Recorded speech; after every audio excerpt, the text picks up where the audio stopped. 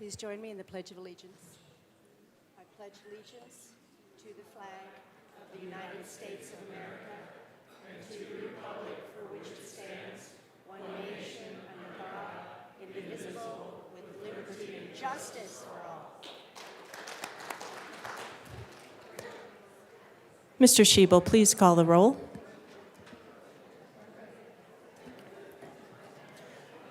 Representative Zamabile. Excused. Armagost. Bacon. Bird. Bockenfeld is excused. Basenecker. Bottoms. Bradfield. Bradley. Brown. Catlin is excused. Clifford. Representative Clifford. Excused. Doherty. Here. DeGraff. Degree Kennedy. Duran. English is excused. Epps. Evans. Frizzell. Froelich. Garcia. Hamrick. Hartsook. Representative Hartsook. Excused. Hernandez. Excused. Herod is excused. Holtorf. Judah. Is she right there? Yeah. Joseph. Kip. Leader. Lindsay. Linstead. Luck. Representative Luck. Excused. Lukens. Lynch. Mabry. Rep. Mabry. Excused. Marshall. Martinez. Marvin. Morrow. McCormick. McLaughlin. Ortiz. Here. Parenti. Puglisi. Ricks.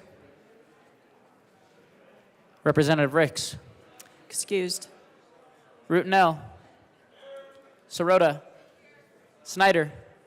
Soper. Story. Taggart. Titone. Valdez. Velasco. Rep. Velasco. Excused. Vigil. Weinberg. Weissman is excused. Wilford. Wilson. Oh, Wilson's excused. Winter. Woodrow.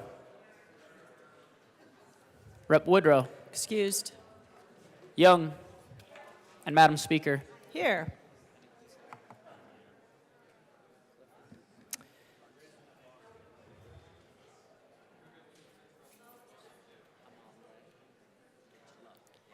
With 55 present and excused, we do have a quorum. Representative McLaughlin.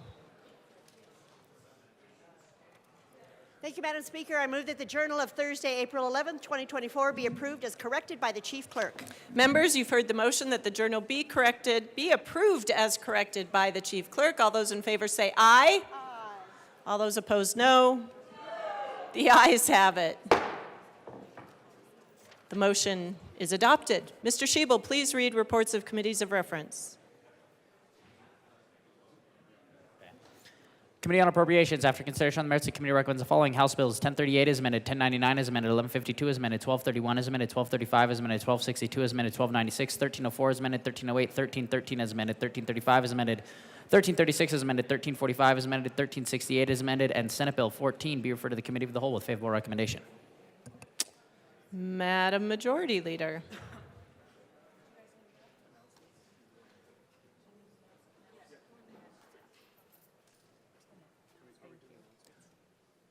Yes, Representative Judah. Thank you, Madam Speaker. Members, we just wanted to welcome our Sikh friends here today, and if you could please recognize them in the beautiful prayer that they gave this morning.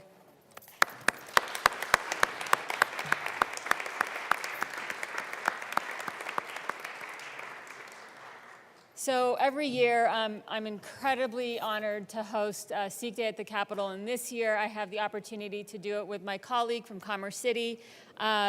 And every year, today at 11 a.m., these communities will bring to the Capitol their langar, a communal kitchen open to all regardless of faith, gender, age, or status, which underscores the inclusivity that is at the heart of the Sikh values. The langar is offered at every gurdwara around the world.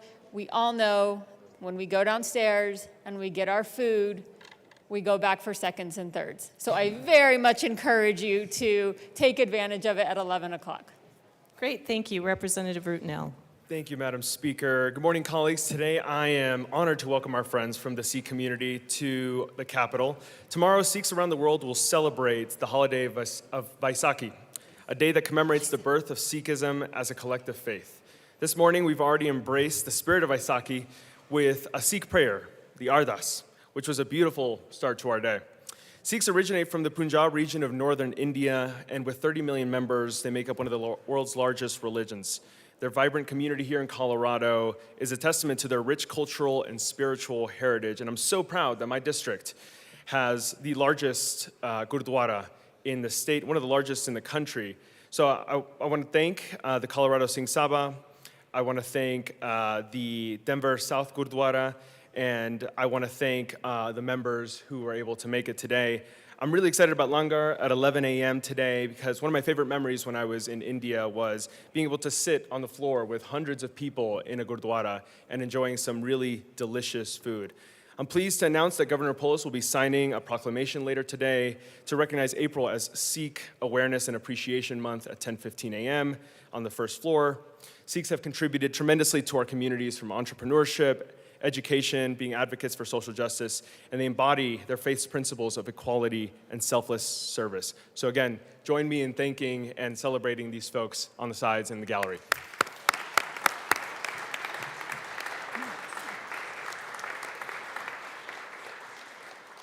Madam Majority Leader. Thank you, Madam Speaker. I move that the following bills be made special orders on Friday, April 12th, 2024, at 8:49 a.m. House Bill 1292, House Bill 1152, and House Bill 1313. Seeing no objection, the bills listed by the Majority Leader will be made special orders on Friday, April 12th at 8:49 a.m.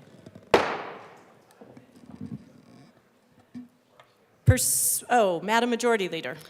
Madam Speaker, pursuant to House Rule 14, I move that debate on House Bill 1292 be limited to 5 hours, debate on House Bill 1152 be limited to 2 hours, and debate on House Bill 1313 be limited to 3 hours during special orders on Friday, April 11th, 2024.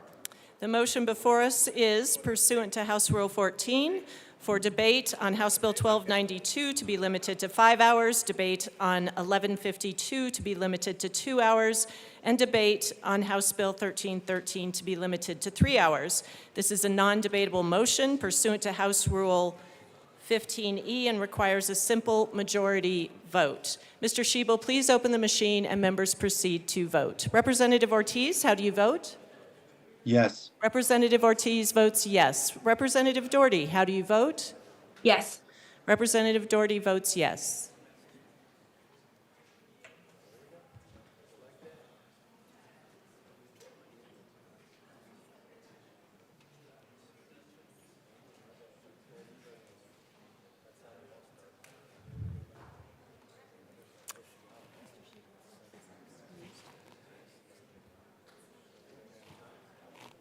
Representative Soper. Please close the machine. Call my name, Madam Speaker. I'm sorry, who is speaking? I'm sorry, this is Representative Epps. My apologies, Representative Epps, you don't appear on the screen. Oh, Representative Epps, how do you vote? no. Representative Epps votes no. Oh, sorry, Representative Epps, I had already closed the machine. You were excused for the vote. Convenient. Thank you. With 38 aye, 18 no, 9 excused, the debate will be limited as outlined for each of the bills. The House will stand in a brief recess.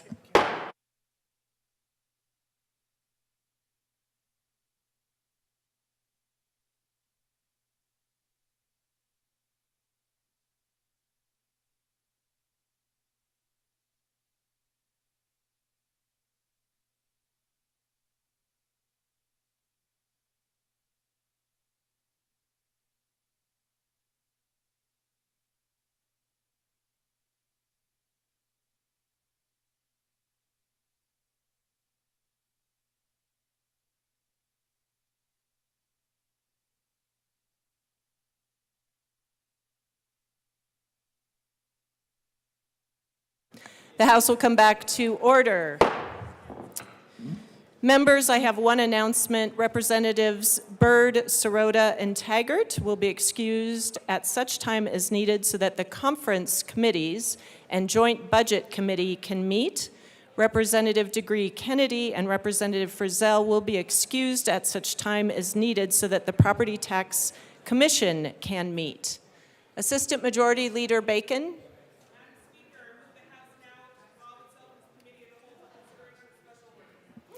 Members, you have heard the motion. Seeing no objection, AML Bacon will take the chair.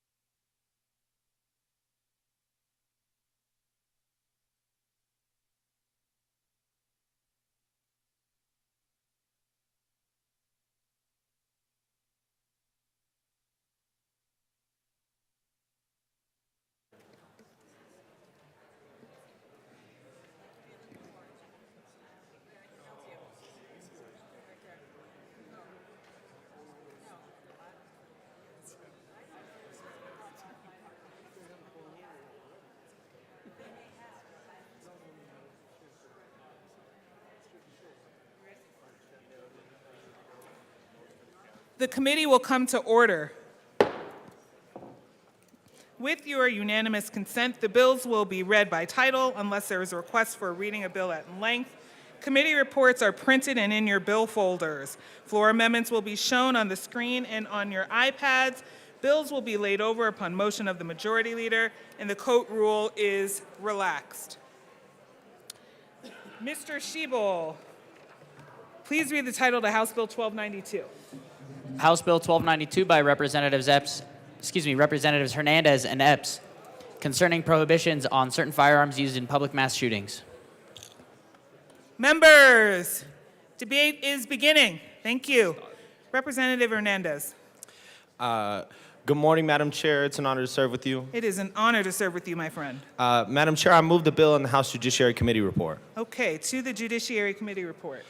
Members, today we're going to be debating a lot of different things, and we're going to have a good dialogue, from what I can tell, about concerning the prohibition of certain weapons commonly used in mass shootings.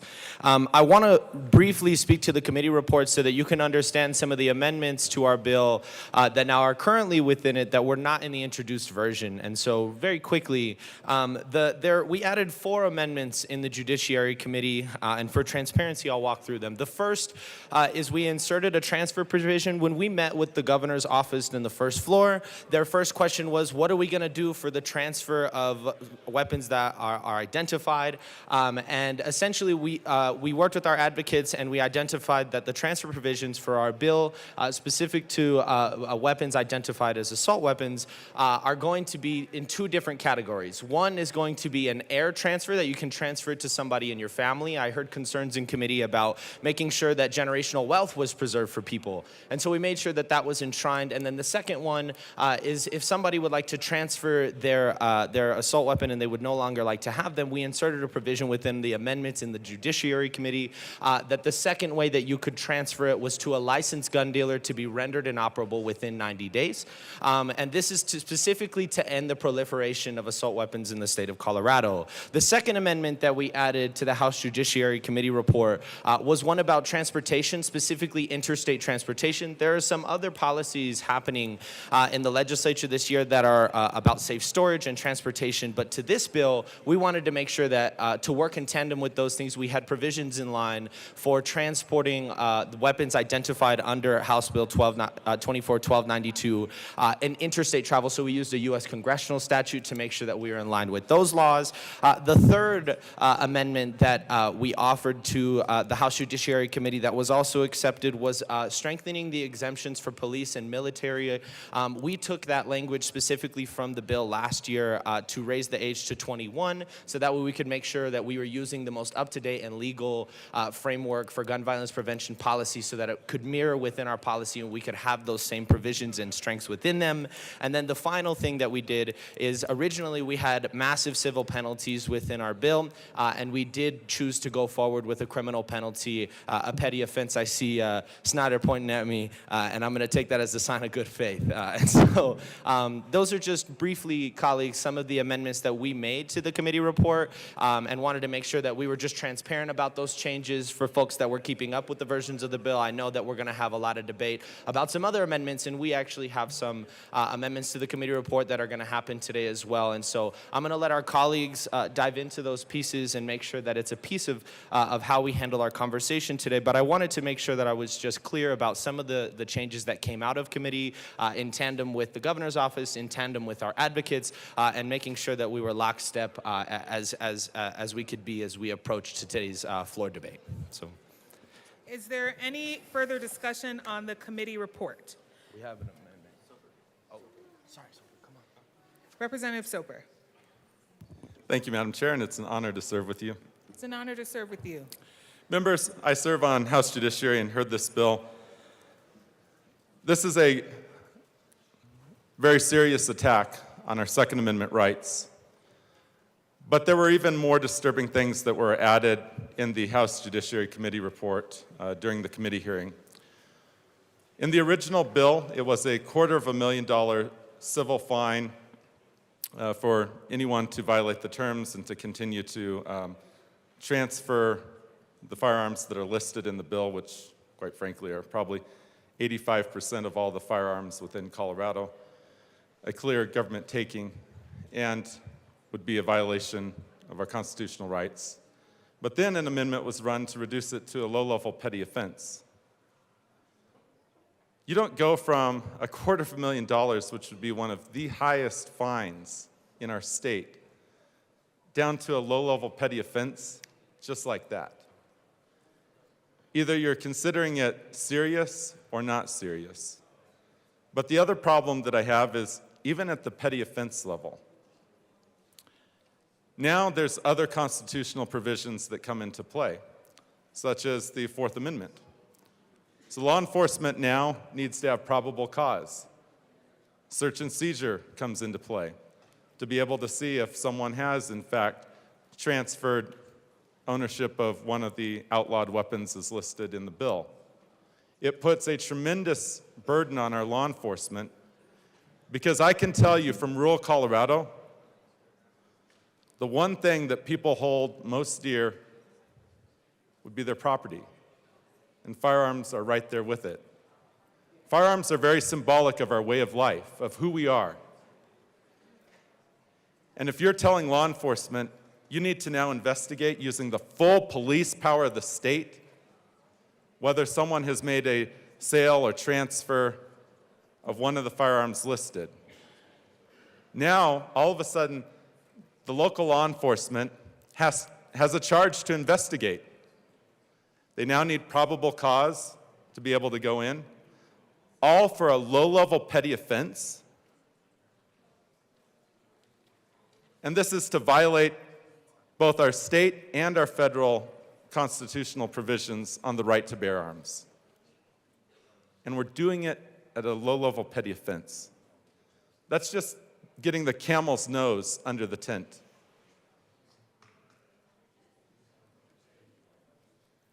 There's many other elements of the bill that are horrific. They fly in the face of all we hold dear.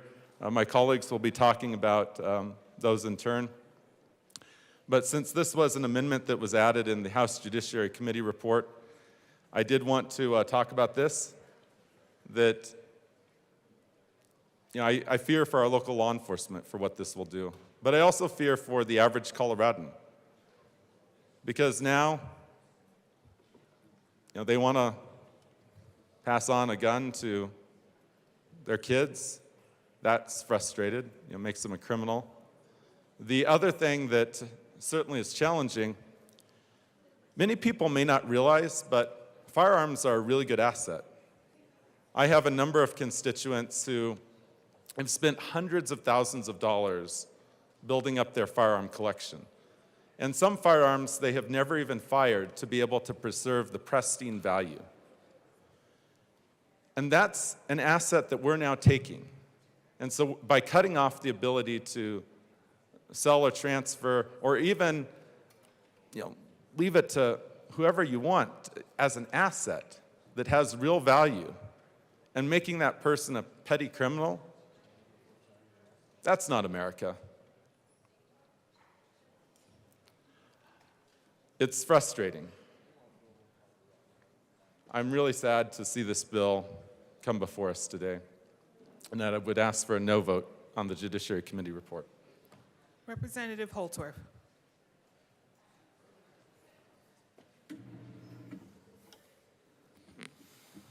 Thank you, Madam Chair. Esteemed colleagues, I was not in the Judiciary Committee. I did listen to the amendments. And it seems like one amendment was a huge concession to drop the penalty. But I do want, my previous colleague from Delta spoke about the conundrum that now law enforcement will face as they try to address the matter of what is contained not only in the committee report here, but ultimately, if approved, will end up in the bill. But truly, the chamber needs to know that every county sheriff takes an oath to the Constitution of the United States. And in that oath, they swear to respect the Constitution, including the Second Amendment, the right to keep and bear arms. So for those of you in this chamber, whether you smirk, smile, believe me or don't believe me, you need to understand that in the 64 counties, I would opine that about 47 of them will never, ever, because of the oath to the Constitution, enforce this statute.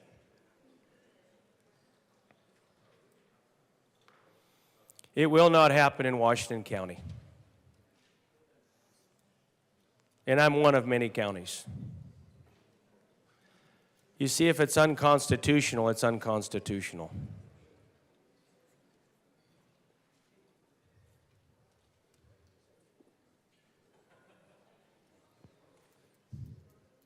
I know that that is something hard to put your head around. So with respect to the committee report, with respect to the amendments to the committee report, and specifically where more of these different classes of firearms were added, I suppose you could add everything under the sun. But if constitutional law enforcement officers say they're not going to enforce any law that's unconstitutional, and it's their constitutional right under the oath they take to the Constitution, then guess what, bill sponsors? Not going to happen. It's not going to happen.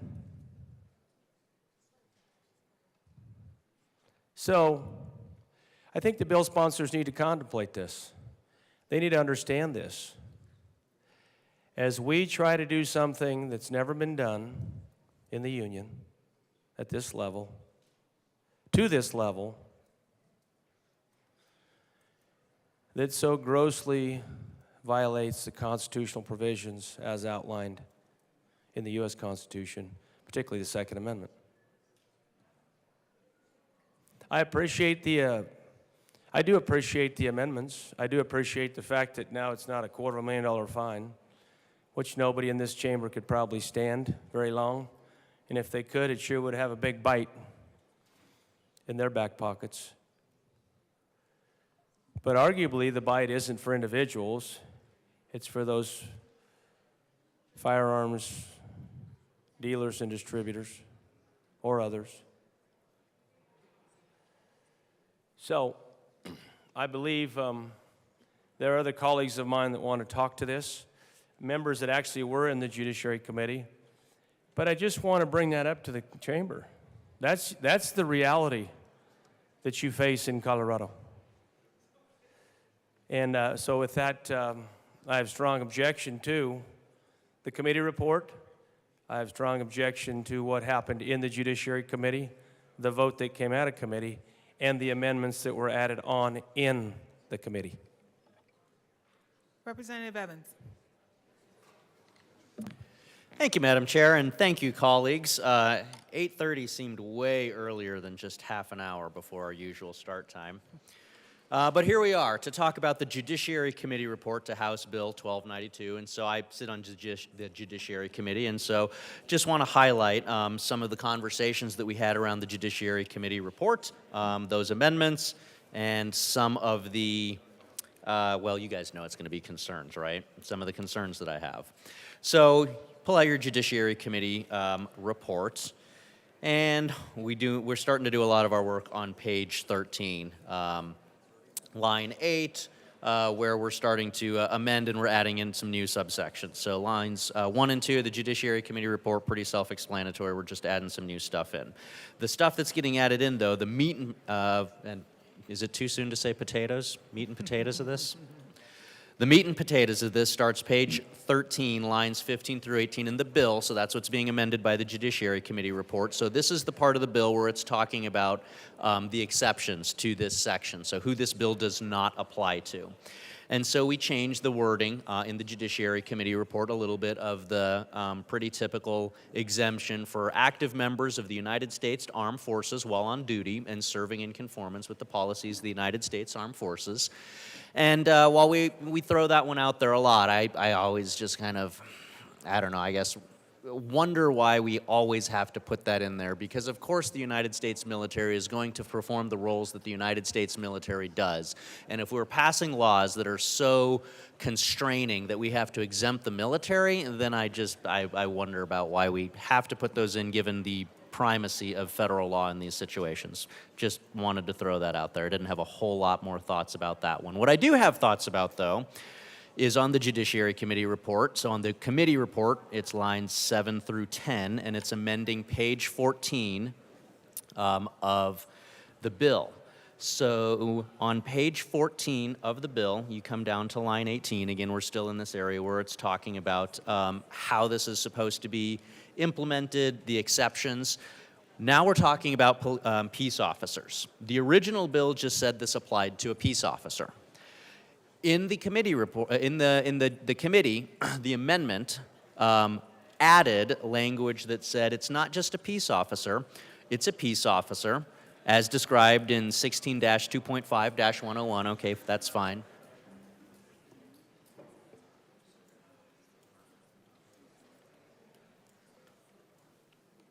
(16-2.5-101), so that's just the generic definition of what a peace officer is. But then the amendment in committee, so to the committee report, also added while on duty and serving in conformance with the policies of the employing agency as set forth by 16-2.5-101 and same title and article, section 135. And so here was part of the conversation that we had about that in committee, and this is why I'm bringing this up now, is because law enforcement agencies, as we know and as we talk about all the time here, they're a function, quite often, of local government. And we have a broad range of local governments in Colorado, ranging from the largest municipal police agency for the city and county of Denver, all the way to a lot of our small rural agencies with just a couple of police officers. And those agencies have a variety of different ways by which they provide officers with their, and I won't say issued weapon, because a lot of times it is not an issued weapon. Many agencies do not have the budget to be able to issue officers an agency-owned firearm. Many times, officers are required to go out and purchase their own firearm. The agency will have a list of acceptable makes and models and other qualifying characteristics, but that firearm is purchased by the officer, not the agency. In fact, my agency that I used to work for was one of those agencies. I had to purchase my own handgun. And so what that means is a lot of times that handgun comes home with me. Some of these agencies may not have the facilities or the budget to have the facilities for officers to be able to store these at the local police station. Or you may have situations where officers are on call. So on call, because the Judiciary Committee report here, line 8 talks about while on duty. On call is something that doesn't neatly fit into those, into an on-duty or an off-duty status. You're on call. What on call means is, you guys all know that I did fatal accident reconstruction. So that means that when I was on my on-call week, anytime during the 168 hours in that week, I could be called back to a duty status, but I gotta go home, I gotta sleep, I'm not gonna be sitting at the police department for 168 hours, so I'm not technically on duty while I am on my on-call status. I'm at home, I'm going to my kid's baseball game, I'm going to sleep, I'm doing the other, normal routine things that folks do while they are not on duty, but they're ready at a moment's notice to respond when they get the call that says, oh, hey, something happened, we got a 4-vehicle crash and a fatality, or something that might turn into a fatality. And so that's why I have some concerns about how this particular piece of the Judiciary Committee report is written, because it says that these prohibitions do not apply only while the officer is on duty And I wonder, does this create issues where an officer who is not on duty, who is either on call or who was required to purchase their firearm because that agency didn't have the budget to issue them a firearm, and so then that officer has to take that firearm either home with them to store it at home, or they're on call and have to have ready access to all of their equipment. Usually I just had a big duffel bag with all of my stuff. Obviously my gun got locked up, but all the rest of my stuff, my uniform, my radio, my flashlight, all boots, uniform, all of that lived in a duffel bag that would come home with me. Are we creating a situation where officers who are on call are potentially going to run afoul of this for possessing their firearm that they were required to purchase, but they're not in a technically on-duty status? And so we brought this up in committee, and what the answer in committee was, oh, well, you know those cops, of course they're not going to arrest one of their own. Well, what are we doing if we're writing a law in which we're creating it such that it can't even be enforced, and the only way that we're going to address the unintended consequence of this law is by just saying, oh, well, you know, we hope that the officers aren't smart enough to, that the officers won't arrest one of their own if the language of this law creates such a confusing patchwork that there is potentially a violation of this law by an officer in an on-call status. And the solution to that is, oh, well, we just hope that that doesn't come up, or that the cops are able to figure it out on the streets.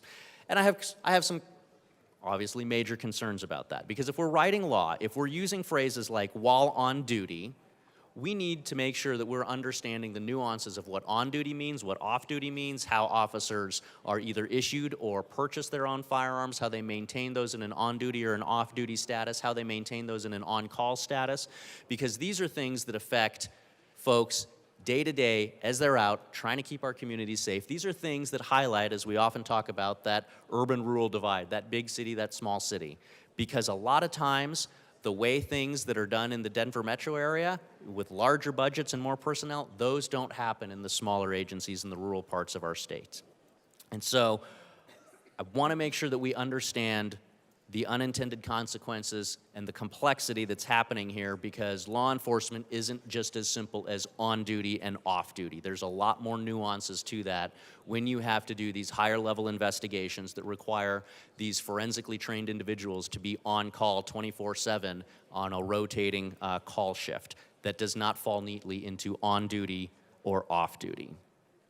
Moving on to the Judiciary Committee report, lines 12 through 17. So now we're talking about, this is another exception that was added in committee. I liked the direction that it was going.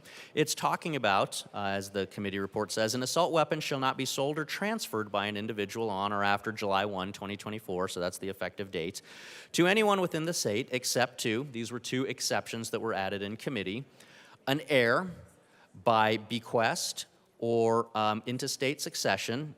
And I probably didn't say that one right because I'm not a lawyer. Intestates. Thank you. Basically, you can will it to somebody. You can put it in your will. When you pass on, they can get your stuff. And so I liked where that was going because, as we heard earlier from my colleague, firearms are often family heirlooms. These things are valuable. These are things that are passed down from father to son, from grandfather to grandson, from grandmother to granddaughter. And so I appreciated the addition of this exception in committee, but I'm worried that the way it's written here makes it seem like you got to die before you can hand on that heirloom to your family. Because I think that a father or a mother or a grandfather or a grandmother ought to be able to pass down their heirloom firearm, their property, their lawfully owned property, without having to die first. I think that this needs to be expanded so that we can pass along, as we heard earlier, these valuable pieces of property. We talk a lot about generational wealth when we come into this chamber and have conversations about how do we make life better for all of Coloradans. Well, we looked up the statistics in committee when we were debating this amendment to see how many folks own firearms. And so as a Hispanic person, the data was, it was like over 30% of Hispanic households own one or more firearms. And so if we've got 30% of my community, the Hispanic community that owns firearms, that will be prohibited from being able to pass on those firearms except and until the owner of those firearms passes away. Not only do I have a lot of questions and concerns about the impact of this on lawful firearm owners and their constitutional right to be able to own those firearms, but I also wonder, what are we doing as far as generational wealth and impacting the ability of folks to pass on oftentimes these expensive heirloom quality, museum quality firearms that would be covered under this piece of legislation? I don't think that is the direction that we ought to be going. I think folks ought to be able to legally dispose of their lawfully owned property as they see fit, obviously in accordance with all of the existing laws and regulations around firearms, which you will hear more about today, because there are quite a few, but they ought to not have to pass away before they are allowed to do that. And that leads to the second part of the Judiciary Committee report, line 16. So you can pass your firearms down to your family, or in the event that somebody owns a firearm and passes away, it can be transferred to a licensed gun or firearms dealer who shall render the weapon inoperable within 90 days of the transfer. So again, going back to that whole generational wealth concept, there's a lot of value that is often contained in these firearms. And I mean, we're talking about, well, I guess when I was a kid it was grandpa's, now it might be great-grandpa's. Great-grandpa's World War II M1 Garand. That would be covered under the definition of this bill. So are we now saying that that heirloom rifle that's been in the family for 80 years now, because that was what Grandpa stormed the beaches of Normandy with, or stormed, whatever they did in World War II, that can only be transferred down, or if it's not, that has to be rendered inoperable? There's value in there, and that value is being taken away not just from like the emotional connection that one generation has to the next, but there's a financial loss there. And so I have a lot of concerns that that financial loss is going to negatively impact, as we brought up in community, particularly those lower income and those minority communities that we know own firearms, that we know are low income. And so I want to make sure that we're keeping that in mind as we have this discussion here, that this has a direct and obvious impact on generational wealth and being able to dispose of lawfully owned property in a lawful manner. Flipping the page of the Judiciary Committee report. So now we're on to amending page 16 of the bill. Page 16 of the bill is where we were talking about penalties. Originally, the bill said that this was going to be a civil infraction punished by a first offense being punished with a $250,000 fine, and then subsequent offenses being punished by a $500,000 fine. And there was some pretty impactful testimony in committee from folks who mentioned this is a house mortgage. This is literally that generation's entire savings and equity in a home that's being put on the line for a infraction of this law.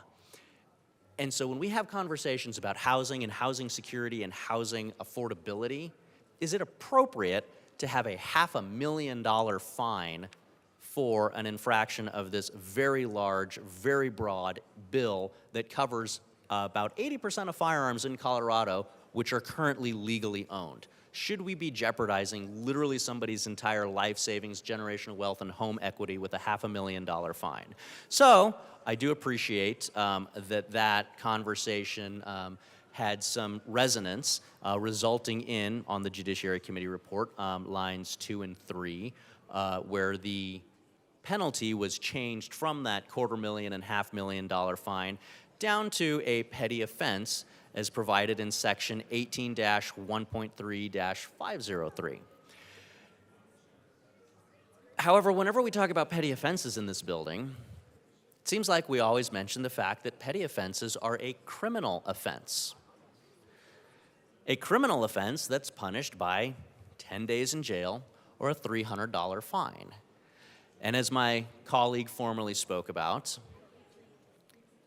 is this something, again, keep in mind, all of the firearms that are listed under this bill are currently legally, you're able to legally own them right now in Colorado. This bill is taking about we heard testimony in committee, about 80% of the firearms legally owned in Colorado right now fall under this piece of legislation. So we're taking 80% of the firearms and saying, hey, they're legal to own today, April 12th, 2024, but after July 1, 2024, now you have all of these additional rules and regulations that are associated with them. And if you violate any of these rules and regulations that took your formerly legal property and turned it into a legally nebulous or outright illegal piece of property, now you can go to jail for that? Did we just criminalize hundreds of thousands of right now, today, law-abiding Coloradans and say you can potentially now be punished with a criminal record and up to 10 days in jail? Because I have a lot of concerns when we, through legislation, potentially criminalize hundreds of thousands of law-abiding citizens who have currently legal property today, and in 3 or 4 months, they potentially now are in possession of a legally nebulous item with a whole plethora of additional rules and regulations that are punished by up to 10 days in jail and a criminal record. I have major, major concerns about that. I do not think that that is the direction that we ought to be going. Again, particularly when we had that conversation that a lot of low-income and minority families own firearms as well. Well over 30% of the Hispanic community owns firearms. So that was one of the other amendments that happened in the Judiciary Committee, and then finally there was an additional part that was added that basically talked about the interstate transportation of the 80% of currently legal firearms in Colorado that would be covered by this bill, and it basically describes how if you legally own that, maybe you don't live in Colorado, maybe you're driving through the state, how that can legally be accomplished. So I do appreciate the addition of that. I do think that it is concerning that we have to add that language to talk about how folks who lawfully own a lawful piece of property need to jump through a bunch of hoops in order to not run afoul of the law. But I do appreciate at least the consideration for it. So that is a brief overview of the Judiciary Committee report, what the amendments were in the Judiciary Committee report, and some of the concerns that I have with some of the amendments because of the unintended consequences of those. When we talk about police officers in an on-duty status, I don't think that this legislation and the amendments in the Judiciary Committee report accurately capture the nuances of modern law enforcement in Colorado. They don't capture the nuances that reveal that there is more to law enforcement than being on duty or off duty. And they don't capture the nuances that result from smaller agencies, or in my case, large internationally certified metro area agencies not having the budget to be able to purchase and issue a sidearm to all of their officers. In fact, officers are required to purchase those in accordance with department rule and regulation, but it is the officer's firearm that they are required to purchase. I don't think that those amendments in the Judiciary Committee report capture the nuances of that. I think they lead to confusion. And when the solution proposed is, oh, well, the cops will just have to figure it out and use common sense, I don't think that that is a good way to write legislation when there's that many holes in it. And then we also talked at length about the generational wealth concerns that I have and how that this is taking away, potentially thousands, tens of thousands. I know some collectors that have hundreds of thousands of dollars worth of firearms. We are robbing generations of potentially hundreds of thousands of dollars of generational wealth by prohibiting them from being able to transfer these firearms and requiring that they be destroyed within 90 days by an FFL. So that's a federal firearms licensee. That's somebody who is licensed by the federal government to deal with firearms. So those are my concerns for the Judiciary Committee reports, and I would urge a no vote. Thank you. Representative Garcia. Representative Luck. Thank you, Mr. Chair. I have this session not been able to participate on the Judiciary One Committee. second, Representative Luck. Members, I ask that you please quiet down just a little bit so I can hear Representative Luck. Thank you. Representative Luck. Thank you, Mr. Chair. So as you know, serving on the Judiciary Committee yourself, I have been unable to participate on that, my most favorite committee of this building. That is not with even a tinge of sarcasm, it's my favorite.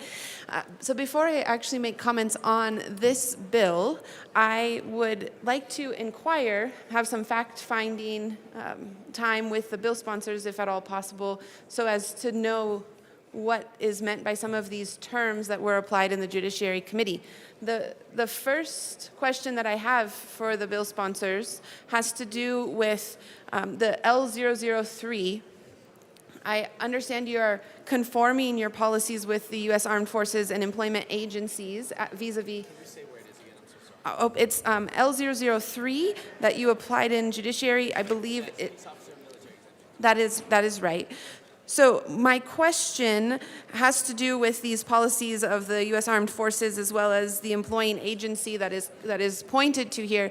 I don't know those policies specifically, and what I'm trying to garner understanding of is when a military family moves from station to station, as I'm sure you're aware, they move from station to station, right? They don't necessarily have a home base anywhere. Their home base is wherever the military directs them to for that 3 or 4 year stint. And so a number of our military service men and women have their own tools of protection.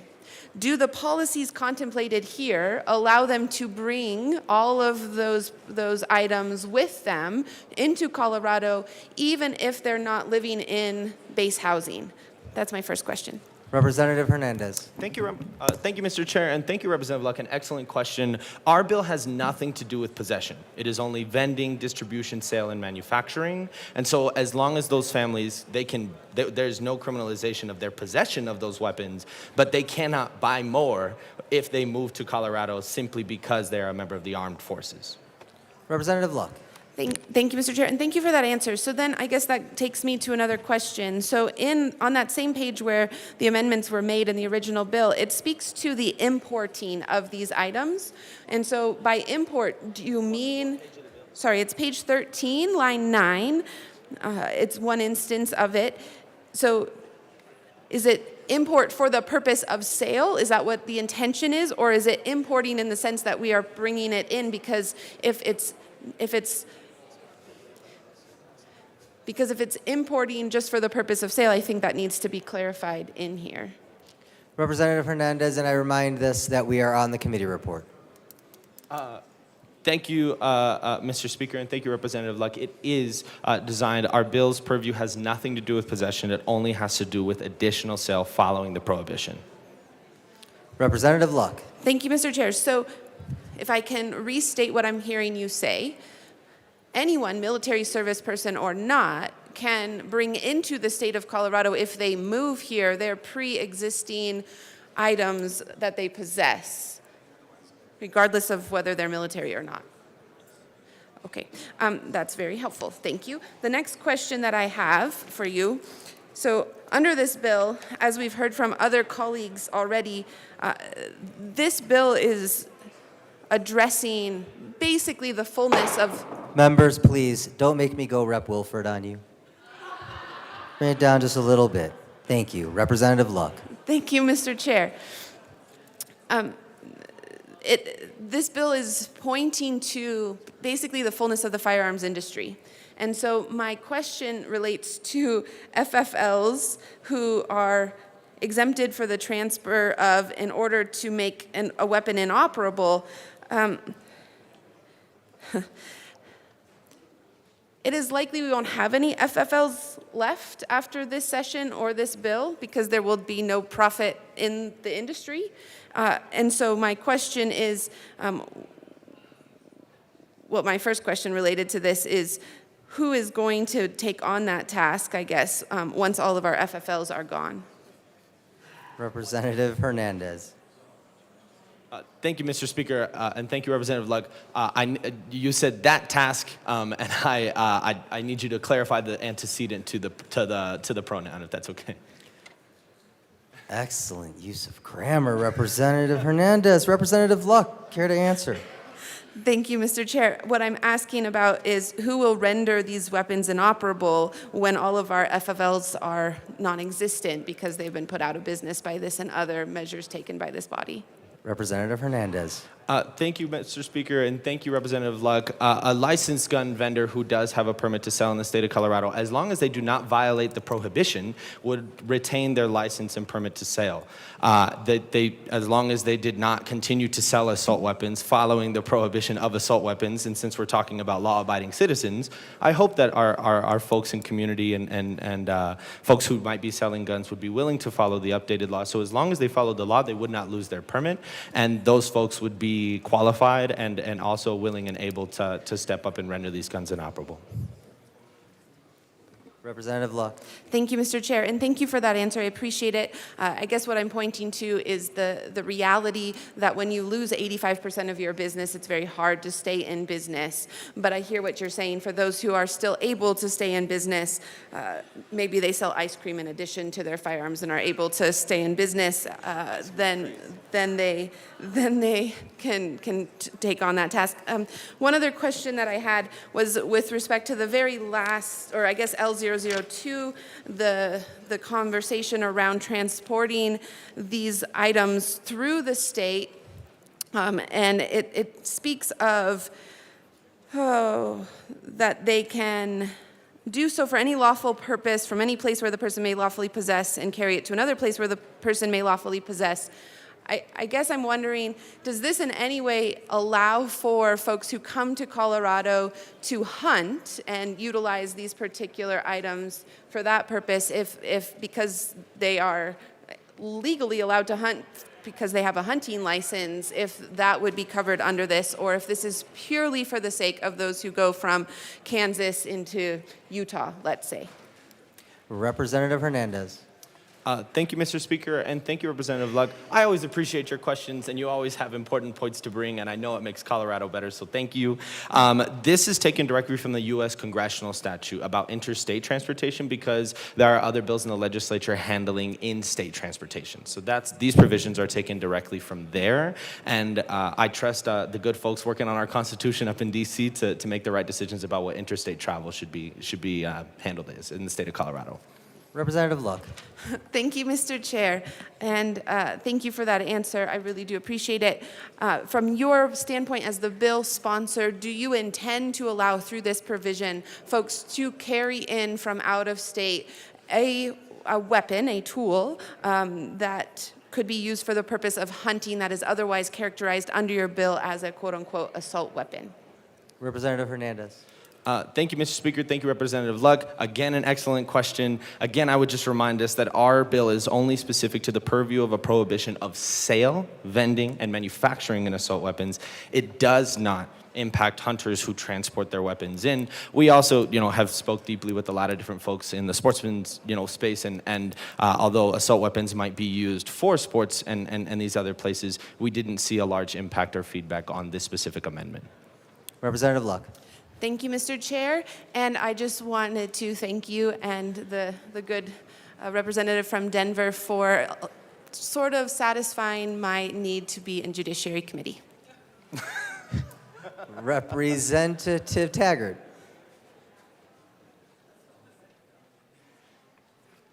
Thank you, Mr. Chair. It's an honor to serve with you. It is an honor to serve with you. I just have a question of the bill sponsors, and I think I just heard the answer, but I want to make sure of it if they would talk to this. We, in a little town called Cameo, Colorado, and you win a pop quiz if you know where Cameo, Colorado is. Cameo, Colorado has one of the finest shooting ranges for world-class competitions in the world. And our CPW has invested a great deal of money into this particular facility and is going to continue to do that as far as I know. And in addition to that, the Mesa County and the town of Palisade have also put considerable monies and a lot of time into developing that into a world-class facility. I think the only other facility of this nature in the entire U.S. is down in the Tucson, Arizona area, and ours, when it's finished, is going to be the #1 facility. So I've got to come back to a question that I think you answered, but I'd like you to answer it in respect to competition. We are going to have world-class competitors for target shooting, both short range and long range, with AR-15s and other similar guns coming into the state for that particular purpose. And I want to make sure that those folks can, in fact, continue to do that, because if they cannot, this state has wasted a ton of money on a very, very important world-class facility. Thank you. Representative Hernandez. Thank you, Mr. Speaker, and thank you, Representative Tiger. I love Palisade. I love the peaches down there. So I appreciate. Just to clarify, in case maybe you didn't see the updated language for L002, it quotes, "A person is entitled to transport an assault weapon for any lawful purpose from any place where the person may lawfully possess and carry the assault weapon." So this would not infringe upon the industry that you're describing. Any further discussion on the Judiciary Committee report? Representative DeGraff.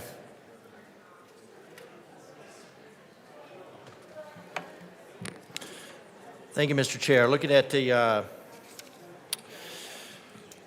bill, looking at the judicial report here, assault weapons shall not be sold, transferred by an individual on or after July 1, 2024 to anyone within the state except an heir or licensed.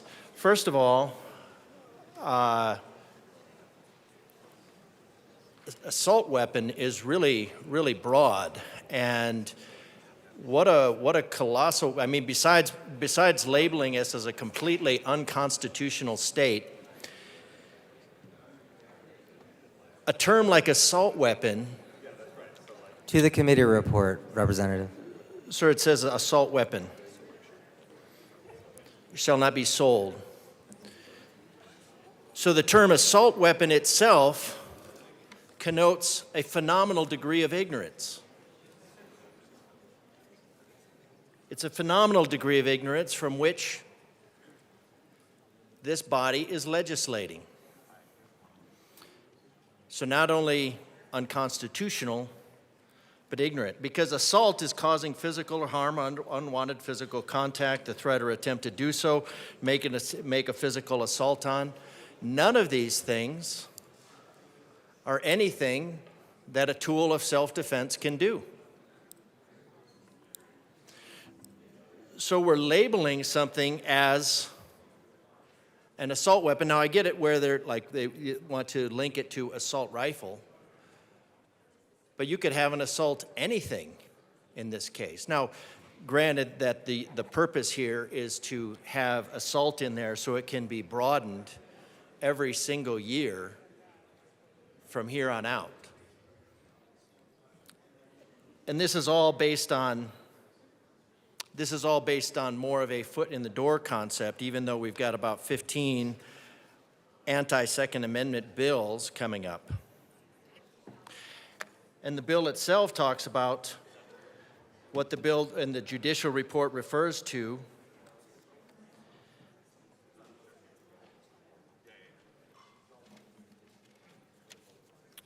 Because one of the things here that it says is that you need to render the weapon inoperable within days of transfer. So I don't understand how this works in terms of, because the purpose of transferring would be to confer the right, or not the right is unalienable despite the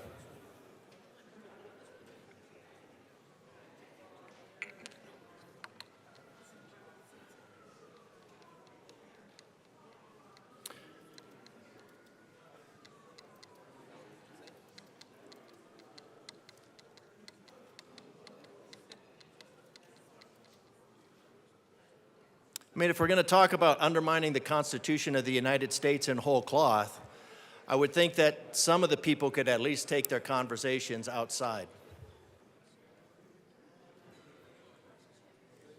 To the committee report, Representative.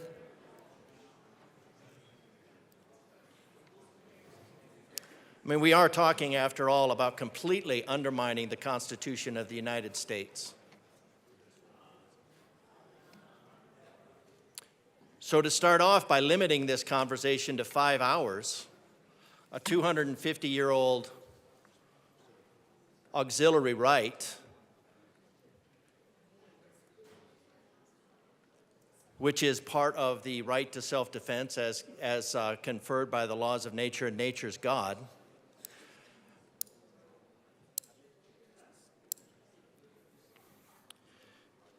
because we're talking about requiring the rendering of a tool of self-defense inoperable. Now, why would we do that? You. Because again, assault is the causing of physical harm, unwanted physical contact. A tool of self-defense cannot do that. You can set it, it's not going to harm anyone. The problem that we have, and the problem that the symptom that you're trying to cover, is a culture of death that you've created. And then you say, well, we don't want people to assault. Well, you murder on a daily basis.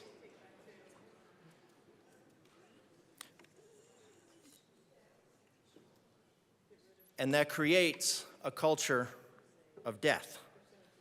So the tool doesn't do that. So if we're going to look at assault and assault weapons, and we're going to look at the overall bill concerning prohibitions on certain firearms used in public mass shootings, we should probably look at history. Because history, something that we don't want to repeat, but why learn from history when you can just live it? When you can ignore it, and you can have it come back. Representative Graff, please Yes, sir. stick to the committee report. Thank Your you, Mr. comments Chair. seem more directed to the bill, which is why I asked you to go back to the committee report, sir. Okay.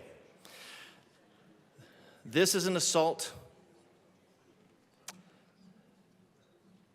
weapon, to return to that part. This term right there. And again, sir, the definition of assault weapon is in the bill.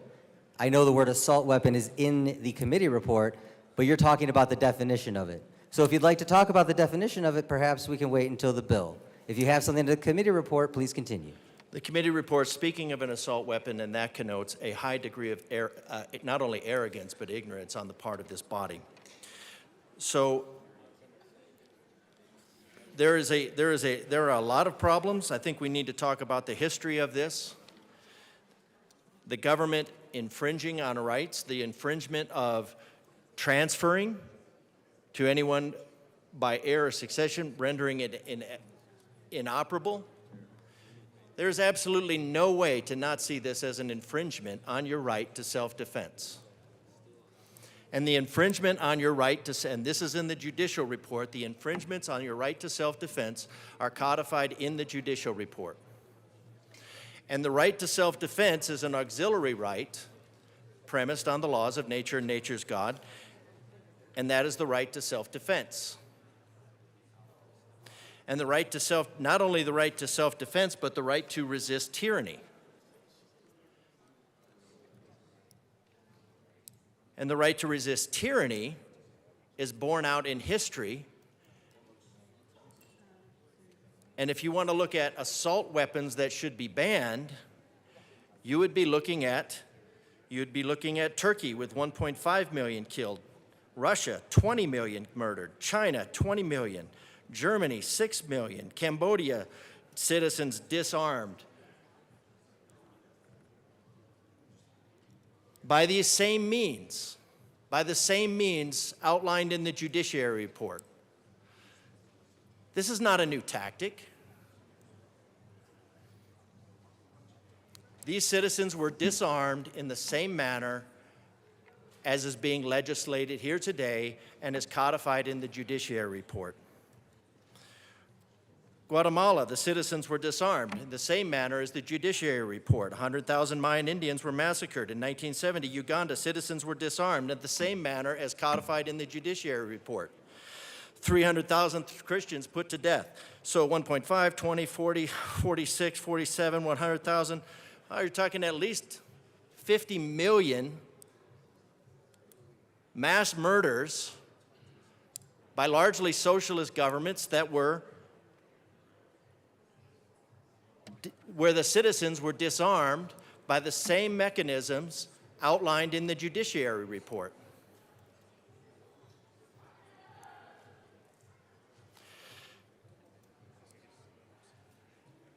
To these, we can add Cuba. Recently, we have Brazil, Venezuela, these socialist paradises, and even recent examples of Australia and China, again, all disarmed by the same mechanisms as outlined in the Judiciary report. So if you want to look at what causes mass shootings are caused by a disarmed citizenry. That's what causes mass shootings. Hundreds of millions of citizens killed by their communist and socialist governments in the last century. If the government tells you you don't need a gun, you need a gun. If a socialist would tell you you don't need a gun, you really need a gun. So if you really want to have, well, I mean, the purpose of socialism is communism, the purpose of communism is hell. So if you really want to dial back on the deaths, what you need to do is you need to make sure your citizens are armed, not disarmed. This bill, certainly not for the intentions of those here creating it, and the committee report, is talking about disarming the citizens of Colorado, specifically not just the citizens of Colorado, but the law-abiding citizens of Colorado. The sponsors have made it quite clear that this is a focus on the law-abiding citizens of Colorado. Somehow, adding more laws on top of the law-abiding citizens of Colorado to disarm them in accordance with the Judiciary report right here in front of me is going to somehow make Colorado more safe when Colorado is importing unvetted,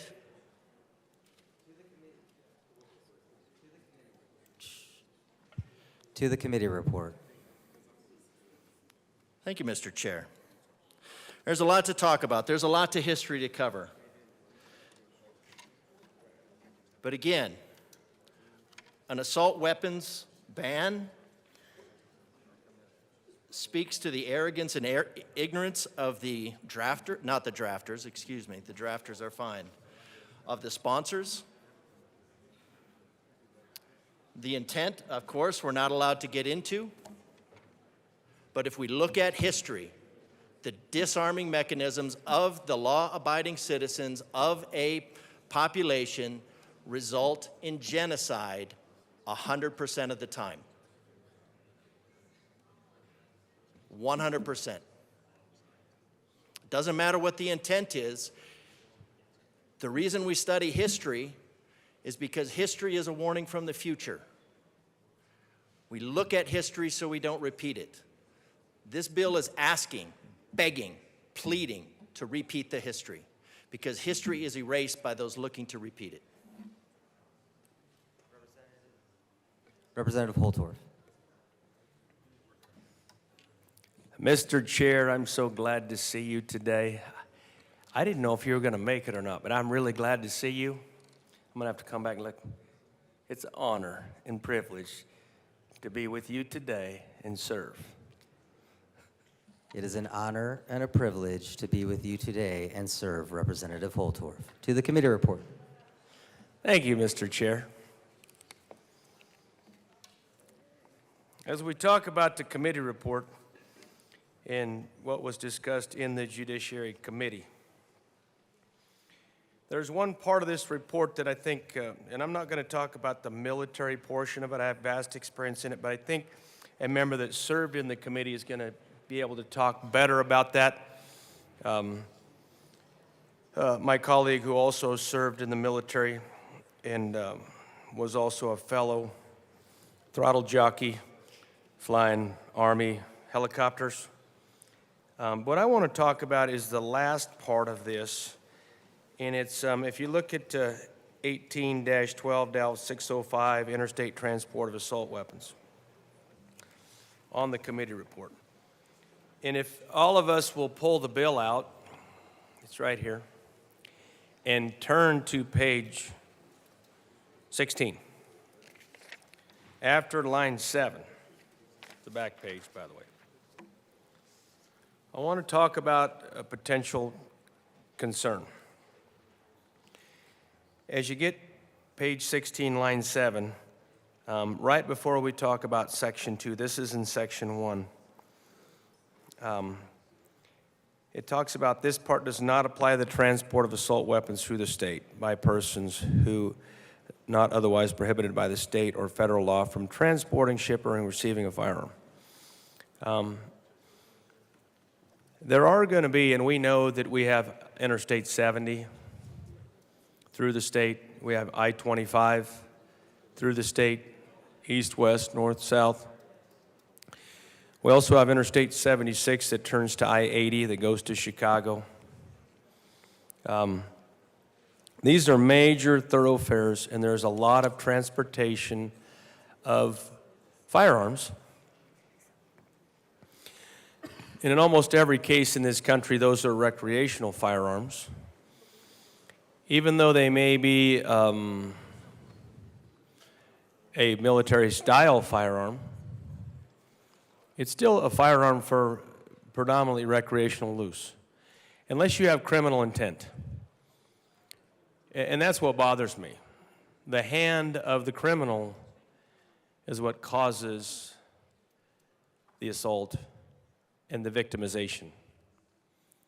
It's not the firearm itself. But in this case, it does say that a person entitled to transport an assault weapon for any lawful purpose may, from any place where the person may lawfully possess and carry the assault weapon, to another place where the person may lawfully possess and carry the assault weapon, provided that the assault weapon is transported in accordance with federal requirements set forth in 18 United States Code under Section 926A.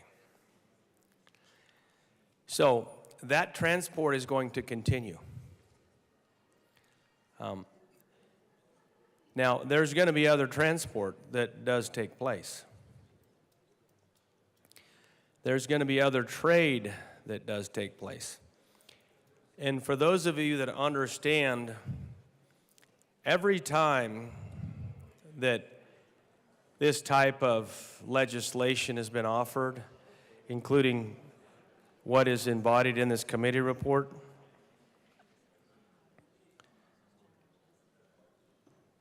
then firearm sales increase.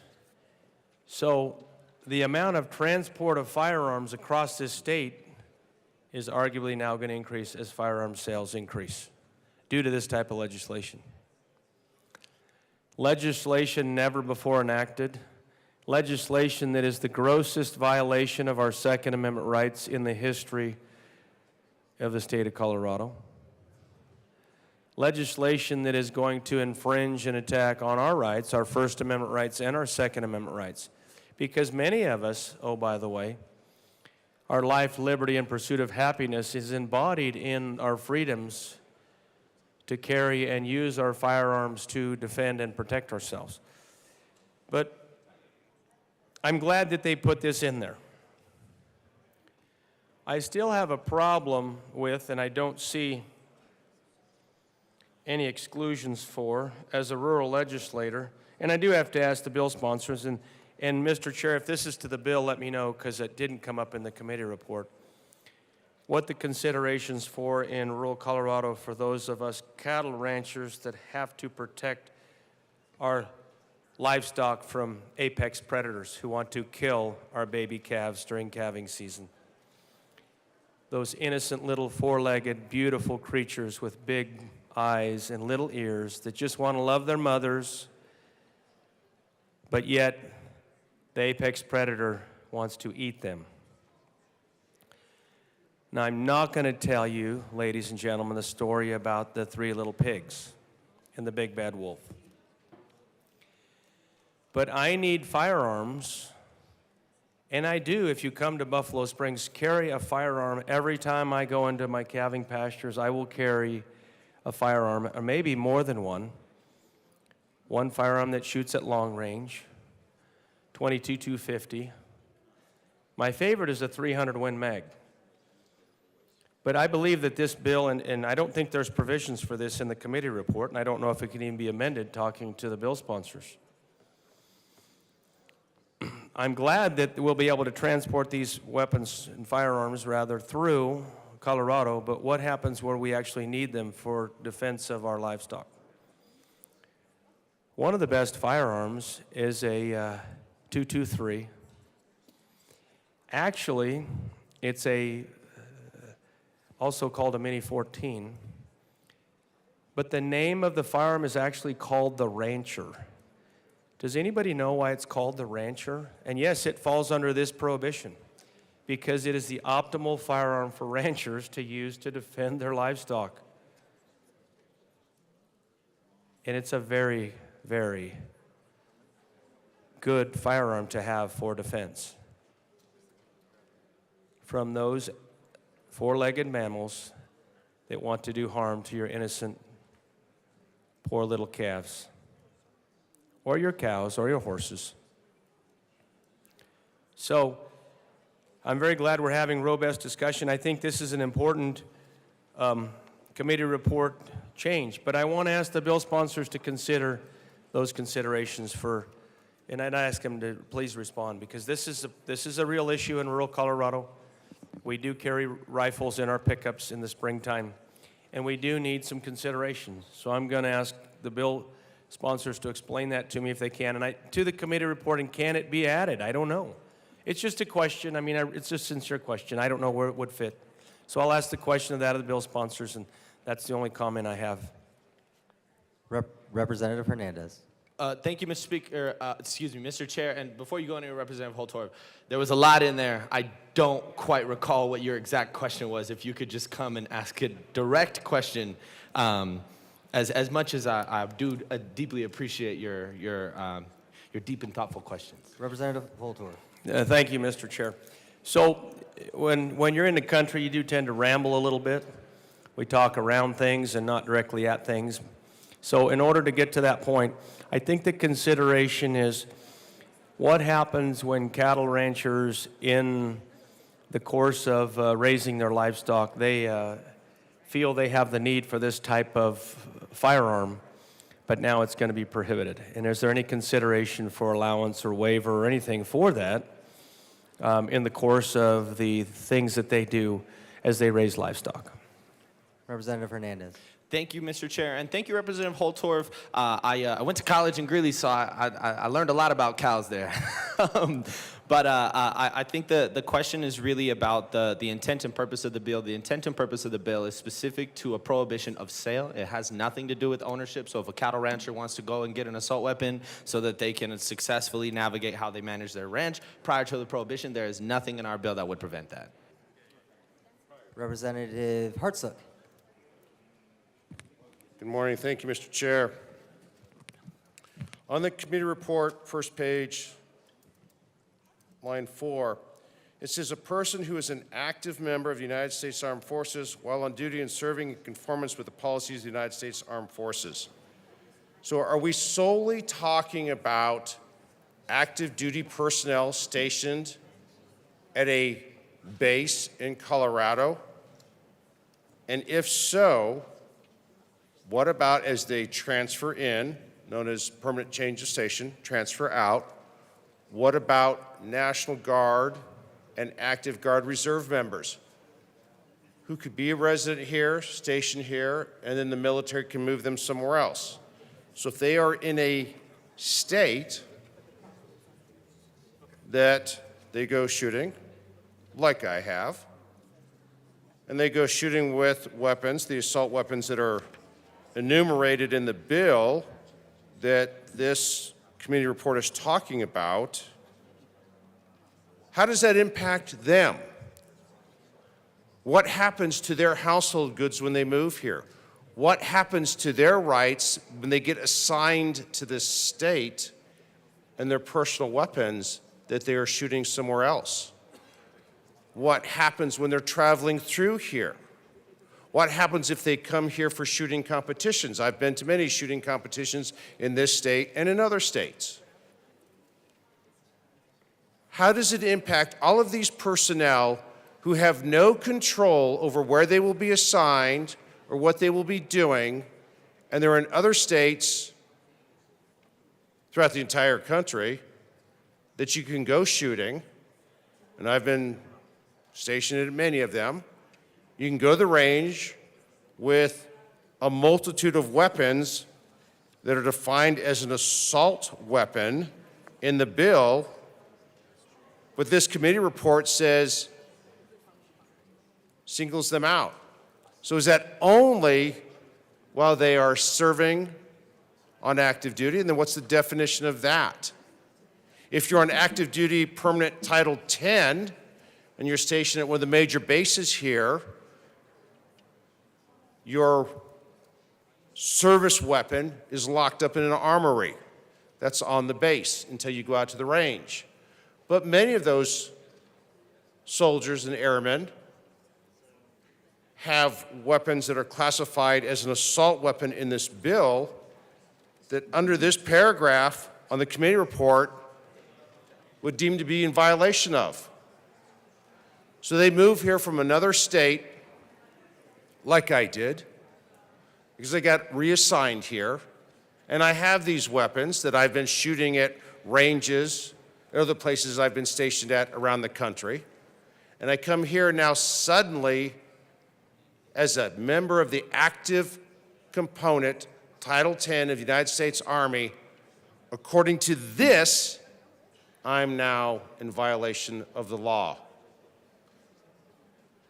Now let's take it one step further.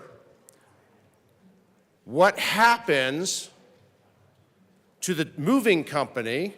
Because you know, when we get assigned to locations, we usually show up early.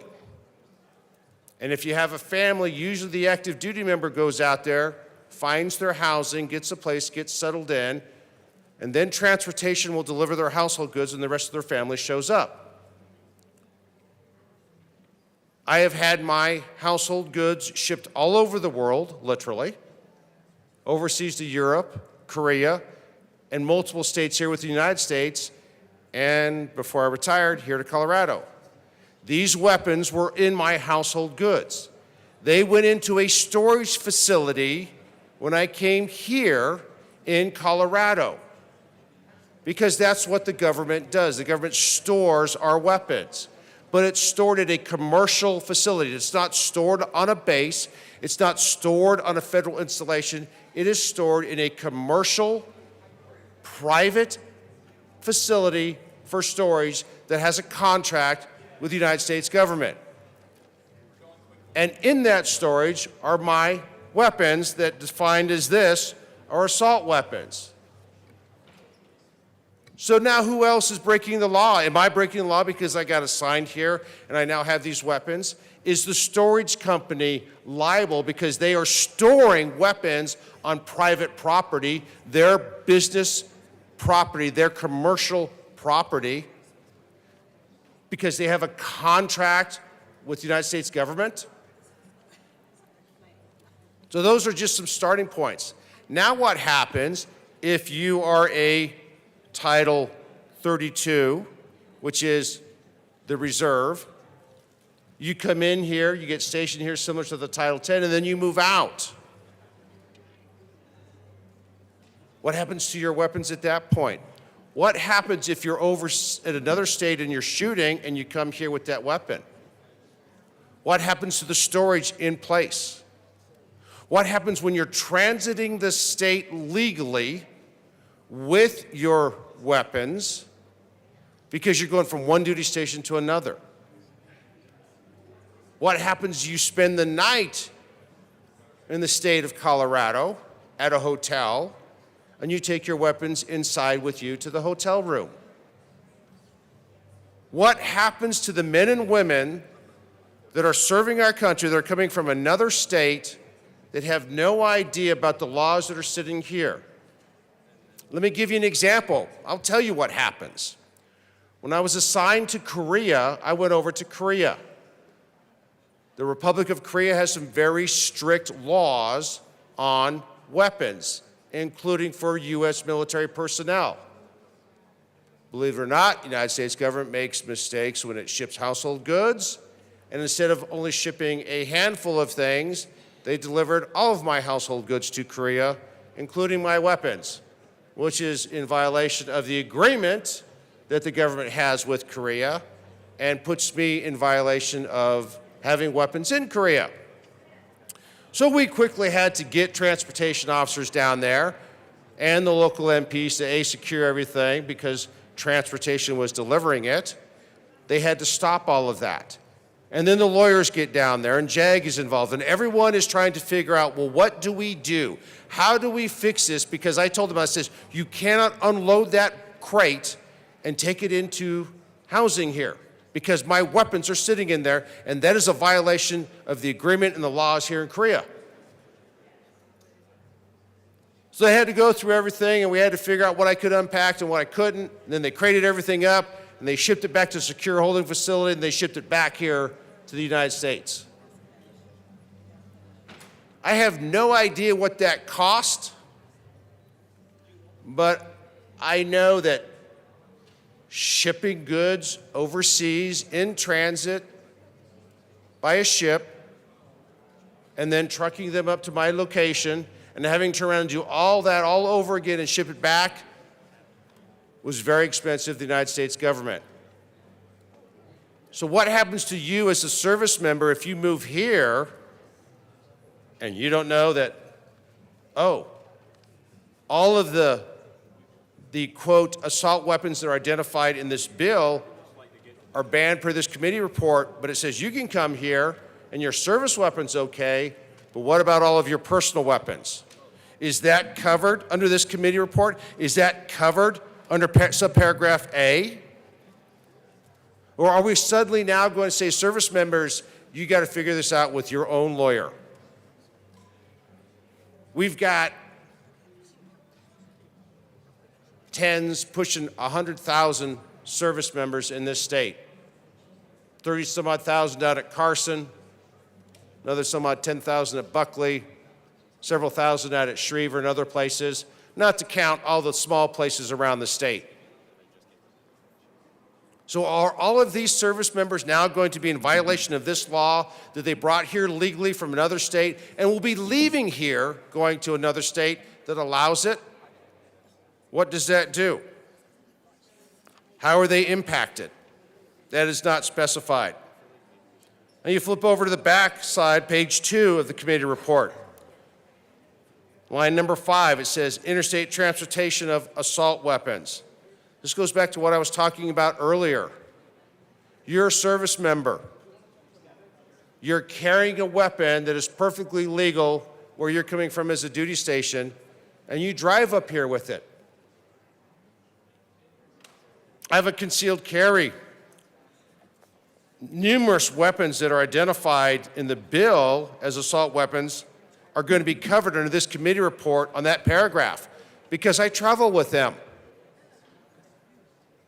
So if somebody's traveling here, are they now suddenly, they cross the border into the great state of Colorado? Are we going to have the police? Nope, we got to search you. Right? That's the whole, that was talked about earlier in the Fourth Amendment. But now they're going to be in violation of the law. Is that what we're saying? Is that what we want to do to people, especially men and women that are serving our country? That are coming here because they're told to come here because they got reassigned, they get orders. It's kind of non-negotiable. And in case you don't know, Colorado is kind of a high interest destination. A lot of service members request to come here because we have good hunting. We have a lot of things outdoors. We used to have a lot more shooting ranges. So how are they going to be impacted under 18-12-605? on this committee report what's going to happen to them. It doesn't specify. It doesn't make an exception. It doesn't carve them out. It doesn't discuss them. No one knows. So are we going to jeopardize not only the men and women and their legal status that are coming here, but are we going to then put the burden on them that they've got to go get JAG involved and now fight an issue that the state has implemented, and they get assigned here through no fault of their own, and countless weapons that are assigned as assault weapons to this bill are they're now impacted versus this committee report? Is that what we really are going to do, these men and women? Or are they going to say, oh, no, you got to sell it. You can't bring it here. Now there's an additional burden. I mean, nothing was thought out through here. This has got a blanket statement in this committee report. It's got a massive list in the bill that it references. And the 100,000, give or take, men and women that are covered under Title 10, Title 32, and state active duty that are moving around defending our state and our country are caught up, don't know what they're going to be doing, have lots of questions. They got enough to deal with on their job. But now, according to this committee report, they've got even more to deal with. That's just a short list of where we're sitting at. Thank you. Representative Epps.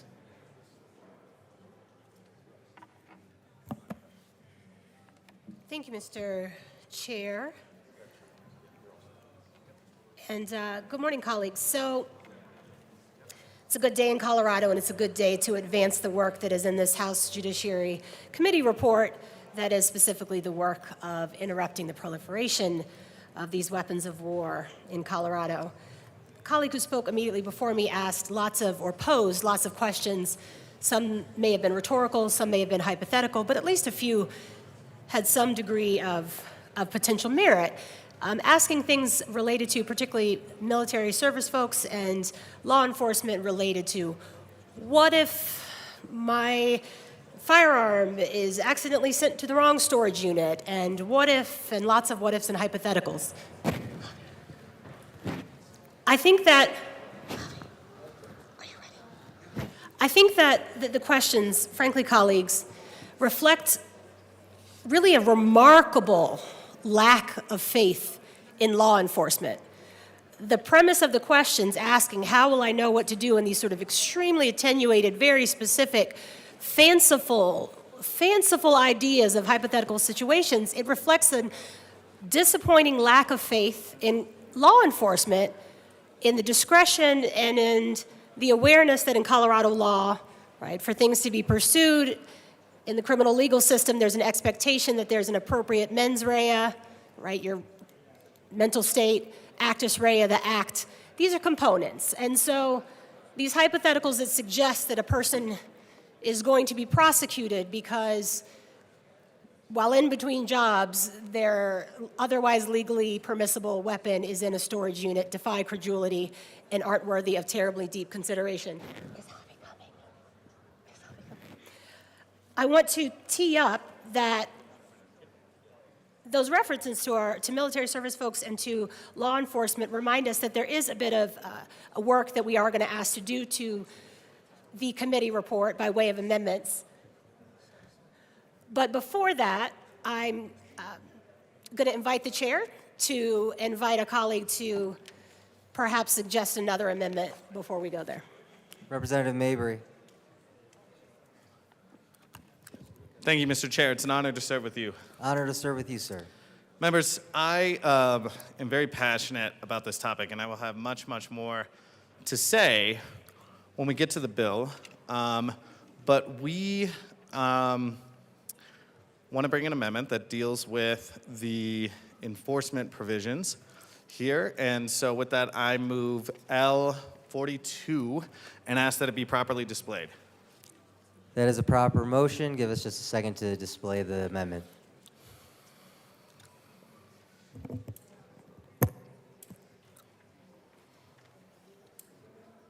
Amendment L042 has been properly displayed. Representative Mabry. Thank you, Mr. Chair. Okay, members, this amendment does a few things. Basically, what it does is right now the bill as written has the penalty across the board as an M3 petty offense if you violate the provisions of this law. We are changing that for depending on which bucket of seller you fall in. So for the first bucket, that's an individual. It's going to be a civil penalty of $750.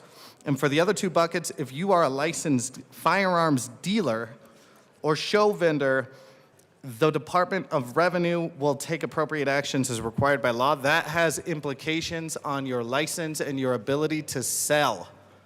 And with that, we ask for an aye vote on Amendment L42. Any further discussion on L42? Representative Soper.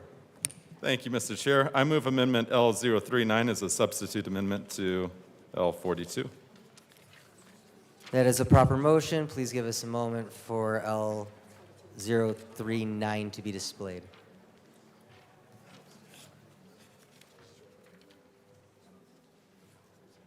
L039 has been moved and displayed. Representative Soper.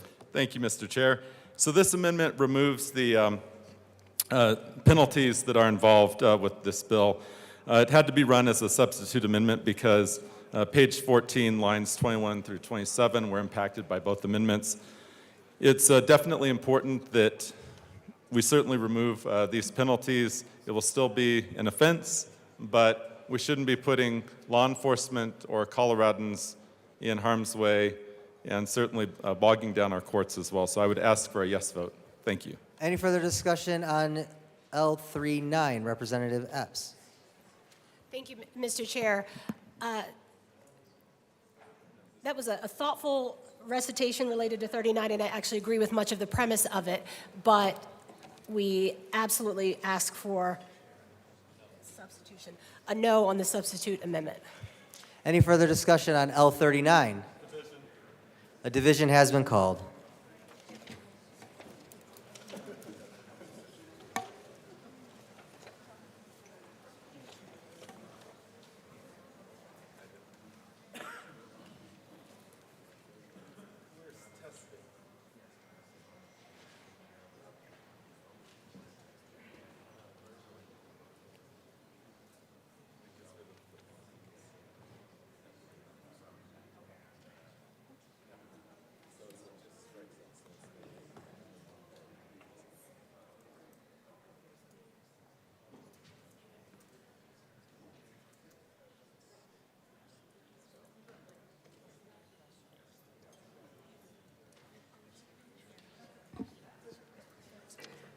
Members, the question is the adoption of substitute amendment L039. A division has been requested. All those in the chamber not entitled to vote, please be seated. All those in favor of amendment 039, please stand and remain standing, or raise your hand and keep it raised until the count is taken.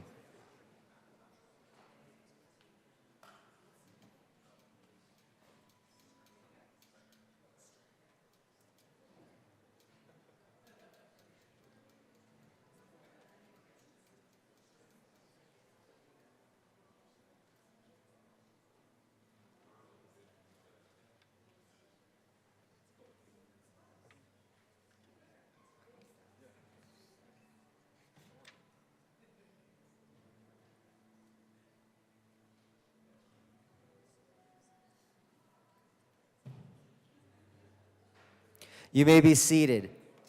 All those opposed, please stand and remain standing in one place, or raise your hand and keep it raised until the count is taken.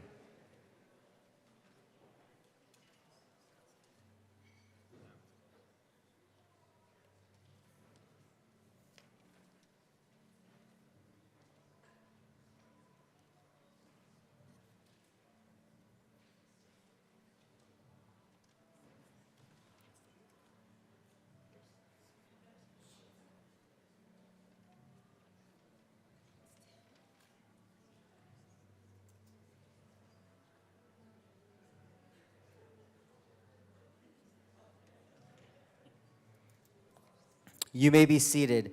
Amendment L039 is lost. Back to Amendment L042. Members, is there any for Representative Hernandez? Thank you, Mr. Chair. We ask for a yes vote on the amendment. Members, Representative DeGraff. Thank you, Mr. Chair. It's a lot to digest here.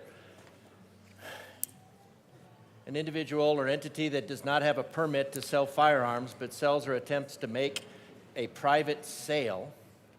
So now the government is going to be interjecting itself into private sales, infringing in private sales. There's just no way you can get around to that this entire bill is an intentional infringement on many levels, on every single level of our Constitution. So now we're just talking about how the sponsors are just talking about how they want to infringe on the unalienable right of self-defense as delineated in the laws of nature and nature's God, or described rather, or evidenced. Private sales of an assault weapon in violation of subsection. So this is just, and the sponsors already made it quite clear that this is a whole law that is dedicated to who? To whom? It's aimed against law-abiding citizens. It's hoped that law-abiding citizens won't opt to become not law-abiding citizens. So the entire intent of this bill, again, Judiciary report and this amendment, is to disarm law-abiding citizens. And those citizens, and put out of business those citizens that are engaged in the trade of supporting the Second Amendment, which is the right to self-defense against crime, against tyranny, against impositions to your life, liberty, or property. A licensed gun dealer, licensed firearms dealer, gun show vendor, other person that has a permit to sell firearms who sells. So already we have permits, we already have limitations. And now what you have is you take that permit and then you turn it against the people. So you take the permit that was put in place for people to say, hey, I want to abide by the law. And then we do what's in typical law legislative fashion, not representative. We're not representing the rights of individuals. We're legislating them away. You are legislating them away. They're going to take that permit and then they're going to turn it against the individual that has the permit and further restrict them, further restricting the law-abiding citizen who's supporting a law-abiding citizen. Why? Because the socialists in this body do not want law-abiding citizens to have guns. They do not want the law-abiding citizens of Colorado to have the means of self-defense against the criminal element that has become pervasive as our state slides in its safety ratings, or against the intended tyranny of government. That's what the Second Amendment is for. It's to protect against those things, and this bill, this amendment, this judiciary report is to remove that from the law-abiding citizens of Colorado who sells or attempts to sell an assault weapon, again, the level of ignorance there of saying an assault weapon, in violation of subsection 1 of this section on or after July 2025 shall be reported to the Department of Revenue. So an agency, the Department of Revenue, so why do we have government? Well, to secure these rights. What rights? The rights of life, liberty, and the pursuit of happiness. The unalienable, based on the self-evident truths that all men are created equal, endowed by their Creator with certain unalienable rights. And that to secure these rights, governments are instituted among men, deriving their just power from the consent of the governed. So what I don't see here in this, what I see overtly ignored, is the consent of the governed. So not only is this overriding the law-abiding citizens and directed at law-abiding citizens, because the socialists don't want the law-abiding citizens to have the means of self-defense against the tyranny of government.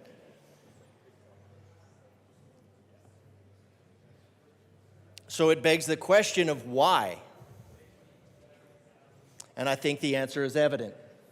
A licensed gun dealer, licensed firearms dealer, gun show vendor, other person that has a permit to sell. Who are those? Those are all law-abiding citizens. Those are all permitted. Those are all law-abiding. Again, is this law directed at back alley sales against black market sales? Nope. This law is purely directed at law-abiding citizens to remove from them the means of self-defense. A licensed gun dealer, licensed firearms dealer, gun show vendor, all of these people that are operating out in the open in accordance with the laws of nature, nature's God, and supporting that endeavor. Things that keep our nation safe, not only from foreign invaders, but also from quite literally, from our government.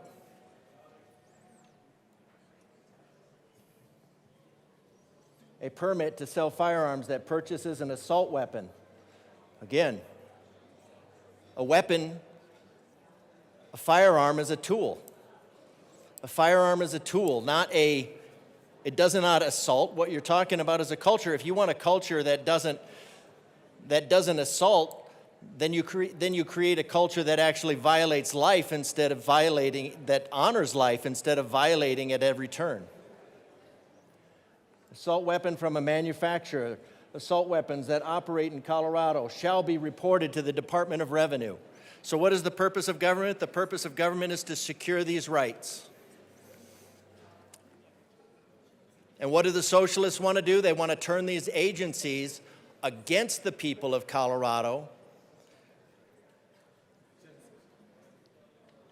The socialists want to turn these agencies against the law-abiding citizens Representative of DeGraff, Colorado. I've let you say socialists over and over again. Certainly, as I would gavel down anyone who would come up here and call you a fascist, I'm going to ask you to stop calling the rest of us socialists. Stick to the amendment. Thank you, sir. Well, I was told that I was informed the other day that members were members of the Socialist Party of America. So I thought that was an open statement. You can stick to the amendment, sir. If they're a registered socialist, then they're a socialist. I'm not a registered fascist, and a fascist would be on the far left side of the scale, which would be a matter of government control over the people. It's a Hegelian doctrine, not a doctrine of liberty premised on our Declaration of Independence. A fascist fascia is to binding together industry and government, such as government and, say, nonprofit organizations for the sake of something like first right of refusal in property. That would be fascist. But to call somebody who believes in the Declaration of Independence a fascist is an incredible assault and an affront to the Declaration of Independence and the Constitution in general.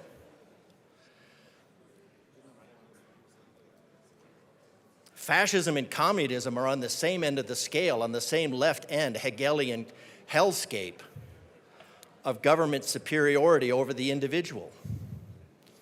And Representative DeGraff, you're free to keep declaring that you are to the right of fascism. Would you please stick to the amendment?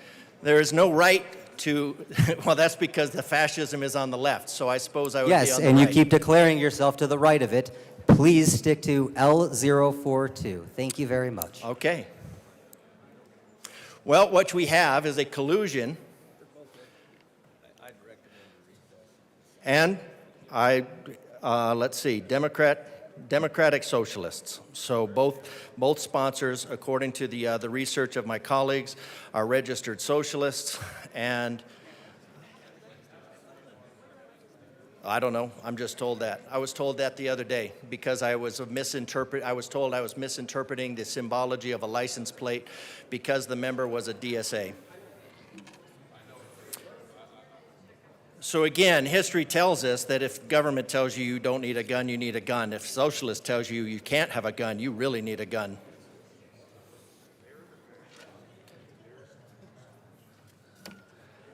So I'm opposed to this.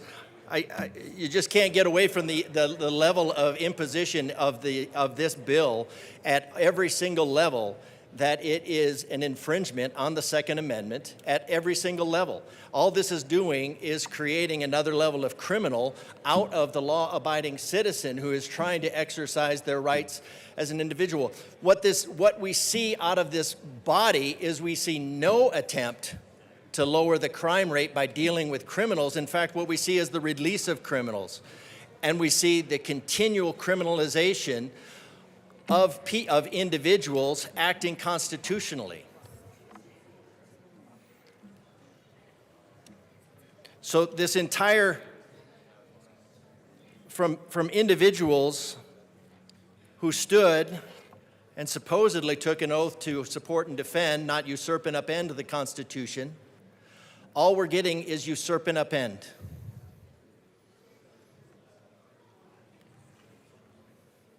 So I can't vote for this amendment.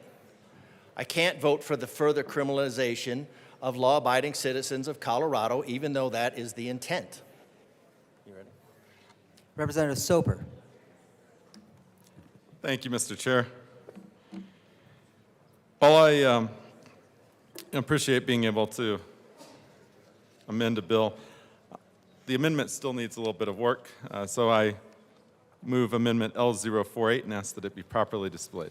Is this a substitute amendment to L042? No, it's a amendment to Amendment L042. So I move Amendment L048 to Amendment L042. and ask Okay, that it be properly that's a proper motion.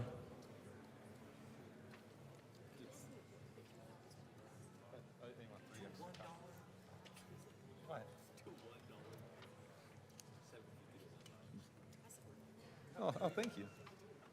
Thank you. Representative Soper, L048 has been properly displayed. Please tell us about the amendment. Thank you, Mr. Chair. So this reduces the $750 fine to $1. And this is because in our Constitution we have the prohibition on excessive fines. And it's the constitutional basis that the fine needs to match the offense here. And really what we're getting at is, an individual who's trying to transfer, we don't really want to make criminals out of those individuals. And the other thing that we don't want to have happen is something that we've been debating in 2 other bills this entire session, which is when you have a fine and you're unable to pay that fine, what ends up happening is you can face actually more severe court sanctions. So for example, a fine is a debt that needs to be paid. So you could actually have a creditor right now ask for a bench warrant. They could ask that certain evidence be brought up in court. If that's not brought up, they can also make a demand to the judge for a contempt proceeding be brought. So there's many mechanisms that even with a high-level fine like $750, you get pulled into the criminal justice side of the equation. The Eighth Amendment, certainly has prohibited the excessive fines, the idea that we want it to match what it is that's being penalized. That's why this is such a strong amendment that we definitely need to get on, and I would encourage a yes vote. Thank you. Any further discussion on L048? Representative Epps. Thank you, Mr. Chair. We ask for a no vote, and we also ask that we are not about to do a series of amendments for $2, $3, $4, and $5. Is there any further discussion on L048? Representative Winter. Representative Winter. Thank you, Mr. Chair. I urge an aye vote on this, and we didn't ask for an assault on our Second Amendment right. A division has been called.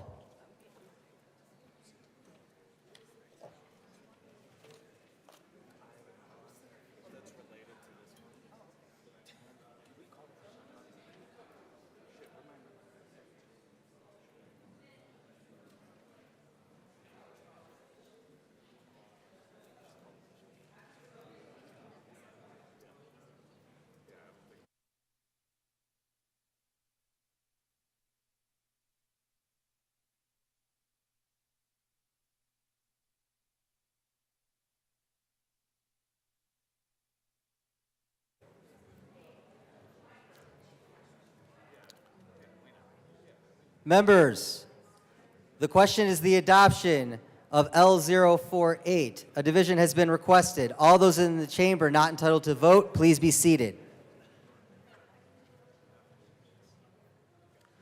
All those in favor of Amendment L048, please stand and remain standing or raise your hand and keep it raised until the count is taken.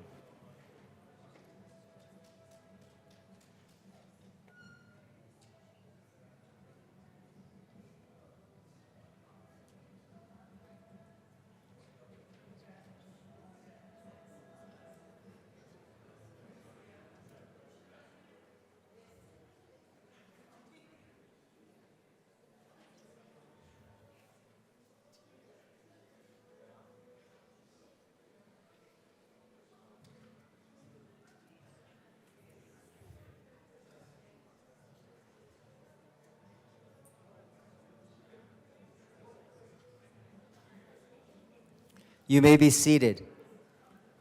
All those opposed, please stand and remain standing, or raise your hand and keep it raised until the count is taken.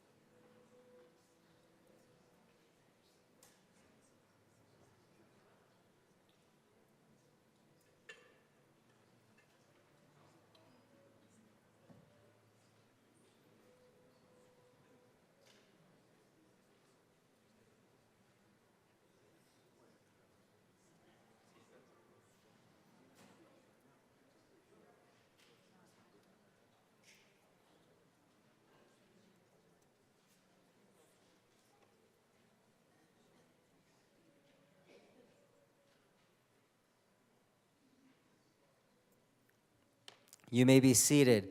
L048 is lost. Back to L042. Is there any further discussion on L042? Seeing none, members, the question before us is the adoption of L042. All in favor say aye.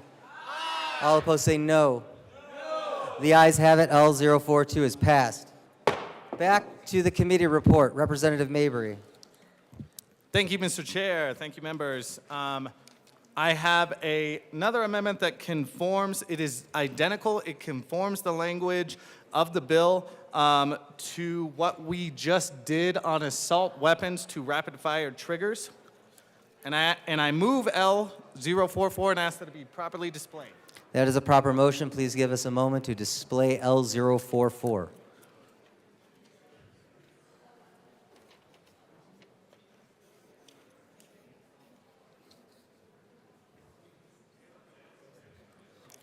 Representative Mabry.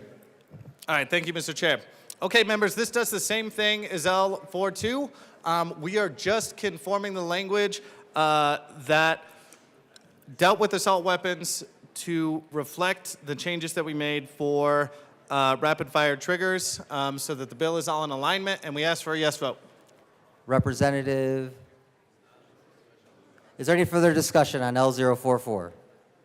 Seeing none, members, the question before us is the adoption of L044. All in favor say aye. Aye. All opposed, no. No. The ayes have it. L044 is passed. Back to the committee report. Representative Bacon. This is for you, Rep. DeGraff. Come down to my level. Sorry. Okay. Thank you, members. I move L47 and ask that it be displayed. That is a proper motion. Please let it display L047.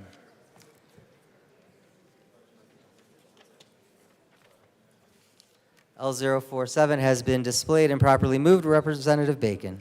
Thank you, members. This is language that we talked about with law enforcement just to provide clarity of the circumstances in which they can purchase or be sold firearms. And so this language is consistent with the language that we referenced even as last year and in other pieces of legislation to be sure that law enforcement who doesn't necessarily have fixed terms of shifts or duties are able to purchase, particularly when we're talking about their personal and practice weapons. So you can see A and B carve out sales for both types of weapons to peace officers.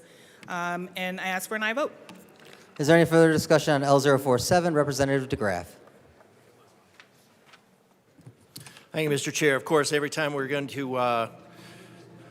to continue this assault, this infringement on the Second Amendment, which is our right to keep and bear arms to defend ourselves from crime, property crime especially, against our life, liberty, or property, in accordance with the laws of nature and nature's God, according to the self-evident rights of the Declaration of Independence. I think we need to take a look at this carefully, because this bill is all about infringement, and this amendment is all about infringement. The manufacture, sale, or transfer of an assault weapon. And again, assault weapon, let's see, except as in subsection right here, which means a semi-automatic rifle that has the capacity to accept a detachable magazine, or that may be readily modified. Wow, that's to accept a detachable magazine.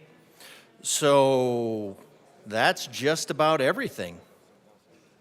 That's just about everything. Has a pistol grip or a thumb hole stock, any feature capable of functioning as a protruding grip that can be held by the non-trigger hand. A folding, telescoping, detachable stock that is otherwise foldable or adjustable in any manner that operates to reduce the length, size, or any other dimension, or otherwise enhances the ability to conceal the weapon. A muzzle brake. A functional grenade launcher. Wow, a functional grenade launcher or a flare launcher. A shroud attached to the barrel, or that it partially or completely encircles the barrel, allowing the bearer to hold the firearm with a non-trigger hand without being burned. So if you're going to have a firearm, it has to be a bolt action, one musket. I guess we're going back to muskets is the only thing that's allowable, is anything above a flintlock, according to this, is going to be considered an assault weapon. A threaded barrel. No, I am to the amendment because it's talking about assault weapons, and I wanted to, because I want to make sure that what we're talking about is assault weapons.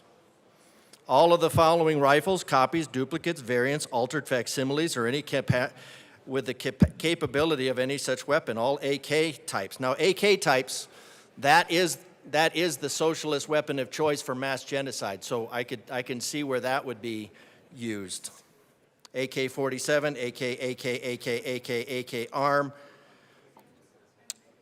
Pretty much everything. Everything that's not a flintlock with a smooth bore is going to be an assault weapon. So if you're going to hunt a threaded barrel, I mean, there's lots of reasons for a threaded barrel, accuracy being the prime, accuracy and range. So the manufacturer, sale, transfer of an assault of a weapon that has a clip, has a magazine, has a pistol grip. Not exactly sure what a pistol grip would be other than a rifle grip. Any feature protruding that can be held by the non-trigger hand. So again, everything, so the manufacture, sale, or transfer of any firearm that's not a smoothbore flintlock. Yeah, Rep. DeGraff, if you could try to get back to the amendment, you keep veering into the definition of assault weapon, which is in the bill. Back to the amendment. Thank you. Thank you, but okay. Well, that's why I'm substituting, because the transfer of anything other than a smoothbore flintlock would be precluded by this amendment by a licensed firearm manufacturer to a peace officer or entity that employs peace officers, which gets into the definition of peace officers versus law enforcement officers. The manufacture, sale, or transfer of a rapid-fire trigger activators by a licensed licensed, that's a law-abiding firearms manufacturer, to a peace office or to an entity that employs peace officers. So, I mean, this does make sense because we have law enforcement, but what this does is it further limits the firearms to peace officers and law enforcement officers, and that's great until you have the imbalance of force. And the imbalance of force is where we've had the problems with the mass genocide, because what you end up having, if only your police have guns, have weapons, you have a police state. So I get the amendment, because it would be just absolute buffoonery to further buffoonery to limit this, especially for law enforcement, given the sliding crime statistics in this state. But this does nothing to protect the law-abiding citizen of Colorado, who the bill is intended to criminalize. So the bill is still intended to criminalize the law-abiding citizen of Colorado. This just ensures that our law enforcement can be armed in the creation of a police state. So, since this does not protect the individual especially the law-abiding individual from the government, I don't think I can support it.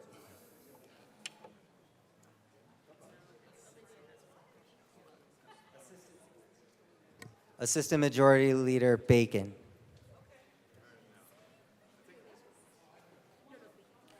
Scratch that. Representative Epps. Representative Lynch. Yeah, look at that. Look at that. Assistant Majority Leader Bacon. Thank you. I withdraw Amendment L47. Amendment L47 is withdrawn. Representative Bacon. Okay. Representative Lynch. Thank you, Mr. Chair. It's an honor to serve with you. We're going to discuss the weather while we got. Okay, we're good. Thank you, Mr. Chair. I would like to move Amendment L051 to the committee report. Amendment L051 has been properly moved and displayed. Representative Lynch, tell us about L051. Thank you, Mr. Chair. This is basically the same amendment with the correction. The previous amendment actually struck out all of the ability for members of the armed services to have guns. So it was an oversight. I appreciate that we were able to work together to get this fixed. I would encourage yes vote. Thank you. Members, is there any further discussion on L051? Seeing none, the question before us is the adoption of L051. All in favor say aye. All opposed, no. The ayes have it. L051 is passed. Back to the committee report. Is there any further discussion on the Judiciary Committee report? Seeing none, members, the question before us is the adoption of the Judiciary Committee report as amended. All in favor say aye. All opposed, no. The ayes have it. The Judiciary report as amended is passed. Representative Hernandez, to the bill. All right, we got through the committee report. Colleagues, I have a couple things I'm going to ground us in today, and I do have a little bit of a speech prepared for you, but I've been informed that I have a microphone so I don't have to yell. And so I do just want to ground us, and I'm looking at the young faces on the side here who are joining us. I'm not sure which district you might be from, but I'm so thankful that you're here with us because I'm here today, and I know that we're going to have some remarks about why passing this legislation is essential, not just to the safety of our communities, but I think as young people, we are uniquely positioned to understand why things like assault weapons and mass shootings are a common thing in Colorado that we must intervene legislatively. This, for the folks that are joining us, you should know, welcome. This is the first time in Colorado history that we have considered a prohibition on the sale of assault weapons in the House chamber. This is the first time that we've ever gotten this, which is actually kind of wild to me because I am the first member of Gen Z elected to the Colorado State House. I serve House District 4, and I'm 27 years old. But what that means is that quite literally for my entire life, we have been living with mass shootings. For my entire life, we have been doing active shooter drills. For my entire life, we have been waiting to die in schools because adults would not be bold enough on guns. Let me ground us in why it is essential for somebody like me to come in to this legislation in this way. Columbine High School happened in 1999. I was 2 years old. I was born in 1997. I was 2 years old when Columbine High School happened, and it was done with an assault weapon that is under the definition of this bill. The Westroads Mall shooting happens in 2007. I was 10 years old. It was also done with an assault weapon that is under this bill that would be prohibited if we pass it. The Aurora Theater shooting happened in 2012 when I was in the 9th grade. Also done with an assault weapon that would be banned from sale in this bill. The Sandy Hook shooting happened in 2012. It happened later in the year, and I was in the 10th grade. And there, where more children died, I had to sit and watch as another assault weapon took more lives. The Colorado Springs Planned Parenthood shooting that happened in 2015 happened when I was a senior in high school. I had just finished high school, and I was on my way to college, and it was also done with an assault weapon that would be banned under this prohibition. The Parkland shooting happens in 2018. I'm in college and I'm studying education to become a teacher. It was also done. More children died because of an assault weapon that would be banned under this bill. The Pittsburgh synagogue shooting happens in 2018 as well. Also done with an assault weapon that would be prohibited from sale in this bill. The Highlands Ranch STEM shooting happens in 2019 when I am in my 3rd year of college. Also done with an assault weapon that would be banned in this bill. And the El Paso shooting, where more people died in a Walmart, was also done with an assault weapon that would be banned from sale, and there would be a prohibition under this bill. Now, that's all the time that I spent in the educational system in Colorado. Then I finally became a teacher, and I sat with my students who were still afraid to die in schools because adults would still not be bold enough on guns. There are many people in here who have been teachers who have worked with young people and understand what that means. To watch young people be afraid, to have anxiety attacks because adults won't be bold enough on guns. When I was a teacher, the Boulder King super shooting happens. Also done with an assault weapon that would be banned under this bill. The Uvalde shooting happened when I was in a classroom.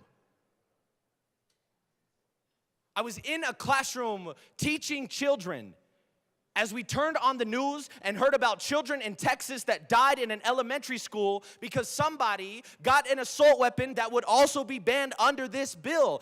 Look, there are a lot of mass shootings that happened. Every single one that I have quoted to you today has been done with a weapon that would be prohibited from sale in this bill that we are discussing today. I was a teacher teaching my students in 2022 when in Colorado Springs, at a nightclub, another assault weapon murdered members of our queer community. My final project, quite literally, in December of 2022, was to have my students write letters to the victims and survivors of another shooting done by an assault weapon that would be banned under this bill. Let me be very clear, I've been living with this my entire life. And this legislature knows how young people come into this issue because we were up here in these rafters asking you to pass, thank you, asking you to pass common sense gun violence prevention legislation like this bill that we're considering today. I've been living with this my entire life. I've never gone to a school and not had to do this. And now, all of a sudden, this body is debating what we are going to do on behalf of young people who are afraid to die in schools, who are afraid to go to the grocery store, who are afraid to go to movie theaters. Let me be clear, from 2009 to 2022, 9 out of 10 mass shooting incidents with the most casualties involved the use of at least one assault weapon that we are debating in this body today. This has been happening, and I am not waiting anymore. I'm not waiting anymore. Assault weapons must be banned in the state of Colorado. This bill interrogates that and creates a prohibition. As a young person in this state, it was our legislature that taught me that nobody was coming to save us. I now teach young people in my classroom that because the legislature will not come to save us, we have to save ourselves. Which is why when the East High School shootings happened and students from across Denver Public Schools or Royal Public Schools came to this body and stood here in their red shirts and asked for members of this body to pass common sense gun violence prevention legislation, I was with them. I was with them, not as a member of this body, but as a teacher, as a young person who understands what this issue means. As an adult, I cannot morally do nothing like the adults in my life didn't. I cannot morally do nothing. I refuse to have my students write letters to any more victims without saying that I did everything in my adult power to prevent it from happening. As a lawmaker now, I reckon with the constitutionality and plausibility of this law standing up in court. We're about to hear a lot of debate about what it's going to mean in court and all these other pieces. Let me be very clear. In 2022, the United States Supreme Court issued the New York State Rifle and Pistol Association decision versus Bruin. It upended the Second Amendment precedent established in D.C. versus Heller in 2008. But even after Bruin, after this decision, courts are still upholding state, federal, and local gun laws against Second Amendment challenges, including assault weapons bans. According to a Second Amendment scholar at Pepperdine University's, courts have upheld gun laws from Second Amendment challenges post-Bruin in 88% of cases. We're going to hear a lot that we're going to pass a law that's not going to stand up in court and it's not constitutional and there's all these other reasons. Be very clear, 88% of the time these laws last anyway. In Illinois, when they passed an assault weapons ban, the Seventh Circuit held that the challengers to Illinois' law had not demonstrated that the law is likely unconstitutional. It was dismissed. In Delaware's assault weapons ban, the district court denied a motion for preliminary injunction. They wouldn't even let it get there because, quote from their memo, plaintiffs were not likely to prevail on merits. Washington's assault weapons ban, the Western District denied a motion for preliminary injunction. This is an unsettled area of law that not even the Supreme Court has settled. We cannot sit by. As adults, as teachers, as people who care for young people, we hear a lot about what it means to protect our kids, to save our kids. We cannot sit by and morally do nothing while children are afraid to go into classrooms like I once was. States have continued to advance this legislation that is in front of you today. And in fact, when the Vice President of the United States was here 3 weeks ago, she also called for an assault weapons ban. The President of the United States is in favor of an assault weapons ban. And what that means is that as students organize and plead for change that would save people's lives, we have to take moral action to do everything in our power to stop this. We have to do everything in our moral power. Thoughts and prayers have never stopped a school shooting, folks. Thoughts and prayers are not going to be enough to make young people feel safe in our schools. We have to advance legislation that is going to inherently make us safer. Today, we're going to hear arguments. And I have some rebuttals. I want to make sure that our members hear so that you know where we're coming into this and why the arguments you're about to hear do not have basis within the purview of our bill. You're going to hear that this bill is going to ban 80% of all common guns. The gun lobby likes to argue that AR-15s and other assault-style weapons are commonly owned, but that is just simply not true. Estimating these firearms account for 80% of the market is wildly inaccurate. The NSSF says that there are over 28 million modern sporting rifles, including in circulation, but that figure includes all semi-automatic rifles produced, less exports, including those in the hands of law enforcement, wholesalers, retailers, criminals, and other folks who have gotten their hands on them illegally, and traffickers. When you compare that 28 million of these guns over the 461 million firearms owned by Americans, you're actually only looking at not 80%, you're looking at 6%. 6% of all guns to stand up so that we can say that we did the right thing to save people's lives. Another calculation says that it's 8%. This has been argued in many, many court cases, but it is nowhere even remotely close to a number like 80%.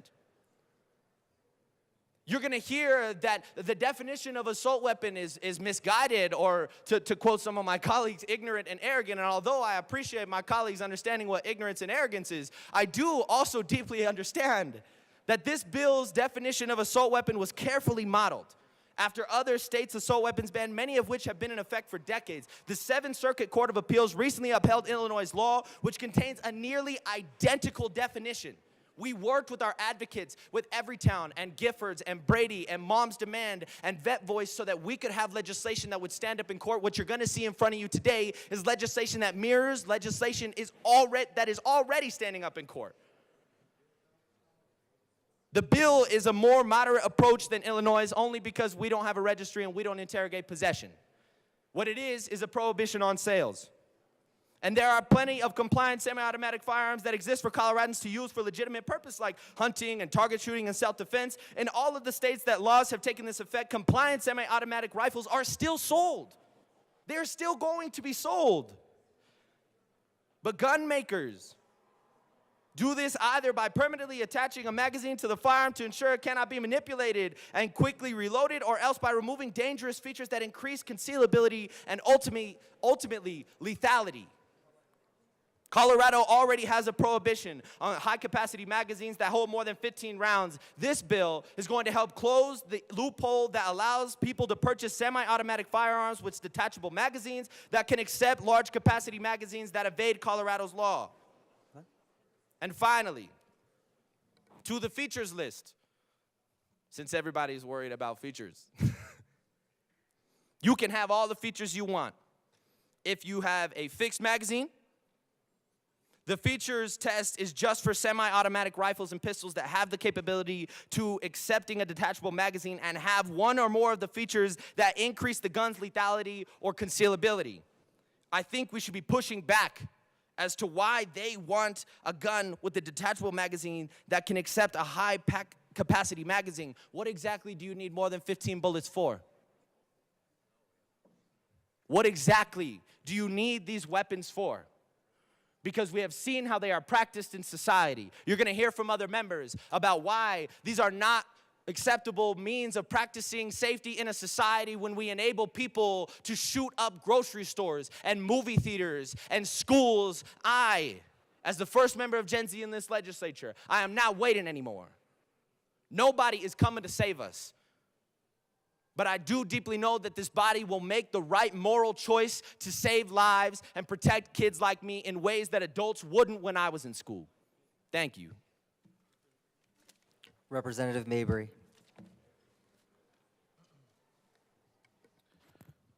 Thank you, Mr. Chair. And members, I won't be as loud as my friend. Members, when police officers in Uvalde, Texas, learned that the man inside the school had an AR-15, they refused to confront the gunman.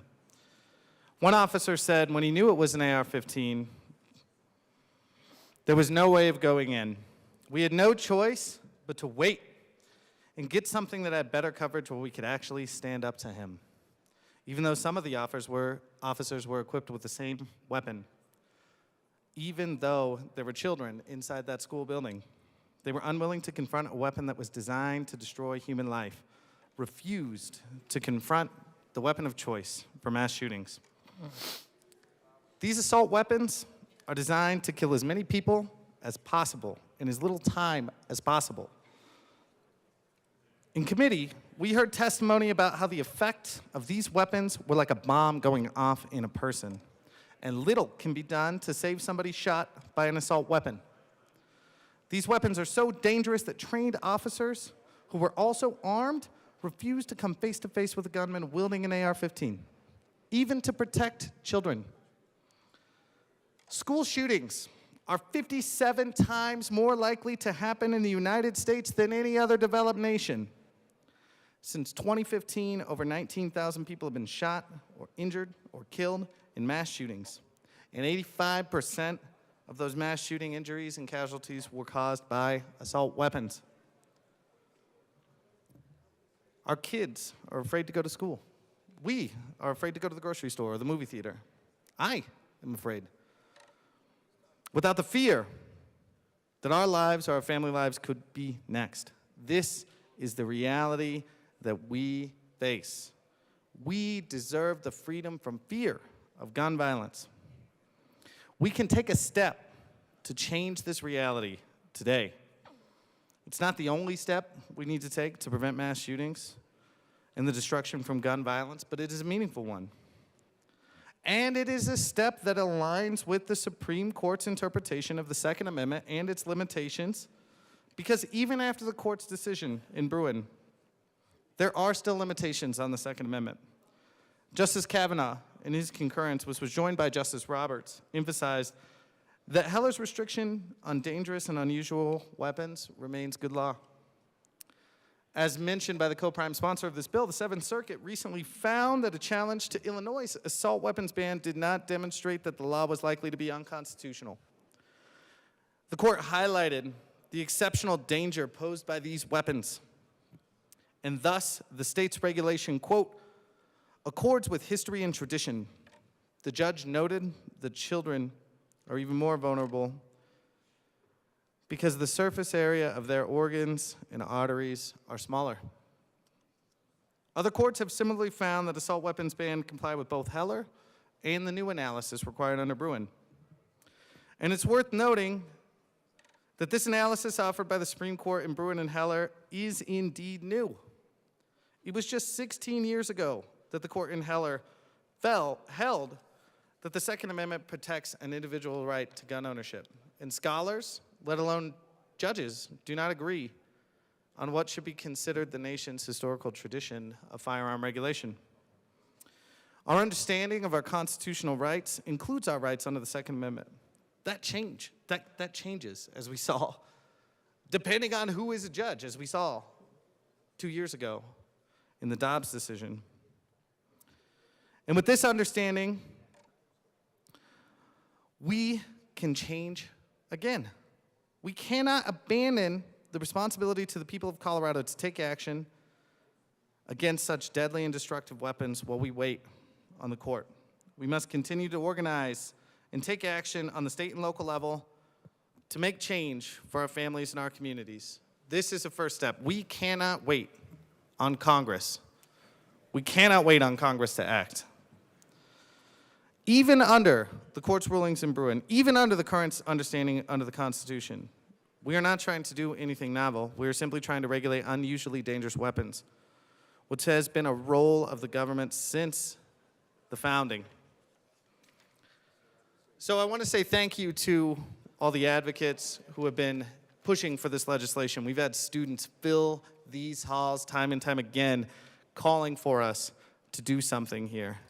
And we had people in committee share the horrific stories of loved ones lost in the wake of the destruction that can only be caused by these weapons. I want to thank those who have advocated for this for being unwilling to accept that there's nothing in this building or that other elected officials could do.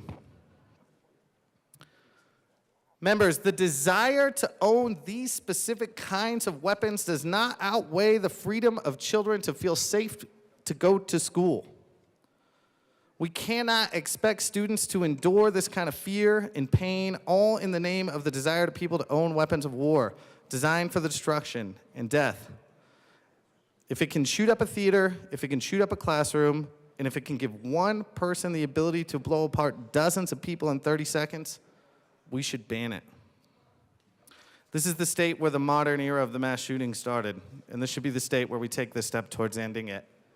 Please vote yes. Representative Armagast.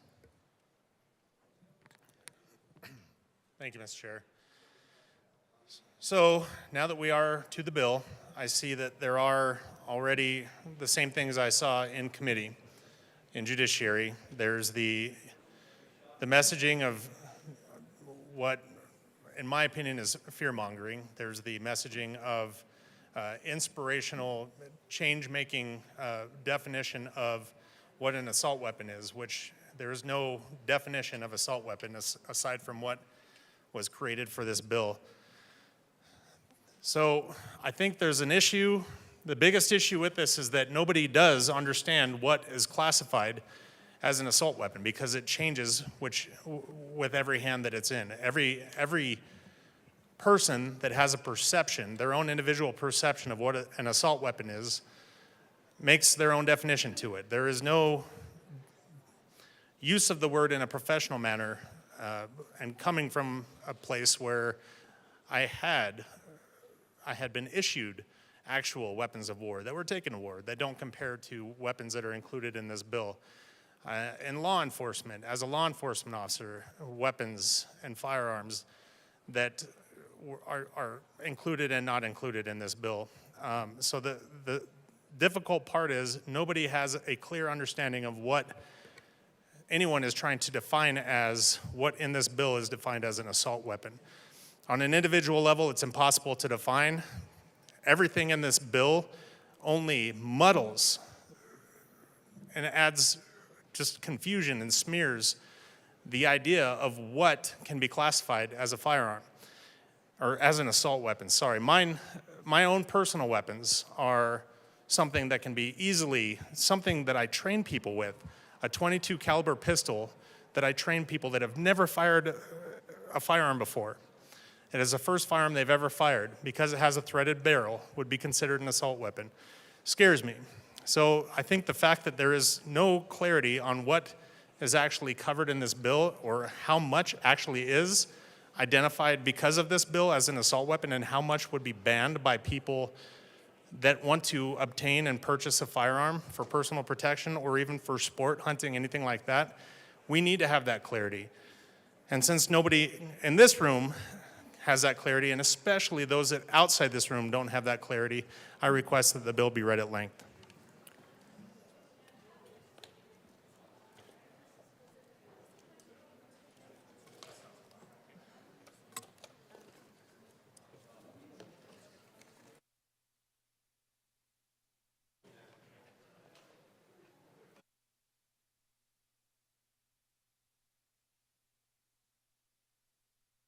Second.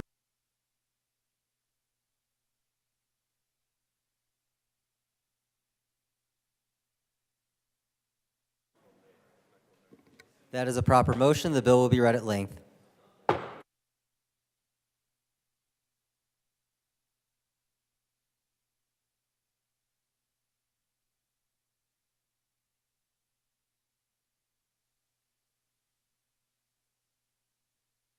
Nine, 3, as follows, 1018-12-108.7.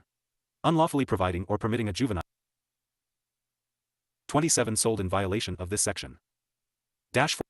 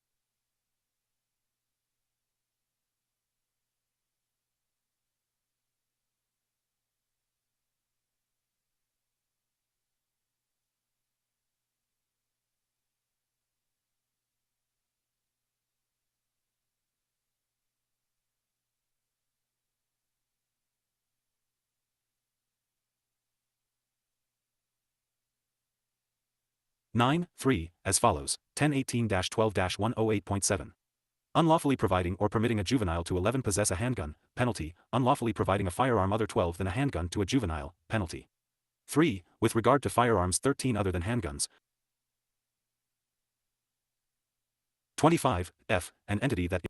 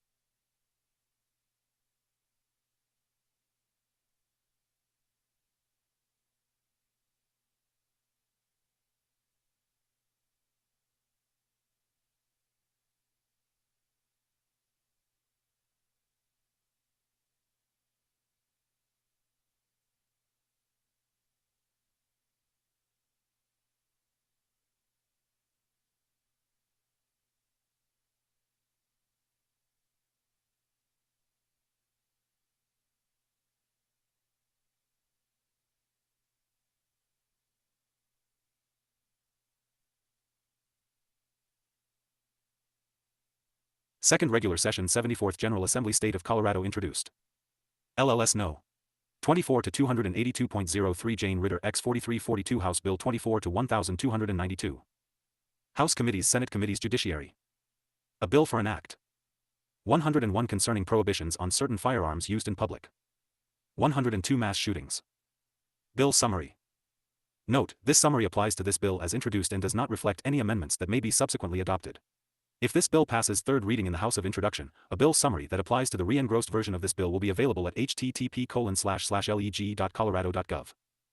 The bill defines the term assault weapon and prohibits a person from manufacturing, importing, purchasing, selling, offering to sell, or transferring ownership of an assault weapon. The bill further prohibits a person from possessing a rapid-fire trigger activator. A person in violation of the prohibitions will be assessed a first-time penalty of $250,000 and $500,000 for each subsequent violation. House sponsorship Hernandez and Epps, Garcia, Amabile, Bacon, Brown, DeGruy Kennedy, English, Joseph, Lindsay, Mabry, Ortiz, Rudnall, Velasco, Wilford, Woodrow. Senate sponsorship, none. Shading denotes House amendment. Double underlining denotes Senate amendment. Capital letters or bold and italic numbers indicate new material to be added to existing law.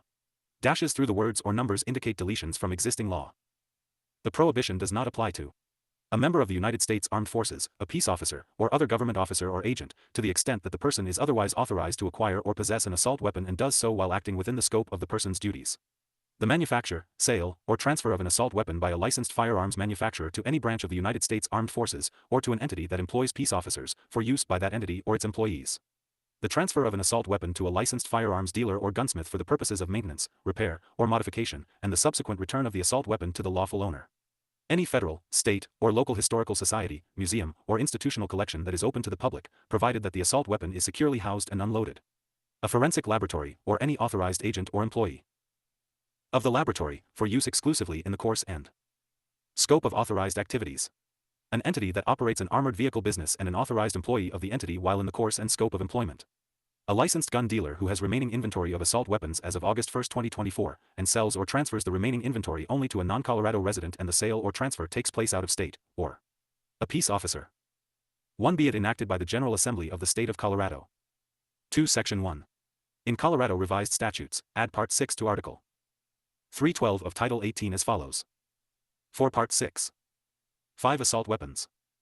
618-12-601. Legislative Declaration. 1. The General Assembly. 7. Finds and declares that 8. Mass shootings are a significant component of the 9. Distinctly American epidemic of gun violence.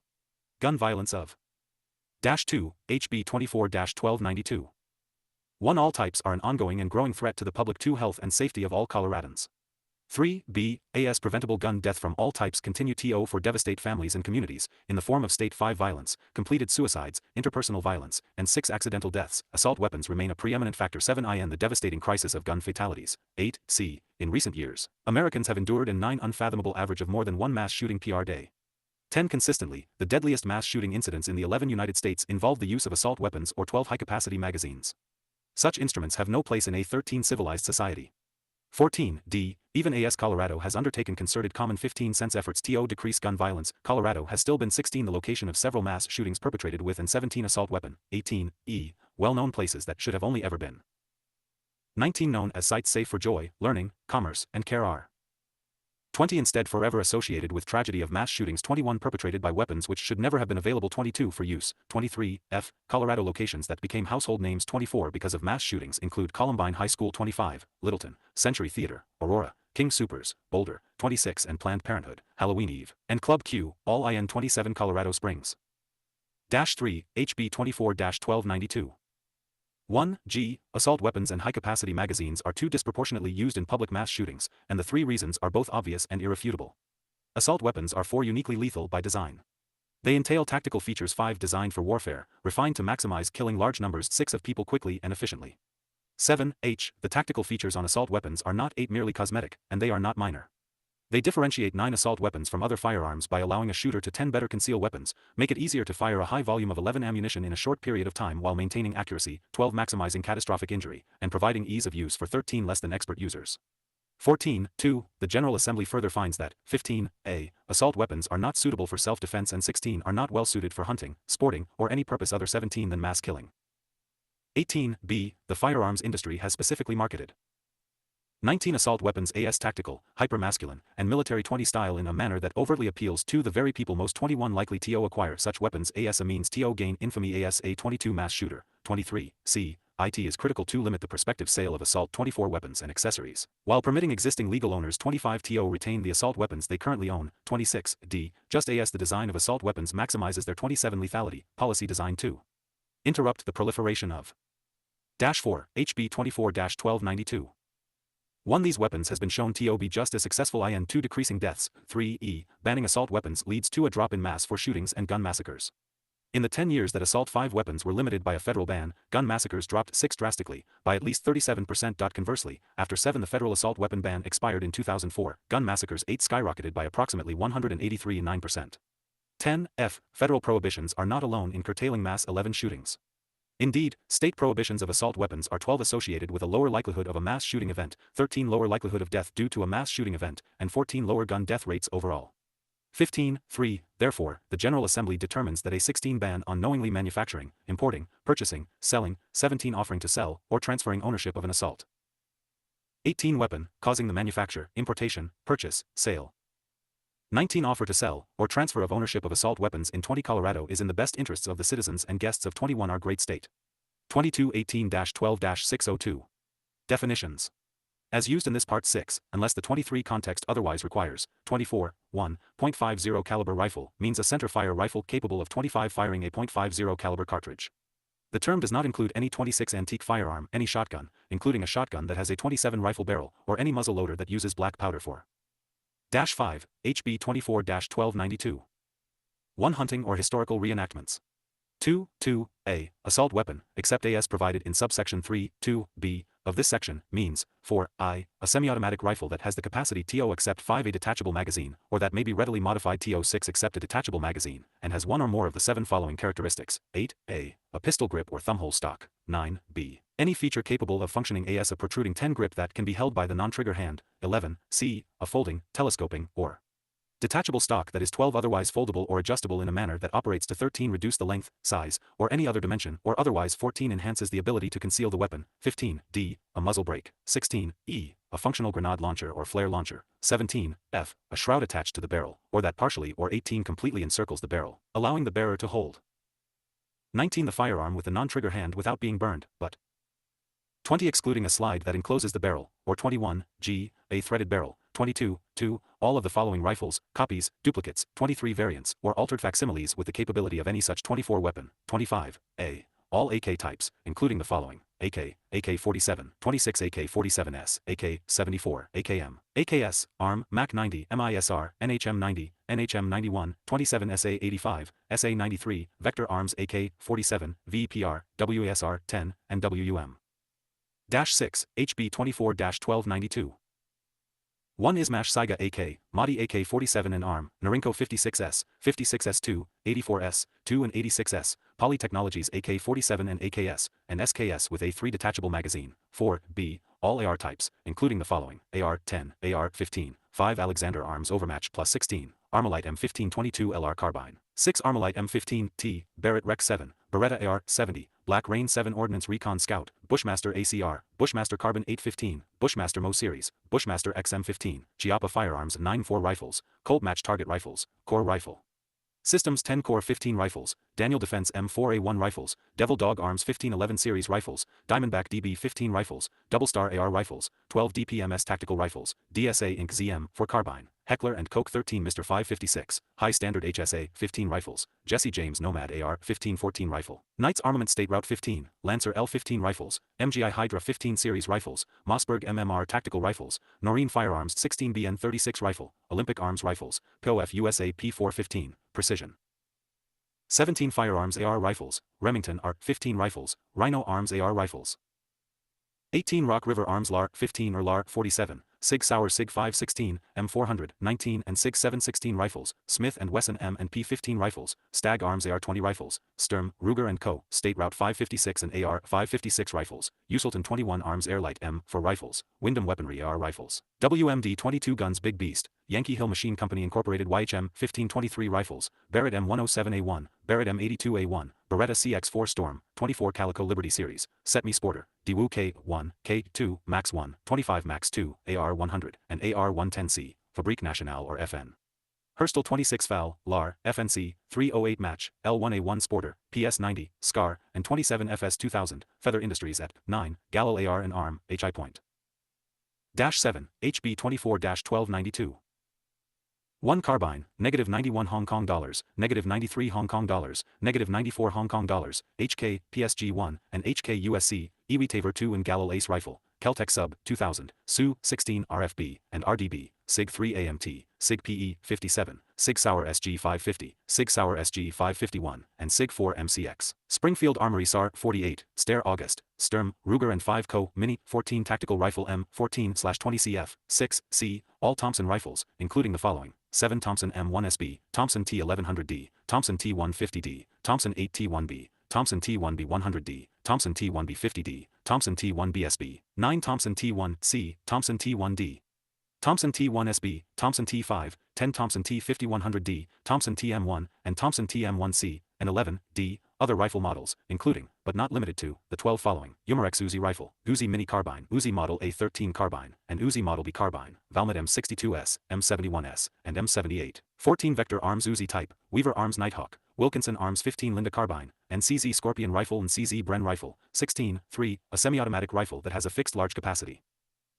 17 Magazine, as described in Section 18-12-302. 18, 4, a .50 caliber rifle. 19, V, a semi-automatic pistol that has the capacity to 20 accept a detachable magazine, or that may be readily modified 21 to accept a detachable magazine, if the semi-automatic pistol has 22 one or more of the following features: 23, A threaded barrel, 24, B, a second pistol grip or additional feature capable of 25 functioning as a protruding grip that can be held by the 26 non-trigger hand, 27, C, a shroud that is attached to the barrel, or that. -8, HB 24-1292.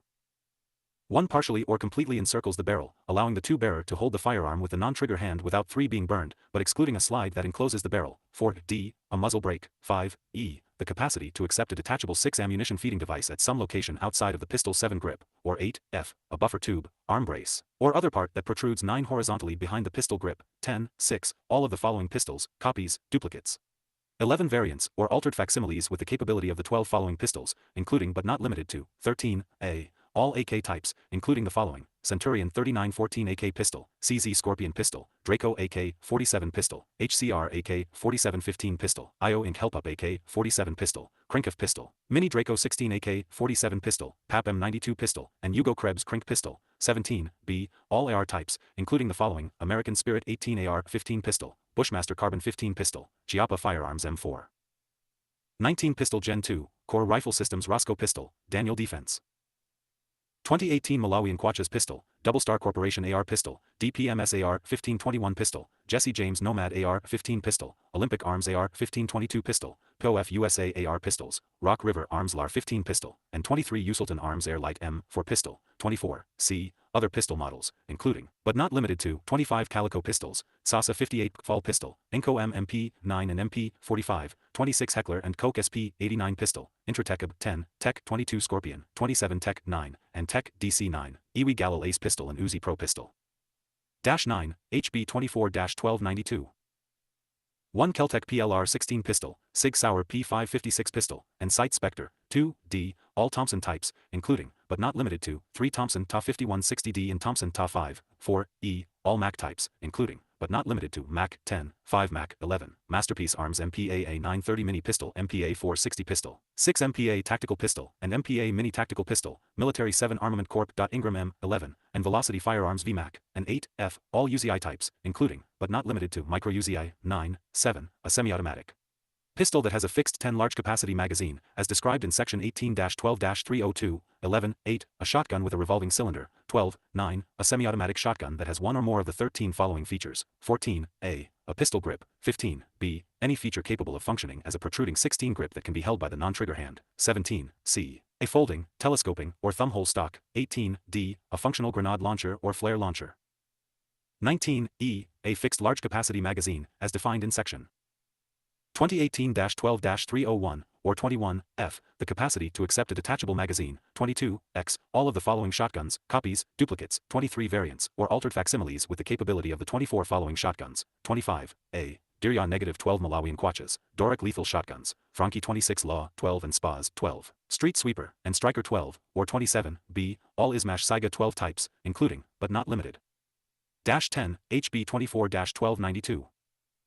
1-2, the following, Ismash Saiga 12, Ismash Saiga 12S, Ismash 2 Saiga 12 SEXP 01, Ismash Saiga 12K, Ismash Saiga 12K 030, and 3 Ismash Saiga 12K 040 Tactica. 4, 11, a semi-automatic firearm that has the capacity to 5 accept a belt ammunition feeding device. 6, 12, a semi-automatic firearm that has been modified to be 7 operable as an assault weapon as defined in this subsection. 2, 8 or 9, 13, any part or combination of parts designed or 10 intended to convert a firearm into an assault weapon as defined. 11 in this subsection. 2. 12b, assault weapon, does not include any firearm that 13 has been made permanently inoperable, an antique firearm 14 manufactured before 1899, a replica of an antique firearm, a 15 firearm that is manually operated by bolt, pump, lever, slide 16 action, unless the firearm is a shotgun with a revolving 17 cylinder, or a firearm that can only fire rimfire ammunition. 18, 3, detachable magazine means an ammunition feeding. 19, device that may be removed from a firearm without disassembly. 20 of the firearm action, including an ammunition feeding device. 21 that may be readily removed from a firearm with the use of a 22 bullet, cartridge, accessory, or other tool, or any other object. 23 that functions as a tool. 24, 4, firearm has the same meaning as set forth in section 2518-1-901. 26, 5, fixed magazine means an ammunition feeding device. 27 that is permanently attached to a firearm or contained in and. -11, HB 24-1292. 1 not removable from a firearm, or that is otherwise not a 2 detachable magazine. Fixed magazine does not include an 3 attached tubular device designed to accept, and capable of 4 operating only with, .22 caliber rimfire ammunition. 5, 6, gun show vendor means any person who exhibits, 6 sells, offers for sale, transfers, or exchanges any firearm, 7 including an assault weapon, at a gun show, regardless of 8 whether the person arranges with a gun show promoter for a 9 fixed location from which to exhibit, sell, offer for sale, 10 transfer, or exchange any firearm, including an assault weapon. 11, 7, licensed gun dealer or licensed firearms dealer. 12 means any person who is a licensed importer, licensed 13 manufacturer or dealer who is licensed pursuant to 18 U.S.C. 14 SEC 923, as amended, as a federally licensed firearms dealer. 15, 8, peace officer has the same meaning as set forth in 16 section 16-2.5-101. 17, 9, rapid fire trigger activator means. 18, A, any manual, power-driven, or electronic device that. 19 IS designed and functions to increase the rate of fire of a 20 semi-automatic firearm when the device is attached to the 21 firearm. 22 B. Any part of a semi-automatic firearm or combination of 23 parts that is designed and functions to increase the rate of fire. 24 of a semi-automatic firearm by eliminating the need for the 25 operator of the firearm to make a separate movement for each 26 individual function of the trigger. Or 27 C. Any other device, part, or combination of parts. That is. -12, HB 24-1292. 1 designed and functions to substantially increase the rate of fire of a semi-automatic firearm above the standard rate of fire. 3 for a semi-automatic firearm that is not equipped with that 4 device, part, or combination of parts. 518-12-603. Manufacture, import, purchase, sale, offer to sell, 6 and transfer of ownership of assault weapons prohibited, 7 exemptions, penalties. 1. Except as otherwise provided in 8 subsection 2 of this section, a person shall not knowingly 9 manufacture, import, purchase, sell, offer to sell, or transfer 10 ownership of, or knowingly cause the manufacture, importation, 11 purchase, sale, offer of sale, or transfer of ownership of, and 12 assault weapon. 13. 2. The prohibition described in this section does not apply. 14. 2. 15. A. A member of the United States Armed Forces, to the 16 extent that the person is otherwise authorized to acquire and 17 assault weapon and does so while acting within the scope of the 18 person's duties. 19. B. The manufacture, sale, or transfer of an assault 20 weapon by a licensed firearms manufacturer to any branch of 21 the United States Armed Forces. 22. C. The transfer of an assault weapon to a licensed 23 firearms dealer for temporary storage or permanent disposal. 24 or to a gunsmith for the purposes of maintenance, repair. 25 modification, and the subsequent return of the assault weapon. 26 to the lawful owner, provided the lawful owner is not 27 otherwise prohibited by statute. 13. HB 24-1292. 1d. Any federal, state, or local historical society, 2 museum, or institutional collection that is open to the public. 3 provided that the assault weapon is securely housed and 4 unloaded. 5 e. A forensic laboratory, or any authorized agent or 6 employee of the laboratory, for use exclusively in the course. 7 in scope of authorized activities. 8 f. An entity that operates an armored vehicle business. 9 and an authorized employee of the entity while in the course. And 10 scope of Employment, 11, G, a licensed gun dealer who has remaining inventory of 12 assault weapons on or after August 1, 2024, and sells or 13 transfers the remaining inventory only to a non-Colorado 14 resident and the sale or transfer takes place out of state. A 15 sale or transfer of inventory remaining on or after August 1, 16, 2024, to a Colorado resident or in this state is a violation of this 17 section. 18, H, a peace officer, and 19, I, an entity that employs peace officers for use by that 20 entity or its employees. 21, 3, a licensed gun dealer, licensed firearms dealer, gun 22 show vendor, or other person attempting to sell an assault 23 weapon on or after July 1, 2024, shall be assessed a civil penalty 24 in the amount of $250,000 for the 25 first assault weapon sold in violation of this section and $5 $2,600,000 for each subsequent assault weapon 27 sold in violation of this section. 14, HB 24-1292. 118-12-604. Possession of rapid-fire trigger activators. 2 prohibited, exemptions, penalties. 1. Except as otherwise 3 provided in subsection 2 of this section, a person shall not knowingly possess a rapid-fire trigger activator. 5. 2. The prohibition described in this section does not apply. 6. 2. 7. A member of the United States Armed Forces, to the 8 extent that the person is otherwise authorized to acquire a 9 rapid-fire trigger activator and does so while acting within the 10 scope of the person's duties. 11. B. The manufacture, sale, or transfer of rapid-fire 12 trigger activators by a licensed firearms manufacturer to any 13 branch of the United States Armed Forces. 14. C. A forensic laboratory, or any authorized agent or 15 employee of the laboratory, for use exclusively in the course 16 and scope of authorized activities. 17. D. A licensed gun dealer who has remaining inventory of 18 rapid-fire trigger activators on or after August 1, 2024, and 19 sells or transfers the remaining inventory only to a 20 non-Colorado resident and the sale or transfer takes place out 21 of state. A sale or transfer of inventory remaining on or after August 22, 2024, to a Colorado resident or in this state is a 23 violation of this section. 24, E, a peace officer, and 25, F, an entity that employs peace officers for use by that 26 entity or ITS employees. 27, 3, a licensed gun dealer, licensed firearms dealer, gun. 15, HB 24-1292. 1 show vendor, or other person attempting to sell a rapid-fire 2 trigger activator on or after July 1, 2024, shall be assessed a 3 civil penalty in the amount of $250,004 for the first rapid-fire trigger activator sold in 5 violation of this section and $500,000 for 6 each subsequent rapid-fire trigger activator sold in violation 7 of this section. 8. Section 2. In Colorado Revised Statutes, 18-12-108.7, amend 9, 3, as follows, 1018-12-108.7. Unlawfully providing or permitting a juvenile to 11 possess a handgun, penalty. Unlawfully providing a firearm other 12 than a handgun to a juvenile, penalty. 3. With regard to firearms 13 other than handguns, no including assault weapons, as defined in 14 Section 18-12-602, a person shall not sell, rent, or transfer ownership 15 or allow unsupervised possession of a firearm, including an assault 16 weapon as prohibited pursuant to Part 6 of this Article 12, with 17 or without remuneration to any juvenile without the consent of the 18 juvenile's parent or legal guardian. Unlawfully providing a firearm, 19 including an assault weapon, as defined in Section 18-12-602, other 20 than a handgun to a juvenile in violation of this subsection, 3, is a Class 21-1 misdemeanor. 22 Section 3. Safety Clause. The General Assembly finds, 23 determines, and declares that this act is necessary for the immediate 24 preservation of the public peace, health, or safety or for appropriations for 25 the support and maintenance of the departments of the state and state 26 institutions. 16, HB 24-1292.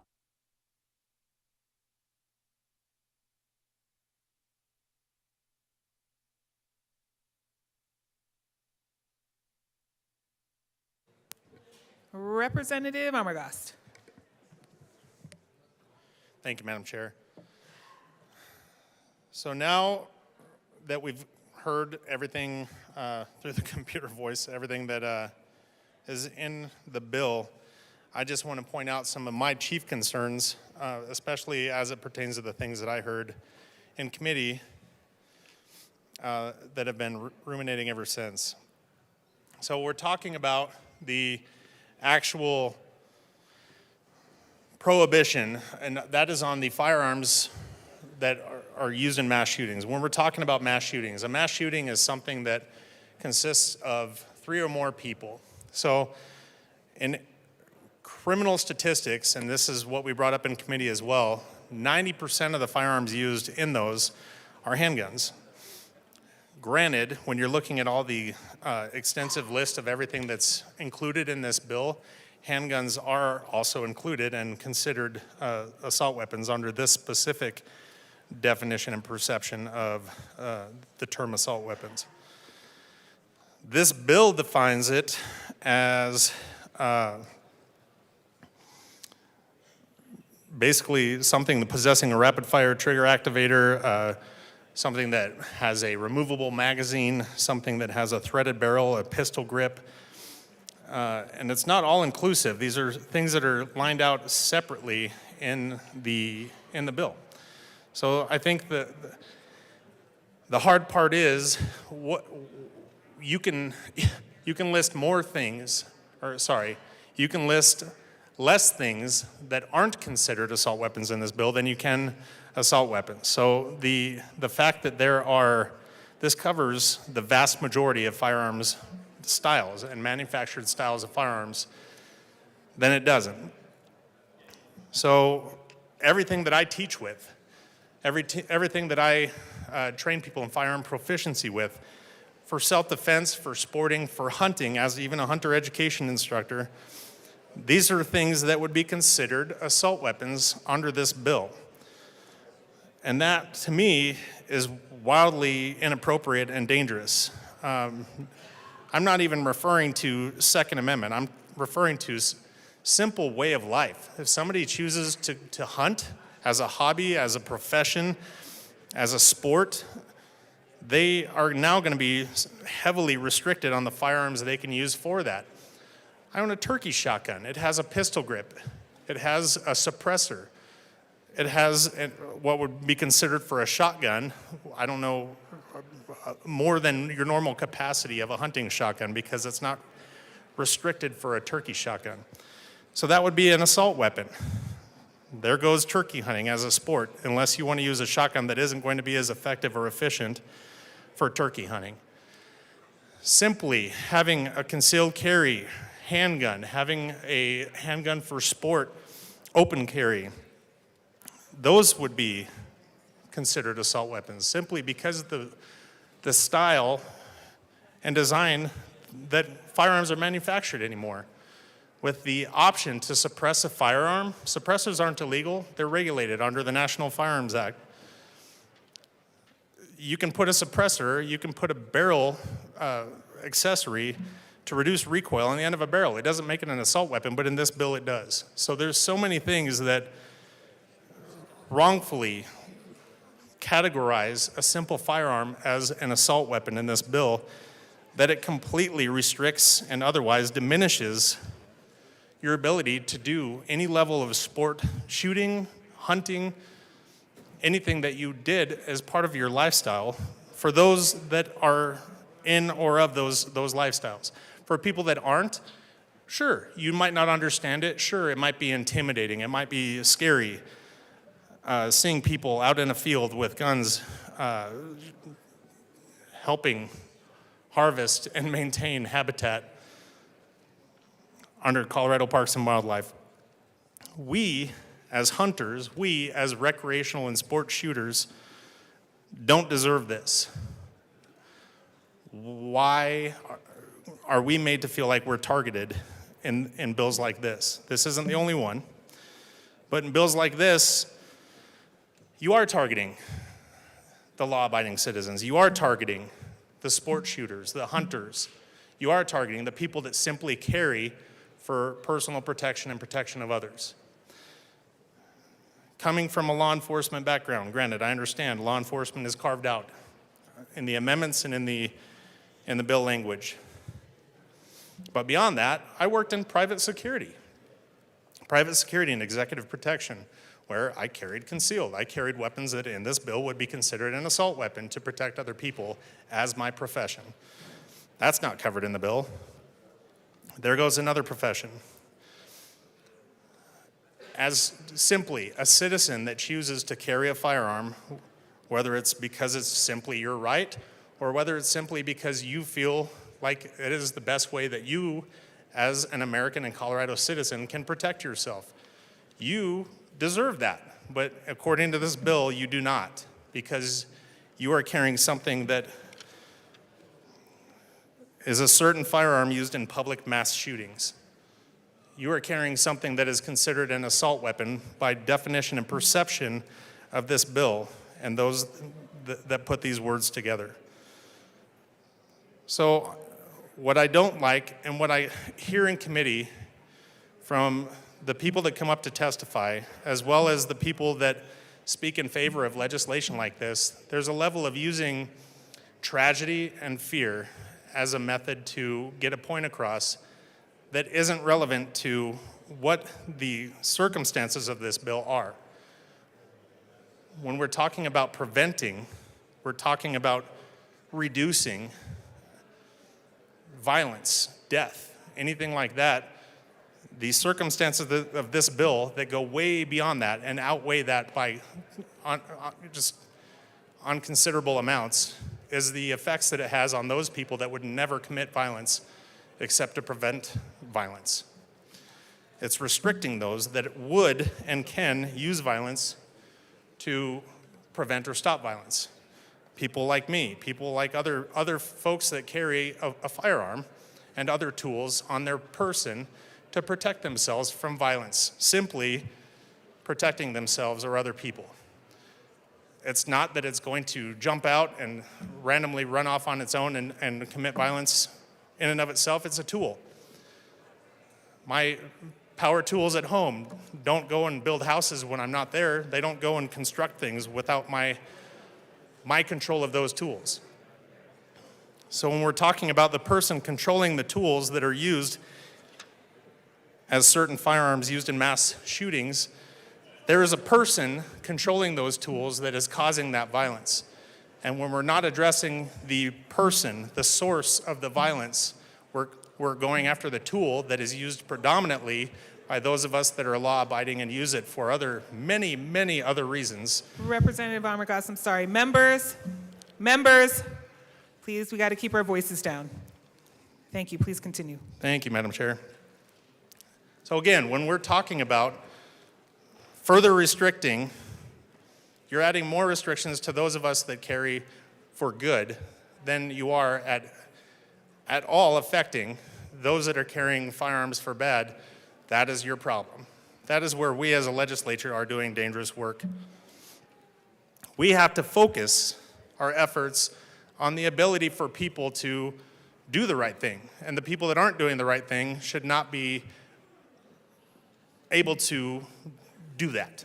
Those people that are committing violent acts. And we see this in other legislation where the repeat offenders are still treated with the amount of forgiveness and ability to reoffend than those of us that wouldn't offend. We're treated as though we're going to offend simply because we carry a tool that, per the bill, is a certain firearm used in public mass shootings. So we're going after the tool again and again and again. And those of us that carry or use that tool for the many other reasons than what are referred to in the fearful ideas and the tragic events that have happened with this tool. We don't talk about the other tools. We don't talk about the other people, because the other people don't belong in prison. They don't belong in jail. They don't belong in a state hospital if they're suffering from mental illness or something like that. We need to address those people that are willing to commit violence simply to commit violence, not the people that are willing to use violence to prevent or stop violence. And the tool for us to do that is restricted because of this bill. That restricts us from domestic violence victims, stalking victims, people that have ever been the victim of anything or want to refuse to be a victim. Don't have the ability because now you can't have this tool. So I hope you learn some empty-handed skills. I hope you're really proficient in martial arts and you have some really potent bear spray in your pocket so that you can prevent somebody from raping you or anything else, because you cannot carry a firearm because now that firearm is considered a certain firearm used in public mass shootings. So, where do we go from here?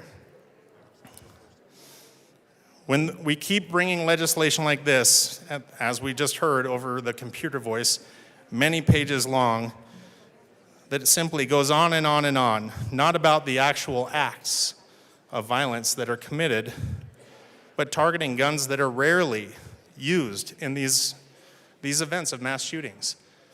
The only ones that are known are the ones that are publicized because, of course, it looks like something on a headline that you want to open up and read. On a daily basis, you can turn on the news here and see in the city that we're working in right now, shooting after shooting after shooting, death after death after death. Those are committed predominantly with handguns, some of which might be the very minuscule amount of firearms that aren't listed as assault weapons or, certain firearms used in public mass shootings in this bill. But most of them are handguns. They are not AR-15s. They are not AK-47s. They are not this list of styles and brands of firearms. Carbines, rifles, they're not. We're not addressing the fact of how these firearms are obtained. We're not addressing the fact of who has these firearms. We're addressing the firearms as a tool, which most of us own for, like I said, so many other reasons. So the fact that we are still doing this, and this has even gotten this far, baffles me, blows my mind. We're sitting here debating something on something that is assembled of metal parts, metal and plastic parts, but because of the way something looks, it is classified. And it is. You can't tell me it's not. So the way something looks, it is classified as a certain firearm used in public mass shootings. I don't like that. I don't like the fact that a simple compensator on the end of a muzzle that defers and deflects gas in a certain direction that keeps a gun from rising upon recoil. That makes something an assault weapon. The fact that you can fix a suppressor on the end of a firearm makes it an assault weapon. Something has a pistol grip makes it an assault weapon, a detachable magazine. Are we serious? I can't get my head around it. And it goes on. There's just so many pages. But the prohibition of just a tool, something that, again, I can't repeat it more and more without hopefully, maybe resounding in somebody's mind, in their ears. A tool that those of us use for so many other things. Sport, hunting, personal protection, protection of others, simply your profession is being prohibited because, as the bill states, it is a certain firearm used in public mass shootings. That makes more sense than calling it an assault weapon because, again, that's not something that has any kind of definition except for what the eye of the beholder that wants to use that term and throw it around chooses for their language of the day. It's outlandish that we're sitting here arguing something, again, to this degree, which has gone above and beyond where it was last session. But here we are. So I hope that we can actually look at this with open eyes, read this through, and if you don't understand what something says and it looks strange to you, you don't know what a brand is, please come and talk to any of us that are in the firearms community that actually train this, that actually deal in this. And we can explain it to you and explain how little sense this makes and how this absolutely bans the majority of firearms on the market. This is not something that simply bans something that, according to the bill, certain firearms used in public mass shootings. That would ban handguns. So again, this is something that shouldn't have made it this far. This is hopefully something that won't make it any further than today, but I encourage a no vote, and I hope you do as well. Thank you. Thank you, members. Again, please take your conversations to the side. We can't hear up here. Thank you. Representative Epps. Thank you, Madam AML Chair, and thank you, colleagues. I appreciate when the chair reminds us that they need to be able to hear up front, because the way me and my anxiety are set up, I don't mind the chatter at all.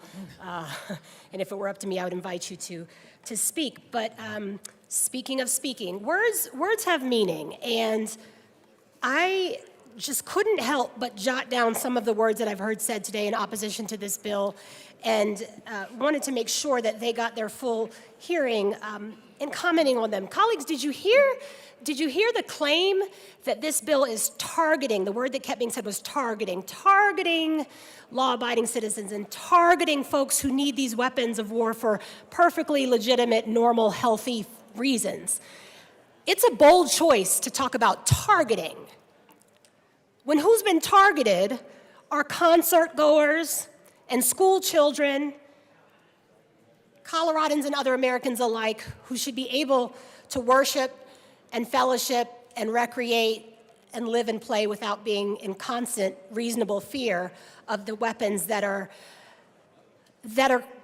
whose sale is curtailed in this bill. Which brings me to another word we should discuss, which is, there was mention of what we deserve, where the we is hunters and folks who prefer these weapons. We deserve to be able to go about our daily lives without knowing that it's not a matter of if, but of when someone who has access to one of these weapons can do great harm.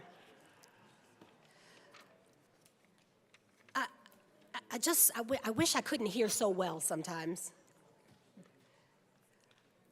In Judiciary Committee, and over the past 2 years, we have been fortunate to hear from so many veterans, most aligned with one or two specific organizations, but American military veterans who are using their time and their energy to be of service to the cause of banning assault weapons. They are experts, and we sat in a committee hearing where, in an unflinching manner of presentation that I could never play off, veterans answered hard questions and were the experts that our colleagues would have you think are relegated only to one side of the aisle. It's insulting to us as a body, but also to the community members who came to testify, to suggest, because it's objectively false, that everyone who's an expert in the use of these weapons supports folks having access to them.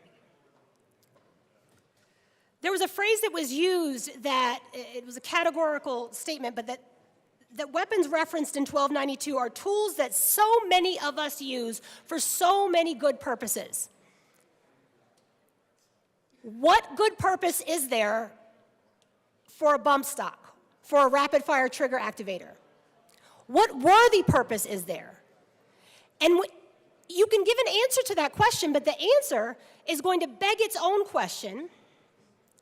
Try to not get too grad school philosophical. But y'all, another word that was mentioned was sacrifice. There are some things that you may not be able to do when we decide that we care more about the lives of our neighbors than we do about our, I haven't been able to clarify if it's God-given or constitutional or both, but this right to these absurdly accurate, fatal, destructive, efficient killing machines. There are some weapons that you may really like that you're not going to be able to buy new. And I say buy new because if you listen to my colleague who just spoke, you would think, unless you were literate and read the bill, that this bill banned possession or ownership of these weapons. There's a phenomenon that happens in this chamber a lot, where my colleagues who don't necessarily agree with me politically will speak, and after listening to them, they talk me, where I was a no, they talk me into a yes, or they talk me from a yes to a hell yes, because if the bill did what they said, there's two of us who would support it. But that's not what the bill says. The bill does not give anyone the authority to come into your home as the archetypical law-abiding citizen and confiscate your weapons. I'm not going to deny that some of us may think that's a route that this country that has a sick and indefensible obsession, uniquely American obsession, with these weapons. It may be the case that some of the misinformation that is spouted is something, I'll speak for myself, that I wish the bill did, but it doesn't. So the invitation is that we at least speak in facts. I believe I am owed a thank you for teaching a lot of people the word fear-mongering. You are welcome.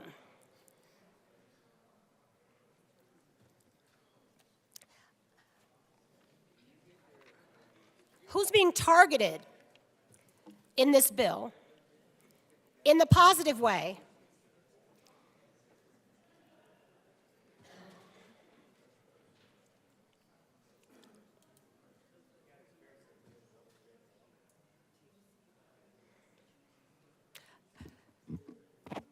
I've realized that folks who are watching can't hear what I'm hearing, and I just needed to hear it out, so thank you for your moment of grace there. There will come a time, and I hope it's today, but I think it's going to be today, but where a majority of us will say that we are committed to saving lives over saving seats, and over to saving, in some instances, the ability to buy new versions of toys that we really, really like. I am an excellent driver. I think I should be allowed to drive 90 miles an hour. I'm very good at it. But it's okay for me to have to sacrifice access to that thing I enjoy because I like the rest of my neighbors to get home safely. You may like to carry a gun to the Capitol, but the rest of us have a right to be free from those guns being left laying around. And so we create a rule that defaults to keeping us all safe. You may like to do your turkey hunting with an absurdly efficient weapon, as was described. But it is an appropriate trade-off that you have to kill your turkeys a little bit slower this season because we're going to slow down, interrupt the proliferation of making these weapons available for sale. That's what 1292 does. There are principled, thoughtful reasons that reasonable people can disagree about the policy steps to take to keep our communities safer.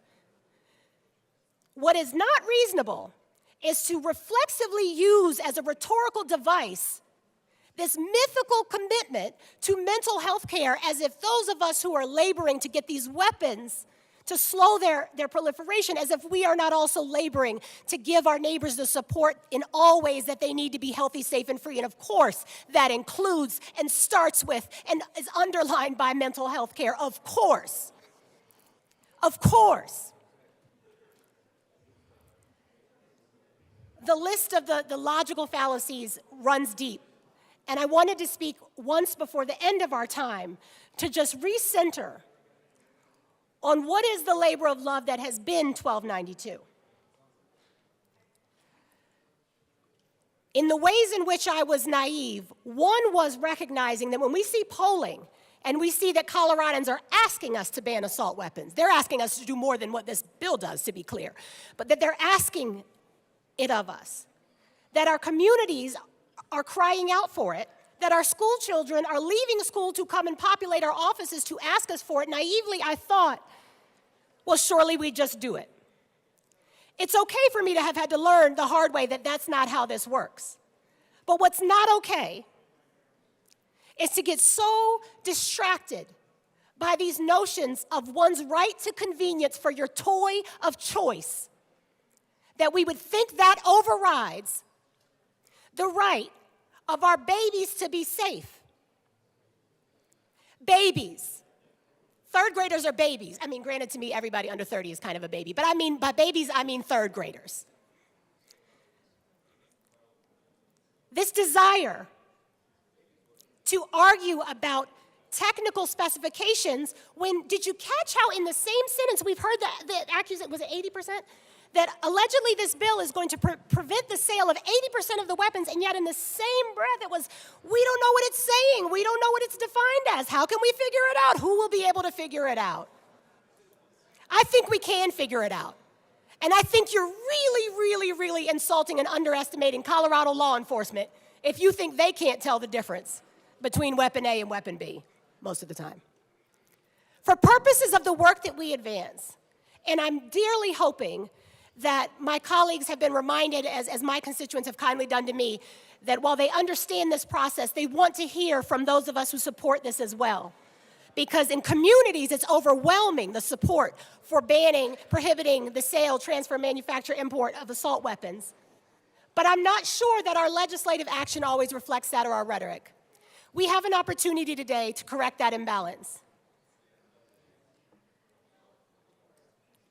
At every turn, and in every issue, because it's not just about firearms, saving lives is so much more important than saving a seat.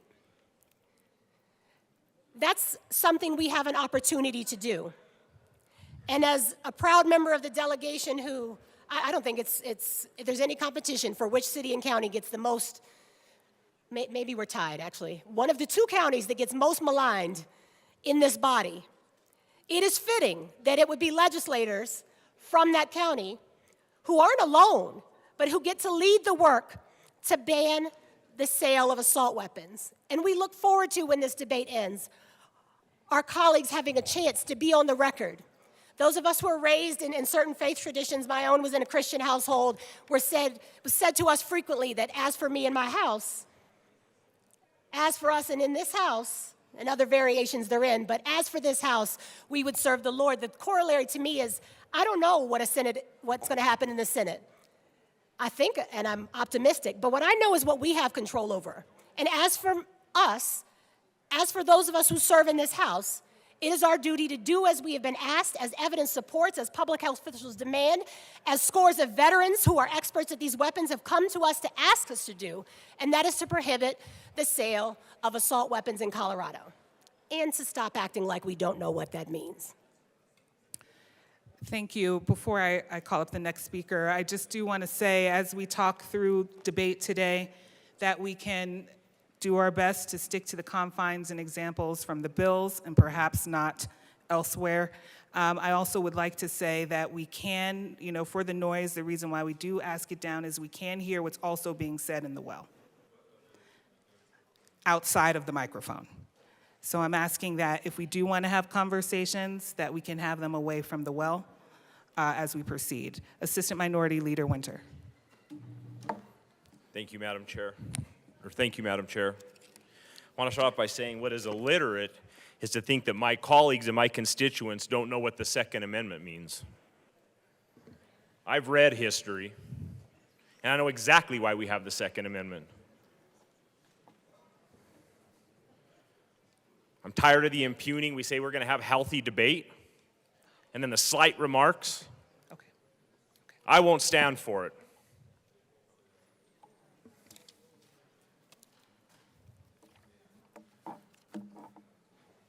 I won't. If we want to talk about having healthy debate, we've had this discussion. If we're going to throw slights, this is going to divulge into chaos. And that's not what the people of Colorado have sent us here to do. You can laugh all you want. AML Winter, I'm really sorry to interrupt you. I agree with you, and I can recognize frustrations. In the last two speakers, I've allowed latitude from being told that we're targeting people to listening there. So I'm going to ask if we can connect to the bill. Please feel free to share your insights and what you feel. I will also do my best to aid. I apologize if I have not done well, that we can stick to debate. Thank you very much. Madam Chair. I appreciate that. So before I run my amendment, I want to get on the record is I know what the Second Amendment stands for, and I know why, and my constituents do as well. It is to protect yourself from an overbearing government. That's the way the founders framed it, and that is what it is. Whether we agree or disagree on it, that's what it was for. And the majority of the constituents of House District 47 know what it's for, and that's why I stand up here and fight so vigorously for the Second Amendment. I want to have the ability to protect my family, and there are many people that want to have the ability to protect their families. We guard politicians with guns. We guard banks with guns. We guard singers with guns. We guard money with guns, but we will not harden the target. Just like I spoke about the other day, the housing crisis. If you want to throw everything at the problem, throw everything at the problem. If we want to have conversations about protecting kids, let's have two-sided conversations. Most shootings happen in gun-free zones. We were given examples of police not wanting to run into a building. Well, imagine if that shooter would have been met at the door with somebody that had equal force. So if we're going to have genuine conversations about protecting kids, let's have it. I think my colleagues on this side of the aisle last year signed on to the school safety issue. We asked for money in the long bill to do this. Representative Winter, or I'm sorry, AML Winter, I can appreciate the argument, but we are arguing this bill. And perhaps if we would like to have conversations about funding and school safety, we would argue those bills. But if you could bring it back to this bill. Now that I've given the back history, I'll go into the bill. Thank you. Thank you. I appreciate the debate. That's another way this country was founded. And myself and one of the bill sponsors chatted about this. And I appreciate the conversation we had. But if we're going to do it, let's do it respectfully.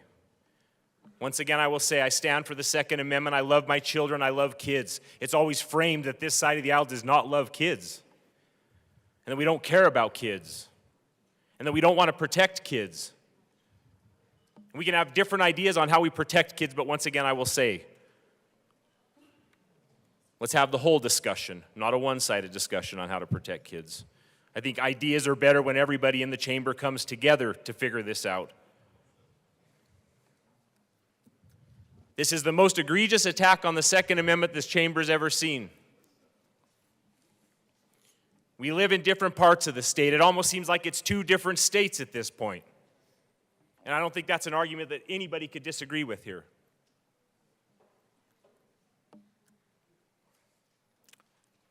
With that, I move Amendment L023 to House Bill 1292. Sorry, I gave him all the copies. I apologize. And ask that it properly be displayed. Okay, L023 has been properly moved and displayed to the amendment. Thank you, Assistant Majority Leader. I appreciate that. In conversations of trying to figure out the definition of what was considered a mass shooting, I think we need to be clear with the people of Colorado. Even though I wholeheartedly disagree with this definition, I think we need to be clear with the people of Colorado. What definition was used in generating and writing this bill? Once again, I will say I disagree with the metric that was used. But if this is the metric that we're going to use, it should be in the bill so the people of Colorado can read and decide if this is what they constitute as a mass shooting. The people of Colorado should have clarity. They need to see how this bill was written. So this would have meant the printed bill to page 3, line 9, to strike shooting and substitute shooting defined as a violent crime in which one or more attackers kill or injures multiple individuals simultaneously using a firearm. If I could have a little latitude, I spoke on a bill that had to do with the Second Amendment last week and said if we are going to do things, let's lay it out in front of everybody. Put your cards on the table. If this is the metric that you are going to use, put it in the bill.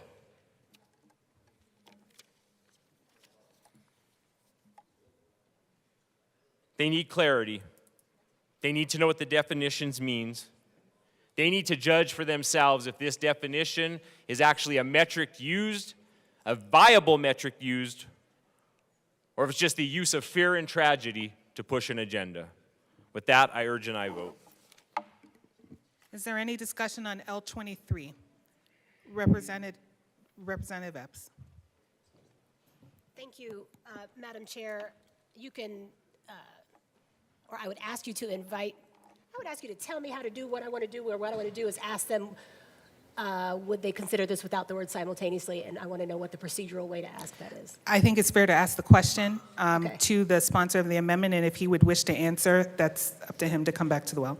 Thank you, and this is what happens when you have a real educator, more educators in the House as it educates us right here. So my question to the amendment sponsor is if you would, what your position on the amendment would be if you were to remove the word simultaneously. AML Winter, would you like to respond? It's up to you. AML Winter. I would like the amendment as written. Representative Epps. Sorry about that. Thank you for that answer. And in that case, I would ask for a no vote. Thank you. Is there any further discussion on Amendment L23? Seeing none, the question before us is the passage of Amendment L23. All those in favor, please say aye. All those opposed, please say no. L23 fails. To the bill. Representative Hartsook. Good afternoon. Thank you, Madam Chair. Good afternoon. So it has been stated multiple times up here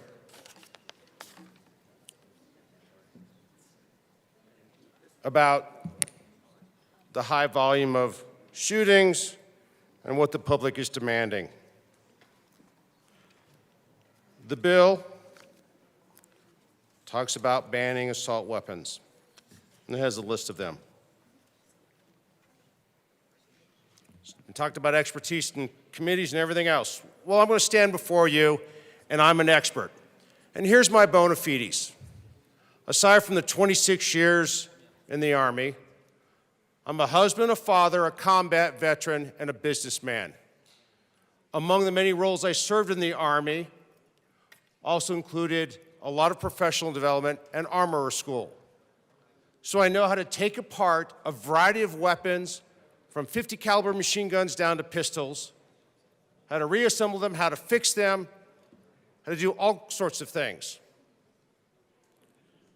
I've been deployed to multiple places in the world, and I've seen violence all over the world. We talk about gun violence. It was referenced that there are veterans, of which I am one, and an expert, seek an assault weapons ban.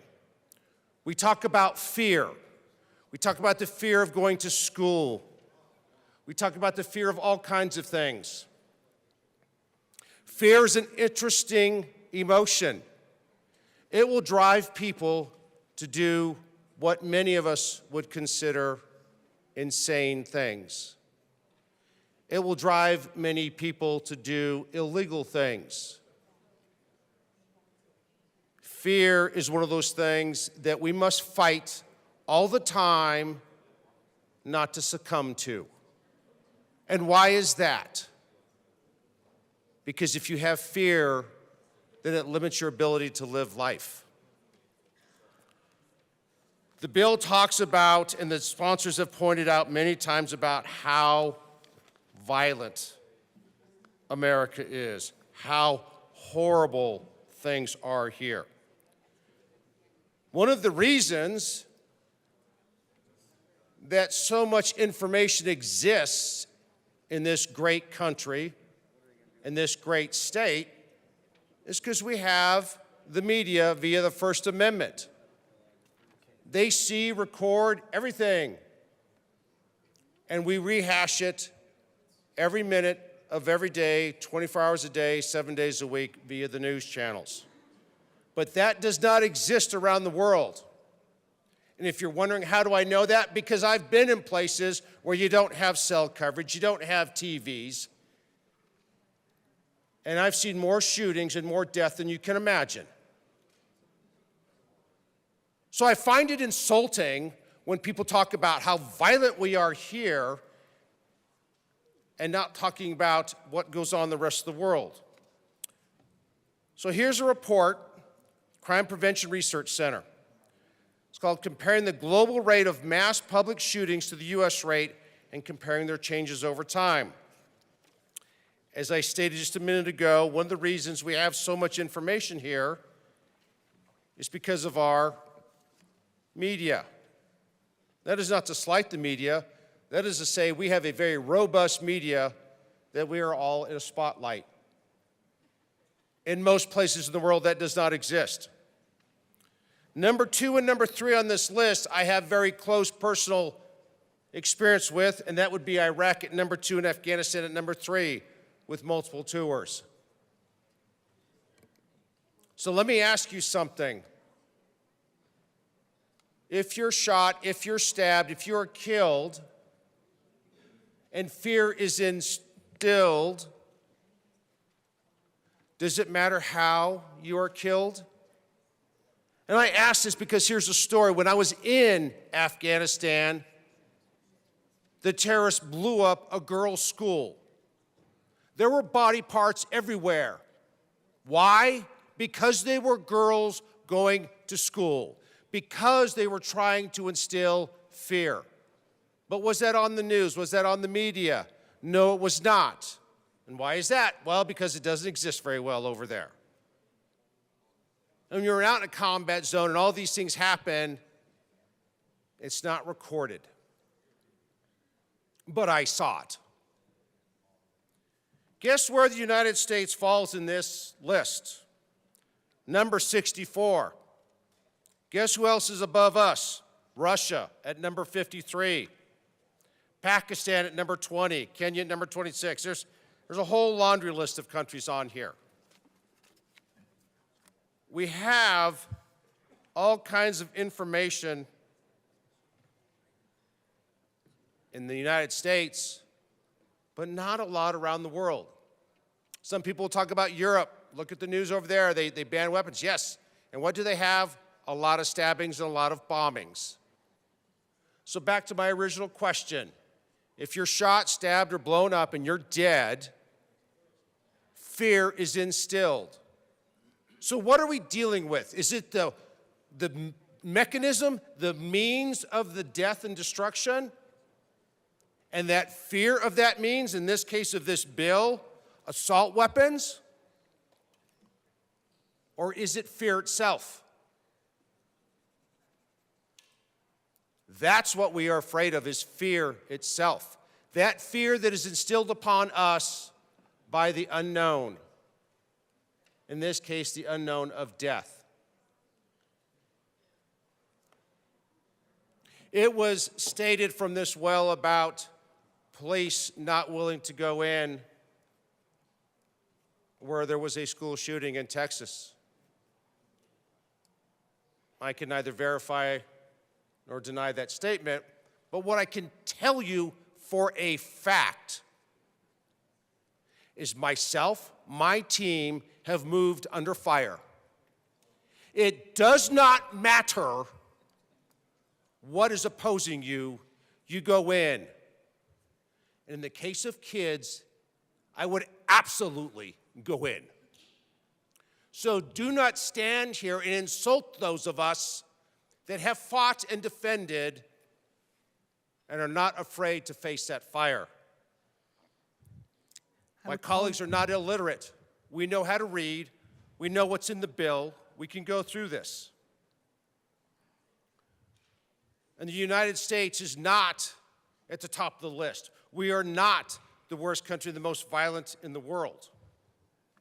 Matter of fact, this study says we're only number 64. So on that, Madam Chair, I move Amendment L22 to 1292 and request that it be properly displayed.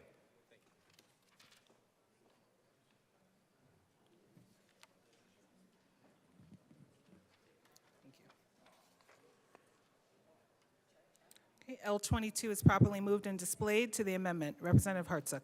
Thank you, Madam Chair.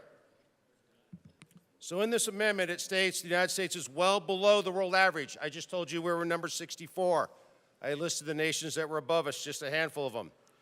In the terms of the number of mass public shootings, and the global increase over time has been much bigger than that for which the United States gun violence thereof.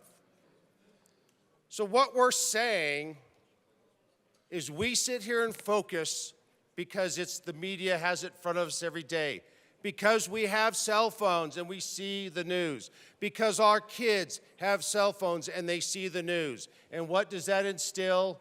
Fear. We should not be instilling fear in our kids, our friends, our family, our churches, any place in this country. We should be standing up to that fear. We should be facing it.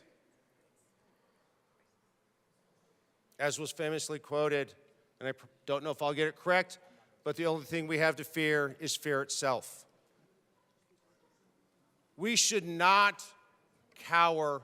We should not legislate in fear. We should not promulgate fear from this podium with legislation. There are evil, horrible people in the world, in this country, in this state, and in our communities. That's a simple fact. It's been that way forever. But to say that we are at the top is simply not an accurate statement. I would propose, and I encourage, and I vote on this amendment. Thank you. Representative Hernandez. Thank you, Madam Chair, and thank you, Representative Hartsook, for your amendment and your remarks. I appreciate a rigorous debate. Colleagues, we respectfully ask for a no vote. As much as jockeying for position on world charts for mass shootings might be the intention of the bill and where we fit, this remains a problem, and out of respect for the victims who have come and testify on this bill, out of respect, our legislative declaration is written in tandem with that. So we respectfully ask for a no vote. Is there any discussion, any further discussion on L22? Representative Bottoms? I do speak, thank you, Chair. I do speak in favor of this amendment. Part of the reason is because we do this kind of work. We make these kind of bills with no idea of what the actual statistics are even within our own country or within foreign countries. We are not a very violent country. The way that we're framing this makes us sound like we are. And I know that it's political speech. It's supposed to be put in there, but it's not accurate. And so I do strongly agree with this amendment that let's actually acknowledge some facts going along with this. So I urge an aye vote for this amendment. Is there any further discussion? Representative Holtorf.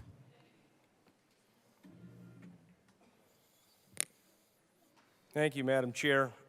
I want to speak to this amendment and the importance of this amendment brought forth by my colleague who's also served in the military and served in the Middle East. I think it's important that we understand this particular amendment talks about the fact that we are, as a nation, well below the average, and it states that, well below the world average in terms of mass public shootings. And that is correct, scientifically and statistically. What I think my colleagues that brought this bill forward failed to recognize is there are, around the world, there are many, many instances of mass violence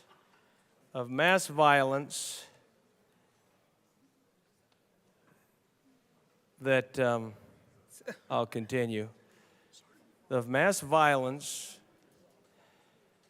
caused by improvised explosive devices that cause much more death and destruction than these firearms that are mentioned in this bill. When those things are detonated and have been, and I can cite many, many instances in Pakistan, in many communities where these devices are detonated and literally hundreds of people are killed or injured. Hundreds. They far exceed the destruction that is brought forth in this bill. So I want to support this particular amendment because I think it's important that we speak truth to what really is true in the context of the world and the United States. God bless you. Sorry. Okay. Representative Epps. Never mind. Okay. Is there any discussion on L22? Seeing none, the question before us is the passage of Amendment L22. All those in favor, please say aye. Aye. All those opposed, please say no. No. The amendment fails. To the bill. I had Representative Clifford. Sorry.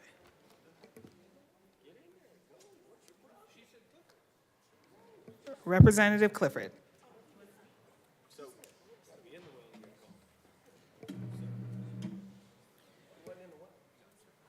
Yeah, I'm.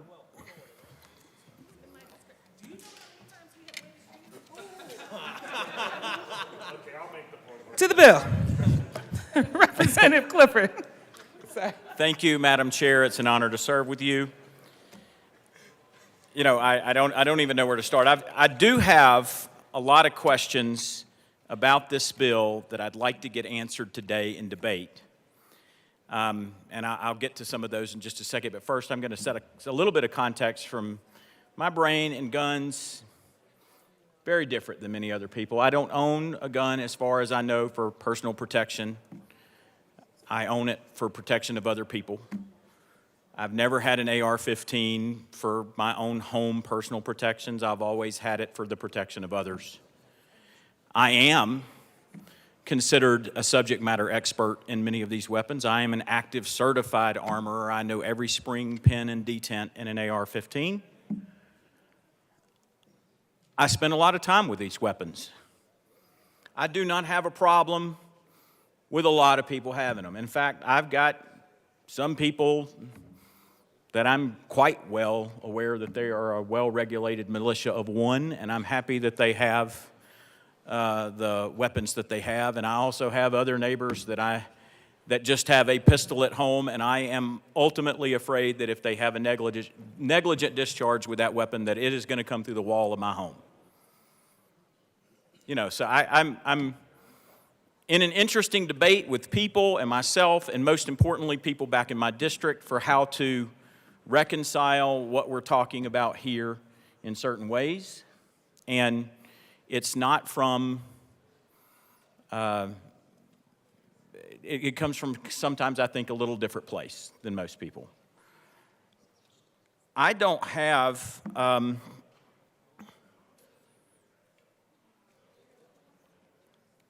some confidences in this bill that I'd like to understand. And I'm not saying that I'm a yes or a no. I think I'm a long way from a determining answer before we have to press a green or red button. The thing that I'd like to know is from the sponsors, from anybody that can answer these questions as we're debating the bill today, I'm not aware of any prohibition of anything in history that has worked. Now, I'll let you guys answer that. That's an important answer for me, no kidding. One of the biggest things, a prohibition of something that has worked. The other thing for me is I also have a fear. Now, this is a fear of a person who will go out. By the way, I have trained and trained and trained and trained and trained to go into a building where someone is shooting a gun, to go towards gunfire. I have personally seen the carnage of mass shootings. I have personally held a mother who had their child killed by another child with a firearm. I have looked at investigation. I have practiced Glencoe, Georgia at FLETC in very realistic situations so that I knew that I would be able to act in particular ways. So I have interesting views. I am mostly concerned for what our police officers have to encounter when they encounter people with these weapons. So I've been asking today, my team has been actively engaged with getting me every statistic imaginable about every type of gun violence, how it impacts our state, etc. I didn't read this bill in its length until Monday. I didn't think it was going to have a Senate sponsor. I'm late to the game. So that's where I am right now. But there are some other things that I'm considering as well. I got a call from a gun store owner. Actually, I called him. He sent an email. I called him. He's got 25 employees. You know, he was like, how does this work? 90% of the sales of my business are from this particular these types of weapons. I don't know. I haven't considered it. I hadn't thought about it. I want to understand how the economics work, those types of things. But it's all the way back to the prohibition. Now, the thing that concerns me the most about this debate is the rhetoric. And it's not just the rhetoric that comes from my emails, and the emails from, by the way, 2A advocates start off really horribly to those people. I don't know if it's the same way to the folks on the right side of the aisle, but I can tell you, if you opened my email and read the words used in the emails from 2A advocates right now, it's hard to reckon with. It's kind of like you sit in front of somebody that tells you how horrible of a human being you are, but vote for me. Vote for my view. Vote for my issue. I'm disturbed in this chamber that we have rhetoric and rhetoric and rhetoric and so many voices that are heard on so many topics so many times that their voices, they have caused themselves to have their voices that are akin to wallpaper. They just talk and talk and talk. It's important to me that we're debating. It's important to me that we get questions answered about this bill and that we're doing it from a logical standpoint. Representative Clifford, I can To the bill? appreciate the commentary, yes, and Yeah, so the questions that I still have. Let's be sure we're characterizing folks to the best of our abilities. Yeah, Characterizing them well. Thank you. No offense meant to anyone by any characterization. I'm not speaking to a person. I'm speaking in general about just kind of the tone about having this conversation. So we do have, it is our job in this body to provide the word regulation in what it means to be a well-regulated militia. It is our job in this body to protect, defend, and support Article 2, Section 13 of the Colorado Constitution, to regulate firearms so long as the enactment is reasonable exercise of police power and does not nullify the right to bear arms in defense of homes, person, or property. The Supreme Court of the state of Colorado has been very clear that that does not include sports weapons. I don't understand what removing these weapons is going to do or affecting the sale of them is going to do overall in the community, but I am absolutely for it if it can reduce gun violence. I am absolutely for it if I can cause one police officer not to come in contact with these weapons. But here's my other concern, and my friends on the right will like this. I think between now and July of 2025, with the enactment of this legislation, that untold people will feel an urgent need to own these weapons because they won't be able to do it anymore, and they're just going to go buy and buy and buy. And some of the people I have talked to in the last few days, I feel pretty certain I don't want them having guns. And I feel pretty good. They're probably saving up right now to get to the gun store. You know, I'm interested in getting answers to these questions. I am going to vote with my district. I am going to vote for my community. I am not going to vote with my biases.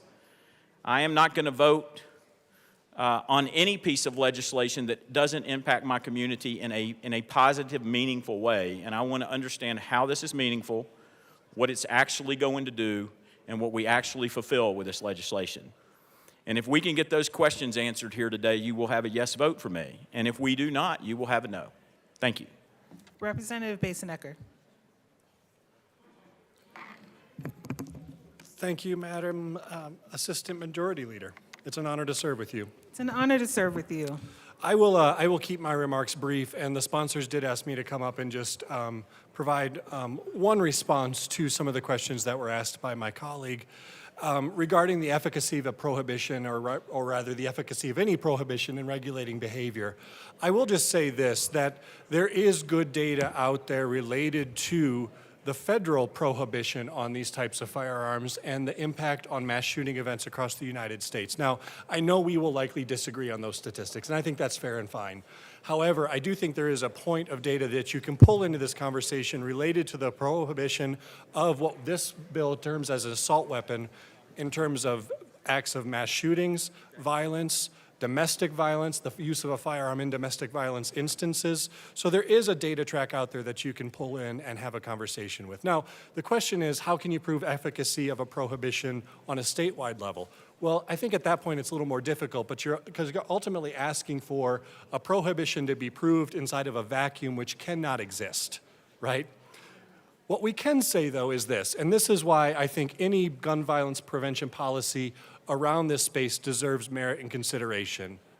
When we create a moment between the inclination to harm another person or yourself and the ready access to that firearm, and in this instance, the ready access to a firearm which can inflict carnage at a rate and in a way that is very different from other firearms, you do create a moment for personal safety. So if that means someone's going to drive out of state to acquire one of these firearms, well, they could still do that. But there's a good amount of space between you leaving Fort Collins and going to Wyoming and coming back and doing whatever it was you intended to do. Moments of space between the inclination for violence and the ability to inflict carnage on other people, I think, are critical in the world of gun violence prevention. So the efficacy of the policy, I think, is twofold. One, you reduce, and we probably disagree on whether or not this is actually worth it. I understand that. But I think you create a mechanism whereby there is a much lower instance of being able to inflict those mass shooting events using one of these firearms because, quite frankly, you stem the tide of these firearms in the first place, and you create a moment of space between the inclination for that violence and then the access to that firearm in the second place. So I do want to say thank you for your service to our community and for our country. And I'm going to hand it over to my colleague. Representative Mabry. Thank you, Madam Chair. I wanted to echo the comments of my colleague from Fort Collins and just stress, if you agreed with the logic of the 3-day waiting period that we voted on and passed last year, this logic applies in the exact same way, right? The whole idea behind the 3-day waiting period is we're going to give people a cooling period to cool off. This does the same thing. This does the same thing. And so if you voted yes on that bill just based on that logic alone, then that logic alone should lead you to be a yes on this bill as well. Thank you. Representative Weinberg. Representative Weinberg.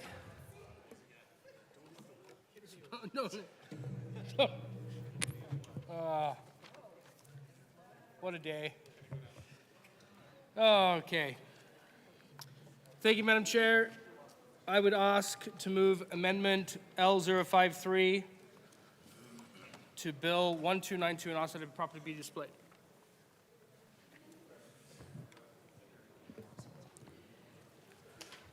Amendment L053 has been moved and is properly displayed. Representative Weinberg. Thank you, Madam Chair. It is an honor to serve with you. Honor to serve with you.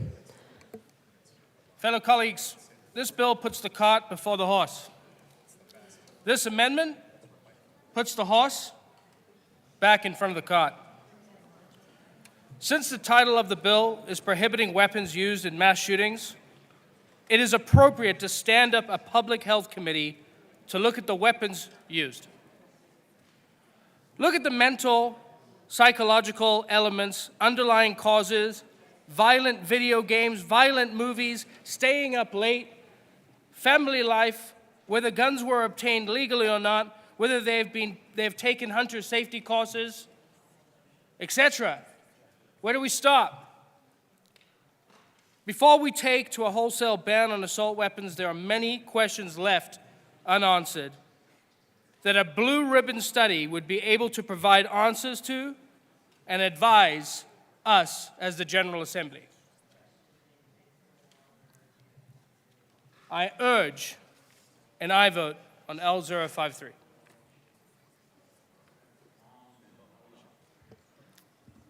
Representative Mabry. Thank you, Madam Chair. Members, I urge a no vote on this amendment. They have violent video games, mental health issues in Japan and Italy, in the UK. They don't have the same type of problem like we're having with school shootings. I think it's well documented that these sorts of weapons are uniquely used in these mass casualty events, and we urge a no vote. And members, the division has been called.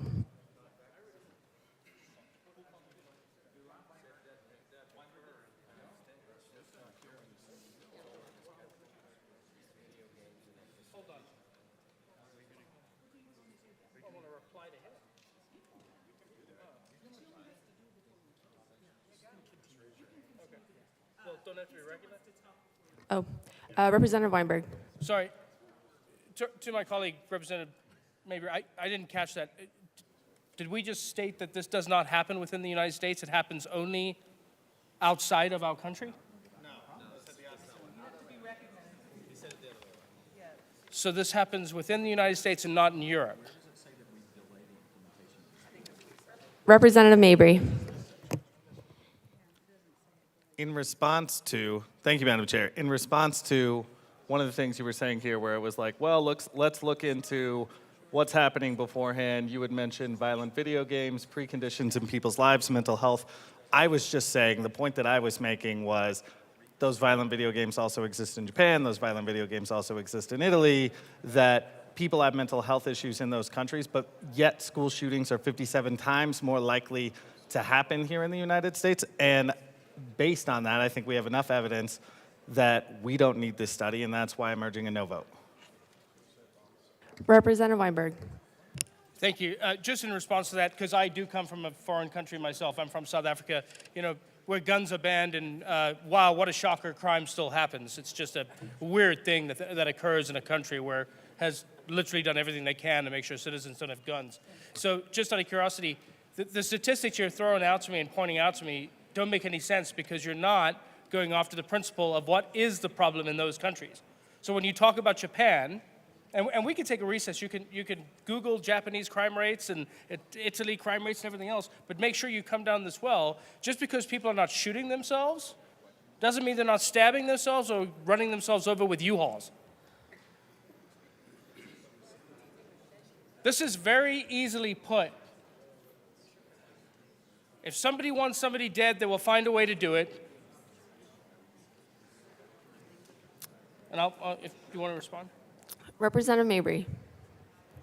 Thank you, Madam Chair. Members, there are practically 0 gun deaths a year in Japan, and the homicide rate in the United States is much higher than it is in Japan and other countries that are economically developed at the level that we are. Our homicide rate is much, much higher. And there is a link between the availability of weapons and that homicide rate. That is well documented.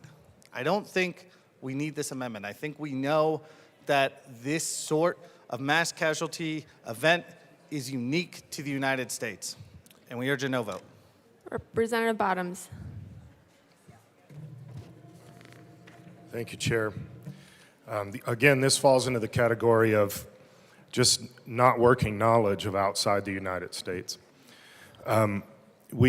Just last year, over 180,000 Christians were killed across the world. They were hacked to death with machetes, hatchets, spears, swords. Why? Because a lot of those countries are communist controlled. They don't have guns. But guess what? They're still killing them. So somehow that guns are the only thing that kills people, so we need to stop that in America.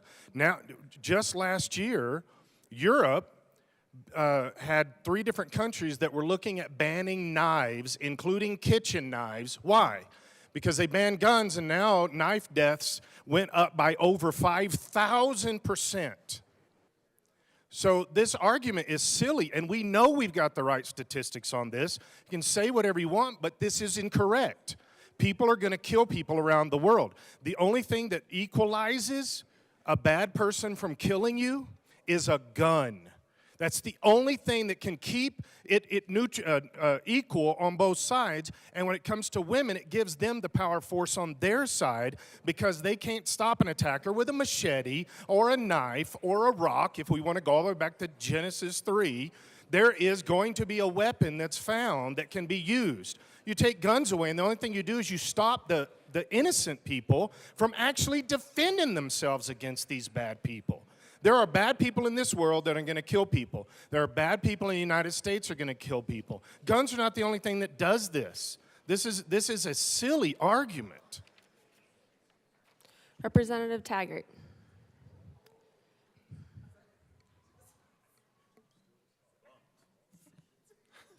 Thank you, Mr. Chair. I'm getting, my colleague is upset with me right now.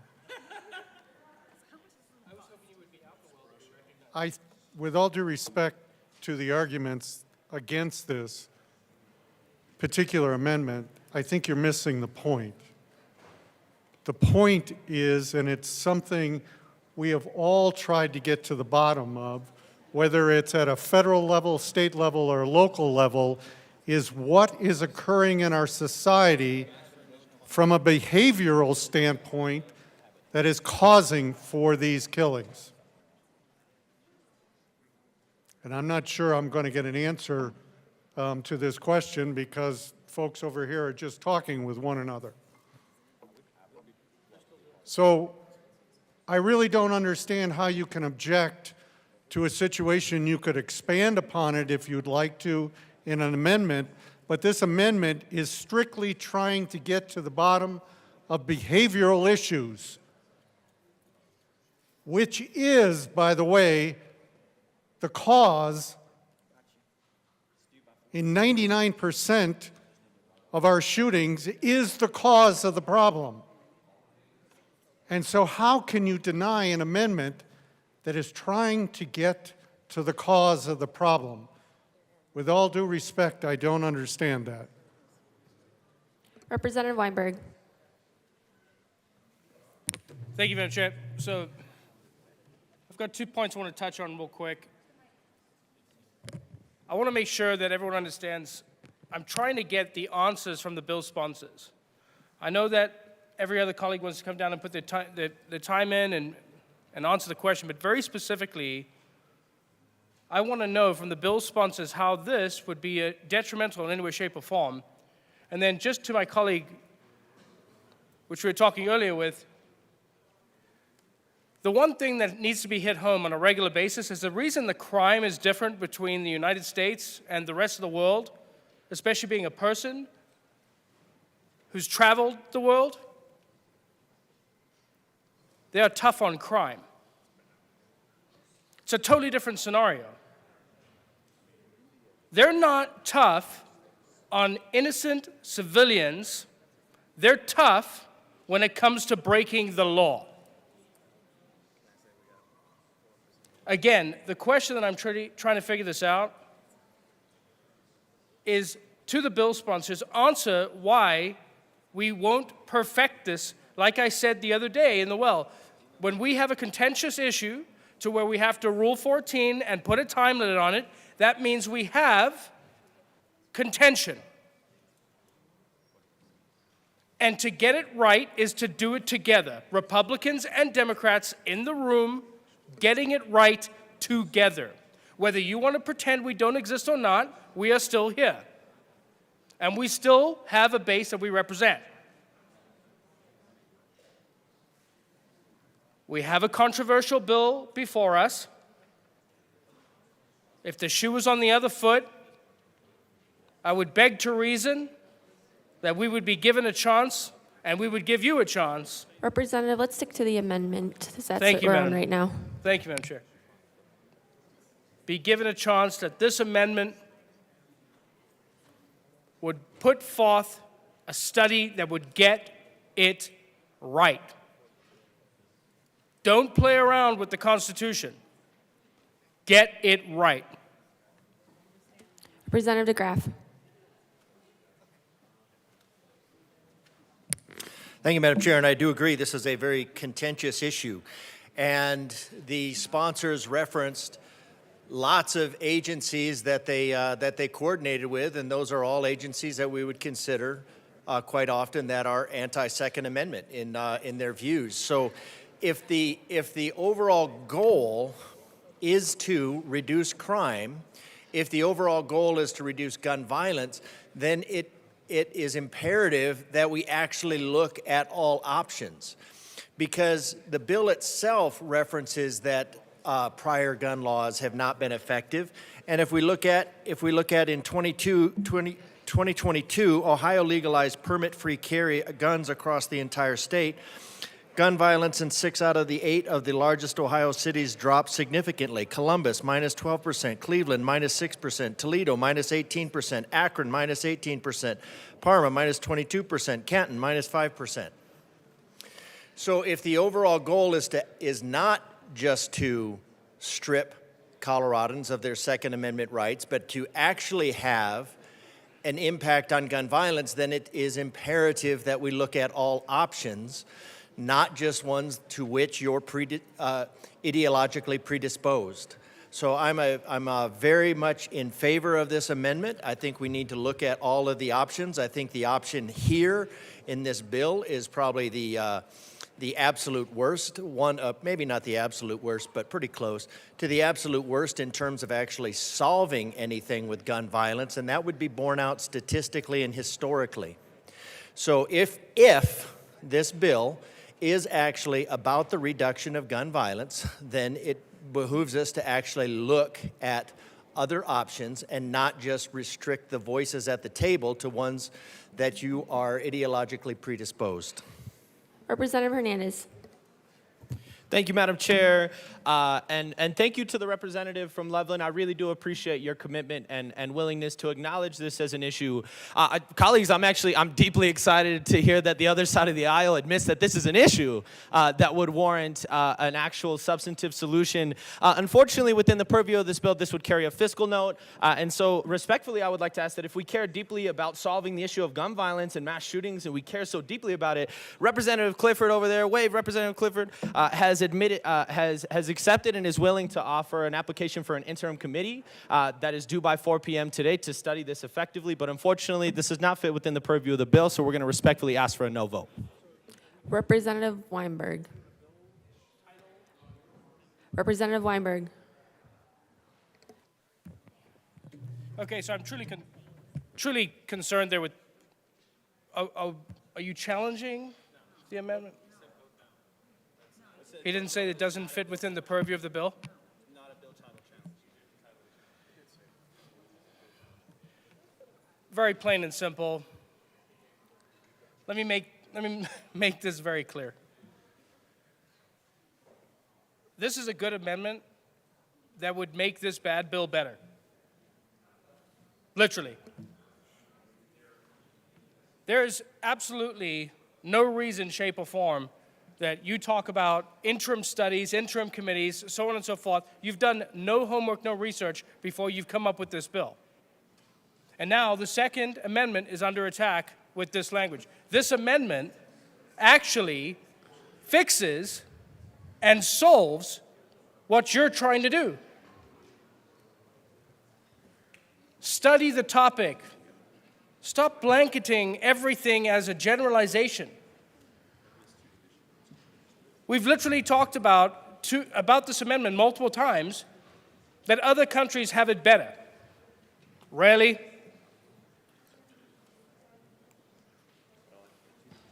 That's where we are. How about we talk about the United States?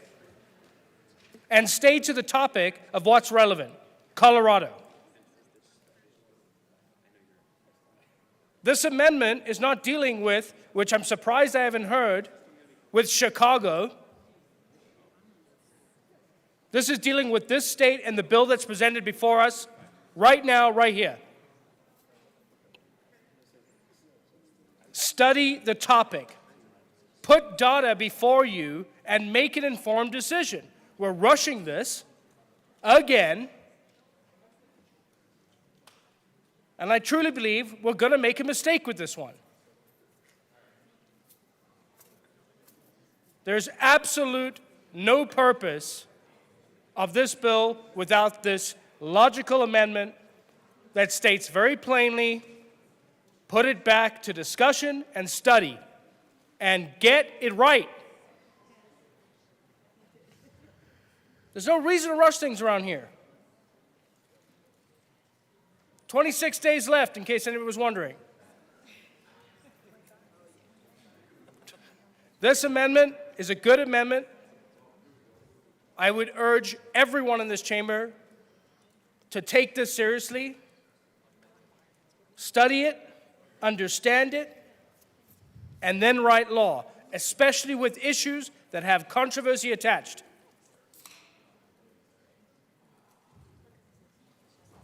Any type of bill that violates the Second Amendment is wrong. And all we have to do here with amendments is try and make bad bills better. And we would ask you to listen to what we're saying and help us help you understand the actual problem. Because right now, I don't think you understand the problem. And this amendment would fix it and help it and get us on track to doing something a little bit better for the people in Colorado and specifically for my city, the city of Loveland. Representative DeGraff. Thank you, Madam Chair. When you only have a hammer, everything looks like a nail. Right now, we have sponsors that are, at least half of them, are admitted abolitionists as far as the firearm goes. Representative DeGraff, let's talk to the amendment and not about the sponsors. Thank you, Madam Chair.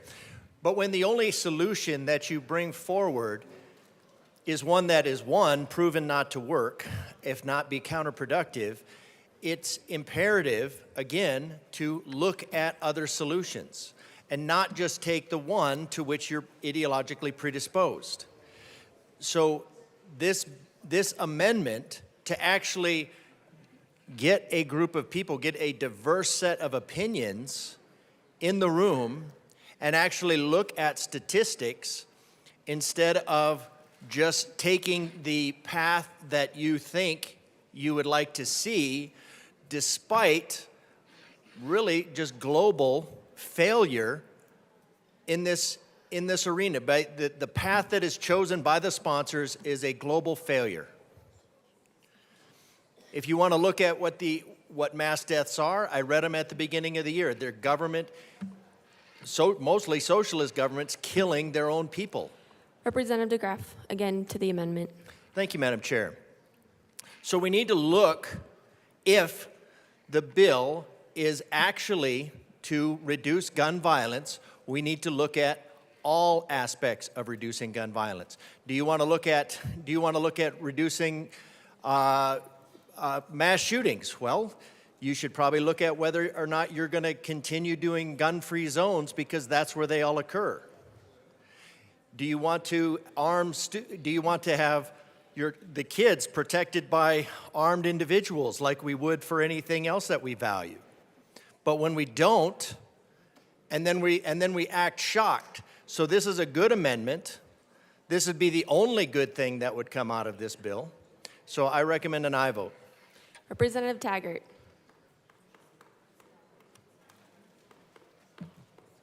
Thank you, Madam Chair. I found the argument to say no on this particular amendment interesting, and I would put a wager out on that.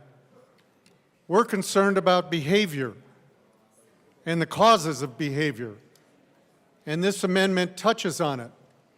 And the response was it might create a fiscal note. Well, I think I think I could say on behalf of my colleagues, if that fiscal note was reasonable and it helped us get to the bottom of this issue, you would probably have 19 votes. Excuse me? Do you want to repeat that on the mic? We're going to take a brief recess.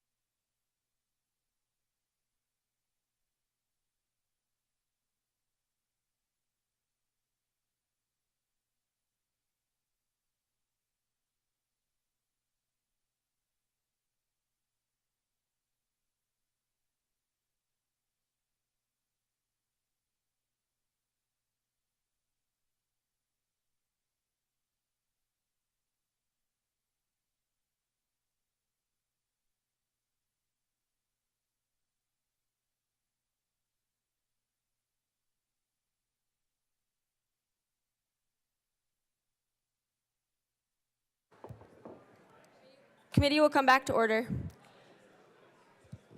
Representative, let's see. Representative.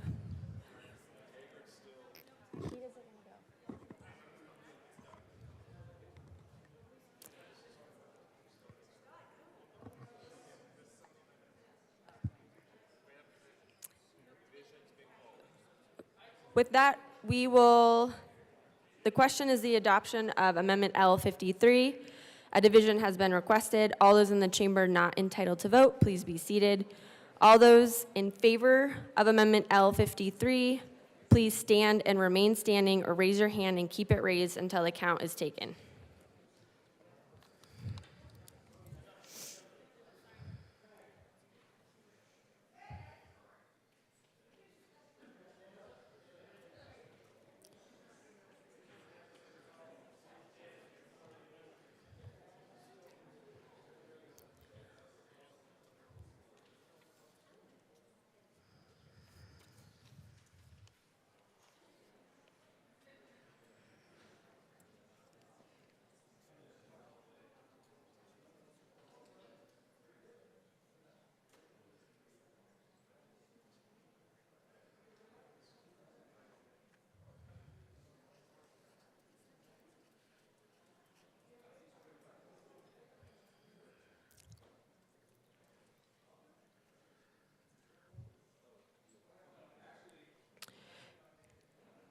You may be seated. All those opposed, please stand and remain standing in one place until the count is taken.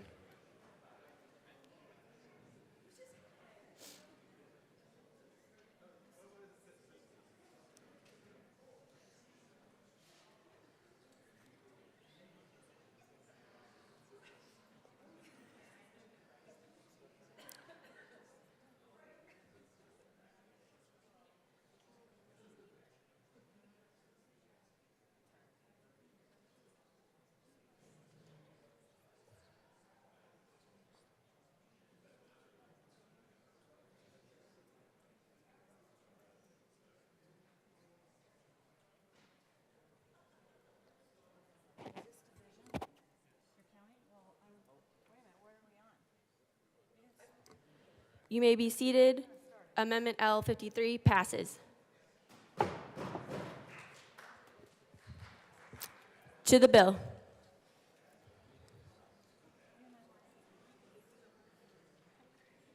Representative Wilford. Thank you, Madam Chair.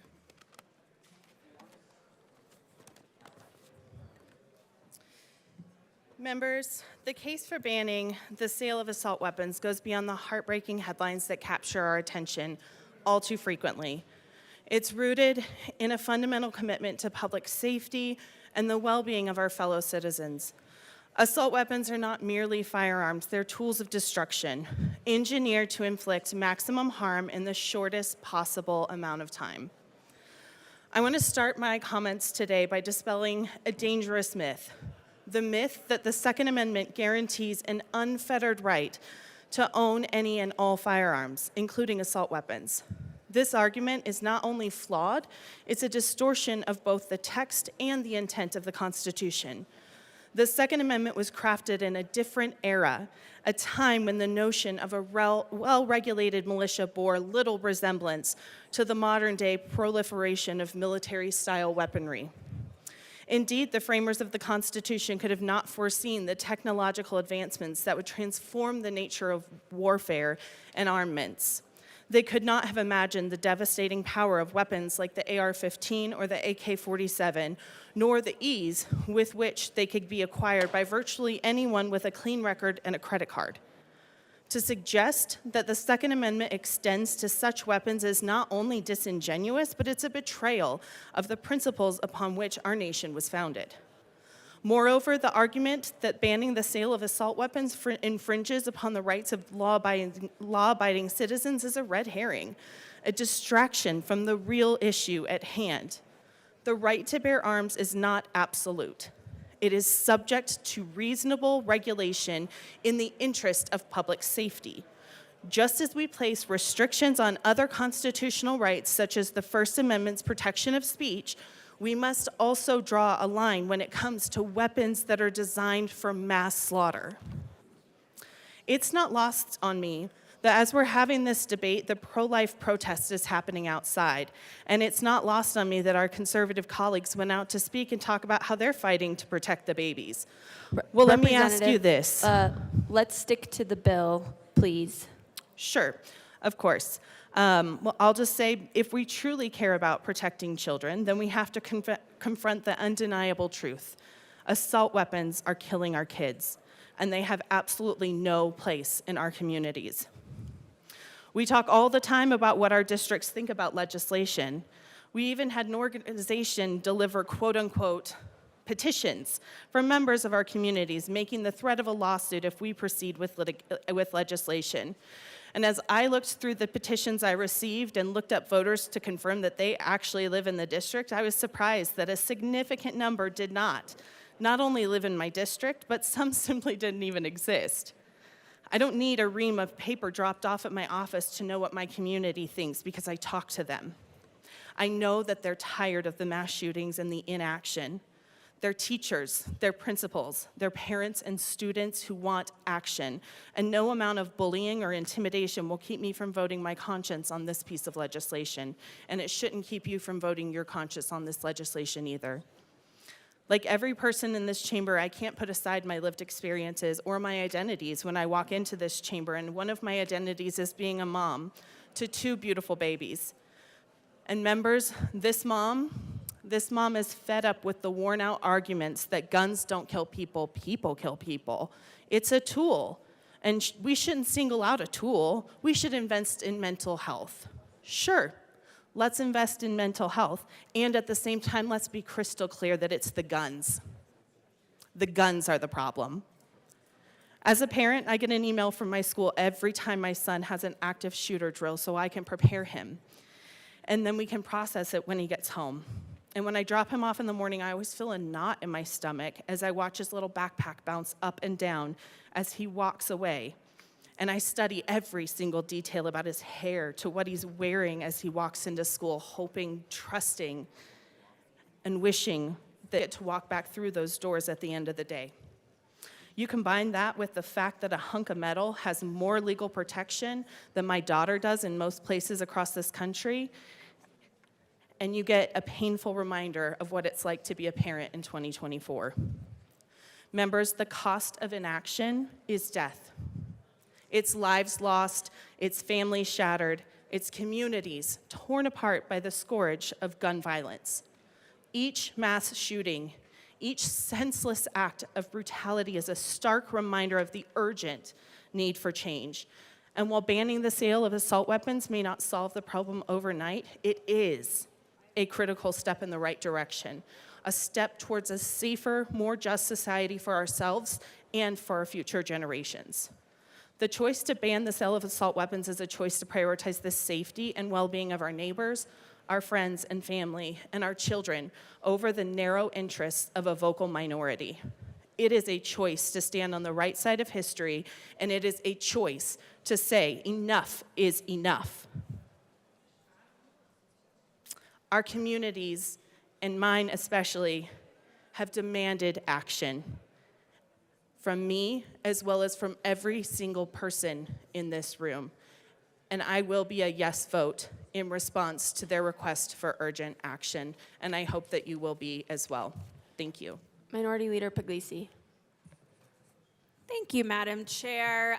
We've had such great conversations around the health and safety and welfare, and I'm really glad to see that last amendment went through and that there's a lot of consensus in this room that more conversation around the health benefits or detriments is incredibly important.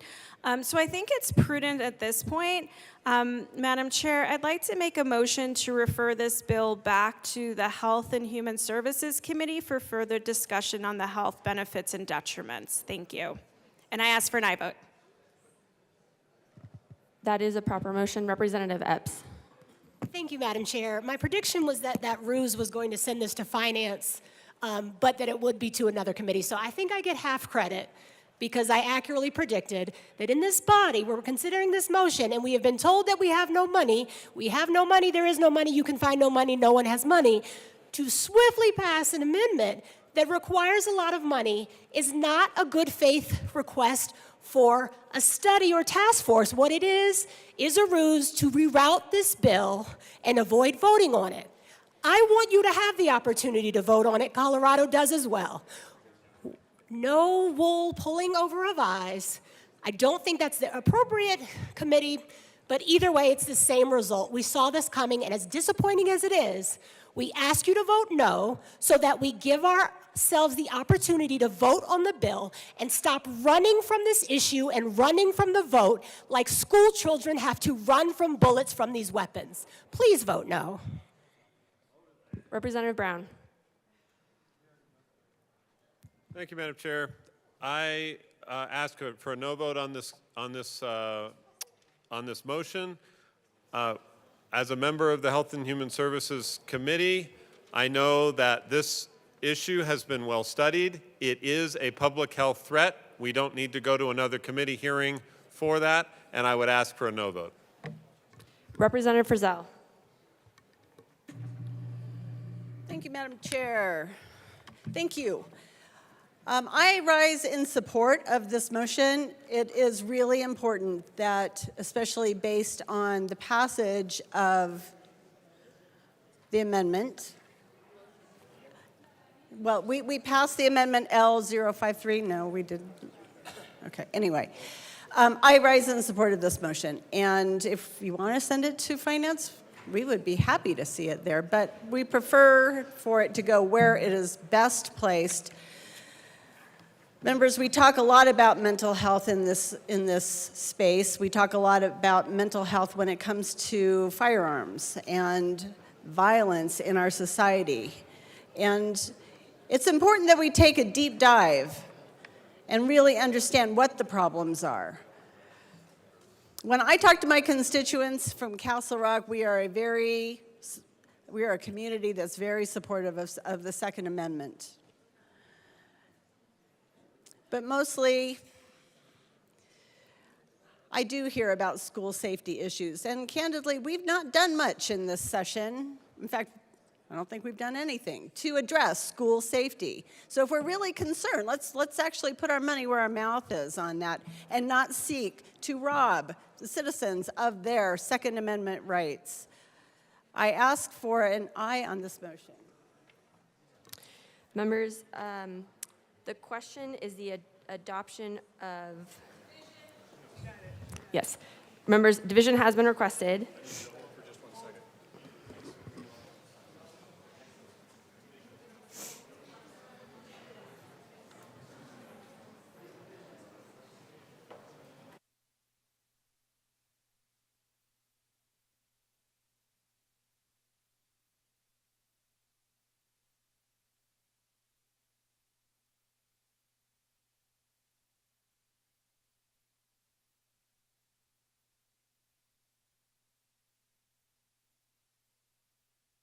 I'm going to...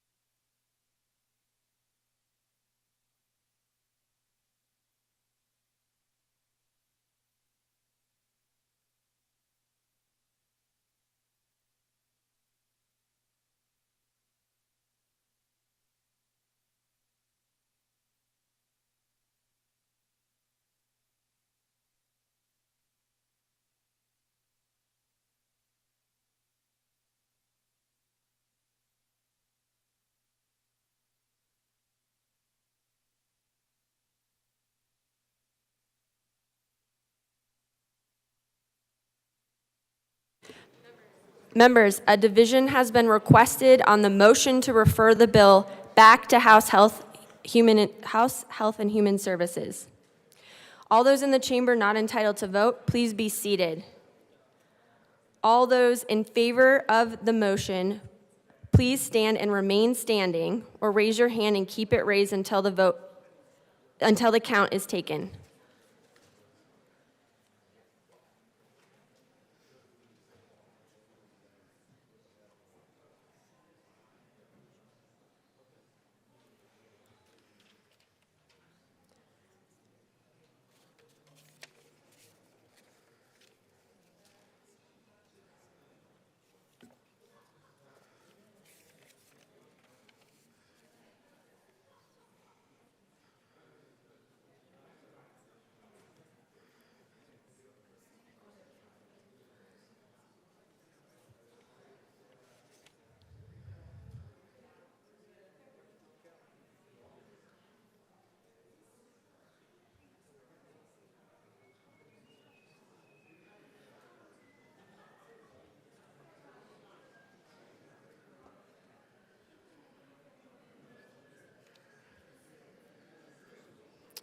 You may be seated. All those opposed, please stand and remain standing in one place until the final count is taken.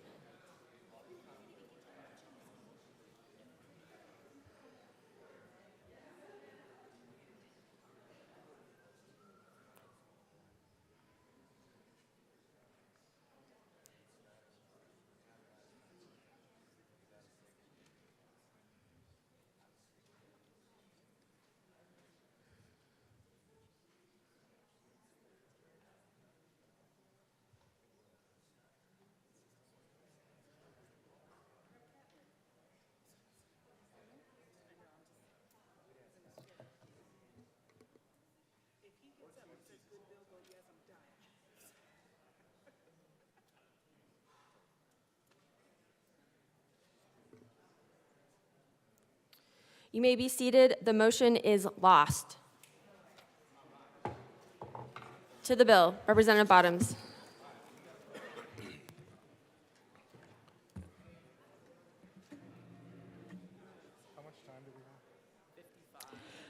And members, I'll make an announcement. There are 55 minutes and 48 seconds left in debate. Representative Bottoms. That's child's play. A few things that I want to address. A lot of things have been said down here in so many different ways.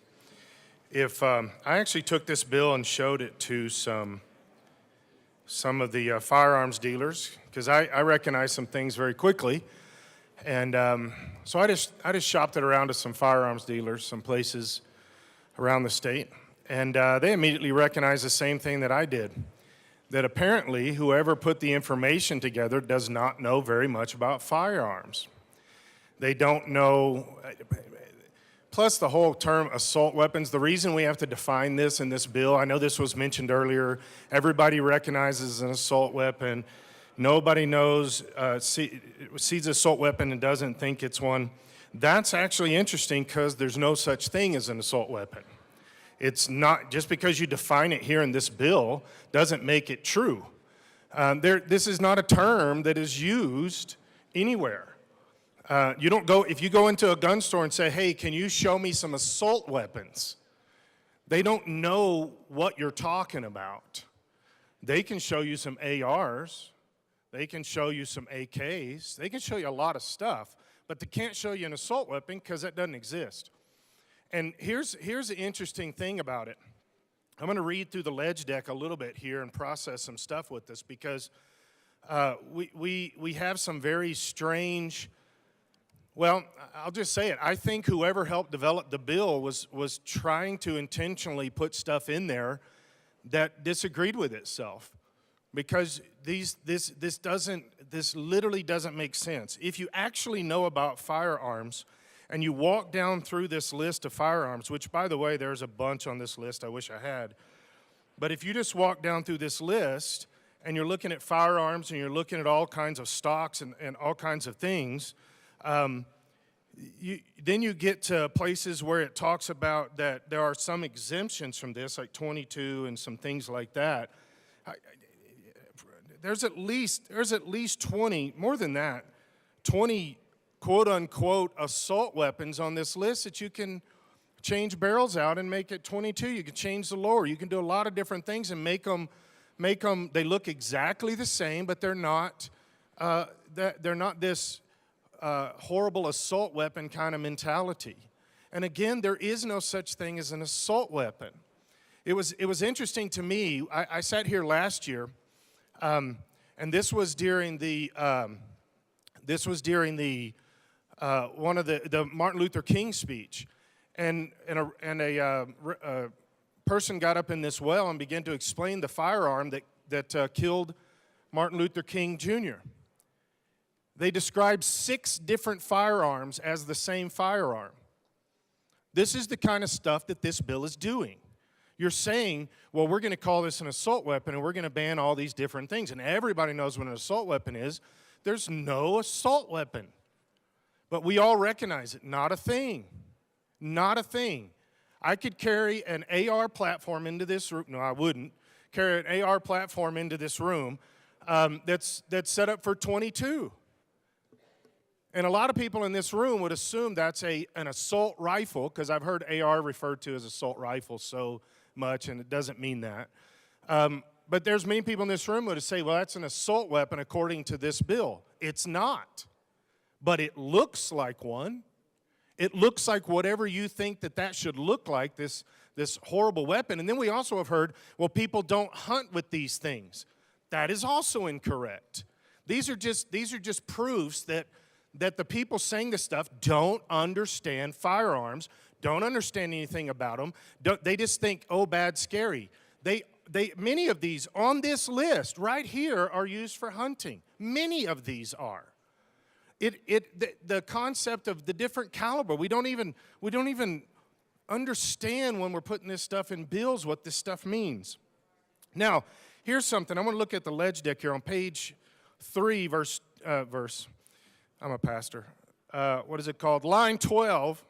On page 3, line 12, it says, such instruments have no place in civilized society. Do you realize there is no such thing as civilized society if you don't have these? Civilized society does not exist without these. That's the goofy little unspoken thing in here. The only thing that is keeping the criminals at bay is weapons. The only thing that's keeping the bad guys at bay, and not just policemen having weapons. Less than 1% of all deaths in the country are done by what you're calling an assault weapon or AR. Less than 1%. This makes no sense. But we're going to keep the country safe because of this? The only thing we're going to do is we're going to have people put in danger. I fight for the kids. This is the #1 reason I came to this Capitol, is to fight for the kids. And that's been mentioned by 4 or 5 different representatives, that we're doing this to keep kids safe. No, you're not. You're putting them in danger. You take VSOs away from a school right here in Denver and somebody gets shot. That's what happened. This is the opposite of keeping kids safe. I believe in babies. That was mentioned by 2 or 3 representatives. I believe in keeping babies safe. I actually go all the way to conception. I keep babies safe forever. But we keep acting like we're going to keep babies safe by what? Taking guns out of the people that will protect the babies.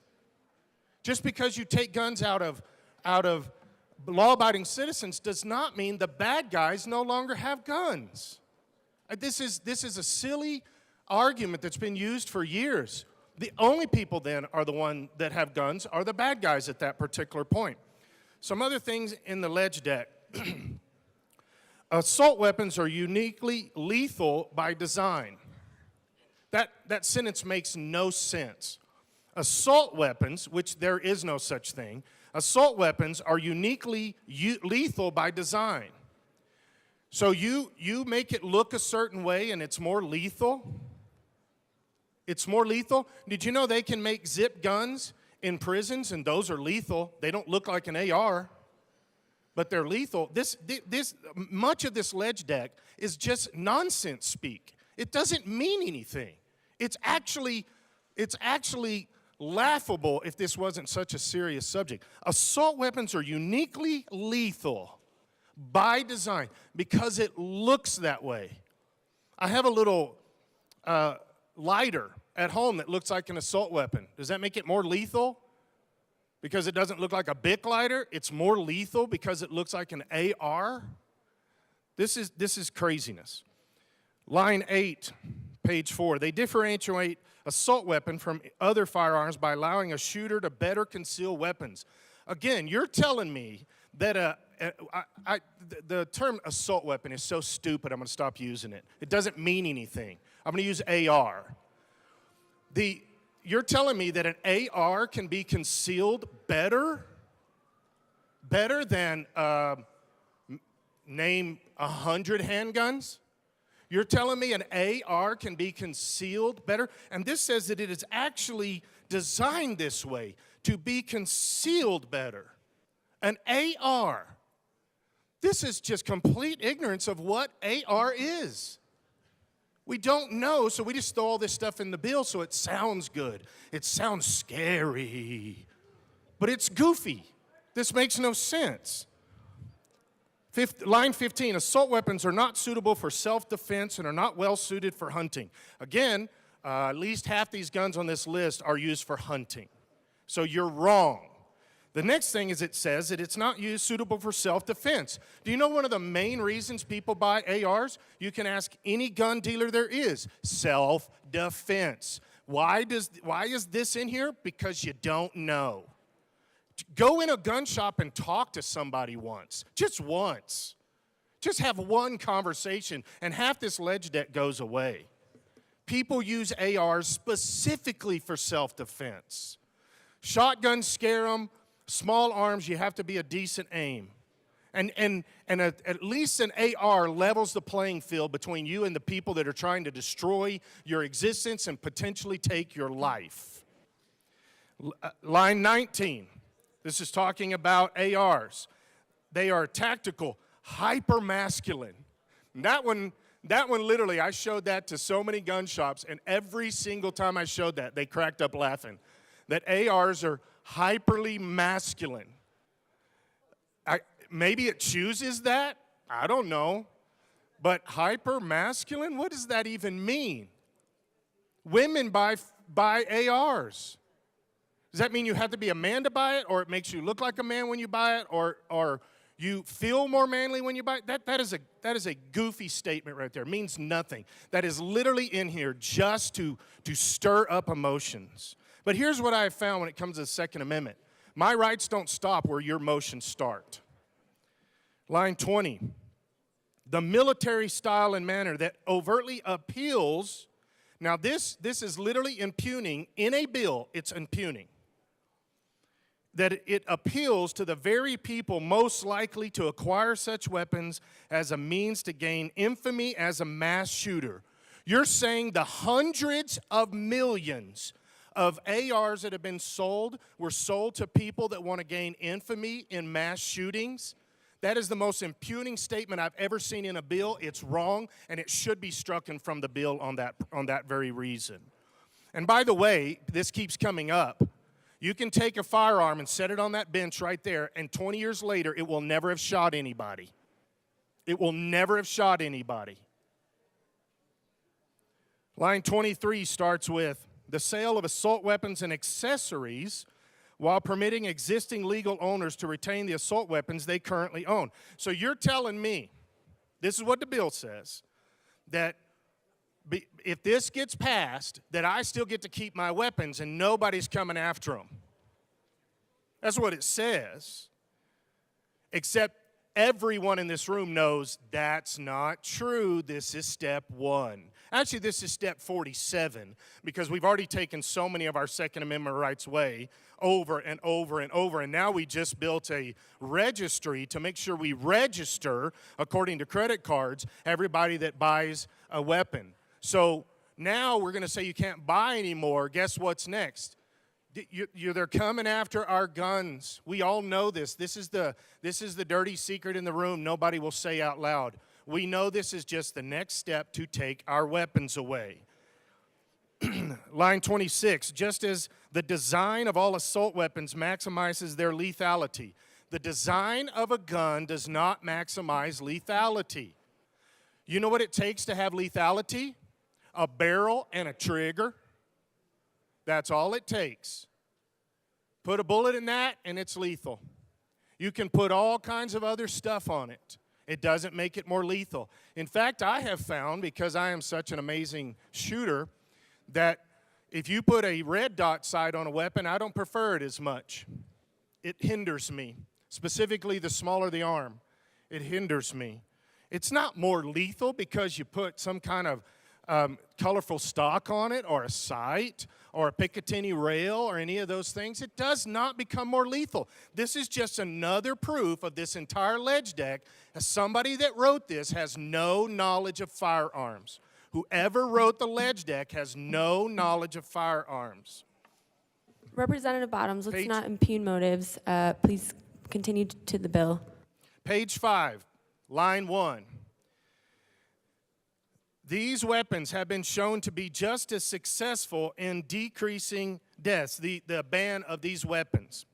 Well, let me address that, because that's not true on so many levels. I keep hearing this over and over. There was one study done that said that when there was the federal AR bans, or what you guys call assault weapons ban, every time I want to laugh when I say that. But when this was banned in 1994 by the Clinton administration, all of these statistics show that mass shootings went down and all these things different happened. That's actually not true. There was a study that said that.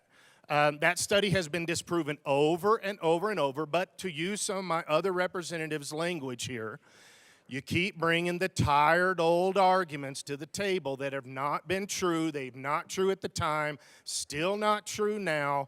These facts have been checked and they are wrong. Many, many other studies. Let me give you some of these. The Annenberg Public Policy did a fact check on the whole mass shooting went down. This is what they wrote. We wrote about this issue 8 years ago when the gun debate was raging in Congress. At that time, we found a 3-part study funded by the Department of Justice. So the Department of they're reporting on it, but the Department of Justice did the study of the 1994 to 2004 gun ban by the Clinton administration. And the Department of Justice concluded that the ban's success in reducing crimes committed with banned guns was mixed. This is the DOJ, the very, very conservative DOJ under the Clinton administration, ruled that this was mixed, that there is not evidence that this gun ban proved anything. I know my colleagues are upset at me because I'm taking so much time, but I didn't do Rule 14, so don't be mad at me. In February 1 of 2013, the final report concluded the ban's success in reducing crimes committed with banned guns was mixed. This is another study. Gun crimes involving assault weapons declined. However, the decline was offset by what? Steady rise of other guns. If you ban all guns, it'll be a steady rise of knives and machetes and hatchets. A RAND review of gun studies, updated in 2020, this is not very long ago, concluded that there is inconclusive evidence for the effect of assault weapons bans on mass shootings. I'm gonna move down through this so that we give 4 or 5 minutes to everybody else. The Criminology and Public Policy study by Grant Dew, Director of Research and Evaluation for the Minnesota Department of Corrections, found that after controlling for population growth, the assault weapons ban did not appear to have much of an effect on the number of mass shootings. Compared to the pre-ban period of the 10 years, the ban was in effect. Didn't have an effect on it. There is no proof whatsoever that banning guns reduces mass shootings. But what it does do, if you will do the opposite, which one of our representatives said, if you do the opposite, if you increase concealed carry, crime goes down everywhere you do that. Every place you increase concealed carry, crime rates go down in the exact same proportion. Because why? Criminals don't want to get shot. They don't want to get shot. They don't mind if you say mean things to them and put them in jail, but they don't want to get shot. And that's the only thing that's going to stop criminals is you have a gun in your home and they're less likely to come in there. That's been proven over and over and over. Now, there was also some information that said that the reason that we need to ban this stuff now is because our founding fathers had no idea of the advancement in weaponry that was going to come along. That's actually a true statement. They had no idea. But you know what they had at the time? They had assault weapons. They had cannons. Those are pretty brutal. And I've heard people say, well, you weren't allowed to own a cannon. Go to almost any city in the South or on the Eastern Seaboard, and they're going to have cannons in the public square. You know where they got them? Look at the little name tag on there. It was donated by private individuals, almost every one of them. The idea that private individuals didn't have cannons is laughable. It's just a complete ignorance of history. But the assault weapons at the time were the most advanced weapons they had at the time. And they were shooting each other and killing each other. This was called the Revolution. The reason we are not British today is because we took up arms, the most advanced arms at the time to defend ourselves against what? Not criminals, not people breaking in our house, but the government. And that's why the Second Amendment exists. As somebody else said, I don't remember who it was, said earlier, when this body wants to take away our guns, you better go buy some, which I've been doing. But when this body or any state body or any federal body wants to take your guns, you better go buy them because there's other things coming.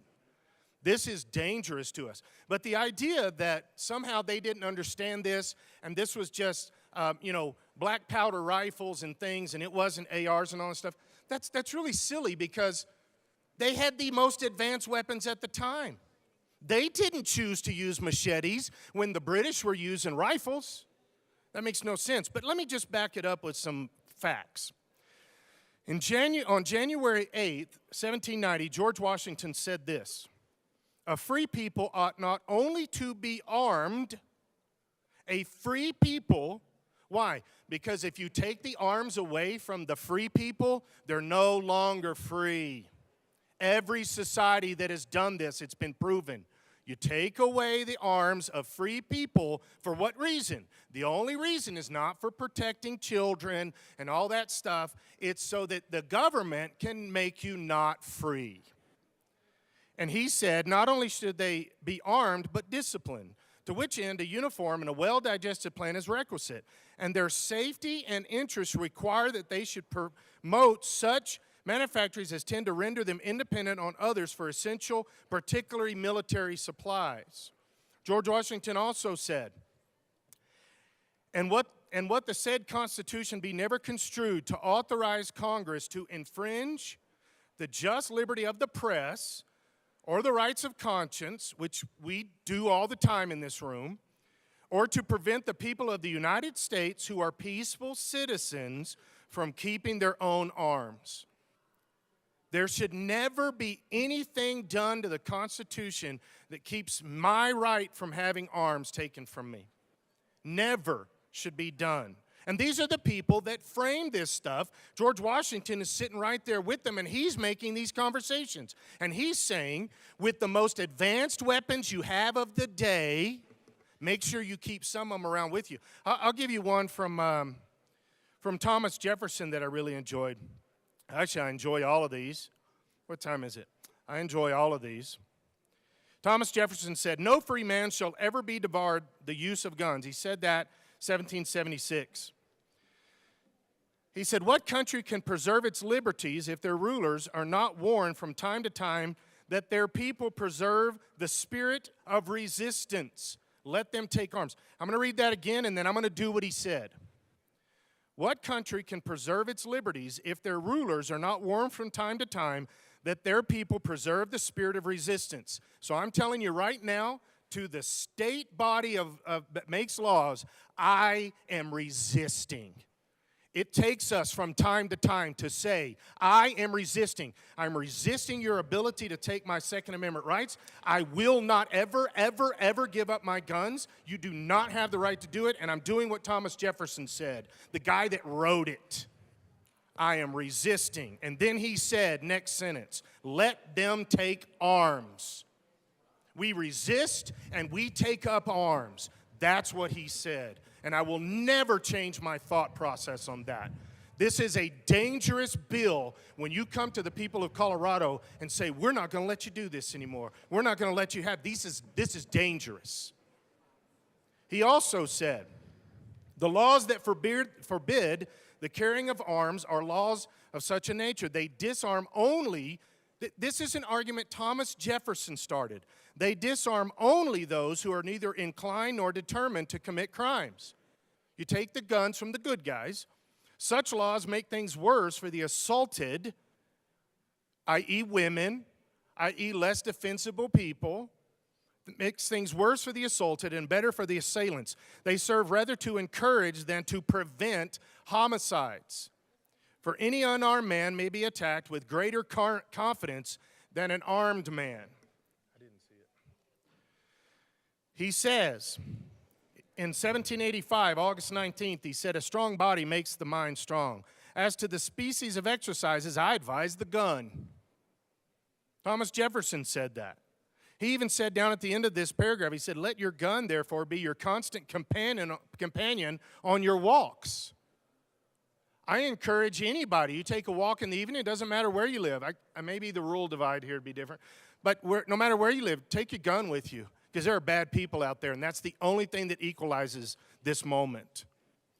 Thomas Jefferson also said,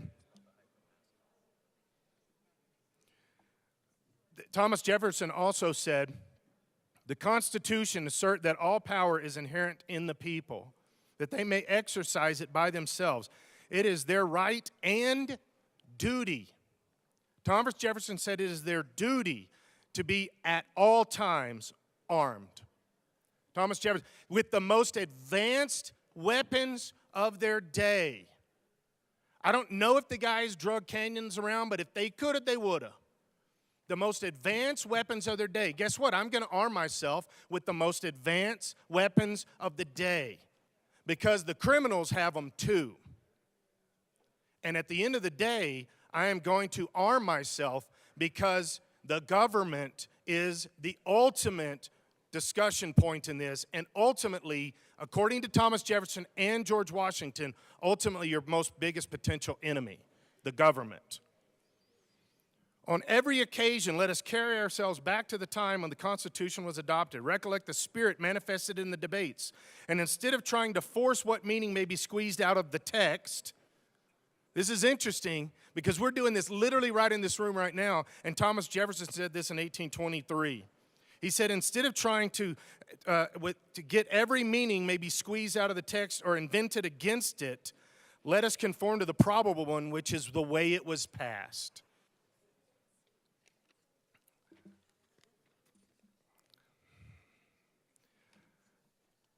I assume, I'm on a roll, but I know you guys want to talk too. But I didn't do Rule 14, so don't be mad at me. That they can give up essential liberty to obtain a little temporary safety deserved, neither liberty nor safety. Democracy is two wolves and a lamb voting on what to have for lunch. I love that. Listen to that again. Democracy is two wolves and a lamb voting on what to have for lunch. Liberty is a well-armed lamb contesting the vote with the most modern, up-to-date weapons of your day. It does not make sense that what we are going to be concealed carrying around the country is black powder pistols, because that was the argument made earlier, that, well, they didn't understand how advanced these weapons are going to become. So I guess we should carry, the good people should carry black powder rifles and let the bad guys carry MP5s.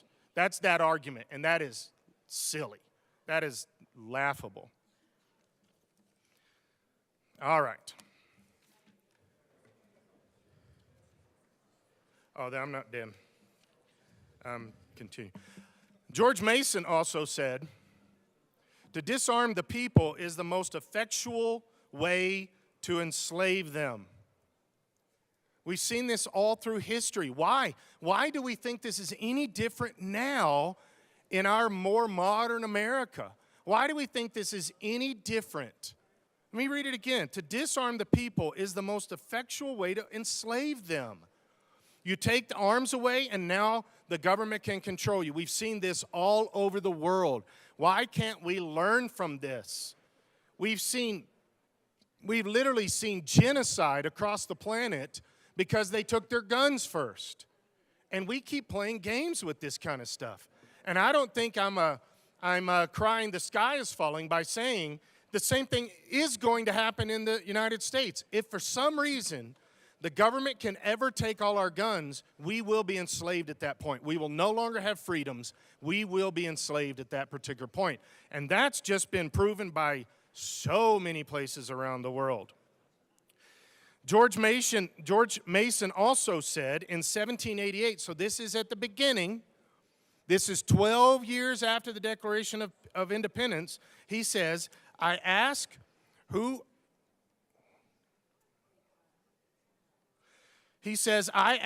are the militia? Because that was also the argument that was brought up on the other side, is they didn't understand the modernization of guns, and they didn't understand how this was going to be, and then that argument always rolls into, well, you need a well-armed militia. So George Mason, in 1788, he made this consistent for us. He said, I ask, who are the militia? They consist now of the whole people. That means according to the Constitution, according to George Mason, every one of us in here are the militia. And Ben Franklin said that you should be armed at all times. Thomas Jefferson said you should be armed at all times. He said they consist now of the whole people except a few public officers. I find that hilarious because that actually fits. If you guys want to go with the Constitution and you want to go with actually the way our laws and the Constitution is designed, everybody out there should be armed, but we shouldn't be in this room.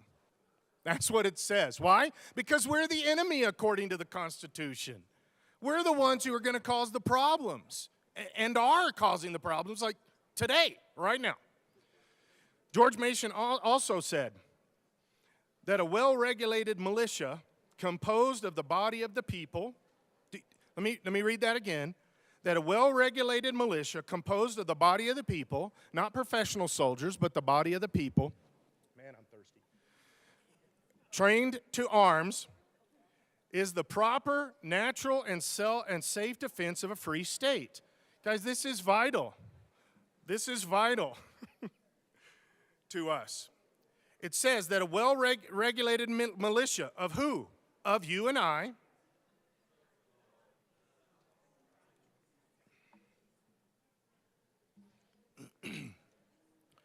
Trained to arms is the proper, natural, and safe defense of a free state. That standing armies in time of peace. So I put this up here.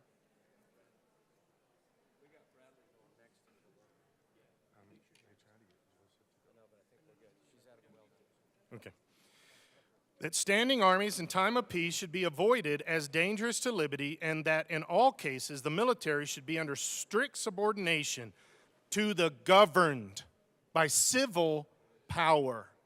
That means when it comes to being a militia, the people govern. The people are the militia and they govern.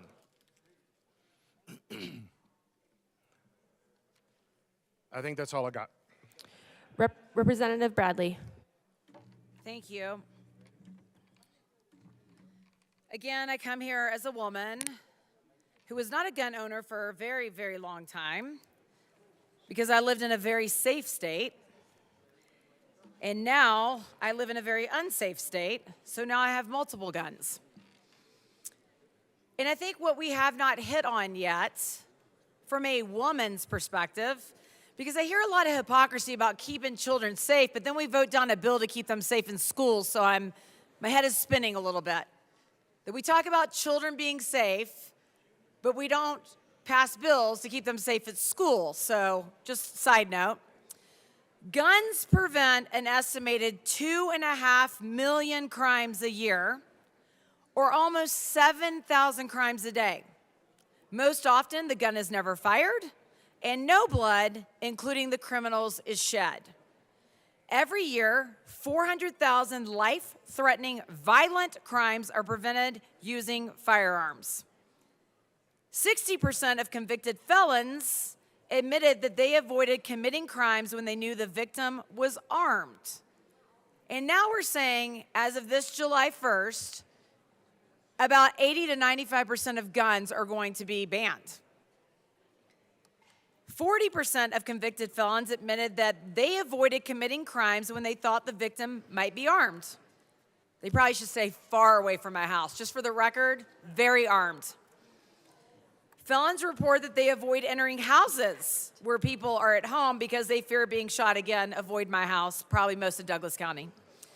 Fewer than 1% of firearms are used in the commission of crime. So we have 1% used in the commission of crime, 2.5 million crimes a year deflected because I just brandish a gun, but you're gonna go after those of us that are protecting our rights. And during President Obama's time, following Sandy Hook, he estimated that the number of crimes prevented by guns could be even as high as 3 million. So let's ban the guns. Let's ban all the guns after July 1st because of a small percentage of mass shootings. In defense of gun use is more than shooting bad guys, James Orgresti, founder and president of Just Facts, provided overwhelming evidence from multiple sources showing that defensive gun use is more common and effective than anti-gun fanatics like the New York Times suggests or will admit. He says that people who use a gun for defense rarely harm, much less kill criminals. This is because criminals often back off when they are discovered their targets are armed. But let's take that away from people. Let's take that away from 3 million people who brandish a gun to prevent a crime every year. Let's take those rights away from them. And let's talk about crime in Colorado, because I feel like in this body, we look for problems instead of solutions. We see it all the time. In 2019, in Colorado, violent crime totals were 25,291. In 2023, crime totals were up to 30,000. Now, what happened in between those 4 years? We passed so much anti-gun legislation, our heads were spinning. And instead of taking the crime down like everyone told us it was going to, it actually went up by 4,000 more crimes. Property crime went from 157,050 crimes to 171,515 crimes. Do we think law-abiding citizens like me are committing these crimes? They're not us. They're the criminals. And now, because of this bill, as of July 1st, 80 to 95% of guns in this bill are going to be banned. But I have a great idea. Let's continue to decrease penalties for criminals, because the statistics show that that's actually working. It's not working. Crimes continue to go through the roof in Colorado, and the people of Colorado are sick of it. And you know what they're also sick of? You coming after their Second Amendment rights. And the good representative from El Paso already talked about this. The Violence Project publishes the most comprehensive mass shooting database. The federal ban became effective on September 24th, 1994. In the preceding decade, the Violence Project database shows that 25 mass shootings resulted in 156 total fatalities out of 25. Assault weapons were used in 6 of those 25 shootings, with 36 fatalities. During the ban, 33 mass shootings resulted in 173 total fatalities. Assault weapons were used in 7 shootings with 42 fatalities. In the post-ban decade, 46 mass shootings resulted in 328 fatalities, with assault weapons used in 8 shootings with 70 fatalities. So we just continue to go up. The more you guys legislate our Second Amendment rights, the more crime goes up, and so do mass shootings, compared to preventing almost 3 million crimes a year. This just doesn't make any sense. It doesn't make sense to continue to strip my Second Amendment rights when you're not even doing anything about mass shootings. The Violence Project database also shows that there were more mass shooting fatalities in the decade during the federal ban than in the decade before the ban. So I want to know where the research is coming from. The research is not there to statistically prove that we need to ban these weapons. But what is there is that Colorado is the 4th highest nationally for combined property and violent crime rates, according to the FBI. So you're willing to take our guns to keep us from defending our families and ourselves. This bill is another attack on women. The result of this bill will keep women defenseless and dependent on men, police, neighbors, dogs, anyone but themselves for defense. If we ban assault weapons, semi-automatic weapons, we are putting women at a greater disadvantage. Women do not have the same type of physical strength and opportunity. Do you want to speak? Okay. I have article after article after article. 14-year-old girl fires gun to save sisters. Women flip the script on guns. I just shot him out of the house. Example after example after example. We were going to run an amendment to talk about the fact that women have gone from 12% gun ownership to now 22%. That minorities, 56%. 59% actually. African Americans and African American women are now one of the fastest growing demographic groups in the African American community who are purchasing guns. And you know why all of us are doing it? Because you're tying the hands of law enforcement, and now you're taking away our Second Amendment rights or our future purchases of our Second Amendment rights. Women are going to continue to be victims of crimes because of legislation like this. I will not comply. I will not do this, and I will tell my constituents not to do this. This is infringement of the Second Amendment, and we will not comply. Representative Bradfield.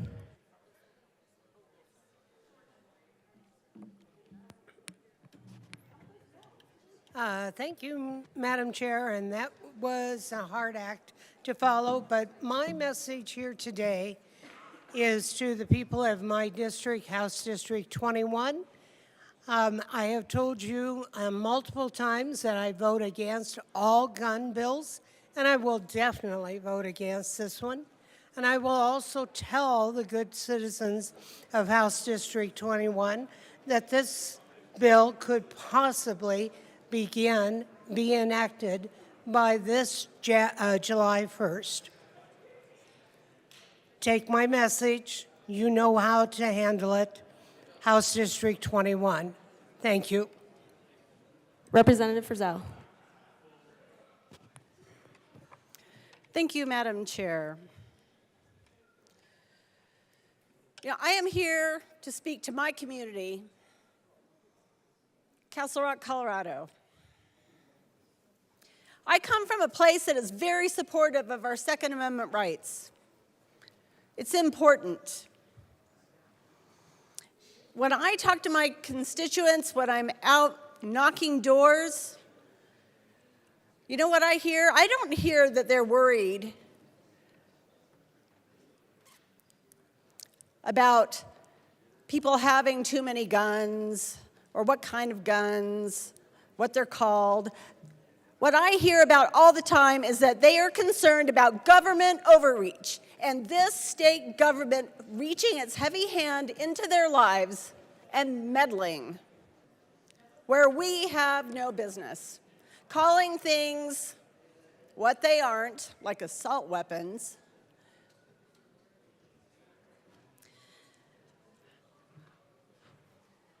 The good representative from Colorado Springs stole my thunder a little bit because I was going to talk about the legislative declaration also, and I still am. Because one of the phrases in this legislative declaration says the General Assembly further finds that, and you know what, that is all of us. But I don't find that. I'm part of this legislative assembly, and I don't find that assault weapons are not suitable for self-defense and are not well suited for hunting, sporting, or any purpose other than mass killing. I don't find that. Assault weapons are actually eminently suitable for self-defense. We have people in positions where they carry them for self-defense, whether it's law enforcement, or maybe it is a homeowner who just wants to defend their house and their family, their loved ones, their possessions. The other thing that I wanted to say about this legislative declaration that I find particularly annoying is the firearms industry has specifically marketed assault weapons as tactical, hyper-masculine. How sexist is that? I know plenty of women who own firearms, and it's not because they want to be masculine. And military style in a manner that overtly appeals to the very people most likely to acquire such weapons as a means to gain infamy as a mass shooter. I'm sorry, that is tripe.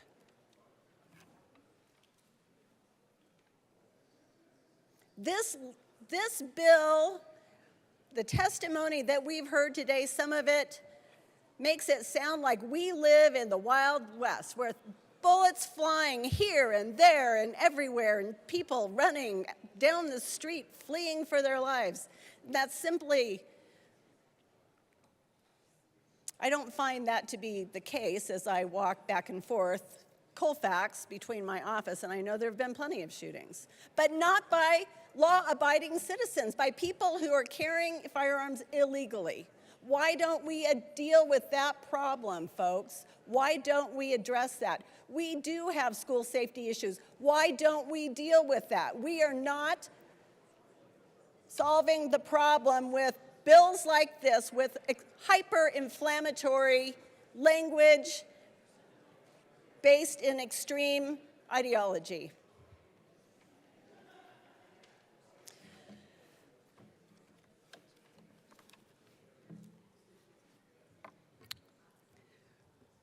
We need to vote no on this bill for all of the reasons you've heard over the last 5+ hours. Please vote no. Representative Luck.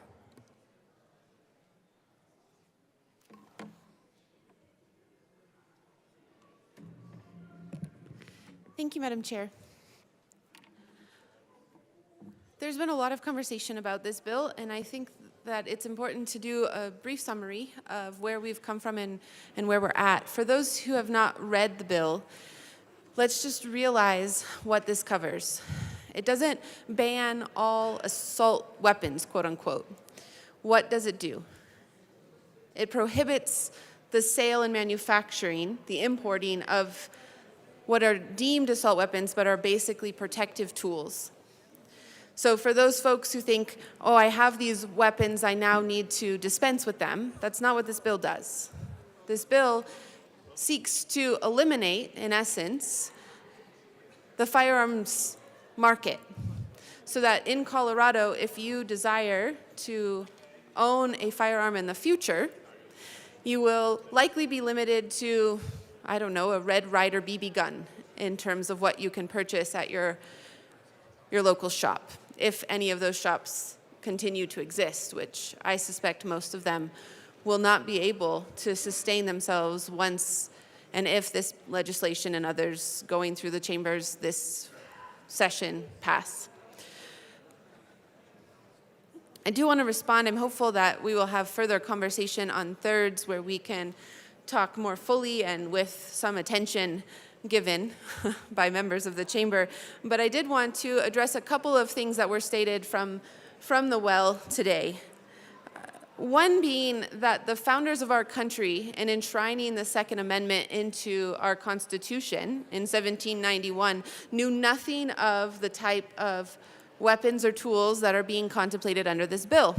That somehow their concept of a weapon was a single shot muzzleloader. That is blatantly false. There were weapons, patently false, thank you. There were weapons created even in 1688 that were repeating flintlocks. In fact, one of them, let me go back, hearken to my days in Europe, Uradoni, repeating air rifle, it could shoot up to 22 rounds per minute. And the range was 150 yards. One might say that is comparable to some of the weapons listed in this bill or contemplated under this bill. There were other weapons like the Lorenzoni family of repeating flintlocks, the Schellenbrunn repeating flintlock that also had multiple rounds contemplated. There were volley guns. There were all kinds of weapons that our founding fathers knew existed that could provide for rapid fire assault, rapid fire engagement. So to suggest that somehow it's a different era and that they didn't contemplate the potential harm is a misnomer. They knew exactly the potential harm, and yet they prioritized, and in their writings, prioritized plainly the preservation of life, which is what they deem this amendment to be, over public safety. They prioritized that. They understood what was at stake, and they said, yes, we recognize that there might be some harm that is done by bad actors utilizing these particular tools, but we know that there is much greater benefit to preserving the safety and welfare of our nation by ensuring that they are here and exist. And we see that even today. For those who would say that we have a problem with gun violence, I think it's important to recognize that there are hundreds of millions of firearms in private ownership in the United States. And yet, how much crime do we see, percentage-wise, being used based off of that? Do you hear about 350, 400 million weapons being used in crimes? Or is it a much smaller amount?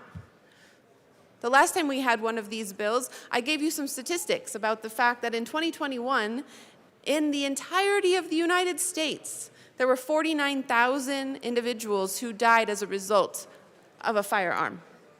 Over almost half of those were suicides. 49,000 firearms.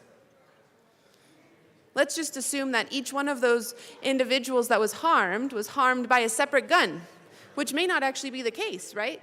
One gun might have facilitated multiple crimes and multiple deaths. And so we might even be talking about a less number. But when you're speaking of 350, 400 million firearms versus 49,000 deaths by firearms, what is that math? How does that work out in terms of the idea that we have a problem with firearms? I suspect if we looked at automotives, or like I did last time, look at medical malpractice and scalpels, it was brought forth the idea that there was a pro-life march outside and that somehow those who oppose this bill are anti-life and then inconsistent. Well, I don't know. There's a lot of babies who no longer exist.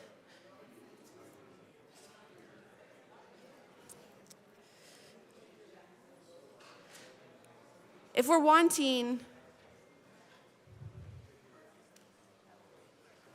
to eliminate all firearms from Colorado, this bill makes sense. If that is the goal, it's a good step. Ensure that no future person can purchase a weapon.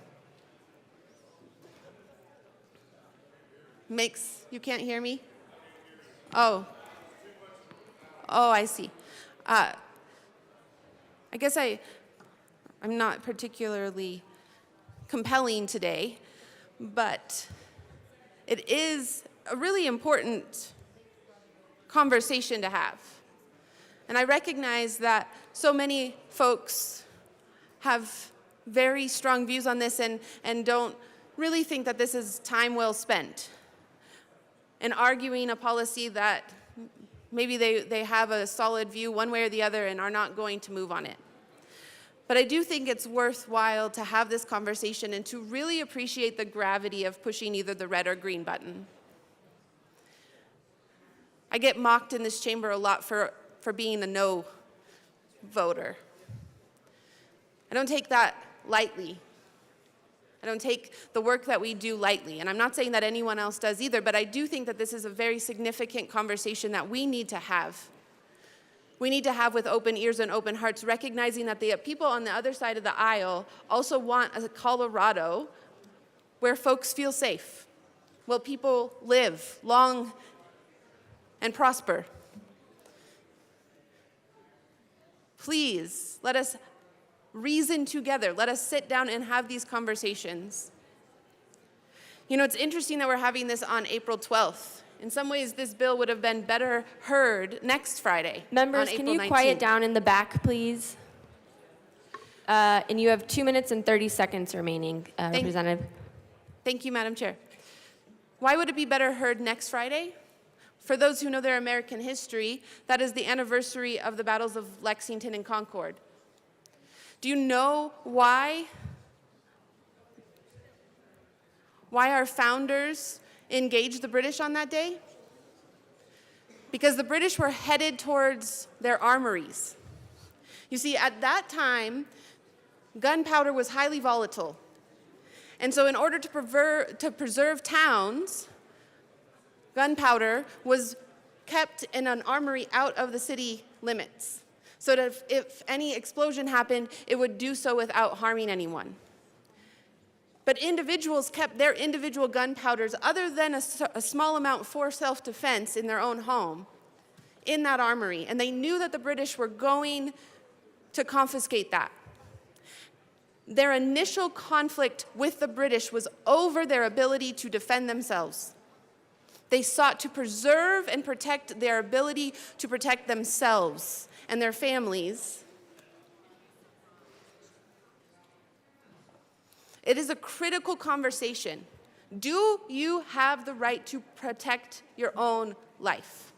Do you have the right to protect the lives of the loved ones in your house, in your home, in your close proximity? Do you have the right to protect your property? Do you have these rights? Or are you dependent upon other people for that protection?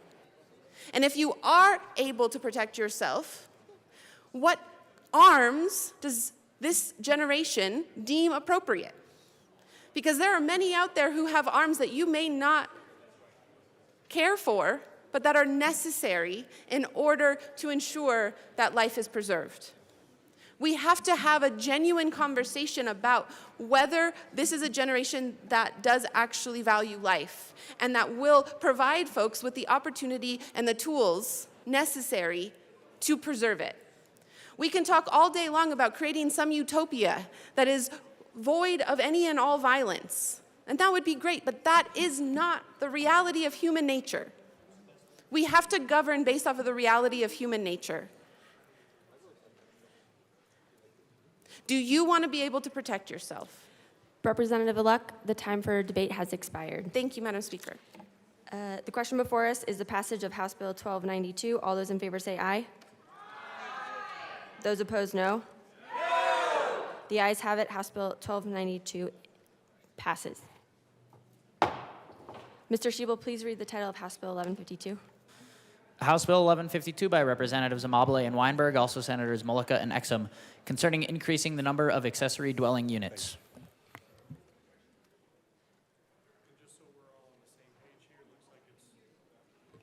2:31 right now, and we'll start the clock. Representative Amabile. Thank you, And Mr. the time for debate is 2 hours. My apologies. Please proceed. Okay. Thank you, Mr. Chair. I would like to move House Bill 1152, the Transportation and Local Government Committee report, and the Appropriations report. To the Appropriations Committee report. Okay, thank you. The appropriations, in appropriation, we reduced the ADU fee reduction and encouragement grant by $5 million. The grant funding, that was a tough decision, but because we're in a very constrained budget, we felt like that was the right thing to do. And then the second amendment added an appropriation clause to the Office of Economic Development and International Trade, and I asked for a yes vote. Is there any further discussion on the Appropriations Committee report? Seeing none, the question before us is the adoption of the Appropriations Committee report to House Bill 1152. All those in favor say aye. All those opposed, no. The Appropriations Committee report is adopted. To the Transportation, Housing, and Local Government Committee report, Representative Amabile. Yes, I'd like to move Amendment L006 to the Transportation and Local Government Committee report. One moment, that's a proper motion. We'll get that displayed.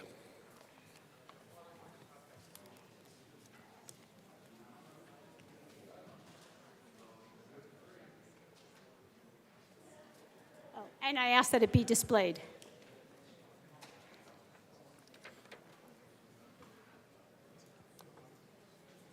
The amendment is properly before us. Please proceed.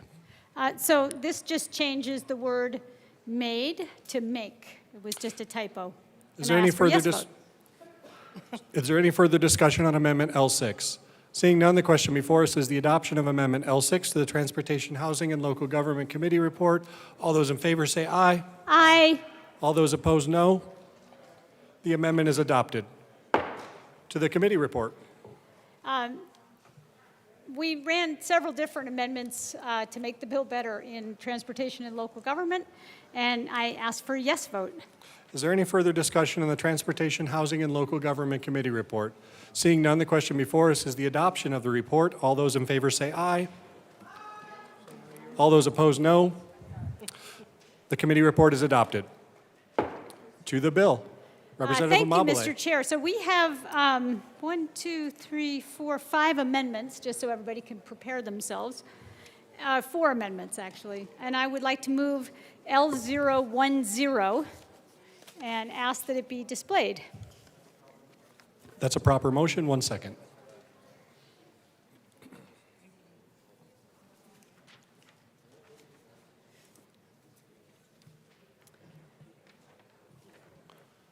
The amendment is properly displayed. Please proceed. Thank you, Mr. Chair. So this amendment, it deals with designated census places in unincorporated parts of counties. And we had set a threshold of 10,000 people, and we raised that threshold to 40,000 people to be a subject jurisdiction, and I ask for a yes vote. Is there any further discussion on Amendment L10? Seeing none, the question before us is the adoption of Amendment L10 to House Bill 1152. All those in favor say aye. Aye. Aye. All those opposed, no. The amendment is adopted. We're back to the bill. Representative Amabile. Thank you, Mr. Chair. I would like to move Amendment L014 and ask that it be displayed. That's a proper motion. 1 second. The amendment is before us. Please proceed. So Amendment 14 was for people who live in HOAs, and it is allowing HOAs to use their own design and other reasonable restrictions on the building of ADUs, so that if they have an aesthetic to their community, any new ADU construction conforms with that, and I ask for a yes vote. Is there any further discussion on Amendment L14? Seeing none, the question before us is the adoption of Amendment L14 to House Bill 1152. All those in favor say aye. Aye. All those opposed, no. The amendment is adopted. Representative Weinberg. Thank you, Mr. Chair. It's an honor to serve with you. Honored to serve with you, sir. I'd like to move Amendment L013 to House Bill 1152 and ask that it properly be displayed. 1 moment. That's a proper motion. We'll get that displayed.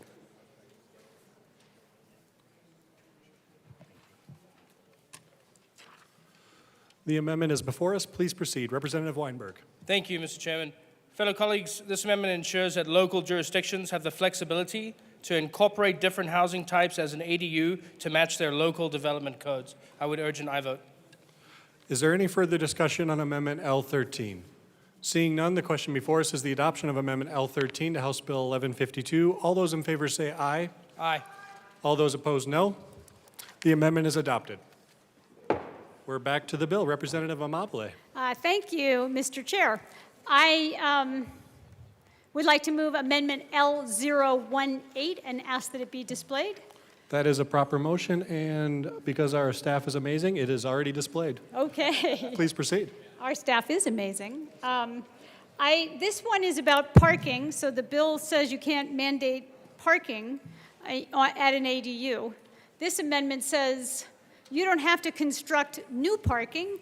You can use parking that already exists, and one of the places where you can find existing parking is on the street. And off-street parking, so that's what this amendment does. And I ask for a yes vote. Thank you. Representative Frizzell, and then we'll go to Representative DeGraff. Thank you, Mr. Chair. I had a question for the bill sponsors on this particular amendment.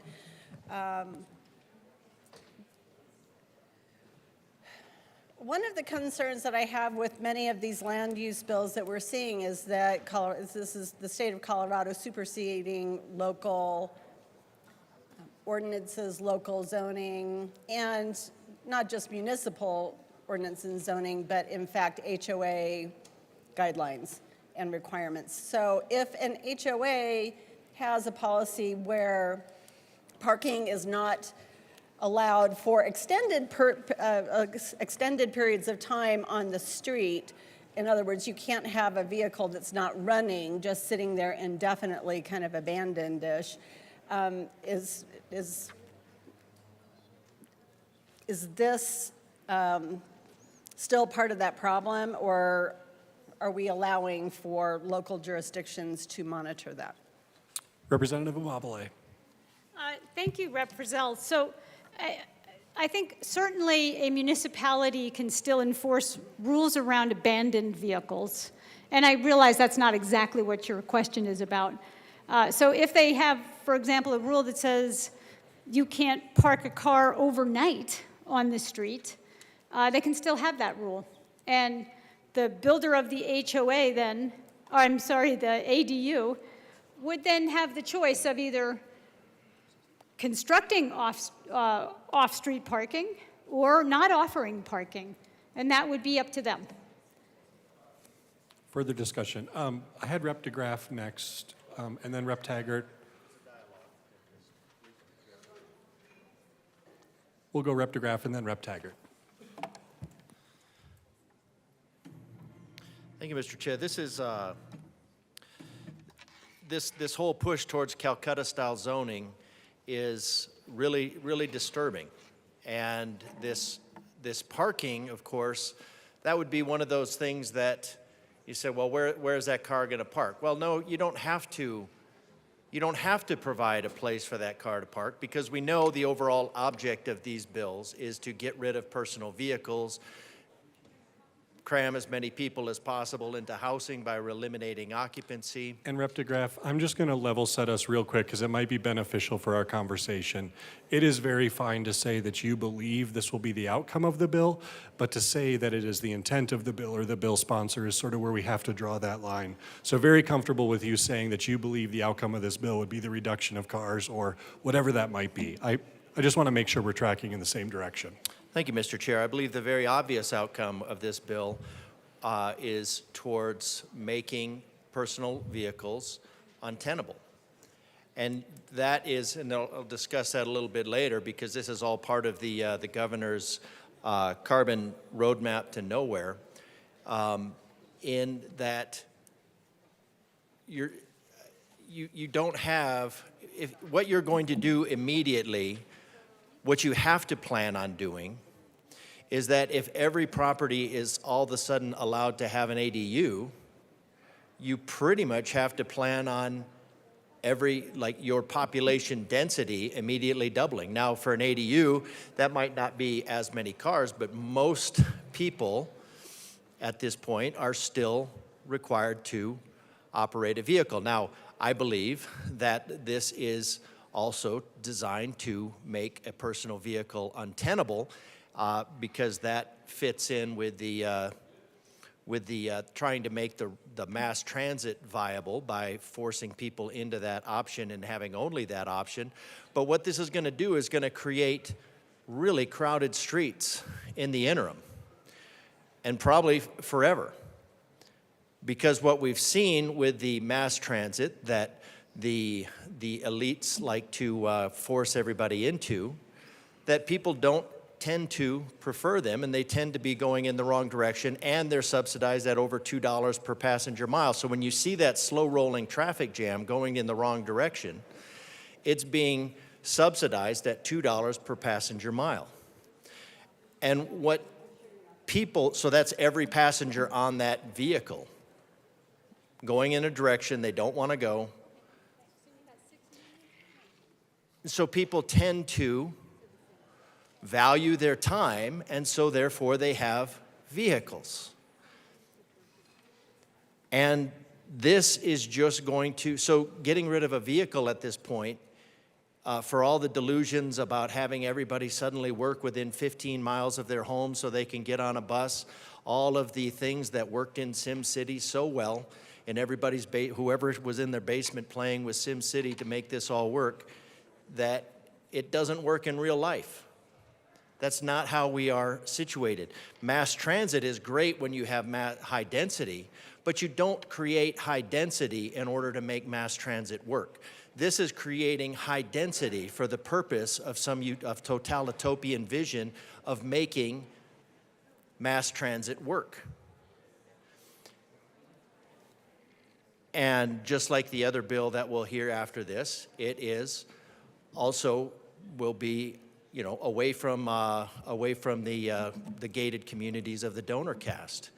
So when you have this, when you have the ADUs, when you have the parking, you have to dig up with sewer, you have to dig up with the grid.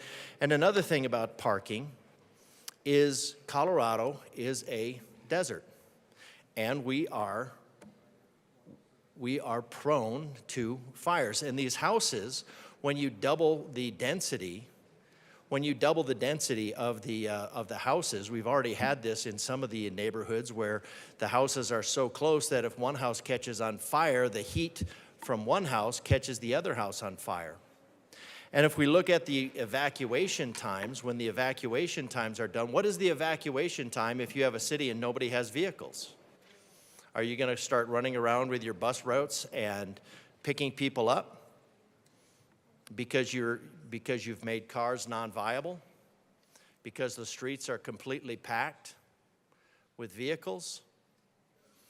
So we have places, Broadmoor, Cheyenne, we're looking at going from 8 hours and 30 minutes to evacuate to 11 hours. Is that enough time? So this totalitarian vision of getting rid of personal vehicles, moving people into the Calcutta-style zoning housing where they're sitting on top of each other, where they can never be lonely, according to previous sponsors. And Rep. DeGraff, I don't mean to interrupt you. I just want to bring us back to parking spaces. So with parking spaces, how are we going to get these people out? Love it. There we go. How are you going to get these people out? And what are the neighborhoods going to suddenly look like when you double the population density and you force half of the vehicles out onto the street?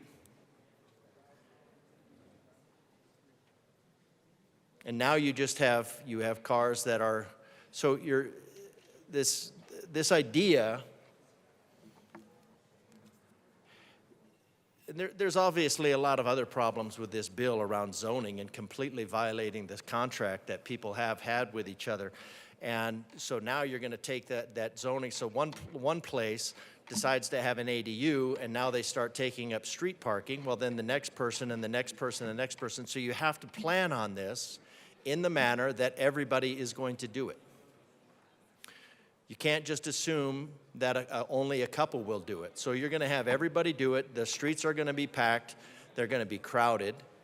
Not all of the streets are built to have parking on the sides.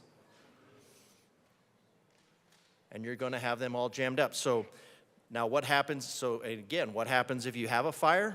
Well, I don't know, because now you don't have a means of evacuating. Is the legislature going to, at this point up here, because we are because the legislation, this body that really knows nothing about zoning, is all of a sudden going to reach into every county and tell them how to zone because we want to pack more tax-paying widgets in?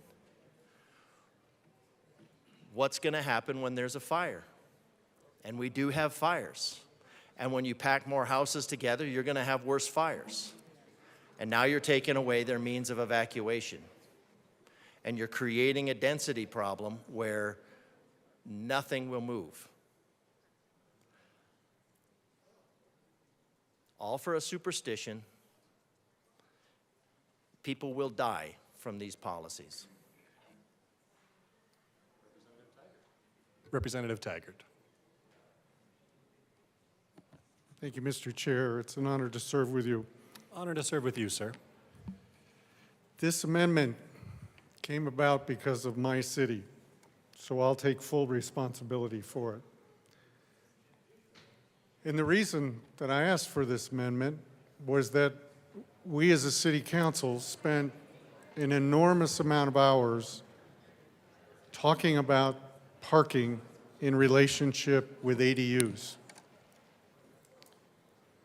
And one of the concerns we got from the citizens of Grand Junction was if they already had an accessory building or they had a garage that could be converted to an accessory dwelling, that adding the cost of building an additional space made the realization of more ADUs in our community almost non-existent. And so, while I appreciate everything my colleague has said, this was not done under any circumstances to eliminate cars. It was done because of the fact that we were concerned about, we wanted more ADUs, we didn't want to force an additional parking space on the actual lot because we felt that that would add so much to the cost that people that already had these accessory dwelling units that wanted to convert them or the garage would not do it because the cost would be excessive. Thank you. Further discussion on this amendment. Rep. Amabile or Rep. DeGraff? Were you going to talk more on this amendment? Rep. DeGraff. Thank you, Mr. Chair, and that uncovers a lot of problems. Just if this bill is something that was addressed to be a very specific community issue, I think I think bringing it to be a state level, be addressed at the state level, becomes highly inappropriate. That we are trying to do this here. I do think it still violates the overall principles of, you know, you're taking zoning and you're saying the community decided to do a certain amount of zoning. Usually that's parking in your driveway or parking in your garage, and now you're bypassing that and then saying, okay, well, we're just gonna, you can just park on the street. There's no limit to the number of cars that ADU can have. There's no limit that says that ADU has to be like a family member that's going to share vehicles. So maybe for different reasons, but I think this is that should have been something that was dealt with in the local community, that should have been dealt with at the zoning board as to how to do that, but certainly not brought here to the state level to just override at the state level all zoning to solve a problem, because ultimately those, if you look at like what C.K. Chesterton said, if you come to a fence in the road or a gate in the road, you don't just remove it without understanding why it's there. We have zoning rules, we have zoning plans, we have zoning that were set up. They're a contract with the people who purchased the property with the state that says, I'm willing to live my life in this community according to these rules that make it so you do voluntarily give up some of your freedom to do whatever the heck you want with the property. And so those zoning plans, those, for whatever reason, like I know in my property, even though I have it's a wedge lot, so it has a little bit bigger, I can't put structures on it because of the rain. I can't put more structures on it because that takes away the permeability of the soil and does not allow it to sink in. That creates water table problems. That creates other issues. And now we're taking this and we're saying across the board, you can build an ADU, and that's not an issue. And so I think this bill, for the reasons of parking, it's not putting that car necessarily in front of that individual's house. It's starting to fill up the streets. So I think the communities, in your case, your community in particular, has reached its carrying capacity.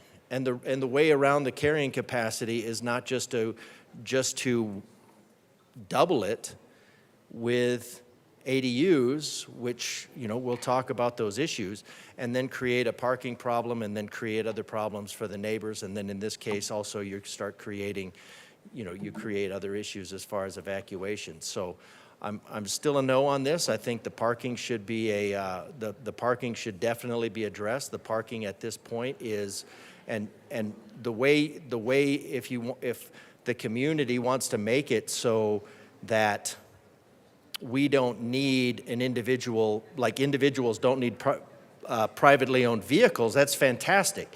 And the way to do that is to do maybe like the Uber and Lyft model, where, because they would like to see everybody not have their own vehicle. And so they created a transportation model that allows that. But this is not the way to go. I think this violates the covenants that the city has, that cities and counties have signed and that people have in good faith signed and committed to. And then we take that away and then we create a whole host of problems, because there is no problem the government can't make worse with a solution. So I think a no vote on this is appropriate, because we need to actually look at these problems at a local level. We need to look at the local zoning commissions, they need to look at this issue, not this body here in the General Assembly to send out an edict that that really violates everybody's contract as far as zoning goes, and then possibly creates more problems than it solves. So I think I get where you're coming from, but your community is beyond its carrying capacity. It's beyond its carrying capacity, and when you start forcing that beyond, I think you're going to end up with a lot more problems and people get hurt. Further discussion, Representative Amabile. Yeah, I asked for a yes vote on this amendment. Any further discussion on Amendment L18? Seeing none, the question before us is the adoption of Amendment L18 to House Bill 1152. All those in favor say aye. All those opposed, no. The amendment is adopted. We are back to the bill. Representative Weinberg. Thank you, Mr. Chairman. Fellow colleagues, the whole time that I had to go after last year, listening to my district and the concerns, it was always attainable housing, attainable housing, attainable housing. If I cannot come into this chamber and pass bipartisan legislation that directly affects my district in a positive way with positive values, I wouldn't be a responsible legislator. This is where this bill comes from. My city supports it. I've discussed at length, stakeholdered with many people at length about what this would do. Fortunately enough for my city, we're doing it well. And I believe wholeheartedly this will only provide opportunity. Additionally, forthright, this bill is about increasing property rights for homeowners to have more flexibility with what they can do with their home. It's your property. You should be able to do with it what you wish. There's no reason, in any way, shape, or form, that any entity or organization for which you own something should be able to tell you what to do with it. I stand firmly behind this bill. I thank my co-prime, She's been truly terrific with everything on it. I stand proud and firm, and I appreciate being along this journey with you. And I would urge not only a second eye, but a third eye as we go through the process and finish this through. Representative Amabile. Thank you, Mr. Chair. And I want to say thank you to my co-prime sponsor for all the work that he's done and for his enthusiasm for this bill, because this isn't really a partisan issue. It is a lot of things. It is about housing, but it really is a lot about property rights for homeowners. And it's not a complicated bill. We're saying, yes, you have to allow ADUs in single-family zones in places that are in metropolitan areas that have a population of more than 1,000 people. But you have to be in an MPO, your town. And it gives the local government a lot of control over how it gets done, but it says that people should be allowed to do that with their property. And I'll tell my little ADU story because it's part of what motivated me to start working on this bill right as soon as the session ended. And I have a little room above my garage, and I put in a little shower and a little teeny kitchen in a 275 square foot space. And my very disabled son lived there. And we were able to have him have autonomy and also to not let him come into our house when that was appropriate. But I could keep an eye on him, and I knew he was safe, and it didn't cost any additional money for me to do that. And about 6 months into it, the city came and said, you can't have that. That's not allowed. You have to take the shower out. You have to take the kitchen out. And not only that, your kid can't even sleep here. And my kid became homeless after that. And he spent about 3 months at the homeless shelter, and then he got kicked out of there, and he was homeless on the street. Now, since then, we've figured out a housing situation for him, but we couldn't respond quick enough. And that just shouldn't be the case.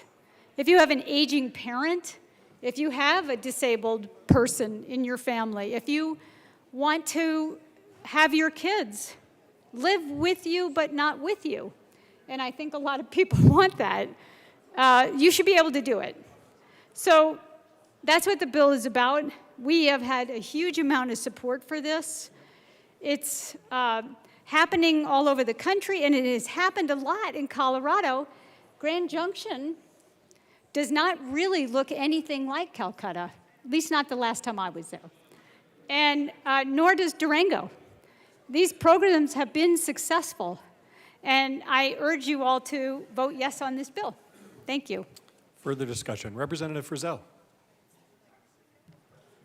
Thank you, Mr. Chair.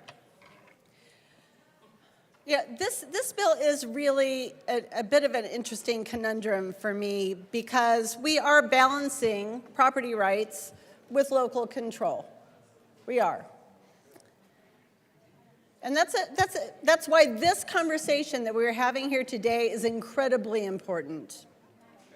I'd like to talk about my hometown of Castle Rock. So Castle Rock has already in place a fairly liberal ADU ordinance. We allow ADUs. There's certain criteria around them, and we'll talk about that a little bit more. My friend who lives down the street from me, she and her husband's mom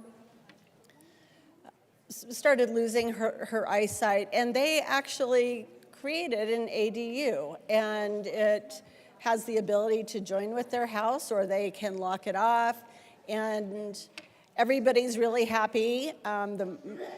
His mother's very happy because she gets to be close to family and in a safe situation where she can spend the last of her days. Plus, they have a heck of a view.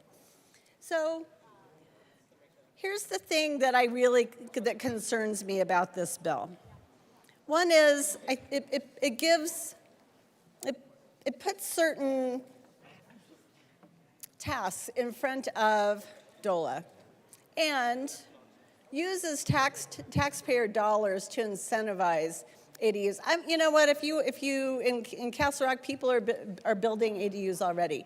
I don't feel like they need to use taxpayer money to incentivize that behavior. That's me. That's my opinion. I know that it's probably not universally shared by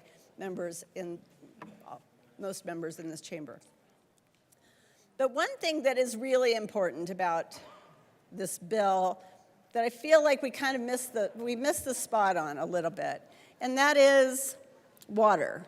The bill is silent on water capacity, wastewater capacity, because keeping in mind, this is not new construction that we're typically talking about. We are talking about infill. We're talking about a house that is in existence already, and we are adding additional water needs to the property. So whether that's toilets or sinks or washing machine hookups, you're adding the need to increase the capacity to that property. I know in Castle Rock, that's a big deal. So, Mr. Chair, I would like to move Amendment L007 to House Bill 1152 and ask that it be properly displayed. Thank you, or Representative. prominently, either one. Thank you, Representative Frizzell. The amendment is before us. That is a proper motion. Please proceed. Thank you. Members, this is, I believe, an important amendment. And it's fairly simple. It really deals with, it's page 10, line 11. It's simply inserting this particular statement, and I'm going to read the whole thing. In which a development application is approved with conditions, or denied by local government administrative staff based solely on, and then we'll add, whether it includes a statement by water and wastewater service providers of their capacity to serve the property described in the application. Its compliance with objective standards set forth in zoning and other local laws. So all this is doing is let's just make sure that if we're doing this, which is fine, like I said, in Castle Rock, we're fine with ADUs. They are prescribed locally, but it's really important that we get this water capacity, wastewater capacity piece right. So members, I would ask for an aye vote on this particular amendment. Representative Weinberg. Thank you, Mr. Chairman. So, fellow colleagues, we went through this multiple times. Same interest of wastewater and water itself. I want to explain something. Being on the Planning Commission in the city of Loveland for as many years as I've served, being the chairman, this got brought to attention multiple times. With ADUs, the increase is always less than a new house build-out.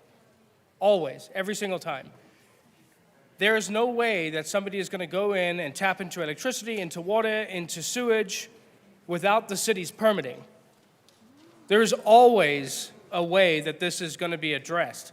Nobody's just going to start building houses in their backyard and start tapping into the city resources. It doesn't work that way, seriously. So regardless of that, for that reason, I would request for the chair to put us into recess, please, because I believe this is a settled question. Thank you, Representative Weinberg. I do not believe we need to go into recess for me to determine a settled question. I'm happy to meet the proponents to the side here.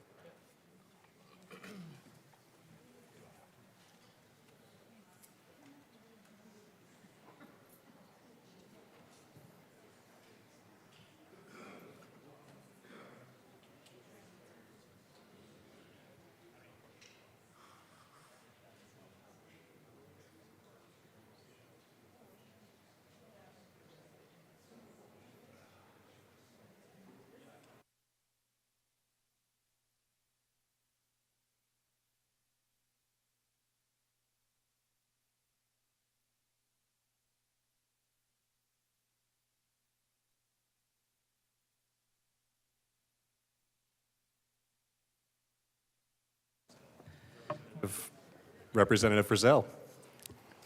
Thank you, Mr. Chair. I would like to withdraw L007. That is a proper motion. L7 is withdrawn. Okay.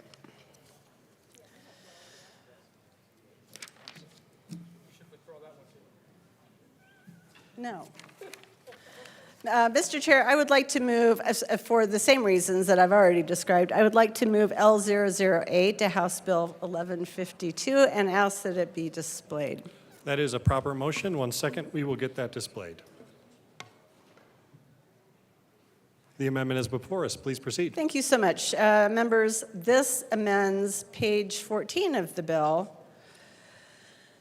which, and what this simply does, all this amendment says is if a municipality already has a law in place around that regulates the construction or conversion of accessory dwelling units, it is not a subject jurisdiction. And I ask for your I vote. Thank you. Representative Weinberg. Thank you, Mr. Chairman. And again, I deeply respect my colleague on the right side of the aisle from Douglas. This effectively just guts the bill and doesn't do anything for it in any way, shape, or form. So I would respectfully request that this body vote no on this amendment. Further discussion on amendment L8. Seeing none, the question before us is the adoption of amendment L8 to House Bill 1152. All those in favor say aye. Aye. All those opposed, no. No. The amendment is lost. Back to the bill. Further discussion, Representative Frizzell. All right. Trying to get to a place where you all will love one of my amendments. So another piece of the bill that concerns me is municipalities, all local governments, counties, municipalities have building codes that set setback requirements. So essentially how close to the property line you can build an auxiliary dwelling unit or other things. Like, for example, my neighbor, my old neighbor, they moved, which was good. They constructed a sport court, literally 1 foot away from our property line. And we didn't have them undo it or anything, but it is actually quite a nuisance. That's kind of an example because that was not a legal improvement, but there we have it. It's really important for everyone, if you want to have an ADU on your property, great.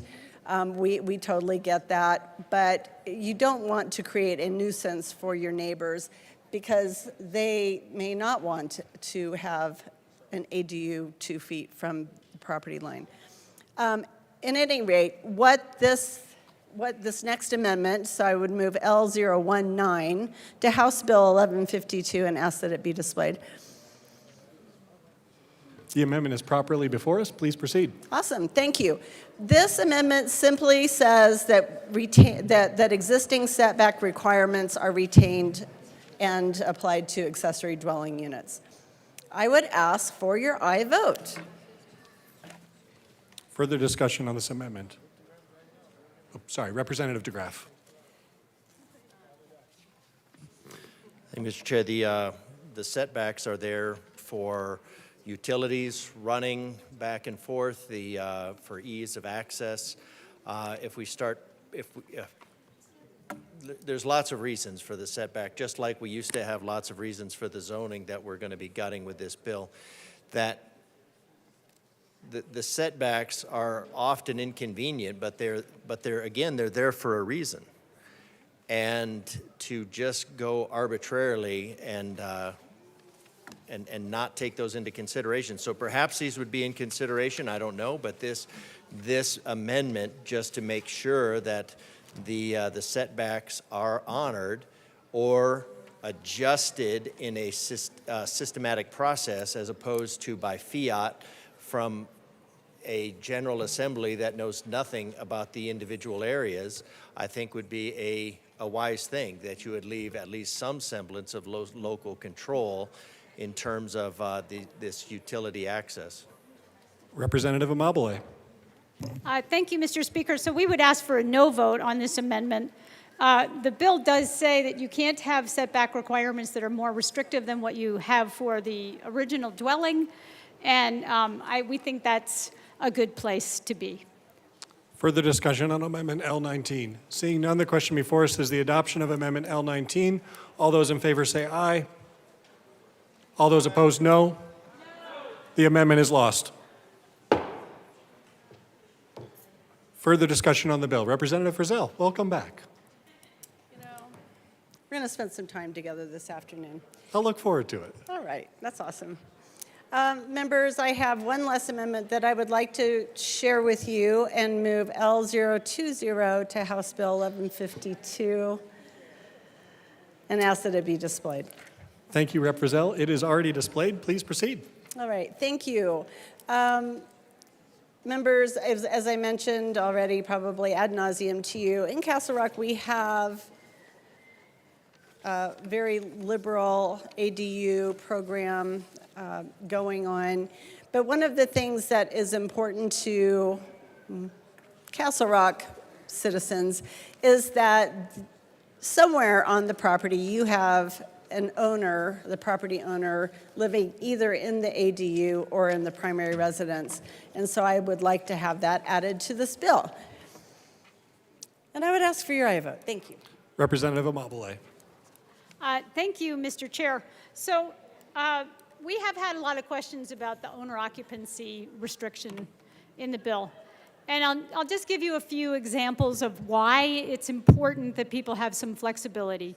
So imagine your aging parent has a home with an ADU, but they have the ADU rented out, and now they need to go into some kind of assisted living or nursing home care. So they move out of the house, and they move into this care setting, and you want to rent their house and the ADU so you can pay for them to be in this care setting. If there's an owner occupancy restriction, you can't do that. And that actually does come up. The other thing is that it's a lot harder to get a loan when there are occupancy restrictions, because the bank wants to know that if they foreclose the property, they can rent the house and they can rent the ADU to make themselves whole while they are sorting out their foreclosure or whatever is happening. So they don't want to lend on properties that have these kinds of deed restrictions. And so we asked for a no vote on this. This is actually a really important piece of the policy. Representative DeGraff.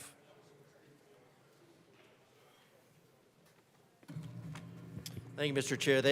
Lacking this amendment, it makes a lot of this bill just completely disingenuous, because it's presented, it's for family members, say a child that maybe not capable to live on their own otherwise, for maybe an aging parent. And a big concern about this, besides taking all, say, single-family zoning and turning it into multifamily, and taking all multifamily zoning and turn it into mega-family zoning, that we can't look at this bill, we can't just look at this bill in a vacuum, because we have other bills that are to remove any arbitrary occupancy limits. Now, that's not this bill, but that will apply to this bill. So now you slap up an ADU in the backyard, and then you remove any occupancy limits, and then you say, well, it's single family, but then you take away the family restriction, and family, the definition of family gets to be, well, basically whatever the heck you want it to be, so it means absolutely nothing. Then you take away the parking requirements, and you just have a lot of issues. So, yeah, this I don't think this guts the bill. I think what this really does is it identifies more the intent of the bill. Because now what you're going to do is you're going to allow, so you take a family zoning area, single family zoning,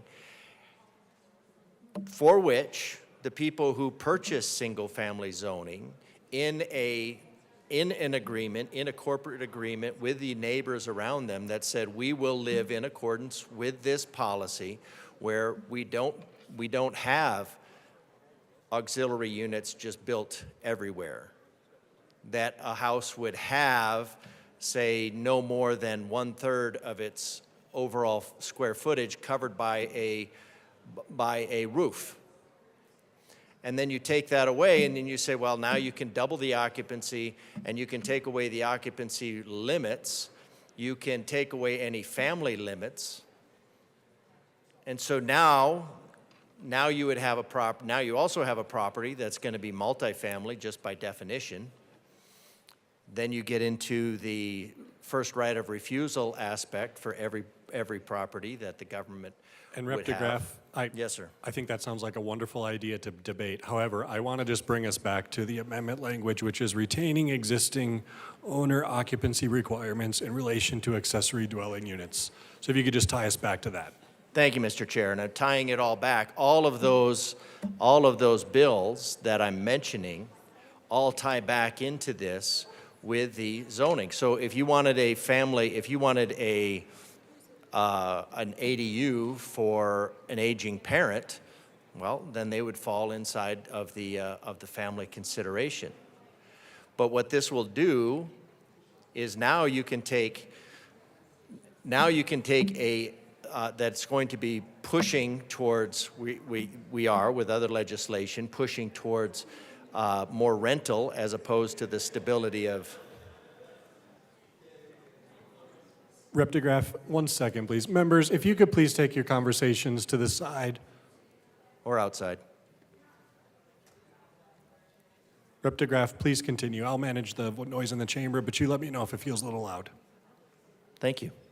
So again, we can't look at all these things in a vacuum.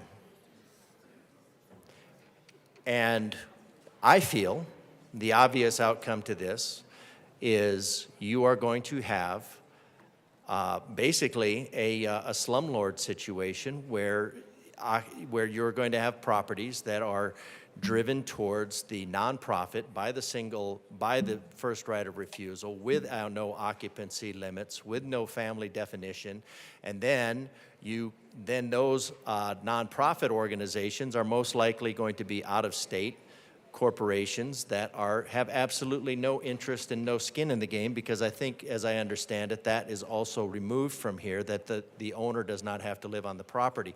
So now you just create these massive, for the purpose of income generation, properties, because we don't have any control. So this amendment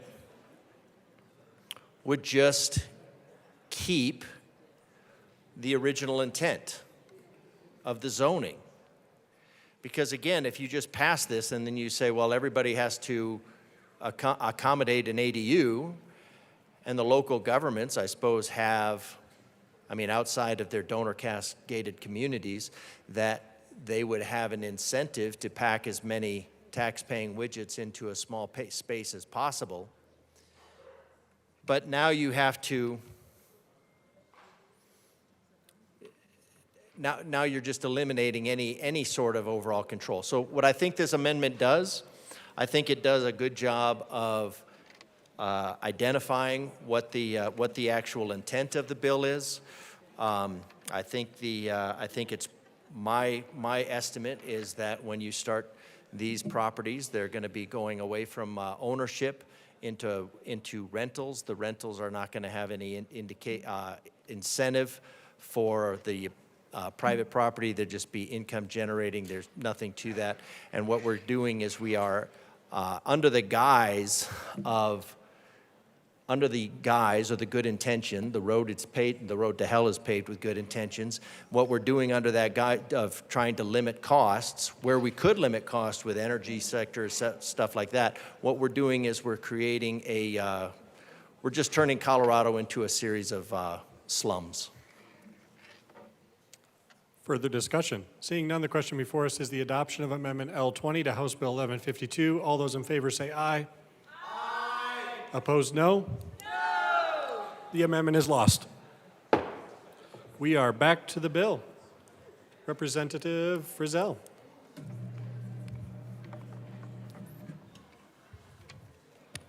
Thank you, Mr. Chair. I thought I was done, but thankfully we have amazing nonpartisan staff here to help us. And I would like to move L022 and ask to House Bill 1152 and ask that it be displayed. That is a proper motion. The amendment is before us. Please proceed. Thank you. I know this might look familiar to you, and it should, because this was the first amendment that I ran, and it was going back to talk about being able to assure that water and wastewater service providers can attest to their capacity to serve an accessory dwelling unit as part of a single unit detached. I think it's supposed to be dwelling. It does look like there might be a typo there, Rep. Frizzell. Would you like to let the drafter maybe work on that a little bit? I can call some other folks up, and then we can get you back up to rerun the amendment. That would be lovely. Thank you, sir. Could you withdraw the amendment, please? Yes, sir. I would like to withdraw L022. Great. Thank you, Representative Frizzell. The amendment is withdrawn, and then when you have the amendment redrafted, just flag it for me, and I'll get you back up. Minority Leader Puglisi. Thank you, Mr. Chair. You know, I think that ADUs can be a really important part of the affordable housing conversation. I think it's really good to allow people to do that.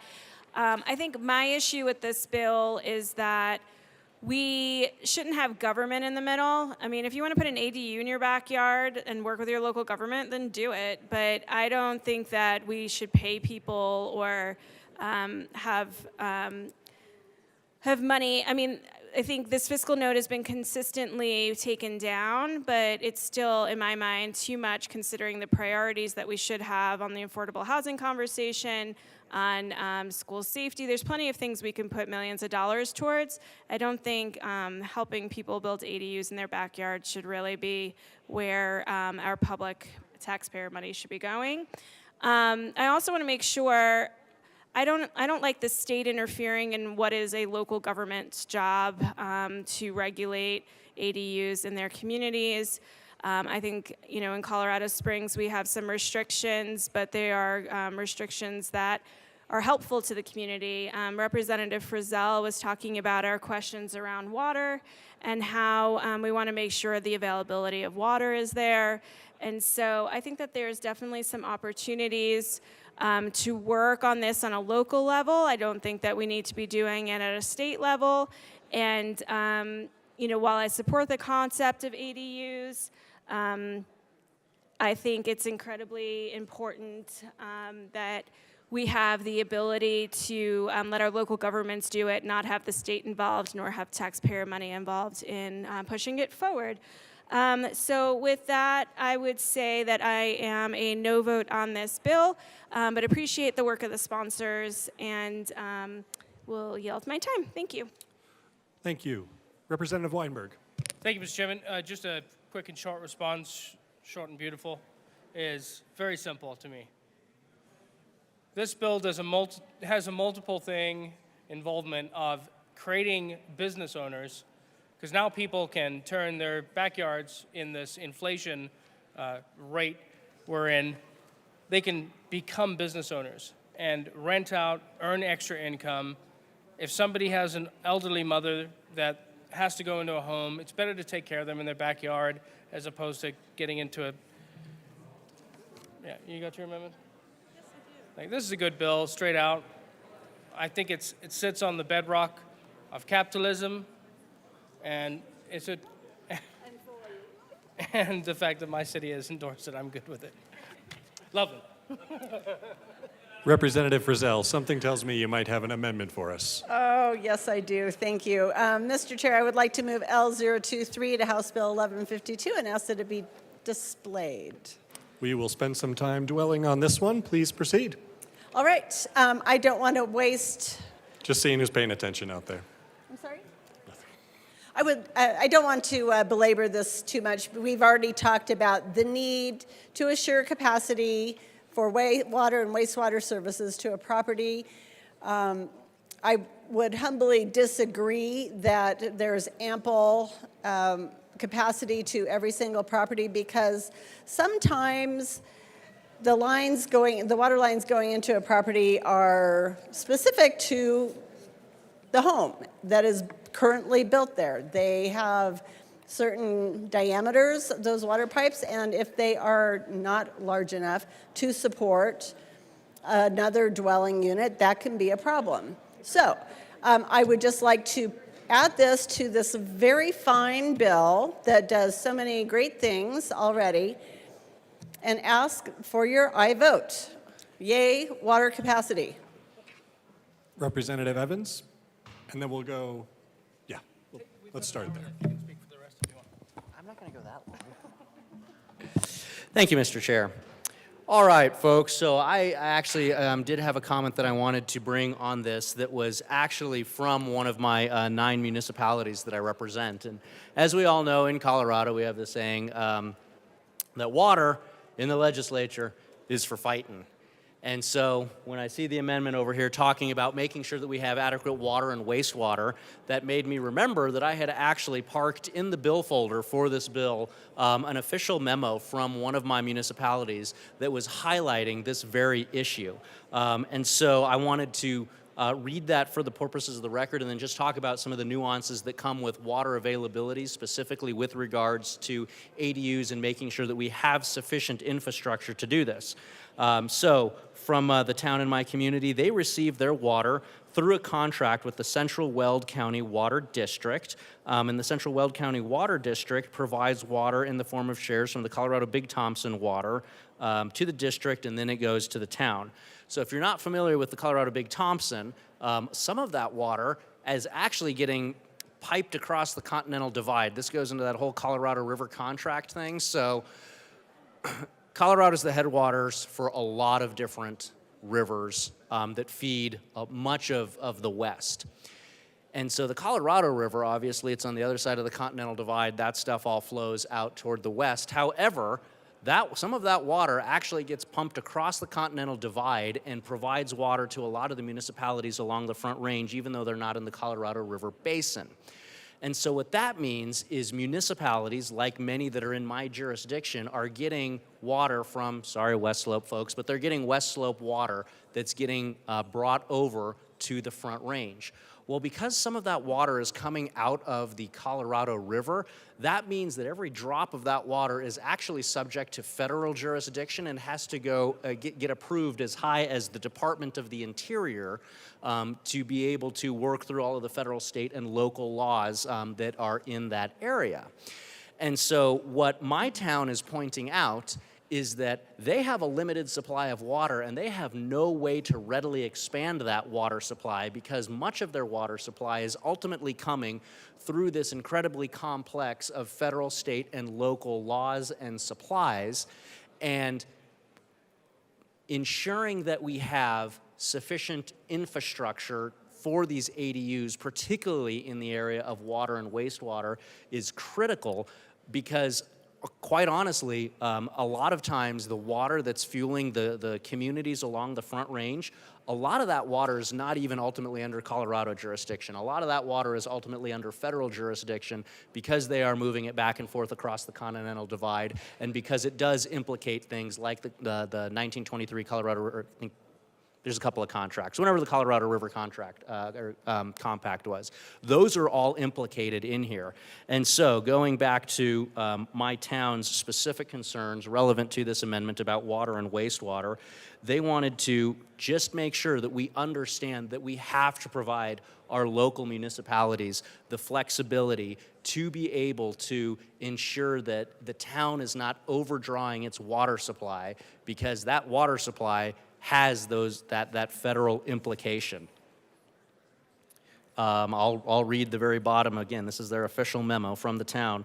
Our town is not in a position to acquire additional shares of CBT, Colorado Big Thompson Water, and will require dedication of raw water in order to issue a building permit for any additional residential units.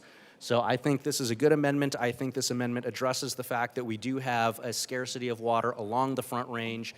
Increasing the density will increase the water needs of our communities. And I've read to you the concerns of many of my towns that say because of where they get their water from and the complex web of local, state, and federal regulations and rules around that water, again, going all the way up to the Department of the Interior, saying that folks have increased flexibility to build ADUs. We have to temper that with understanding that those are going to need a water supply, and that water supply ultimately often incurs federal complexity. So I think this amendment clears that up by ensuring that we can take that into account in the area of ADUs, and so I'd ask for an aye vote on this amendment. Further discussion on this amendment. Representative DeGraff. Thank you, Mr. Chairman. This is kind of brought up and speculated about this type of bill where, and the governor talked about it initially, so signaled that this would be coming, that somehow we're going to solve our water and traffic issues by doubling our population. Not only doubling our population, but doubling it, quadrupling it, whatever the next multiplier would be, that we really don't have any means of controlling this at this point. So we have this just is seeming more like a Pandora's box or a genie in the bottle where we're going to let it out, we're going to open the lid, and then we're going to find out. So we're going to change we're going to force change zoning without restrictions on water, without really looking to see, because now all of these are considered arbitrary, without actually looking to see and say, well, can this neighborhood handle this? Now, I think the more rational way to do this, which will never happen, the more rational way to do this would be to ensure that the neighborhood has the infrastructure in place at the time of starting to allow ADUs, and that would be for whatever zoning is put in place. Now, how would you plan on zoning when you can't have any arbitrary limits on housing after you've doubled the number of structures? Can't limit that, can't limit the number of structures. And we don't really know. So now one of the sponsors says that, well, this is going to, ultimately they have to apply for permits to do this. Because at some point you will exceed the factor of safety for whatever it is that you're looking at. In this case, we're talking about water. You're going to exceed the factor of safety. And then is the city going to say no more? Well, the municipality doesn't have the means, doesn't have the ability at this point, after the passage of this bill. The municipality no longer has the ability to say no. Now, I know the sponsor said that's not going to have anything to do with zoning, but this specifically mentions zoning here. That it won't change the parking requirements, but preventing the imposition of parking requirements. Won't have anything to do with occupancy requirements, but this specifically prevents the owner occupancy requirements. So, under the guise of creating a livable situation for a family member, we're opening these up to be a mass rental, and you're going to have, I think the logical thing to do would be for everybody to, as soon as this passes, to apply for an ADU, because in order for your property to be competitive in the marketplace without losing out, because otherwise the property value is going to go low because it's no longer single-family residential, it's multifamily residential. So now everybody's going to have to be in a mass application to get in there because we're not looking at the requirements, and this bill does not require, as far as I can tell. I've been a little busy for the last 5 hours. But I think this is a good amendment to at least at least slow roll things a little bit. This is not against grandma or a kid living in the backyard. ADUs might make a lot of sense, but they should be handled in a manner at which they can. And if you look at as either a rule, as a example of success or a tragic example to others, talks about construction has significantly increased in California following reforms to the accessory dwelling unit law, because before it was only, permits were only about 10 to 20%. So they're very low because they had to be approved. They had to go. But now you're going to pre-approve everybody's permit. And California, because there's no idea so bad that we won't imitate it, that accessory dwelling unit has increased rapidly from around 1,000 accessory units permitted in 2016 to over 24,000 in 2022. So a property, after losing its single-family zoning criteria based on this, in order to recoup the cost, the property cost loss, or just to maximize it, which would probably be in conjunction with moving, is going to have to go down this route. And this is just turning Colorado into one giant slum haven.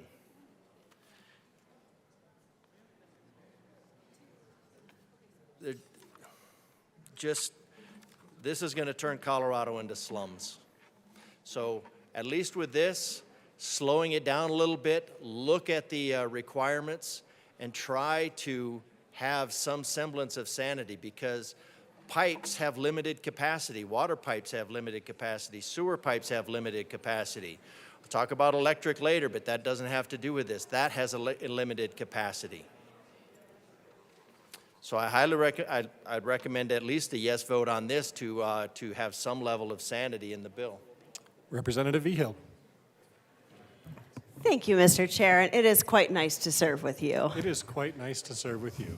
Colleagues, I rise in opposition to this amendment, and not so much because I think it's not right to consider the water and wastewater, but because I find this very repetitive in the context of this bill. There's actually nothing more water efficient than to favor infill projects over sprawl. Our Forest Service publicly owned utility in Colorado Springs does a whole water tour. I was privileged to go on it last year, learned so much about our water supply, what does and doesn't work for water conservation in our city, and have found that infill projects are actually one of the #1 ways that we can accommodate our growth in our community, and this is going to be true anywhere where we have limited water supply, which I think we know is all of our state, because you're not having to put in new lines, you're not doing new landscaping, you're actually reducing the amount of landscaping on the parcel that has to be accommodated. And the outdoor irrigation is the biggest municipal water use. Just people bathing and drinking water and cooking and being human beings is not where all of the water is going. And on top of that, it allows us to not have to keep doing more paved surfaces, more vehicle miles traveled, more expansion of the space that we live, work, and play in, and it makes all of our water use so much more efficient. So I think that amendments like this distract from that. I would ask for a no on it. I think it distracts from what we're trying to do with this bill. Further discussion, Representative DeGraff. Well, the nice thing about an amendment like this is if the capacity is there and it does not impact it, then this amendment has absolutely no impact, because it's just saying, hey, we would like you to do something that's already been done. It's already done. But before you go and do something, it's saying, hey, this is something that you need to take a look at before you just go do it because of a water tour. So there's a lot of the points there that are fantastic, but pipes have a limited diameter. If you double the population, that doesn't necessarily mean that you can get water to them all. Irrigation, yeah, that might be a prominent use. And if that's the prominent use and you're going to reduce the irrigation required, then this amendment is not going to have any impact at all. But at least you would stop and look to make sure you're not going to create an issue prior to going ahead based on the other requirements of the bill that really don't seem to have any brakes. Seems there's no brakes overall on this process. This at least puts a little sanity in. Representative Frizzell. Thank you, Mr. Chair. I was going to be done. I wanted to make sure I respond. When we were talking about capacity, and I'm just going to give you a very basic example. When my husband and I built our house, it was an infill lot, and when we went and got our permit and got our water tap fees paid, we had to do that based on the number of fixtures. So the number of fixtures in our house, and that's every spigot, every sink, every toilet, every shower, every bathtub, all of that had to be counted up, and that's how the town would determine the diameter of the pipe coming from the water main from the street to my house. And I will tell you, we maxed out because we are cheap and we did not want to pay more to have a wider diameter pipe. That's what this is about. This is ensuring. So I will tell you that at my house, we could not build an ADU because we don't currently have capacity from the water main coming to the house. That's our reality. So we're talking about capacity for water and wastewater and ensuring that it is appropriate. That's all. Members, before we continue, can you please keep the volume down a bit? You are the mighty 19, but we'd like you not to be the mightiest 19 in the room. Just kidding. If we could take your conversations to the side. Representative Amabile. Thank you, Mr. Chair. So just in response to representatives from Douglas County's conversation, she's absolutely right. Your city will say, hey, you have to go from a 1/4 inch to a 1/2 inch if you add another bathroom and another bathtub or whatever it is. Nothing in this bill stops them from doing that. Nothing in this bill says the city can't require you to up your capacity. That is absolutely allowed, and this will just add an extra layer of bureaucracy onto what is already a fairly bureaucratic process in getting a permit approved. So I ask for a no vote. Thanks. Representative DeGraff.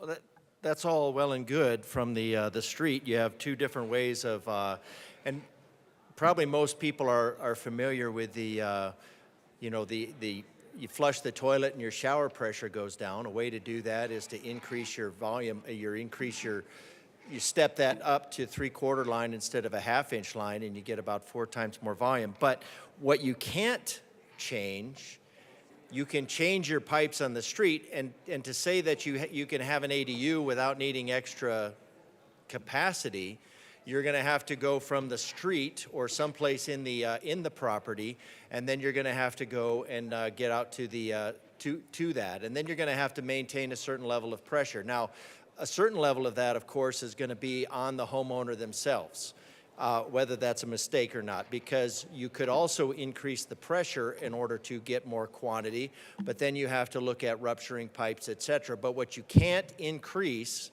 without a significant cost, you can't just go and increase the diameter of the pipe in the street. Now, the pipe in the street was created with a certain radius in mind in order to accommodate the houses. Because if you just took that pipe and you said, well, I want to have, and they didn't, because that is an additional cost, and that would have an additional volume. And then if you have too much volume in that pipe, then you get stagnated water. And then if you have the stagnated water, then you have a lot of health issues. So you have to have, so that pipe that is in the street, that is coming from wherever, is a certain diameter based on the housing occupancy of that neighborhood. And they say, okay, this neighborhood is going to be single-family residential, so that's going to be probably an average of about five members per family. They're going to take this many showers. They're going to flush the toilet this many times. They're going to wash dishes. They're going to run the dishwasher. It's going to take that much water, and we're going to, and that is the level of planning. I mean, a lot higher level of planning goes into it. So that pipe in the street can't just be changed. You can't just dig that up. Now, that pipe has a factor of safety into it. They didn't just say, well, it's, so you're going to have a level of volume that's required for what you anticipate, and then you're going to apply a factor of safety, I don't know, probably 1.5 for a situation like that. But now, so that would give you a capacity increase of a maximum maybe of 50%. But what we're talking about is the potential of doubling. We're talking about the potential of doubling the infrastructure, because you can't say preventing the imposition of parking requirements, preventing the occupancy requirements. You can't limit the number of ADUs on the street, so ostensibly everybody on the street could do an ADU. So, yeah, the owner from the street to do the ADU in the backyard is going to have to rip up their yard, plumb it around the house to get into the backyard, etc. But ultimately, what you have is you have a limit on the infrastructure itself. And unless we're going to pull that up, what you're going to have is you're going to have a few houses come in and say, well, I want to have an ADU, so they get approved. Well, then ADU number 15, 20, 25, 30, do they get approved? Because what capacity do they get approved at?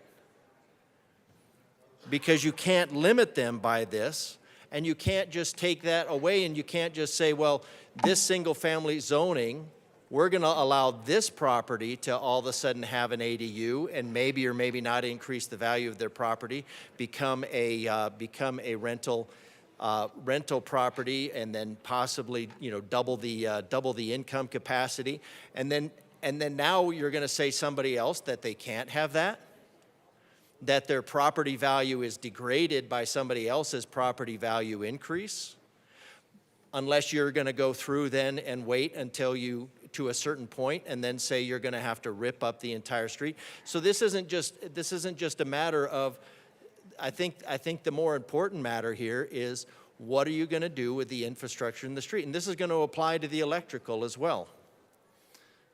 The electrical is going to be the same thing. The sewer is going to be the same thing. The sewer is based on a certain number of houses, a certain amount of toilets being flushed, a certain amount of dishwashers being run, a certain amount of times people are going to be washing their hands. And that has a volume capacity. And that volume capacity, of course, is tied directly to the water that's coming in. So I don't know. This whole bill is drafted in the same mentality that food comes from grocery stores. It just appears magically, and that there's no farming, there's no ag, there's nothing involved in it. It just appears. The water just shows up, the waste just goes away, and the electrical charges our phones. And they're just this, and we have a capacity for them because they're built to a certain capacity. But then when you just arbitrarily overload that capacity, you're going to have problems. You have a population, you have a carrying capacity. The zoning was for that carrying capacity. This is just highlighting the fact that this bill is attempting to arbitrarily override the carrying capacity, and it really gets into the rest of it of the carbon dioxide nonsense, which we'll talk about here pretty soon. But right now we're talking about this not exceeding the capacity of the water, in addition to all of the other bad ideas of this bill. Further discussion on Amendment L23. Seeing none, the question before us is the adoption of Amendment L23 to House Bill 1152. All those in favor say aye. Aye. Opposed, no. No. The noes have it. The amendment is lost. We are back to the bill. Further discussion? Seeing no further discussion, Representative DeGraff seeing some further discussion.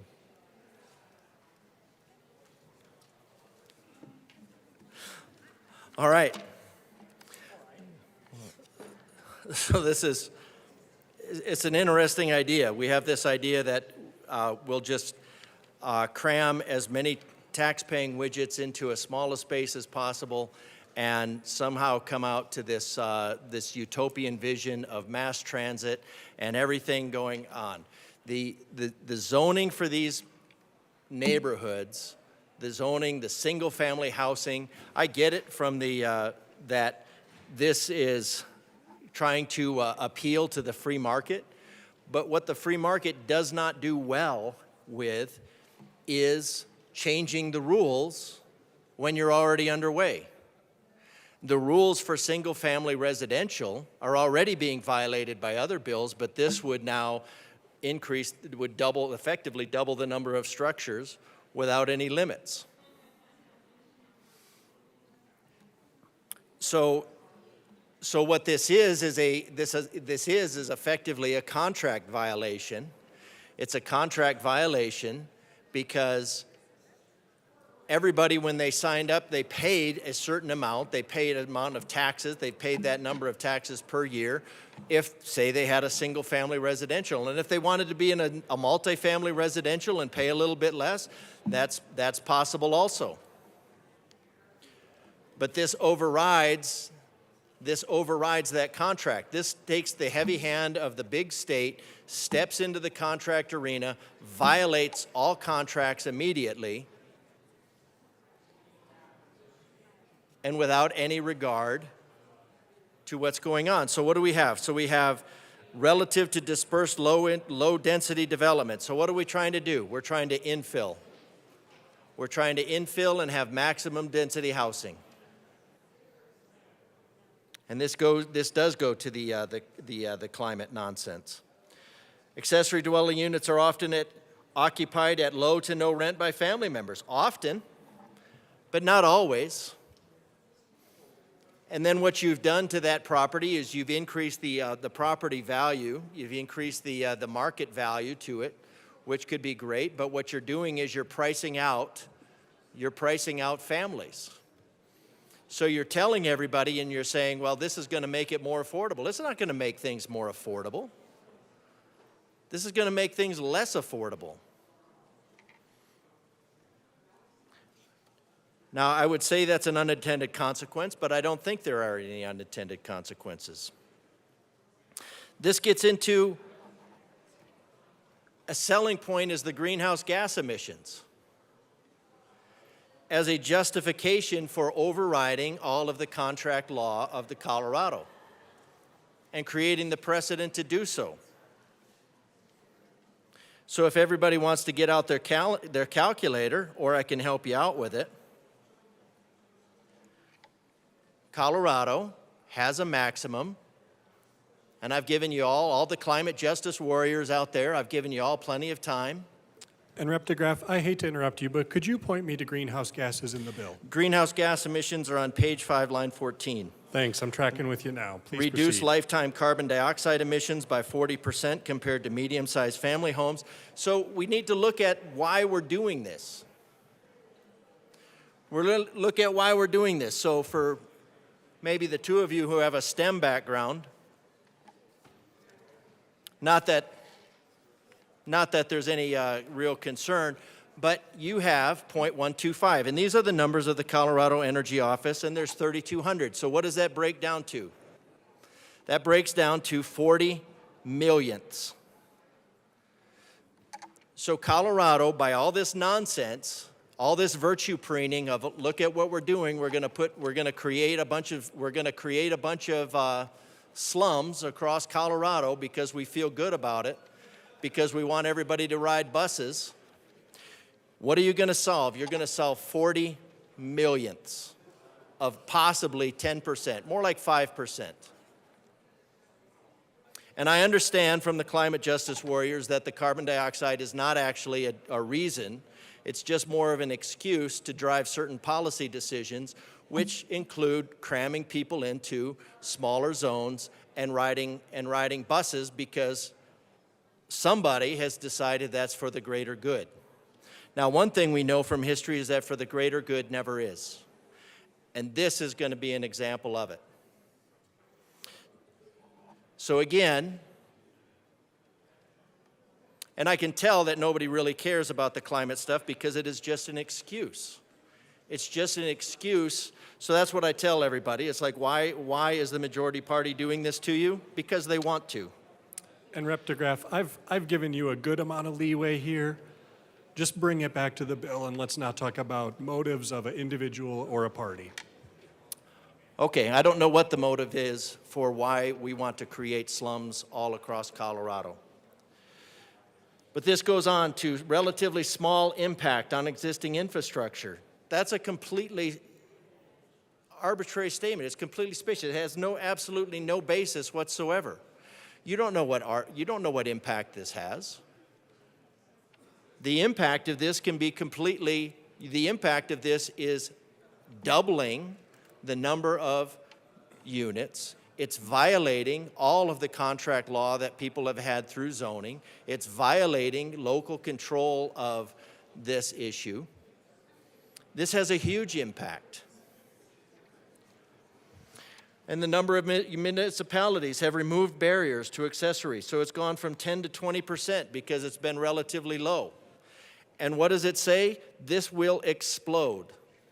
In a matter of less than a decade, it's gone from 1,000 in California to over 24,000. I think at some point, California is going to start looking to Colorado for new bad ideas because we might actually exceed them. The housing impacts and affordability. Housing prices are typically higher when housing supply is restricted. Well, no kidding. But this is just going to artificially increase the supply momentarily, and then it steps back. Just like when you go and say, well, when we took housing and said, well, you can buy more of a house. Don't stick around. You don't want to miss everything. Stick around. There you go. There you go. When all of a sudden you go to a 30-year loan, all of a sudden you have a lot more money. You can afford a lot more house, but then what happens? Then all of a sudden that inflates. It no longer buys what it used to, and then all of a sudden you're looking at trying to get 100-year loans and then doing the same thing. Identified zoning and other land use controls as a primary driver of rising housing costs. The primary driver of housing costs. So this is the state stepping in and saying, we know better than everything at the local level, and we're just going to override that. Accessory dwelling units offer affordable and attainable options to live in high opportunity neighborhoods, which can help improve equity outcomes. Oh, there's your social justice warrior buzzwords. Equity used to be what you would get in your property. You would have equity in property after you invested for years and years and years, and it was a great way. It's a part of the American dream to increase your equity in property. Now it's just a buzzword, meaning equality of outcome. Local government regulation of accessory dwelling unit varies significantly within regions. Well, no kidding, regions are very different. More permissive regulation by local governments of accessory dwelling units provides a reasonable chance for homeowners to construct, convert an accessory dwelling unit and thereby increase housing supply, stabilize housing costs. It's not going to stabilize housing costs. You're going the opposite direction.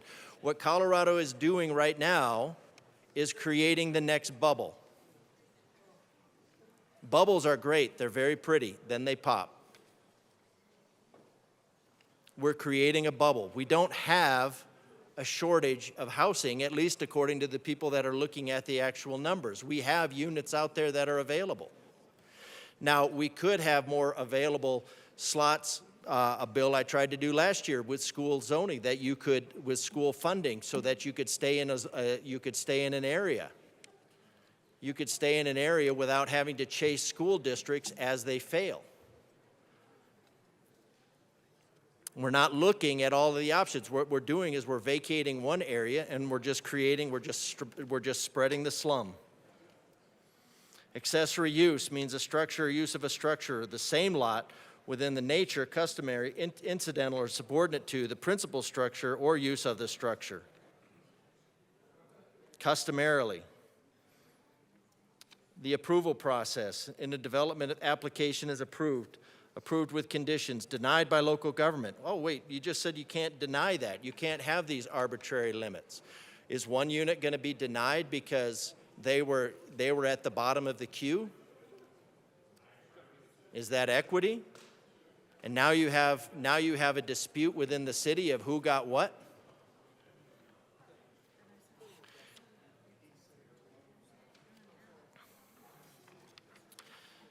Other things that I was told with this were that this wouldn't change the parking requirements. We have a fire hazard in Colorado. It's a desert. We do get wildfires. You start restricting parking, you have cars parked everywhere all across the street. Well, this says preventing the imposition of any parking requirements. And preventing owner occupancy requirements. Accessory dwelling unit construction has increased successfully, so exponentially, as if that's a good thing. I just can't, it's just baffling.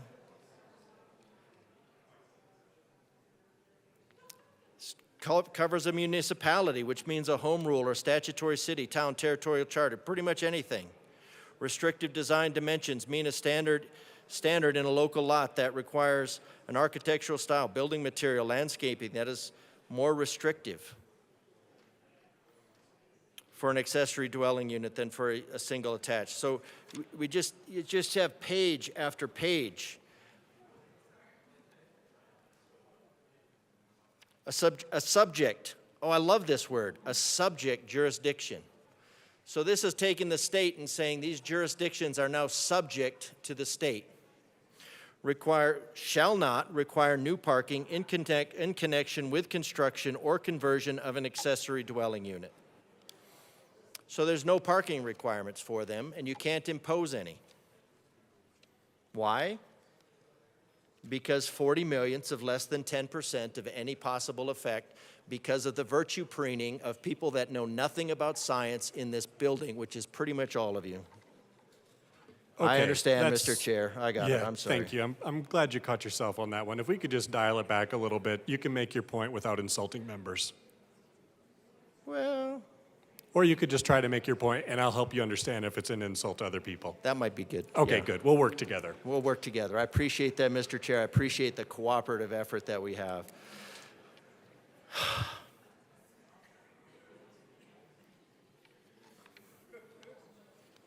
Just lots of capital letters.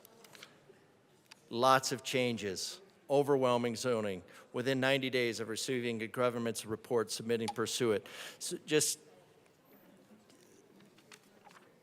is just an incredibly bad idea.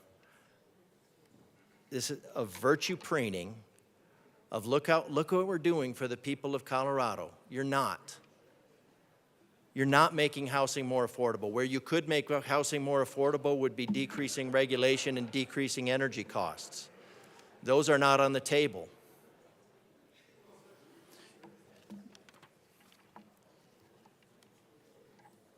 You could eliminate the burden, the $10,000 per year burden on per individual of the climate buffoonery, but you're not. You're not. Where you can make a difference, you're not. Where you're going to make the problem worse, you jump in with both feet. There's more here. Subject jurisdiction, any planned unit development resolution or ordinance that was adopted or approved before the effective date that allows the construction of one or more single unit detached dwellings that restricts the, so now we're talking about one or more single attached. You're creating a fire hazard.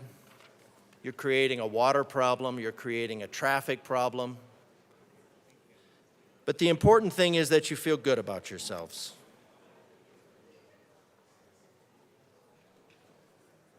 The new bill would force Colorado cities to allow density near transit lines. So this is the next bill. So according to this letter here, if 1152 passes, all single-family zone property will be capable of supporting an ADU under the law. Whether they should, whether it's smart, won't matter. This bill gives open license for such property to have an ADU. The answer to the question about how many properties are capable of supporting ADU is they will all be, at least theoretically, under the bill. Previously, many cities had local rules around ADUs that got to the point of how many are actually capable. But like most of this year's bills, 1152 prohibits jurisdictions from having or enforcing any of their local well-considered ADU rules. Bottom line, the bill creates open season, free-for-all for ADUs on every single family lot. Among other things, 1152 is a backdoor de facto upzoning of all single-family neighborhoods in Colorado.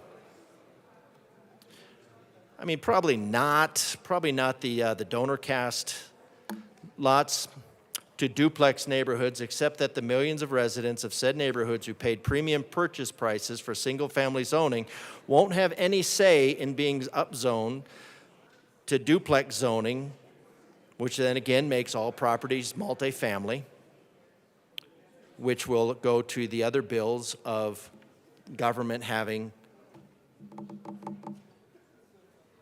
first right of refusal, which many would-be buyers won't find as favorable.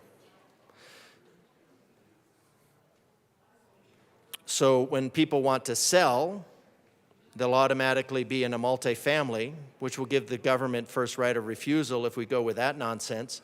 And then you will have just corporations that are owning this property bubble. The bill eliminates the current critical requirement that the family owner lives on site.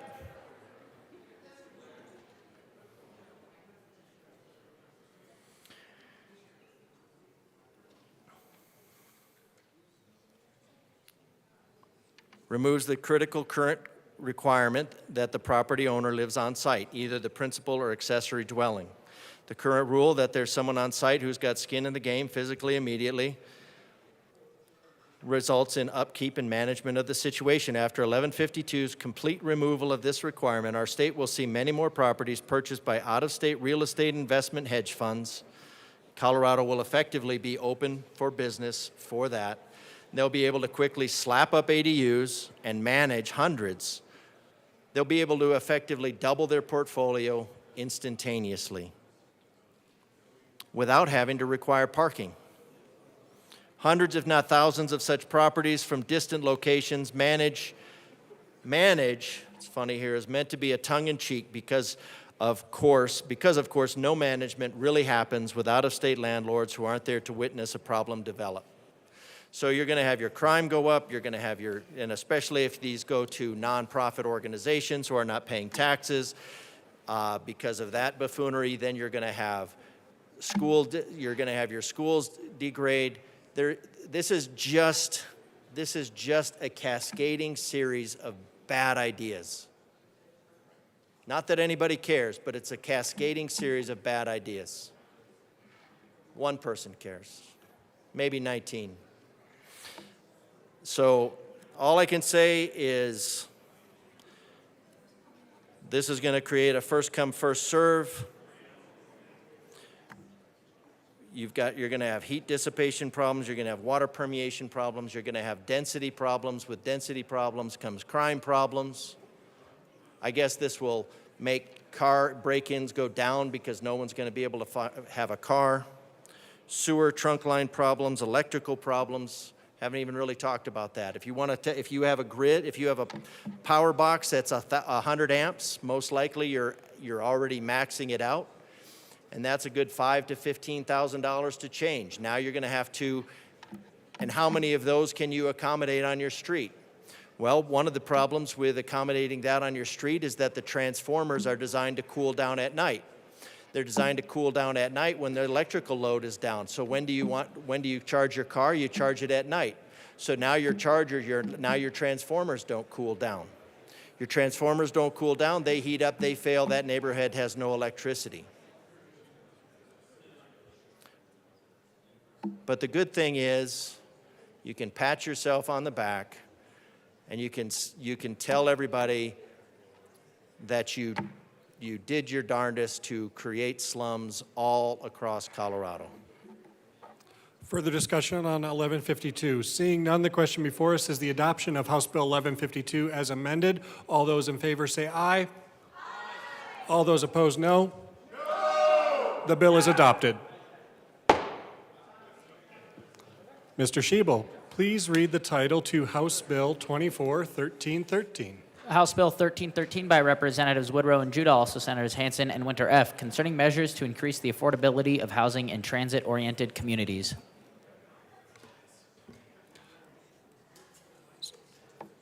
And bill sponsors, give us just 1 second. We need to reset the timer, and then I will make the announcement that pursuant to House Rule 14, debate on this bill has been limited to 3 hours, and we will start at 4:13 p.m., which is now. Representative Woodrow. Thank you, Mr. Chair. I move House Bill 24-1313, the Appropriations Committee report, the Finance Committee report, and the Transportation Housing Local Government Committee report. To the Appropriations Committee report. Representative Woodrow. Thank you, Mr. Chair. We were in approps this morning. We had some questions, and an amendment was offered about the financing mechanism. We ask for an aye vote. Is there any further discussion on the Appropriations Committee report? Seeing none, the question before us is the adoption of the Appropriations Committee report. All those in favor say aye. Aye. All those opposed, no. The report is adopted. We are to the Finance report. Representative Woodrow. Thank you, Mr. Chair. Again, we had an excellent conversation before the Finance Committee, particulars about the financial structure of the bill. We do have an amendment, so with that, some technical changes that Chaffa has asked for, I move L050 and ask that it be displayed. That is a proper motion. 1 second, we'll get it displayed.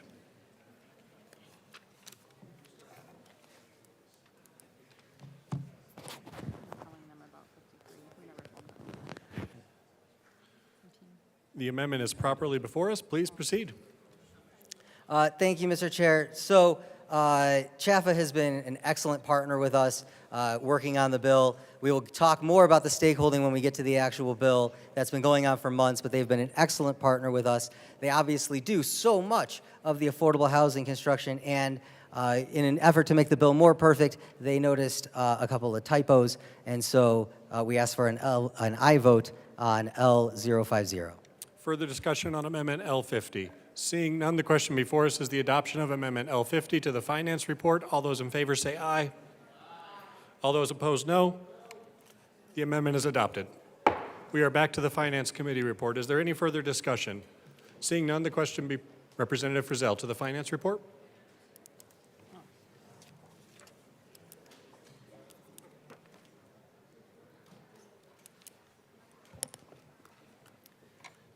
Thank you, Mr. Chair. It's lovely to see you again.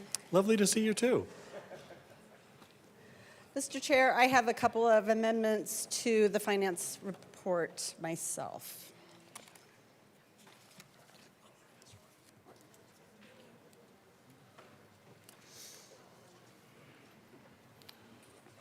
And we just need you to move the amendment, Rep. Frizzell. My apologies. Go ahead. Yes, Mr. Chair, I move L021 to the Finance report for House Bill 1313. That is a proper motion. Please proceed. Thank you. Mr. Chair and members,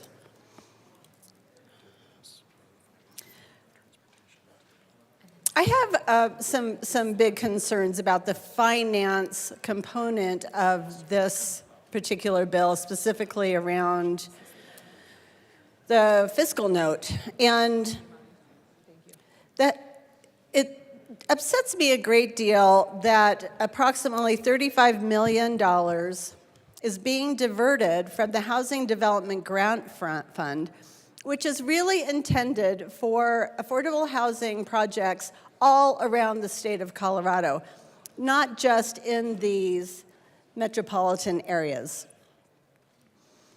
I believe very strongly that the funds in the Housing Development Grant Fund should be used as they were intended.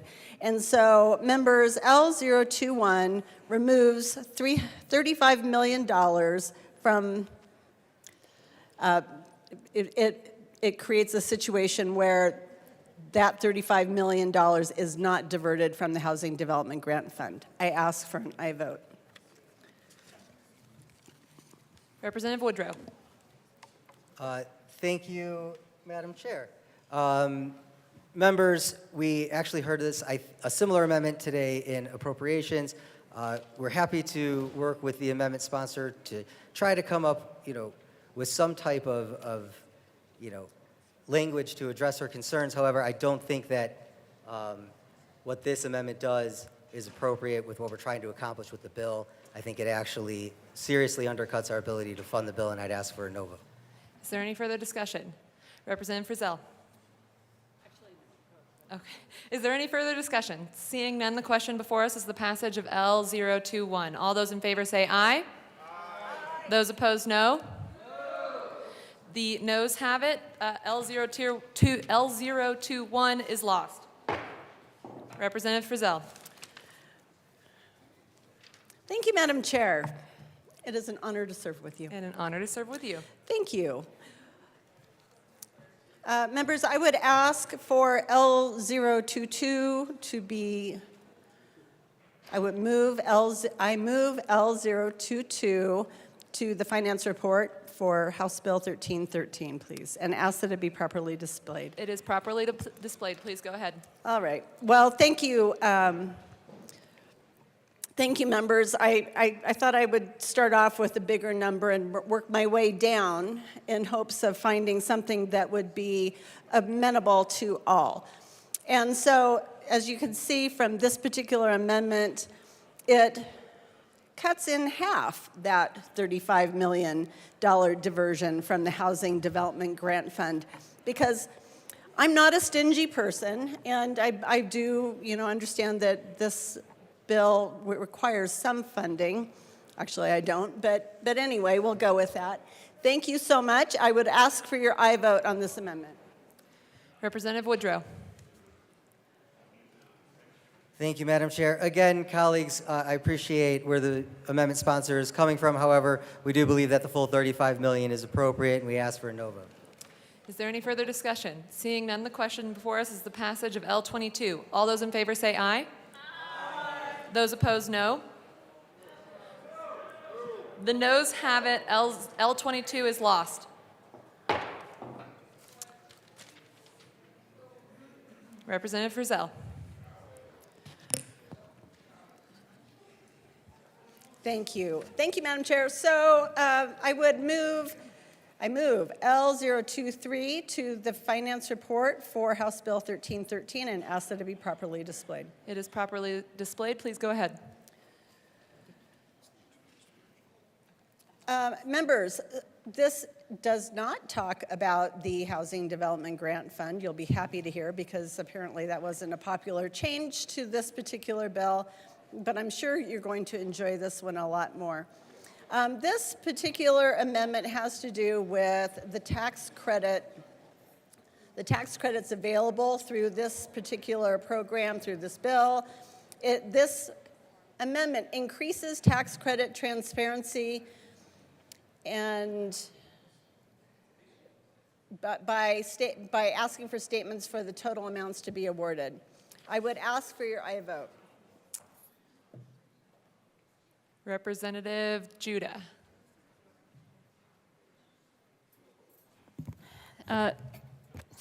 Thank you, Madam Chair. So we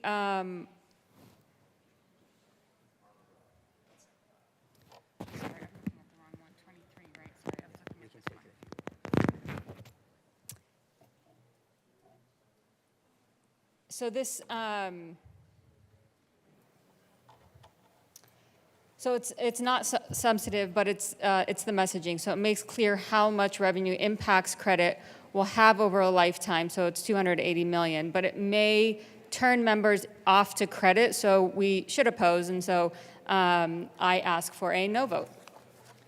Is there any further discussion on L23? Seeing none, the question before us is the passage of L23. All those in favor say aye. Those opposed, no. L23, the noes have it. L23 is lost. Is there any further discussion on the Finance Committee report? Seeing none, the question before us is the passage of the Finance Committee report. All those in favor say aye. Those opposed, no. The ayes have it. The Finance Committee report passes. Representative Woodrow. Thank you, Madam Chair. On to the Transportation Housing Local Government report. We had an excellent conversation in THLG about the particulars of the bill. We had a couple of amendments to refine various aspects of the bill. It was a very thorough discussion. Before I ask for an aye vote, I move L042 and ask that it be displayed.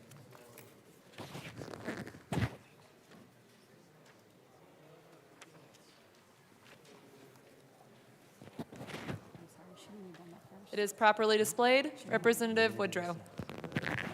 Okay. Representative Woodrow. Thank you, Madam Chair. So, folks, another excellent partner throughout these discussions has been Denver Water and other water suppliers. We've heard so much today about water and water infrastructure. We heard about that in committee. Denver Water came to us and said that they had a couple of issues that they needed corrected technically with the committee report, and so that is what we see here in 042, correcting things like making sure a Roman numeral 3 is a Roman numeral 1 and a B is a Roman numeral 2 and things like that. So we'd ask for an aye vote. Is there any further discussion on L42? Seeing none, the question before us is the passage of L42. All those in favor say aye. Aye. Those opposed, no. The ayes have it. L42 passes. Representative Judah. Thank you, Madam Chair. Like my co-prime said, in committee we had great discussions and long discussions, but we really appreciated what we heard in committee and commitments that we've made. That said, I would like to move L053 and ask that it be displayed.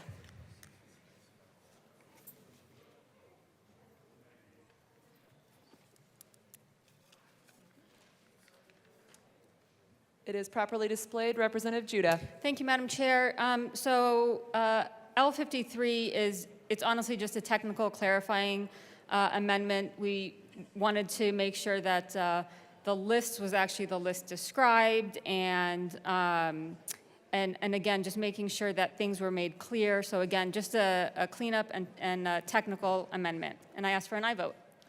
Is there any further discussion? Seeing none, the question before us is the passage of L53. All those in favor say aye. Aye. Those opposed, no. The ayes have it. L53 passes.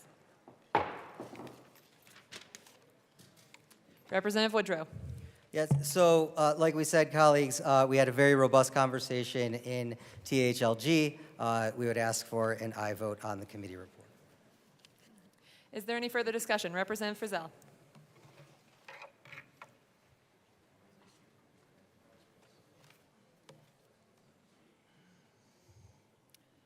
Members, we did have a lot of robust conversation in the Transportation, Housing, and Local Government Committee, and I'm very sad that two of my fellow committee members are not here this afternoon to partake in this conversation. So guess what? You're stuck with me again. Members, I have several amendments to the Transportation, Housing, and Local Government Committee report, so I'm going to just start working my way through them. I would like to move L045 to the Transportation, Housing, and Local Government report for House Bill 1313 and ask that it be properly displayed.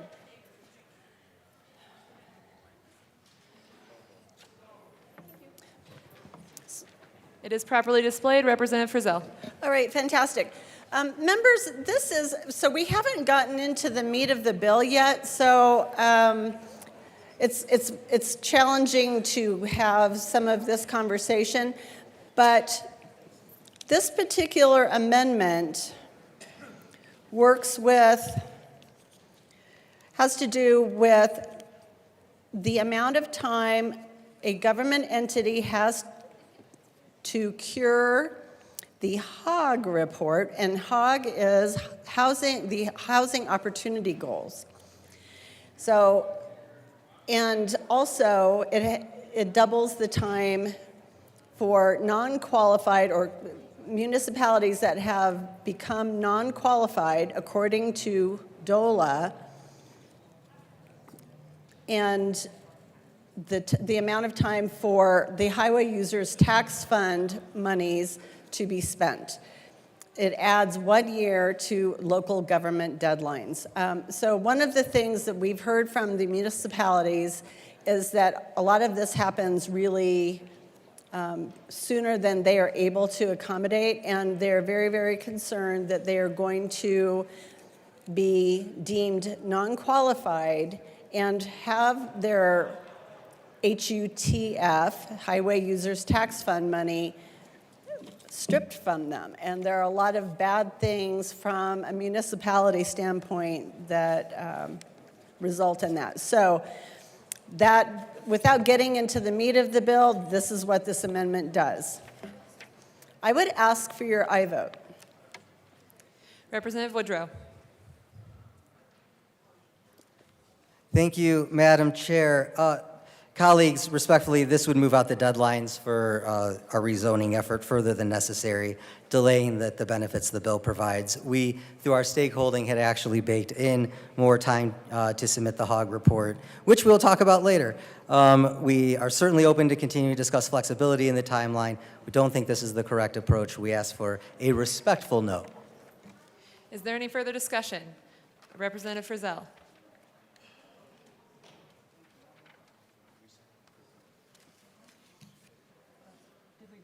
No. No further discussion. Oh, there is no, okay. There's no further discussion. Seeing none, the question before us is the passage of L45. All those in favor say aye. Aye. Those opposed, no. The noes have it. L45 is lost. Representative Frizzell. It was very respectful. All right. Thank you, Madam Chair. Again, I feel like some of these, because we're going through the committee reports, some of this is coming way before we've actually been able to discuss the nuances and finer points of the bill. And we have terminology like HOGs and HUTF, or do you call it HUTF or something like that? I don't know. I just hear it as HUTF. But these are really important terms in this bill. And I'm going to talk about something else with respect to the bill that is also really important. And that has to do with the actual transportation infrastructure that has to be in place for all of this to work. And so, members, I would like to move L033 to the Transportation, Housing, and Local Government Report for House Bill 1313 and ask it to be properly displayed. And boy, you guys are really good because there it is. Really, all of this particular amendment does, members, is the municipalities feel that there is some ambiguity in the bus rapid transit service definition that is well defined in the bill. But this is to actually provide some very specific clarification on what criteria actually constitutes a bus rapid transit service. So this amendment, the bill refers to this kind of laundry list of different criteria that may qualify as bus rapid transit service, and makes it more specific and says includes 3 or more, rather than typically includes any number. And I believe that this language was actually in the original bill or something similar, and so we're kind of going back to the bill. I would ask for your aye vote on this. Thank you. Representative Judah. Thank you, Madam Chair. This amends the bus rapid transit definition to say that it must have 3 or more of the criteria listed rather than typically includes any number. So this would not be implementable as many bus rapid transit routes are still in the planning stage, and we do not know what components they will include. Therefore, the bill relies on transit plans to identify bus rapid transit routes, and we ask for a no vote. Is there any further discussion? Seeing none, the question before us is the passage of L33. All those in favor say aye. Those opposed, no. The noes have it. L33 is lost. Representative Frizzell. Well, members, while we are talking about bus transit requirements, we'll look at this again. I move Amendment L037 to the Committee on Transportation, Housing, and Local Government report for House Bill 1313 and ask that it be properly displayed.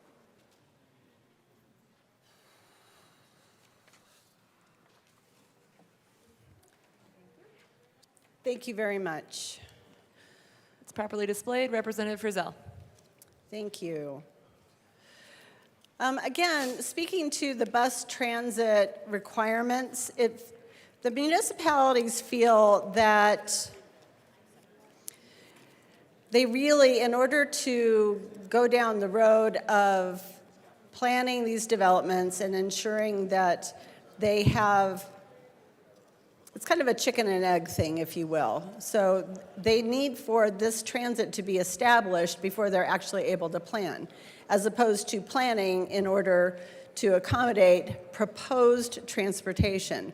So this bill really stipulates that the service exists, there are specified times for service, and that this service is reliable in these specific areas. I would ask for your aye vote. Representative Judah. Thank you, Madam Chair. Members, to change the bus rapid transit definition to be identified as a bus rapid transit in an MPO or transit agency master plan and has 15-minute services from 7 a.m. to 10 a.m. and 4 p.m. to 7 p.m. So it ultimately is unimplementable, as most BRTs are identified in the MPO plans, and those plans do not specify the hours and service will operate. And I ask for a no vote. Is there any further discussion? Seeing none, the question before us is the passage of L37. All those in favor say aye. Aye. Those opposed, no. The noes have it. L37 is lost. Representative Frizzell. Thank you, Madam Chair. Last one for the Transportation, Housing, and Local Government Committee report. I move L038 to the Committee on the Transportation, Housing, and Local Government Committee report for House Bill 1313 and ask that it be displayed, and there it is. Awesome. Again, this specifically talks about this transportation service must be implemented prior to the development actually occurring, so that it is in place and ready to go, and that the developers can count on it being there. I ask for an aye vote. Representative Woodrow. Thank you, Madam Chair. Colleagues, we're going to ask for a no vote on L038. This would make the transit area maps not dependent on SOP, et cetera, but only existing service as of January 1st, 2024. This would seriously reduce the housing opportunity goal in many cases. It would be difficult to implement because existing service is so variable and frequently changes. It also does not help plan for the near future as investments are already being made in transit. We also know transit service was severely impacted by the pandemic. RTD's SOP plan is a board-approved plan to bring back significant amount of that service, and that's what we should be planning around as our transit systems recover, as opposed to what was in place as of January 1st this year. We ask for a no vote. Is there any further discussion? Seeing none, the question before us is the passage of L38. All those in favor say aye. Aye. Those opposed, no. No. The noes have it. L38 is lost. To the THLG committee report, is there any further discussion? Seeing none, the question before us is the THLG committee report. All those in favor say aye. Those opposed, no. The ayes have it. The Transportation, Housing, Local Government Committee report passes. To the bill. Representative Judah. We have to talk about our bill. we can.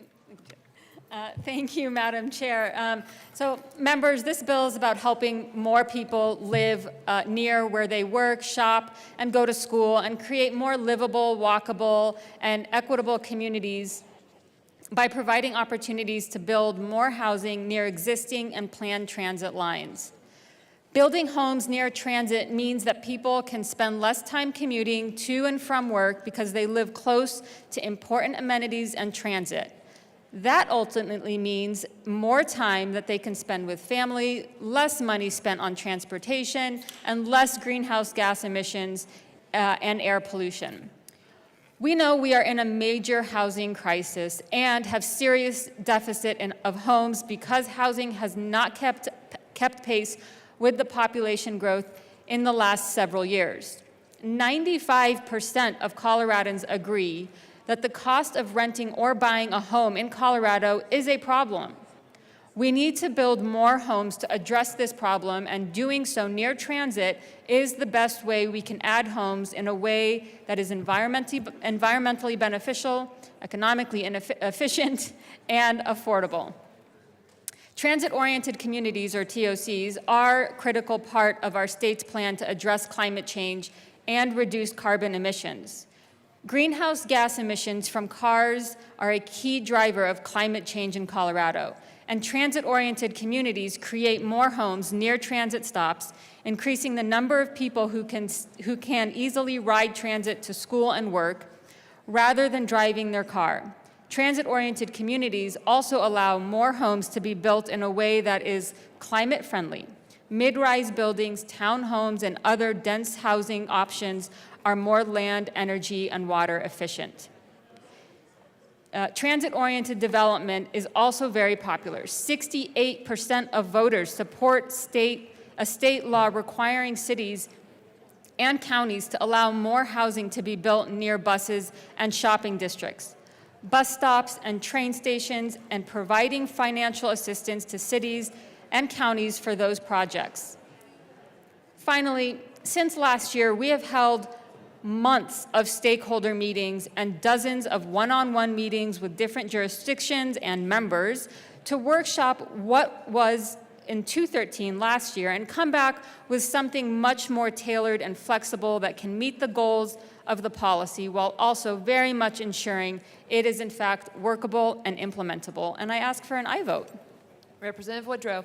Thank you, Madam Chair. It is an honor to serve with you. And an honor to serve with you. Colleagues, Colorado is in a housing crisis. 95% of Coloradans believe the cost of renting or buying a home is a problem. Young adults can't afford rent, families can't afford to buy a home, and seniors are getting pushed out. House Bill 2413 will help our communities build more housing near transit and jobs.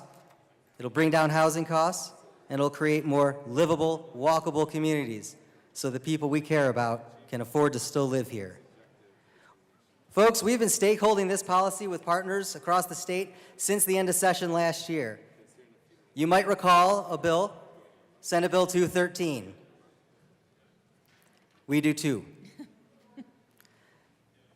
Though we were upset with the result, we quickly turned around and started reaching back out to stakeholders at the end of May.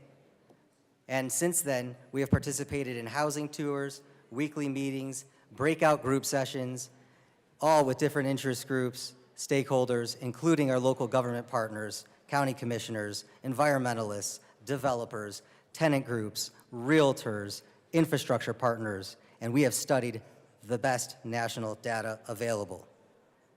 68% of Coloradans support a state law requiring cities and counties to allow more housing to be built near bus stops, train stations, businesses, and shopping districts, and providing financial assistance to cities and counties for these projects.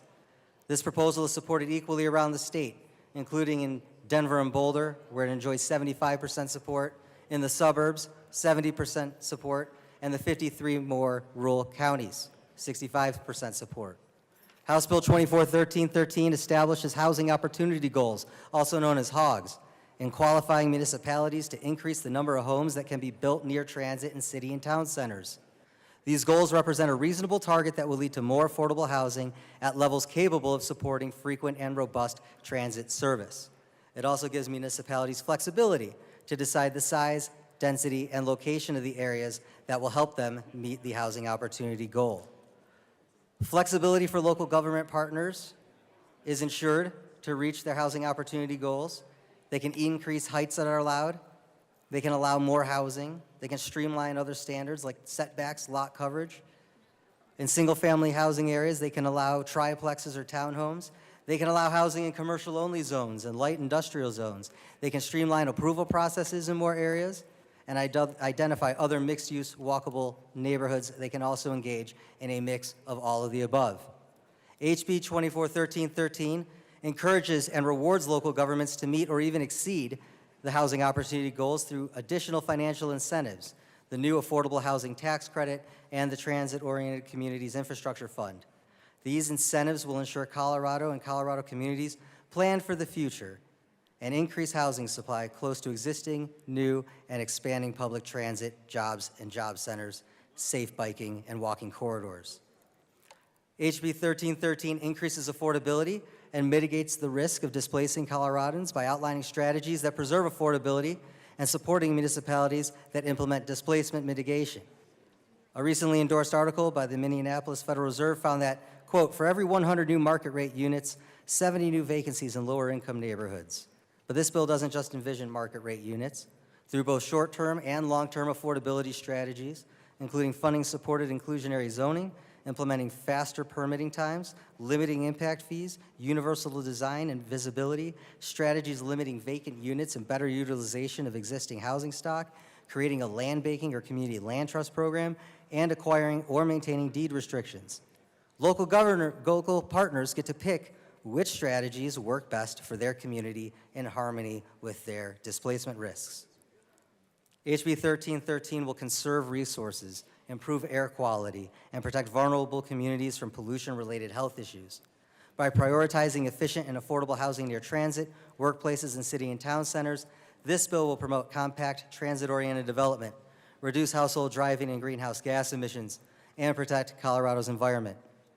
HB 1313 offers a comprehensive solution to our housing and climate crises by cutting through barriers to build more affordable homes, empowering local governments to meet community housing needs, providing financial incentives for housing initiatives, and protecting Coloradans from displacement. We urge everyone to listen to the many Coloradans who are impacted by the housing crisis and who want to see our state act now for a better housing and climate future. 7 out of 10 voters believe local governments in Colorado are not doing enough to reduce the cost of renting or buying a home. The state legislature must empower local governments to adopt policies to build more housing that is affordable near bus stops, train stations, businesses, and shopping districts. 1313 creates a zoning overlay throughout the state so we can create a robust, equitable, and reliable transit system for everyday Coloradans without the ability to drive. Please support the extensive work our partners across the state and us have brought to you today. I'll just give a quick shout out to all the stakeholders who joined us for TOC Tuesdays. It was awesome and I miss you. I ask for an aye vote. Is there any further discussion? Representative Frizzell.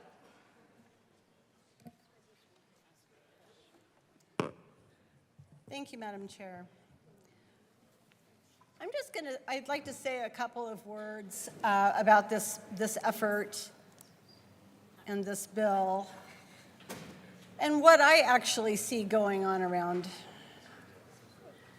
the area, and maybe things are vastly different north of Denver, west of Denver, east of Denver, but when I drive home on I-25, I see nothing but large apartment complexes being built next to the light rail stations all over the place. Everywhere you look, there are large projects going on because that is what the free market has created. There have been some incentives. I wouldn't question that. I believe that there have been some incentives from local governments who wanted that kind of development. I know that in Lone Tree, and I encourage you to drive south on I-25 and down at Ridgegate, where the city of Lone Tree worked with RTD to extend the light rail. They have a beautiful new light rail station, and these high-density apartment complexes going up, and as you get further east from the highway, you will see single-family homes going up. This is great, right? This is perfect for that community. That's what the city of Lone Tree has encouraged. They also have a light rail stop at Sky Ridge Hospital so that they can get their employees in and out, so their employees don't have to drive cars. Interestingly, there is another light rail station very close by that serves to bring the employees for the Charles Schwab headquarters to work and home. This is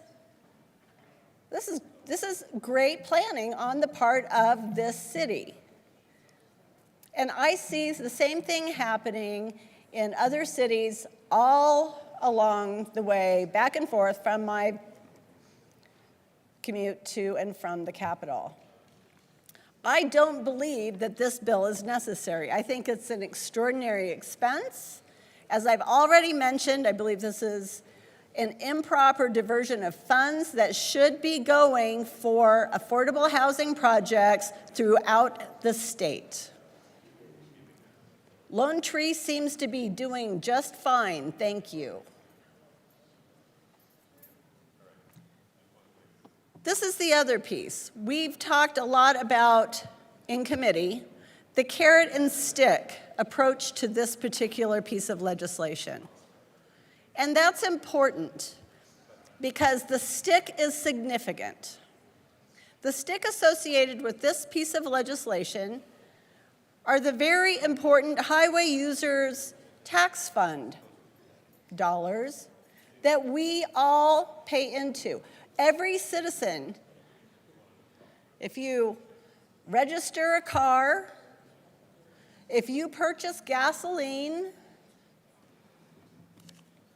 I actually have the list of the components that go into the highway users tax fund. It's motor fuel taxes, vehicle registration fees, faster collections, road usage fees, miscellaneous collections.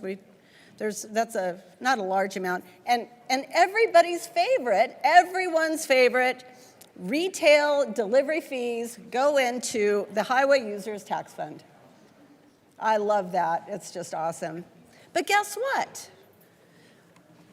The state collects these dollars, and then what do they do with them?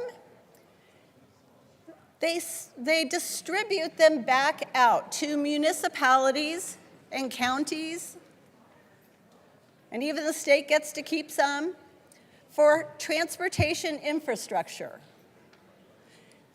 The municipalities in this state are deeply reliant on these dollars to maintain their transportation infrastructure. We can't take those away. That is not a stick, folks.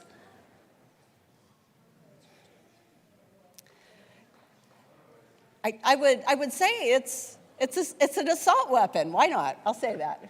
It is an unfair leverage for our municipalities. It is unfair. HUTF funds have nothing to do with affordable housing. They have nothing to do with transit-oriented communities. They belong back to support the citizens that pay into them. I'm going to say that again because I don't think y'all are listening to me. Those funds belong with the citizens that paid into the fund through your Amazon deliveries, your gas, registering your vehicle, and you paid in to this fund, to the Highway Users Tax Fund, with the expectation that those dollars would come back to support where you live. Fine. We want to create a transit-oriented community program, fine. Fine. But don't do it on the back of our transportation infrastructure. Don't do it with a stick. The carrot is money that's just being diverted.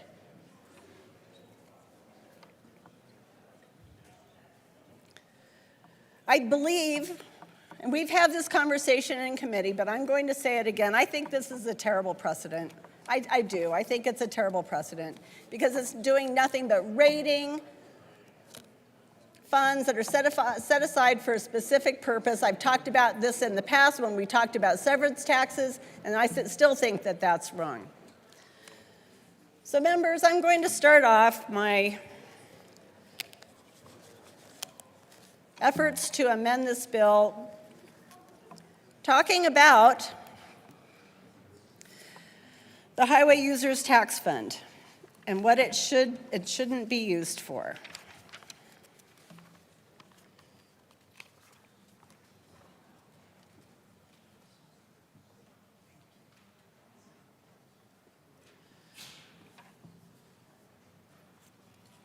Members, I would like to move Amendment L051 to House Bill 1313 and ask that it be properly displayed. One moment. I think it's It is really properly interesting. displayed, Representative Frizzell. Thank you. Thank you, Madam Chair. We did a word count on this bill, and I found it fascinating that the word shall comes up 68 times in this bill. 68. Not what I'd call permissive. 68 times. So members, this particular amendment changes that. It doesn't take the word shall out, but it inserts the word not. This particular amendment takes the injunctions imposed by DOLA out of this bill.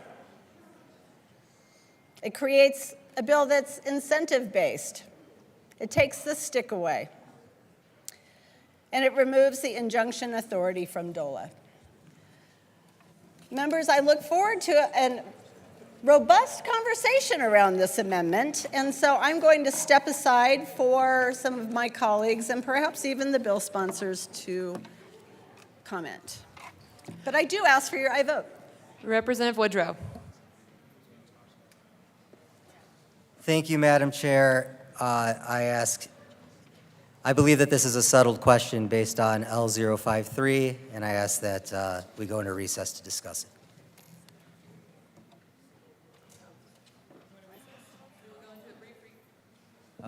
If we don't have to go into recess to discuss it, let's discuss it. We will go into a brief recess.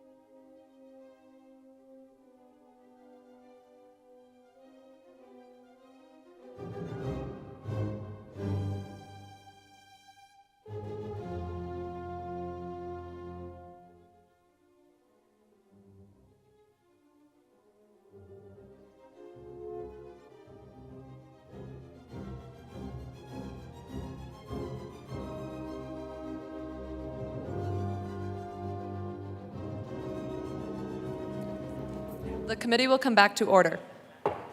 Representative Frizzell. Thank you, Madam Chair. I would like to withdraw Amendment L051 to House Bill 1313. And I know that some of my colleagues would like to come up and kill some time while I have an alternative devised. L51 is withdrawn. Representative Taggart.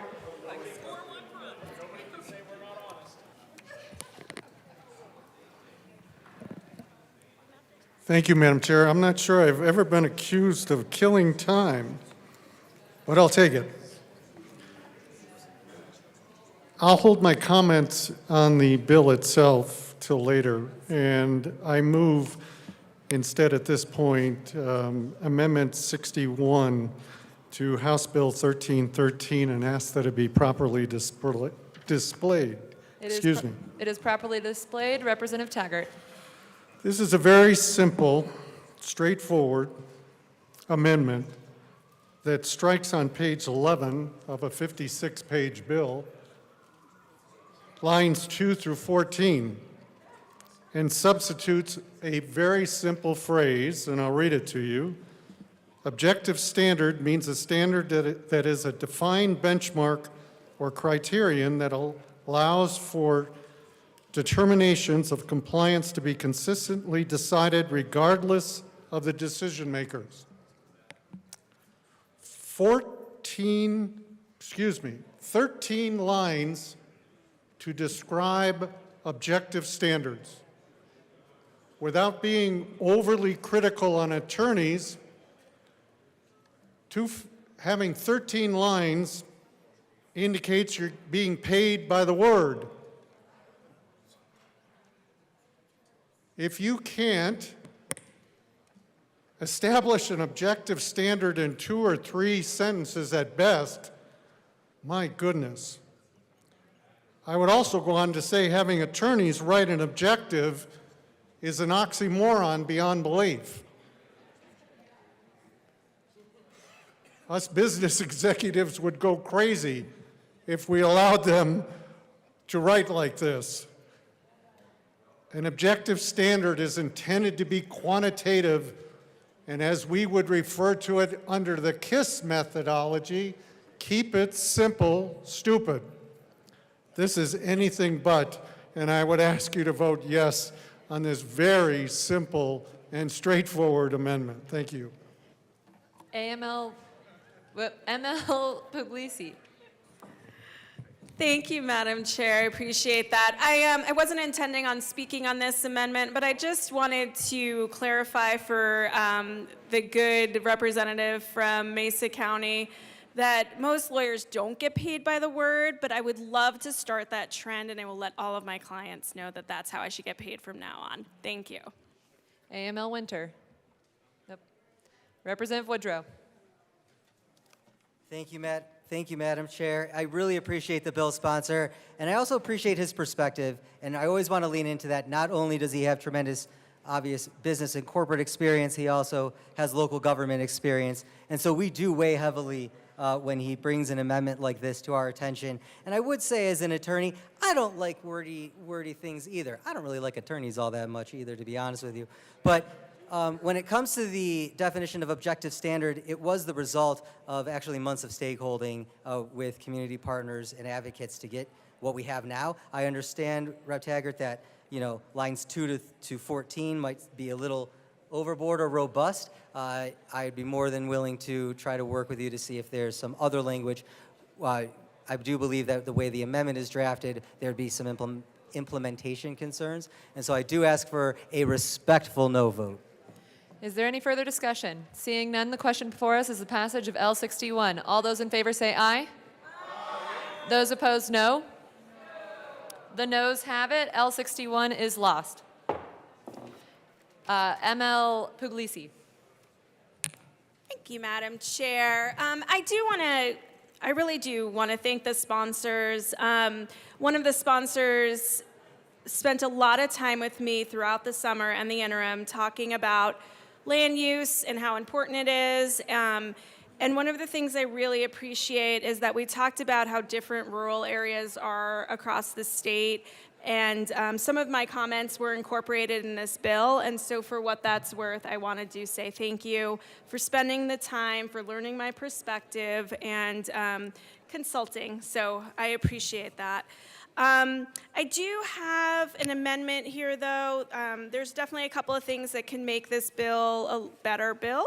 And so with that, Madam Chair, I move Amendment L066 to House Bill 1313 and ask that it be properly displayed. It is properly displayed. Please proceed. Thank you, Madam Chair. This would just create a judicial review process to challenge any state determinations. I think it's really important as we go through this process that we also have a judicial review process.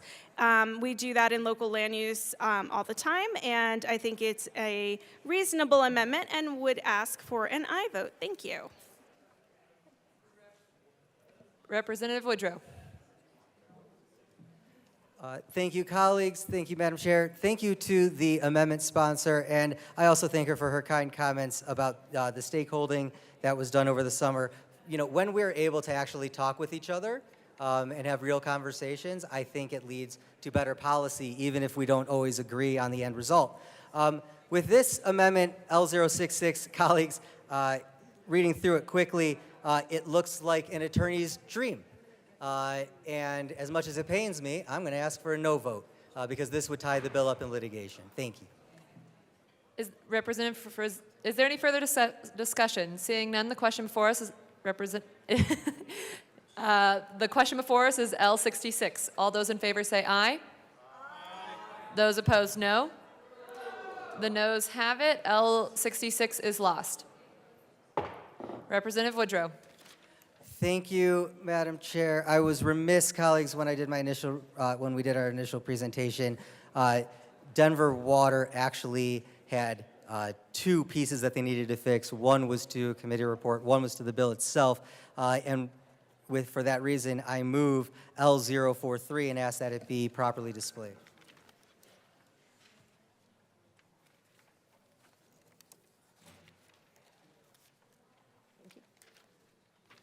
Properly displayed. Representative Woodrow. Thank you, Madam Chair. So, colleagues, Denver Water asked for, just to be belt and suspenders clear in the bill, that nothing in this section would interfere with a local government's authority to set and collect impact fees. And because I know Rep. Taggart likes brevity, we tried to make it as short as possible and to the point. And so that's what it says, that nothing in the bill interferes with a local government's authority to select and collect impact fees. Again, this is from Denver Water. I ask for an aye vote. Is there any further discussion? Seeing none, the question before us is the passage of L43. All those in favor say aye. Aye. Those opposed, no. The ayes have it. L43 is passed. Representative to the bill. Representative Hartsook.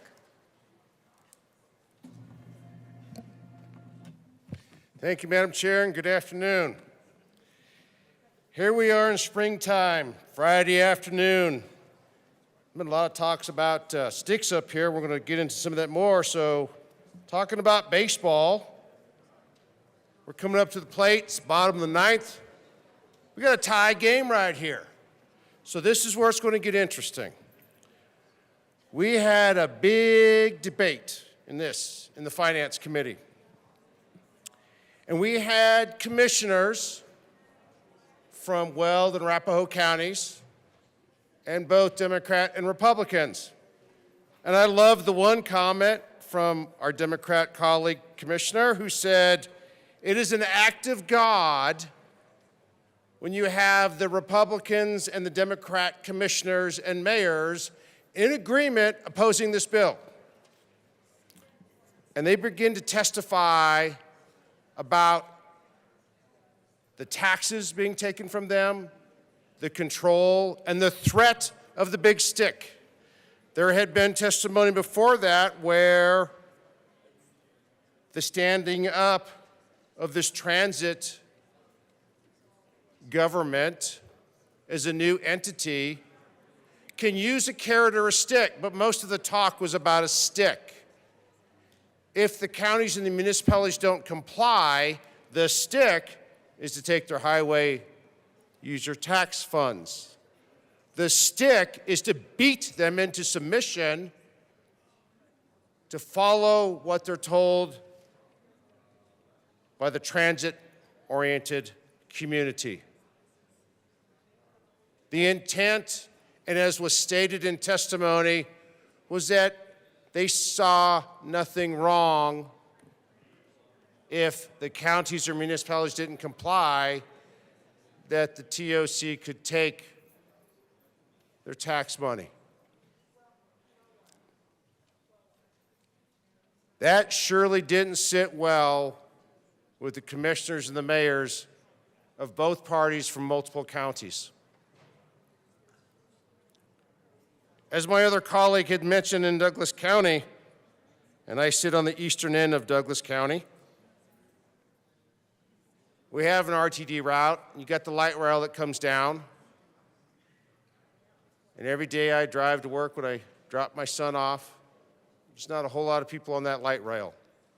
But there sure is a lot of apartments going up. There's a lot of housing, multi-functional housing, commercial centers going up along the I-25 corridor, Denver Tech Center, through Lone Tree, down to Castle Rock.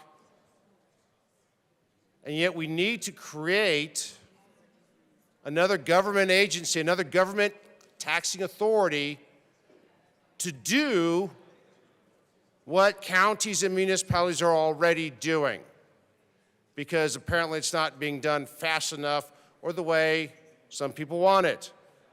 Yet these commissioners were very much against it. When you look at the density reporting, 25 to 50 units per acre. Some of the estimates were on the range of 70 to 80 units per acre. Multi-story, multi-function buildings. One person testified that then the elderly can move in and they won't need a car because they can walk to the shopping center. They can walk to the light rail. They can walk to the bus routes. They can walk everywhere. I certainly wish we were outside walking right now in the sunshine, but we're not. We're in here.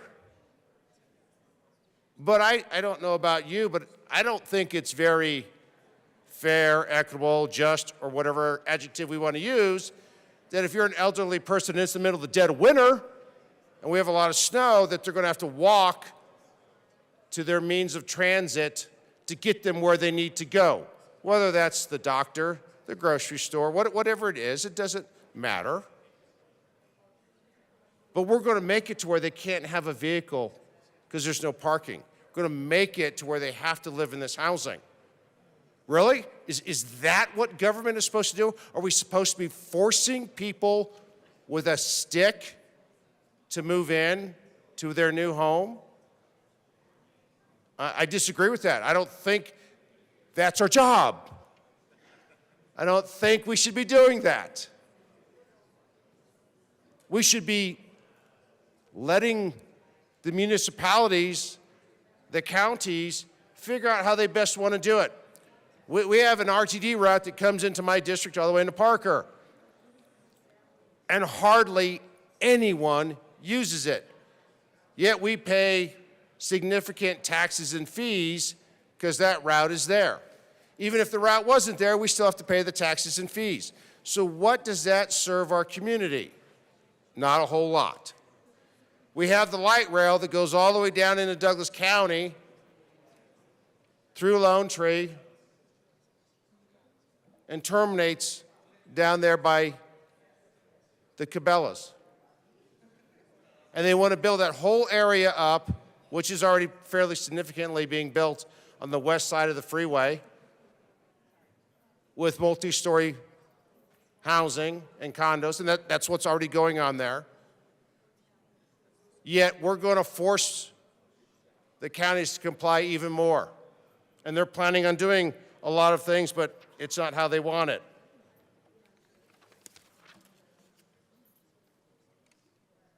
We talk about transit stations that are in unincorporated areas. Well, a lot of that Douglas County where the trains are running is unincorporated. We talk about a transit corridor here in the bill. We have a lot of things that are mapped out where if you're not in this corridor, half a mile, give or take, either side of the freeway, as defined as the primary corridor, and it's I-25, 70, the other major corridors, and the major development areas.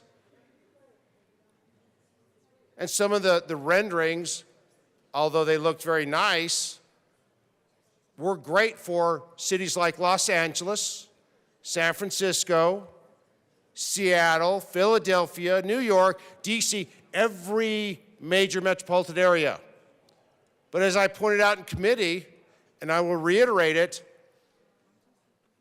we don't live there. We live in Colorado.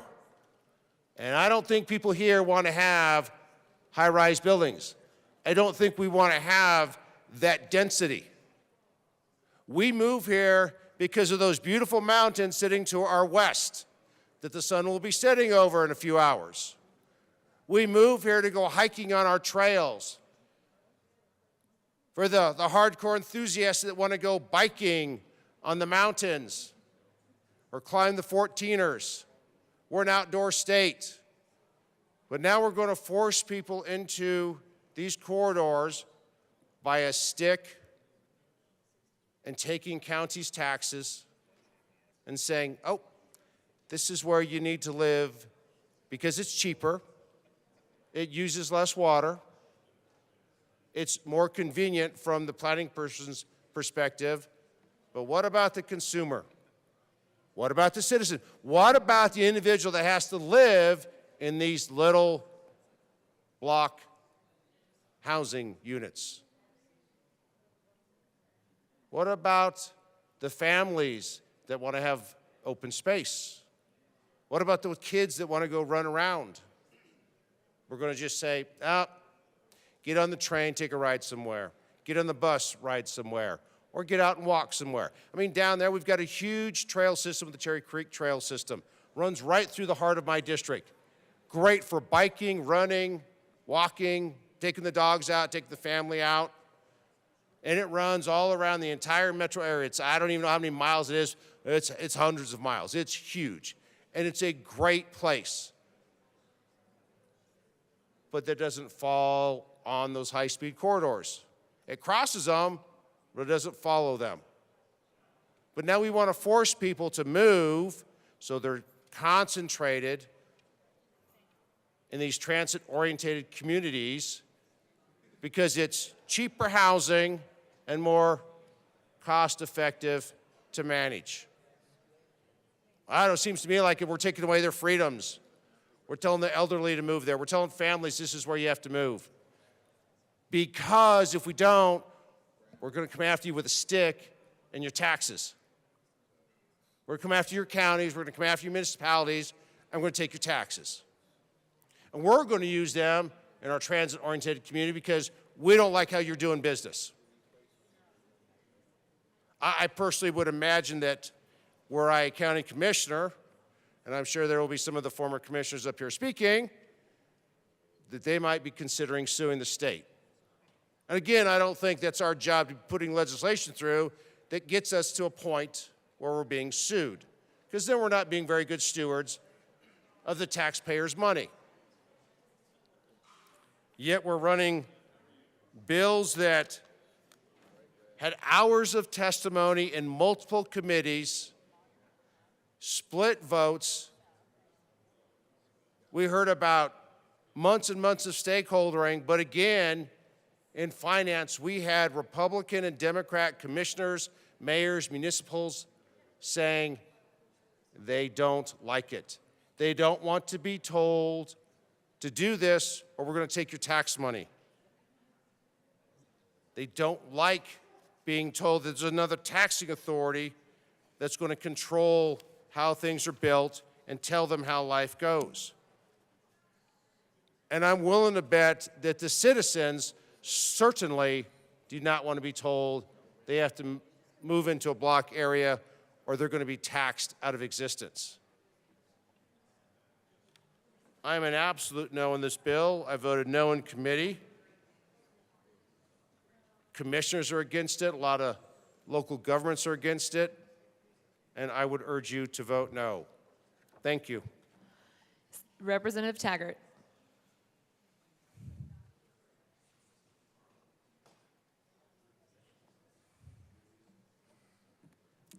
Thank you, Madam Chair. Our sponsor used a word called empower. And I'm a great believer of empowerment because it's a very positive tool that we can use with people that work with us. It's a very positive tool we can use with our kids. But traditionally, empowerment doesn't coincide with punitive behavior. If it does, trust me when I say, people don't want to be empowered to be punished later on. It doesn't take individuals very long to figure out that we're not being empowered. I have a real problem with this bill, and it starts with, again, the concept that one size fits all across the state. One size when it comes to transit-oriented communities will not work in my area of the state. And let me tell you why. Our two transit centers in my community are completely built out. And I'll say that again. They are completely built out. One is in the downtown area, in the core of the city, that butts up against, I don't know how many railroad tracks, but a lot of them, butts up against county buildings, butts up against city buildings, and inclusive of our convention center. There is no ability to build affordable housing. Our second transit center is immediately adjacent to our large mall. And it, over the last 5 to 6 years, has also been completely built out. So what happens now? Do we get designated, our community, as a non-qualified transit-oriented community because of the fact that we had the forethought to build around them, to make them as convenient as possible to downtown shopping and to the mall? Or are we rewarded and empowered because we did that? Now, I'll be the first to say I may not have picked up everything in a 56-page bill, but I saw nothing in the bill that I read that respects the fact that we've already built out these transit centers. Is there affordable housing near them? The answer is yes. Is there room to build more? The answer is no, not without tearing down significant infrastructure that is there. So now the question comes from our sponsors, who I don't think are paying a lick of attention to this question, is do we now fall into that punitive because we had the forethought to build out around them? Do we now fall into the category of non-qualified transit-oriented community, and thus our HUTF funds are taken away from us even though we've already accomplished this? Now, we haven't accomplished it. If you want us to move them, I would have a hard time explaining to my constituents where one major transit center is right at the core of our city, and the second one is right next to the largest shopping district in the entire community. I don't know how I'm going to explain we're losing funds because we were proactive. I want this to be an empowerment bill. But what I see overall, this is a very heavy-handed approach to the state telling us after the fact that we know more than our local authorities. I cannot support that under any stretch of the imagination. Thank you. ML Puglisi. Thank you, Madam Chair. I do have a question for the sponsors, just piggybacking on what the good representative from Grand Junction just said. How were the MPOs selected for this bill, and were there any exceptions to MPOs being included in this bill? Because I do share the concerns, having been a former county commissioner in Mesa County, as to how this would work in our community. Thank you. Representative Woodrow.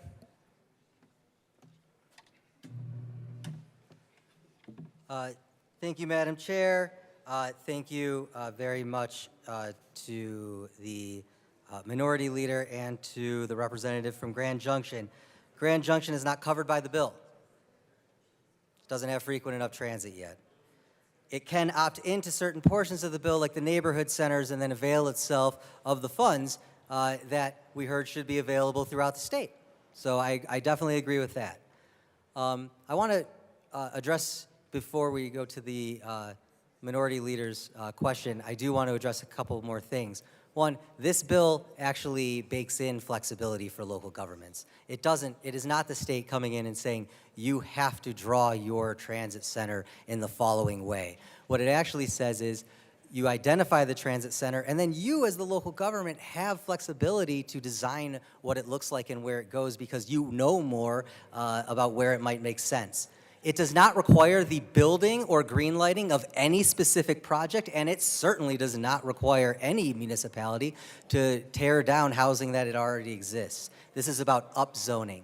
And that's a really good segue into what this bill really is. This is a bill about zoning capacity. I want to repeat that. This is a bill about zoning capacity. Municipalities end up greenlighting development, and development gets built as a percentage of zoning capacity. You can think of zoning capacity kind of like a muffler or a ceiling or a cap on how much actually gets built, because it's difficult. Local governments know this. They know that it's difficult, even once they greenlight projects, for those projects to get the financing, the funding, the timing, the land, everything together to make sure that the project can get built. There are many municipalities that tell us, look, we've greenlit projects and they still don't get built, and that's right. But what the research shows is that one of the greatest sort of disincentives for development is exclusionary zoning. It's that cap that we put on. And so what this bill says is, when you identify your transit center, you need to create an average density across the transit center of 40 units per acre. We've heard a little bit during other debates of Calcutta-style housing. That is over 96 units per acre in reality, not zoned. So if a municipality, you think about it, ends up developing about 10% of its zoning capacity, right? In order to get Calcutta-style housing, you would need to zone up to about 900 units per acre. And that's not what this bill does. This bill does an average of 40 units per acre by transit. Because when we go out and we talk to people and we say, what do you need? They say, I need affordable housing and I need to be able to get to and from my place of work.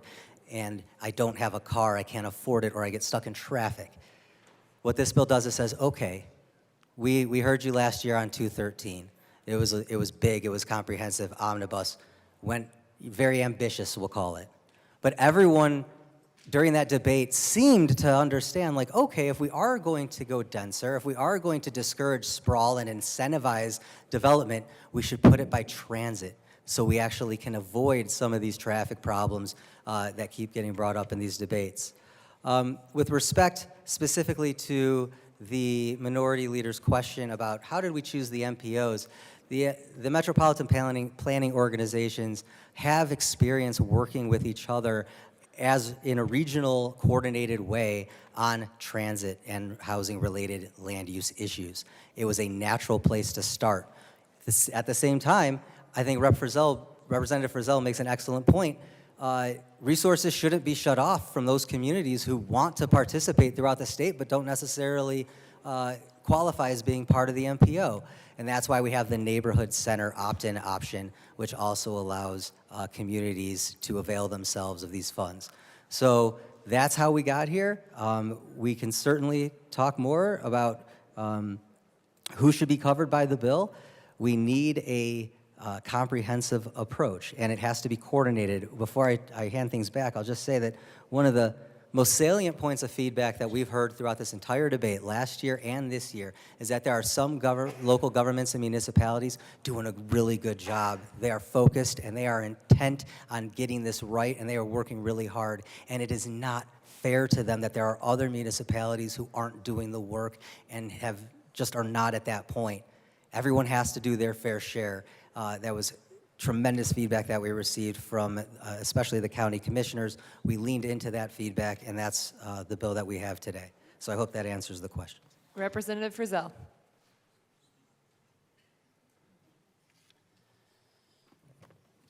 Thank you, Madam Chair. Members, I apologize. I had two very, very important amendments earlier that became settled questions through a couple of the amendments from a committee report. So I would like to be clear that I am about to offer amendments 71 and 72. And those two amendments replace amendments 51 and 52. So it's really important that everybody understands that and that we're on the same page, because these are important amendments. As we are talking about the STIC or HUTF funds and whether or not they should be withheld, I want us to make sure that we all understand what we're talking about and are asking ourselves, is it the role of the state to be punitive with respect to transportation infrastructure funding that citizens have paid into? So with that, I would like to move Amendment 071 to House Bill 1313 and ask that it be properly displayed, please. It is properly displayed. Please go ahead. Thank you. So members, one of the beauties of having 68 shalls in a bill is that there are 68 opportunities to work within that framework. And so this particular amendment speaks to page 26, line 14, but I would really ask that you look at page 33 and 35 and note where we have struck a may and substituted shall not, or inserted a not after shall and made a shall not. And essentially, again, what we are doing is removing the injunction of authority from DOLA. Members, I ask for your very careful consideration of Amendment 7.1 and ask for your aye vote, please. Representative Bottoms. I'm sorry.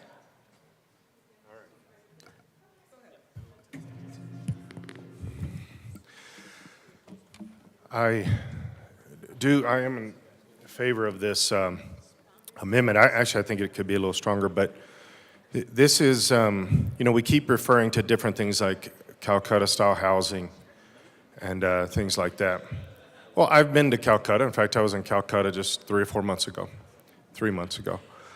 And here's an interesting thing, because the way that the sponsor said this is you're going to have to rezone for 900. That's not actually how that works.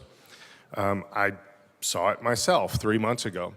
You have these high-rise buildings that are literally like 60 floors high, and they forced all these people into these buildings.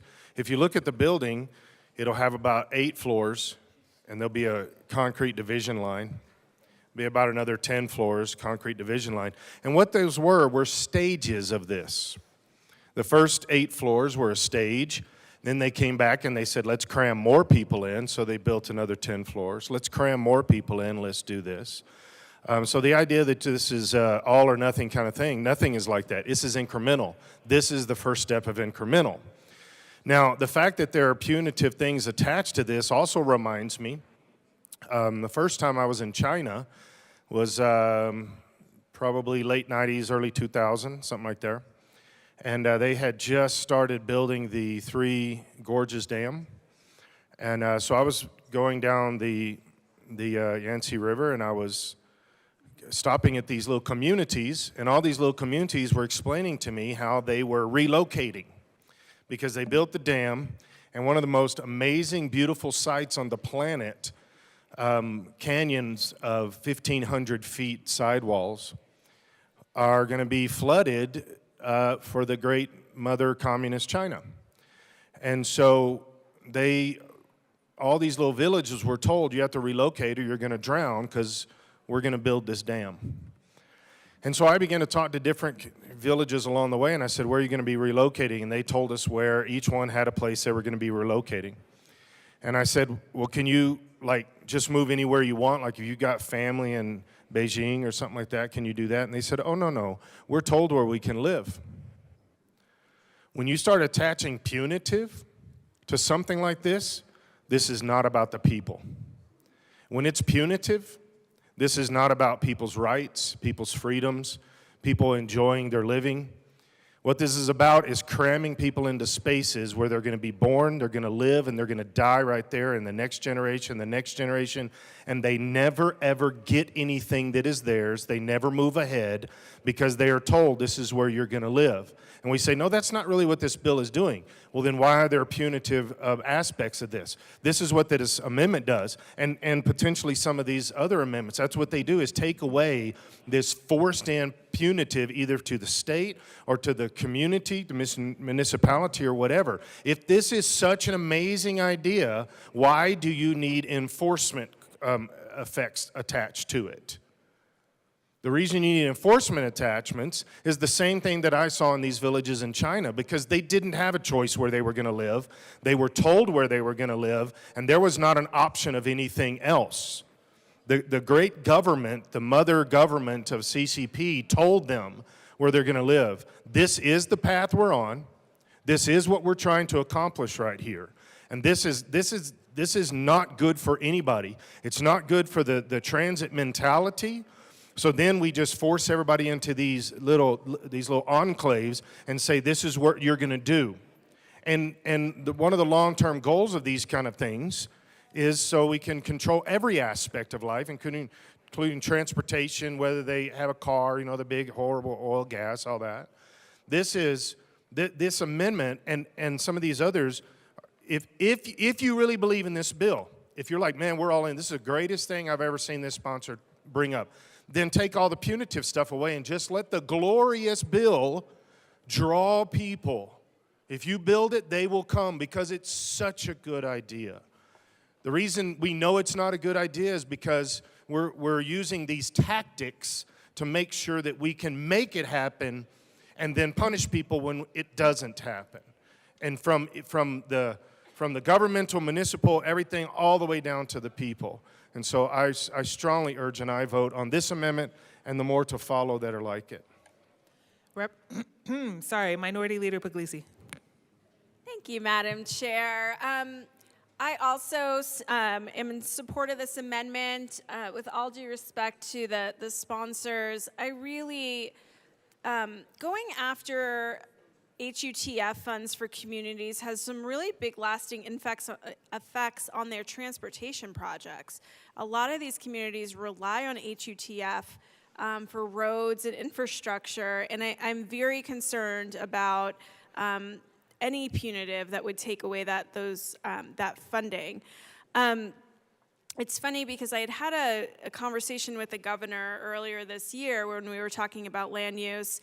And I told him, I said, I believe that you can get local governments to come to the table if you use carrots and not sticks. And we had a long conversation about carrots and sticks. But this is a stick, and a really big one, that will have some lasting effects on our communities that are not positive and will negatively impact their ability to maintain infrastructure, which is part of what local governments are actually here to do within their proper role. When I was a county commissioner on the Western Slope, a lot of our counties on the Western Slope are surrounded by public land, federal land. 72% of Mesa County, just because I have that number off the top of my head, Garfield County is about 62%. There's some counties that are over 90% on the Western Slope. And so their ability to grow or change is incredibly limited because they are subject to federal land that they don't actually have any control over. And so, Grand Junction is potentially affected by this bill, and so I have some serious concerns about using HUTF funds, especially in some of these areas of the state where federal lands will impact their ability to provide infrastructure and transportation. So with that, I would support this amendment. Thank you. Is there any further discussion? Representative DeGraff. Thank you, Madam Chair. I just think this is a kind of a version of if it was a good intention, if a good intention was a good idea. It wouldn't need a gun. It wouldn't need this enforcement. We have different schools of thought. In the free market, you have an even exchange of good for good. It's a voluntary exchange. In this status control, where you have this top-down, and I'm not sure why 213 was not wanted, was not needed. Government is supposed to be supporting the communities. If the communities need to do this, they can figure out how to do this stuff on their own. This is an imposition. This is not securing the rights of the counties, the municipalities that look to us for what we need. This is imposing a vision that has no basis, that has no, it's a totalitarian vision that the sponsors have, that the governor has. I'm not sure whose vision it is, but this is an imposition. This is a top-down. This body knows better than everybody else. And having been around this body now now into the second of my 2-year sentence, that I can pretty much guarantee this body does not know. I'm sorry, Representative DeGraff, are you speaking to the amendment or the bill? I'm speaking to the amendment. Okay, thank you. So I think that when we look at this and we say that the government is going to be collecting funds from the citizens, extracting funds at the threat of force from the citizens of Colorado, and then turning around and say, comply with our vision or else. That is not supporting the rights of Coloradans. That's authoritarianism, totalitarianism, whatever you want to call it. But it is not supporting the rights of Coloradans. Extracted funds, the threat of force, coerced compliance. If it was a good idea, it wouldn't need any of those. Again, what we have is we have a market, we have a housing situation. There is excess. There's a debate. I think what we're doing is we're rapidly creating a bubble. And then we're going to have an even bigger problem on our hands. So I'm in favor of this amendment. I think this body needs to figure out that its purpose is to, as public servants, you're supposed to be serving the public. The public is not supposed to be serving you or your totalitarian vision. I don't believe anyone has those visions. If you could stray away from that, it'd be appreciated. It's just such a fun word to say.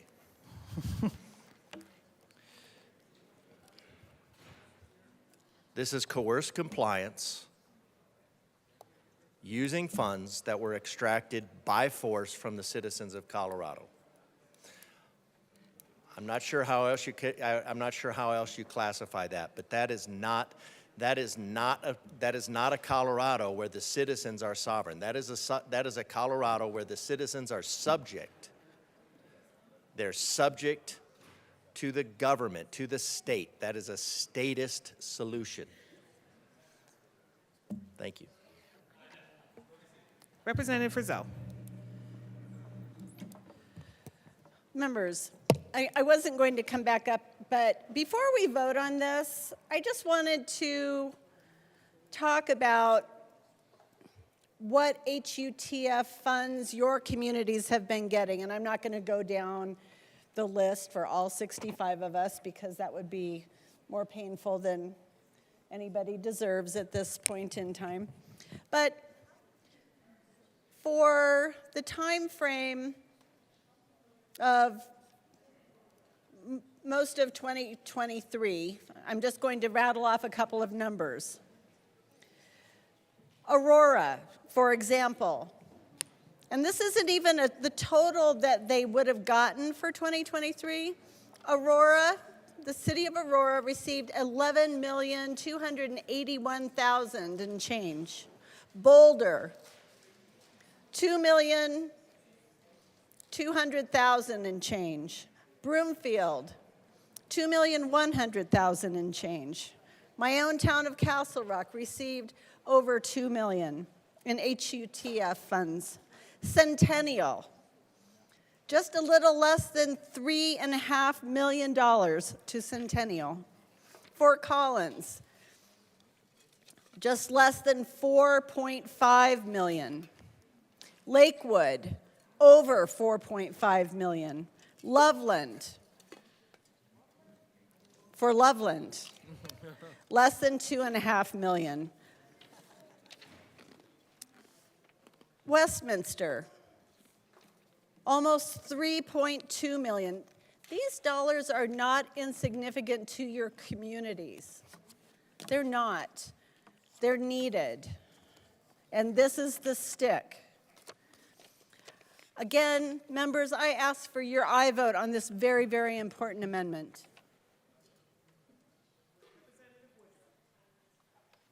Sorry, Representative Woodrow.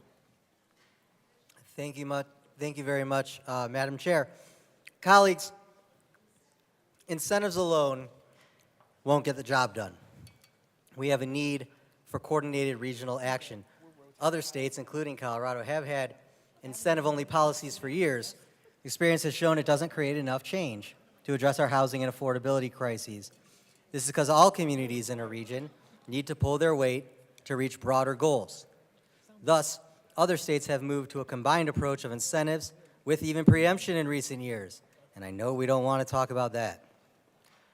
We have a need in our state for consistent policy, including a floor for zoning. Without a broad policy floor, small groups of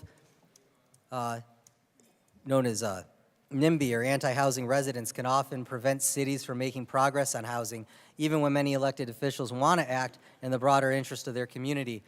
This watering down or slowing down of progress can cycle through multiple communities who each make less progress.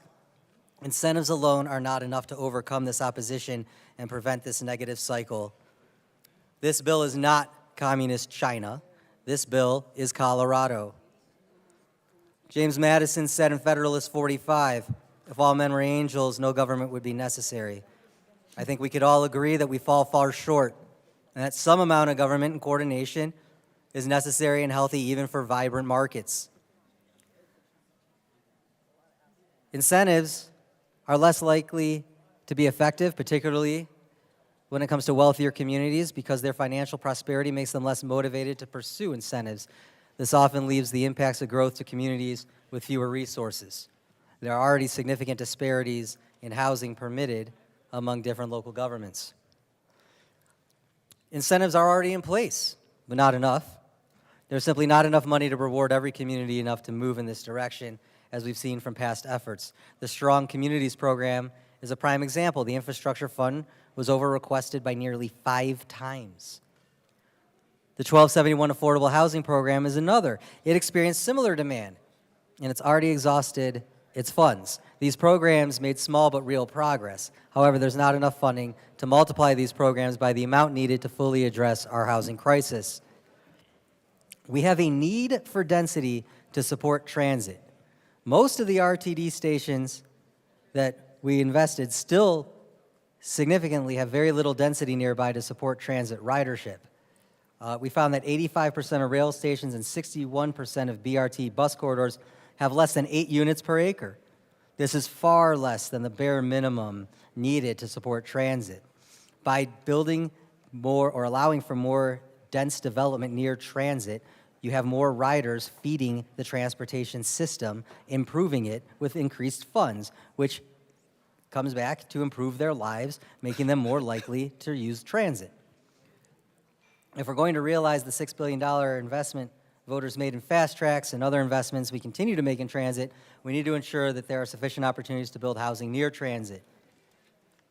Massachusetts is an example of a state that has had incentives to support higher density zoning for over 15 years through their 40R program, and while it has some success, its impact has been limited due to its incentive-based nature. It's been difficult for the state to fully fund the program, and many communities have ultimately opted not to pursue the incentive-based program because it was not a sufficient carrot to overcome public sentiment against new housing.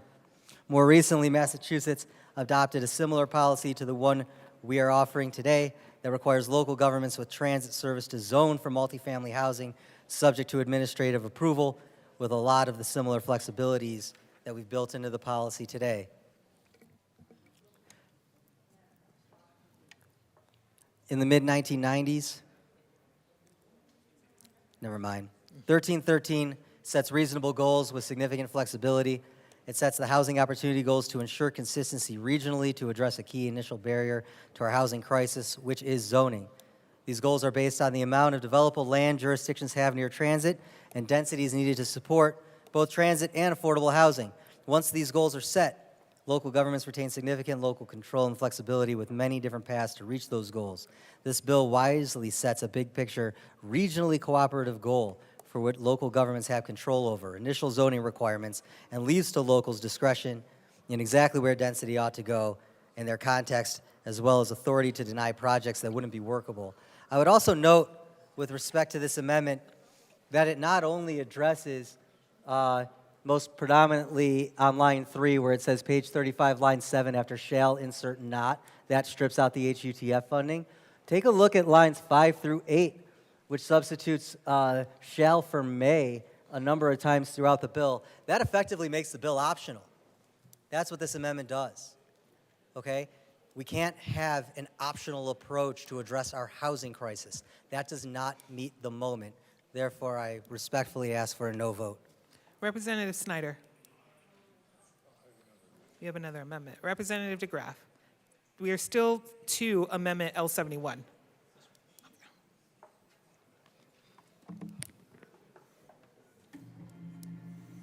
Thank you, Madam Chair. I couldn't agree more that optional. Optional.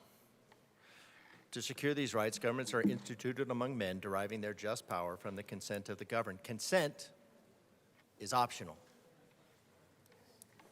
Some of us took an oath to that document as a condition of our being a representative here in this body. So, consent of the governed. So, going in the wrong direction fast doesn't make it a better idea. This is going in the wrong direction. So speeding up the process because we've implemented, what, $6 million in transit? That's 6 buses. That's 6 of those idiotic EV buses that run at about a quarter of the rate of a gas one, that take the infrastructure, that represent about 100-car traffic jam on the road at any given time. Just because we've made a bad idea, a bad investment, doesn't mean we need to go in whole hog. We should be backing away from this. Not hogs as in housing, whatever goals. So looking at this with the population summary, housing growth lagged behind household formation in the last decade due to the Great Recession. Now, the Great Recession, probably pretty much government-made, leading to a tight housing market and rising home prices. Since 2018, Colorado's housing growth has exceeded 40,000 units annually, outpacing population growth. Between 2018 and 2022, the state added an estimated 180,000 housing units. That's amazing. While the population increased by 161,800. So, spoiler alert, 161,800 is less than 180,000 housing units. And that was a population increase by 161,000. So of those 161,000, those are not individual housing units. So they're usually going to be in some family type, 3.5 per family. So that would be probably or somewhere, I don't know, maybe that's around 50,000. Let's read a little farther. The surge in production and the slowdown in population growth are addressing the housing undersupply issue. So you see, the market is already at work in addressing this. Now, what happens when the government gets involved in the market is you get a market that's fouled up beyond anything recognizable. In the military, that would be called FUBAR. So we are taking the marketplace out of the equation, and we're inserting the big boot of government. Why? Because we have some goal, some utopian vision of people crammed around corridors so that they can take the buses and magically their homes will be within bus ride or walking distance of their work. I'm really anxious to see how the Capitol becomes within walking distance of my home. This surge in production and a slowdown in population growth are addressing the housing undersupply issue. So again, the market is taking care of the problem on a voluntary basis, on the exchange of good for good, as opposed to the government's insertion of inflicting pain for lack of compliance. See Figure 3, the number of residential building permits from 1994 to 2023 and 2022. Housing units increased by 51,000, and a further increase of 48,000 is expected in 2023. However, it is projected to slow to 40,000 in 2024, influenced by higher interest rates. Now, higher interest rates, that goes to the inflation, that goes to the devaluation of the currency, that goes to government policy. Excuse me, Representative DeGraff, if Yep. I can interrupt you for just a minute. I just want to make sure we're still on the amendment. We So are. let's make sure that, I'm giving you some latitude here, but let's make sure we're talking about the specifics of the amendment, not devaluing currency. Thank you, Mr. Chair. This bill, this amendment right here, turning your shall, your imposition, your force, your compulsion, the government compulsion, because the state knows best, into a voluntary. And why would we turn compulsion into voluntary? Well, because voluntary is already taking care of the problem. In 2022, housing units increased by 51,000, and a further increase of 48,000 is expected in 2023.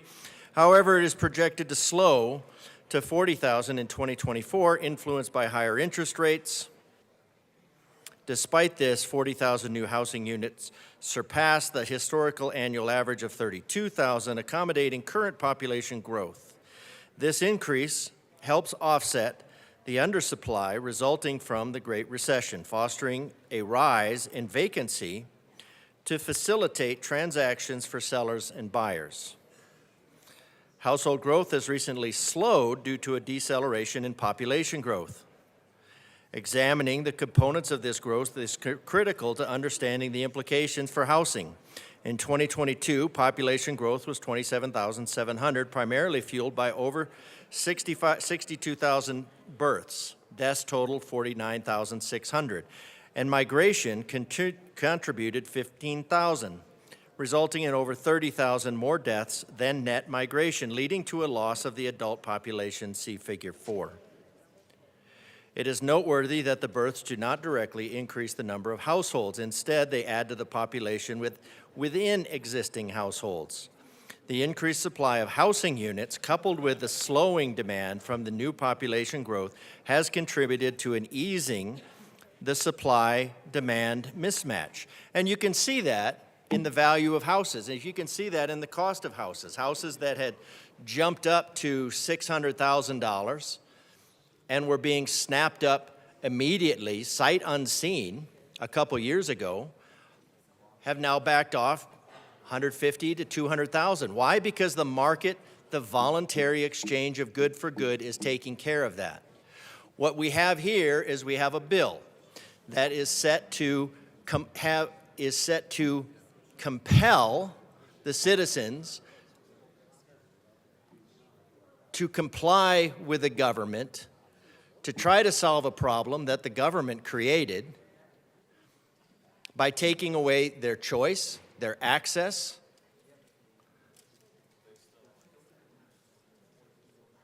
When you increase the units in an area and say, well, now instead of 4 to 6 units per acre, now we can have 40, you're not going to fit the cars in that area, especially if there's no requirement to provide parking, which means there's going to be no parking garage.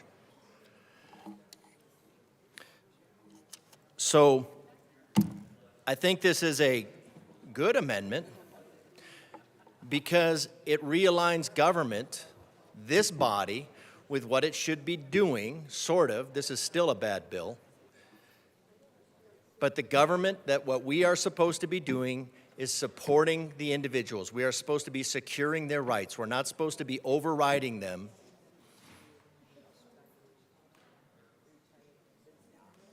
With our visions, with your visions, and your compulsory tactics.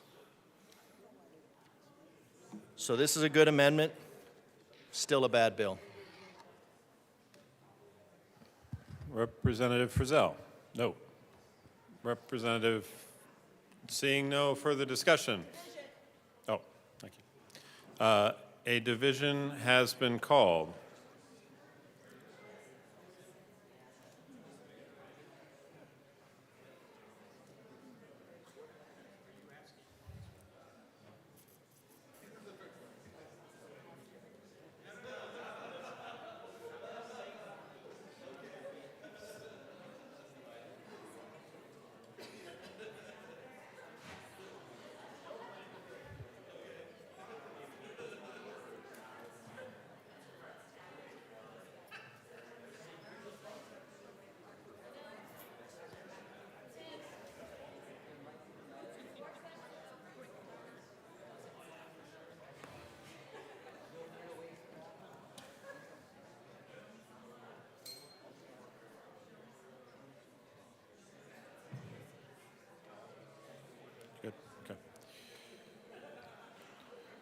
Members, a division has been called. The question is the adoption of Amendment L071. A division has been requested. All those in the chamber not entitled to vote, please be seated. All those in favor of Amendment L071, please stand and remain standing or raise your hand and keep it raised until the count is taken.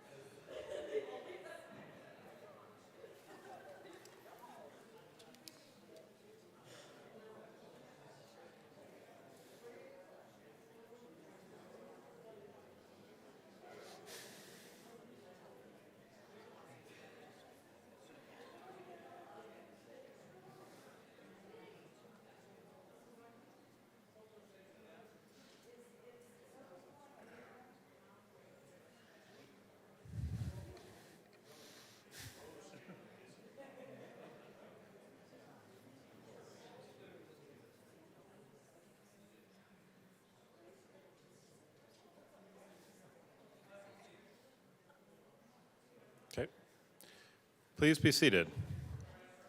All those opposed, please stand and remain standing in one place until the count is taken.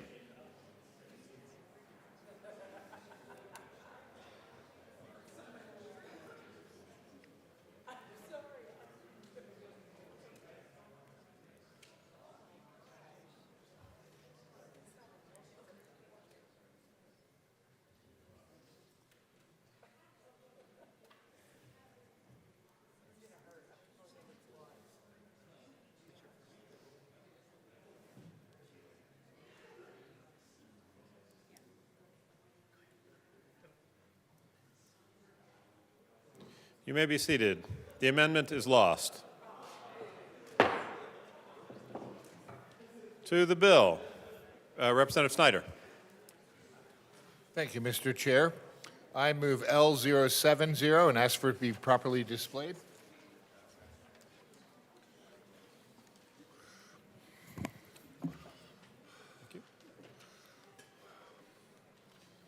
It is displayed. Please proceed.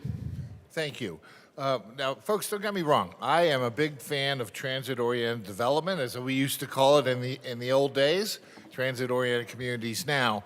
But I worry about the effects it might have if somehow high-density development were to be built into some of our most critical and at-risk communities that are in the highest risk for wildfire danger. So this just exempts areas that are designated by the State Forest WUI Risk Viewer Map in the highest two categories from being subject to this bill. And these places have a difficult ingress and egress. God forbid if we have a Paradise, California type event, we don't want to exacerbate that, and that's what I'm trying to do with this amendment. So I ask for a yes vote. Thank you. Madam Minority Leader. Thank you, Mr. Chair. I support this amendment. The good representative from El Paso County and I have very similar districts, very close to each other, both within this WUI area. I think it is really important from a public safety standpoint to exempt the WUI area from this bill, and so I support the amendment. Thank you. Representative Woodrow. Thank you, Mr. Chair. It is an honor to serve with you. It is an honor to serve with you. Really appreciate the amendment sponsor and the minority leader coming up and talking about this amendment. We are going to ask for a no vote, not that we don't think it's important, but we think we're certain that it's already part of the bill, and so this would actually be redundant. To the extent it's not, I'm going to work with the governor's office to ensure that that's the case, and we can continue the conversation. I do want to once again reiterate how much I appreciate the minority leader's participation and guidance and willingness to engage and share her experience on local government and stressing the importance of implementation and making sure we get this right. I also want to thank the amendment sponsor for being so dedicated to his community on this issue. We have had a number of conversations, both last year and this year, around this topic, and the folks that he represents have a true champion on this, and they deserve to know that. Notwithstanding everything that I just said, I would ask for a respectful no vote on the amendment. Further discussion. Representative Joseph. Thank you, Mr. Chair.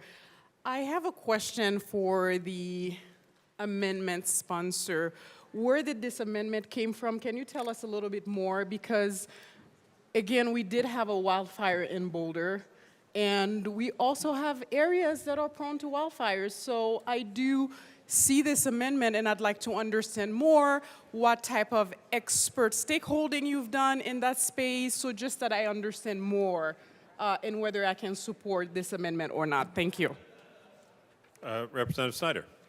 Thank you, Mr. Chair. And in response to that question, the Forest Service did an approximately 18-month process where they came up with this statewide interactive map.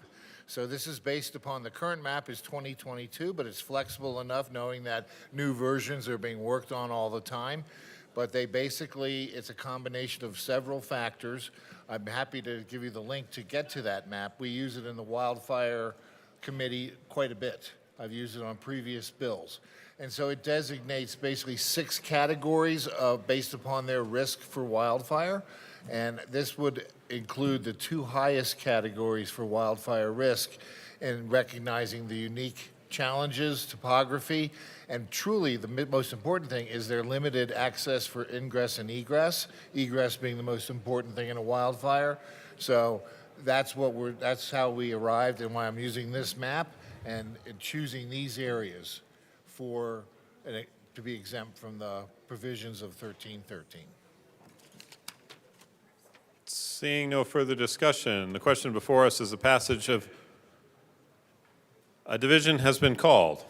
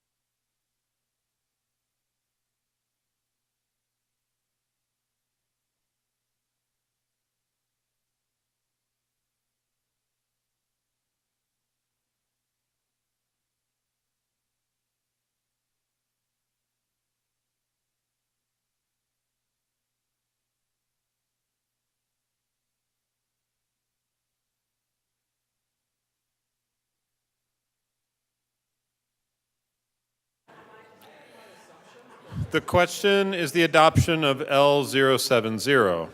A division has been requested. All those in the chamber not entitled to vote, please be seated. All those in favor of Amendment L070, please stand and remain standing or raise your hand and keep it raised until the count is taken.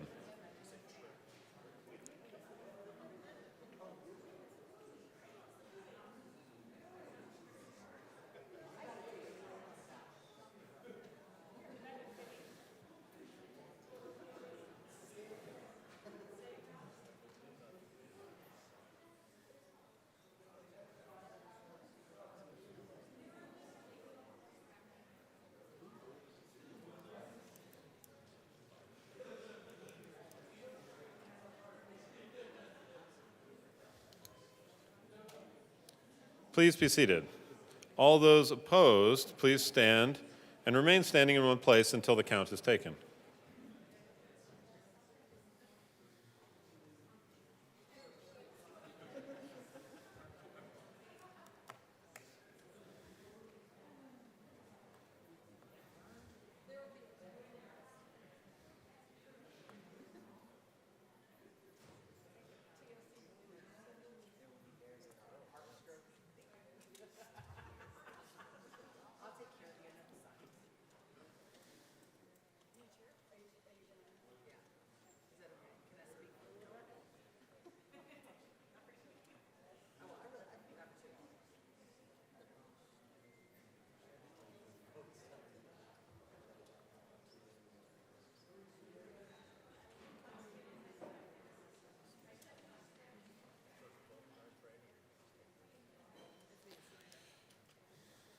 Please be seated. The amendment is lost. To the bill. Representative Bradley. Thank you. I think that Rep. Snyder brought up a great point. I have been evacuated twice from my house, and we live on 4 acres because of the wind and the horrible fire that happened in between my subdivision and another subdivision. Fires are scary, and they can wipe out high-dense areas very quickly. HB 241007 increases the density of persons living in homes, which will dramatically increase cars on the roads. They don't think that it will, but I would like to have a car if my area went up in smoke. I had my car. I was able to load up my car, get my chickens and everything out. We have scientific analysis from FEMA that show our times are life-threatening. And what will the new times be with all this density added? So we have estimates that Broadmoor, Cheyenne area, a blue sky evacuation time would be 8 hours and 30 minutes, 8 hours and 20 minutes previously, but with all this high density housing, they're saying upwards of 11 hours or more than that. That's scary to me. And just to go back to a bunch of different fires we're all familiar with, but 2003 Cedar Fire, San Diego, was one of the largest wildfires in California's history. It destroyed numerous communities. The high density of homes in certain areas, especially those bordering wildland interfaces, contributed to the fire spread. There was one in Alberta, Canada. One of the biggest ones destroyed 1/3 of the town of Slave Lake, demonstrating how high winds can drive a wildfire in densely populated areas, leading to significant property loss. The Waldo Canyon fire. Thankfully, people were evacuated day 1 and 2 of the fire, so it wasn't as bad, but the after-action report identified dense housing as being the point pushing into residential neighborhoods where 347 homes were lost. And then just going to the Marshall fire. And I think, Mr. Chair, you understand the complications of the Marshall fire. The Marshall Fire was the most destructive wildfire in Colorado's history in terms of property loss. In fact, we're passing more and more bills just to help people from the Marshall Fire continue to recuperate from their losses. The fire burned through the towns of Superior and Louisville, destroying over 1,000 structures, most of which were homes. Sorry, Rep. Bradley. Members, if we could keep our conversations down or off the floor, that would be helpful. Thank you. Please proceed, Rep. Bradley. Thank you. The FEMA MAT analysis of the Marshall Fire repeatedly cited housing density as a significant factor in moving the fire from a grass fire to catastrophic destruction of entire neighborhoods. We watched that. I horrifically watched that in Douglas County thinking, if that can happen there, and watching the wind spread. This past weekend I was at 6 different baseball games, 75-mile-an-hour winds. And in these high-density areas must come up with a plan. If we're going to implement these TOCs everywhere, then it's up to legislators to have a plan. And I think that the amendment that was just brought forward maybe just didn't include enough. And so I move L073 to House Bill 1313 and ask for it to be displayed.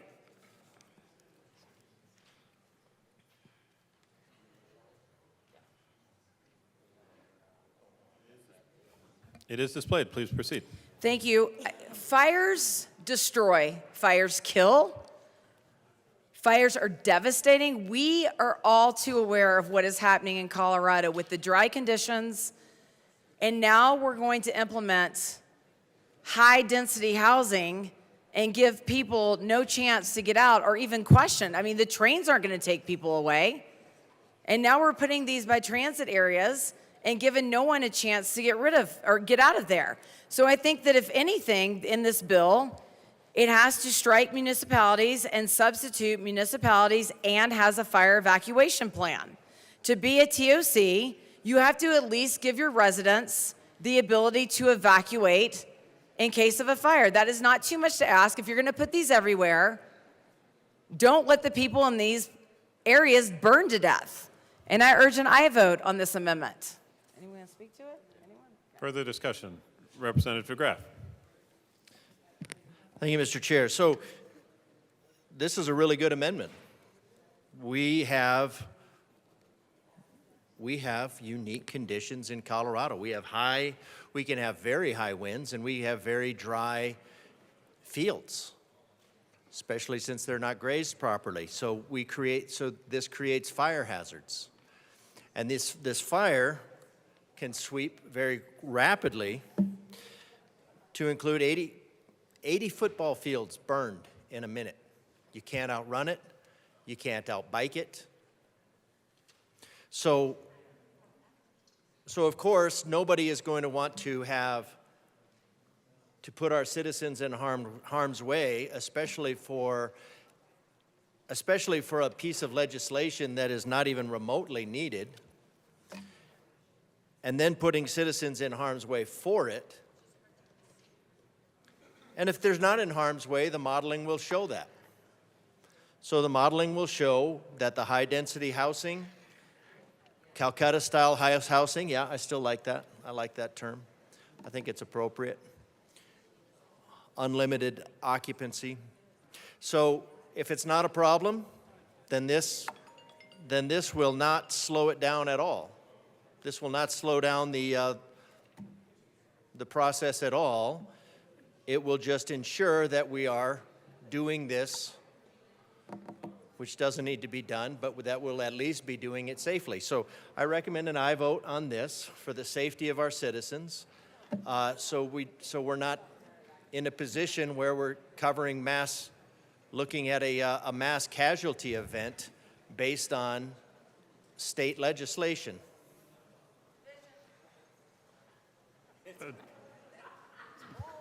Division has been called. Is there further discussion? Seeing none.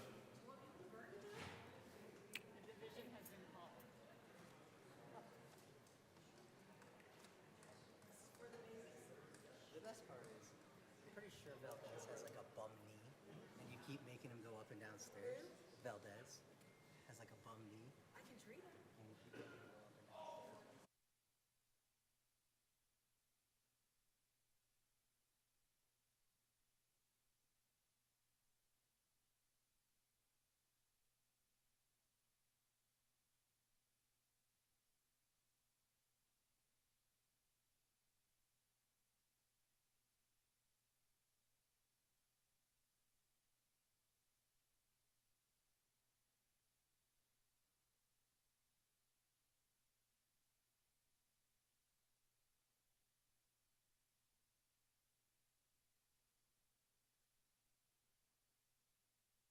The question before us is the adoption of Amendment L073. A division has been requested. All those in the chamber not entitled to vote, please be seated. All those in favor of Amendment L073, please stand and remain standing or raise your hand and keep it raised until the count is taken.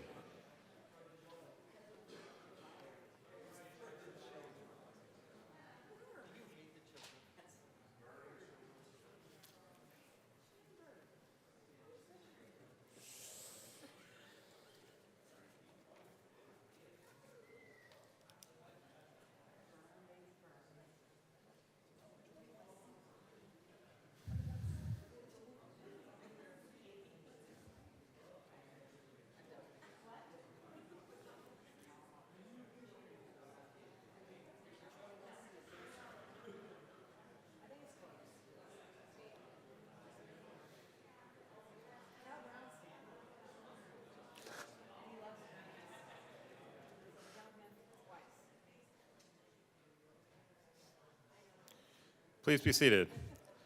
All those opposed, please stand and remain standing in one place until the count is taken.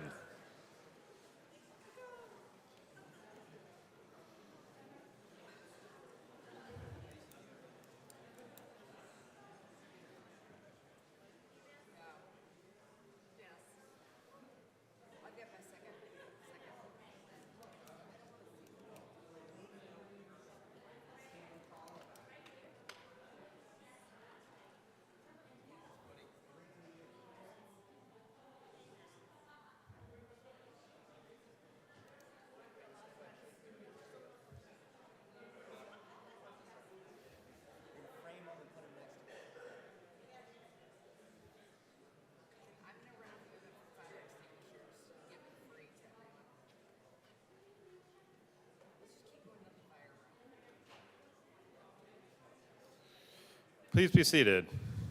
The amendment is lost. To the bill, Representative Luck. Thank you, Mr. Chair. So I have a question to the bill sponsor about what jurisdictions this actually covers. I was having a conversation back there with some other representatives, and some data came out that I wasn't aware of. And so I'm just wondering if you can point me to the communities that are actually impacted by this bill, because my understanding was it was the MPOs with some sort of transit, but now I'm being told that the transit has to have a bus that runs at least every 15 minutes. Is this accurate? If so, if you could just tell me what communities are actually impacted, that would be helpful. Thank you.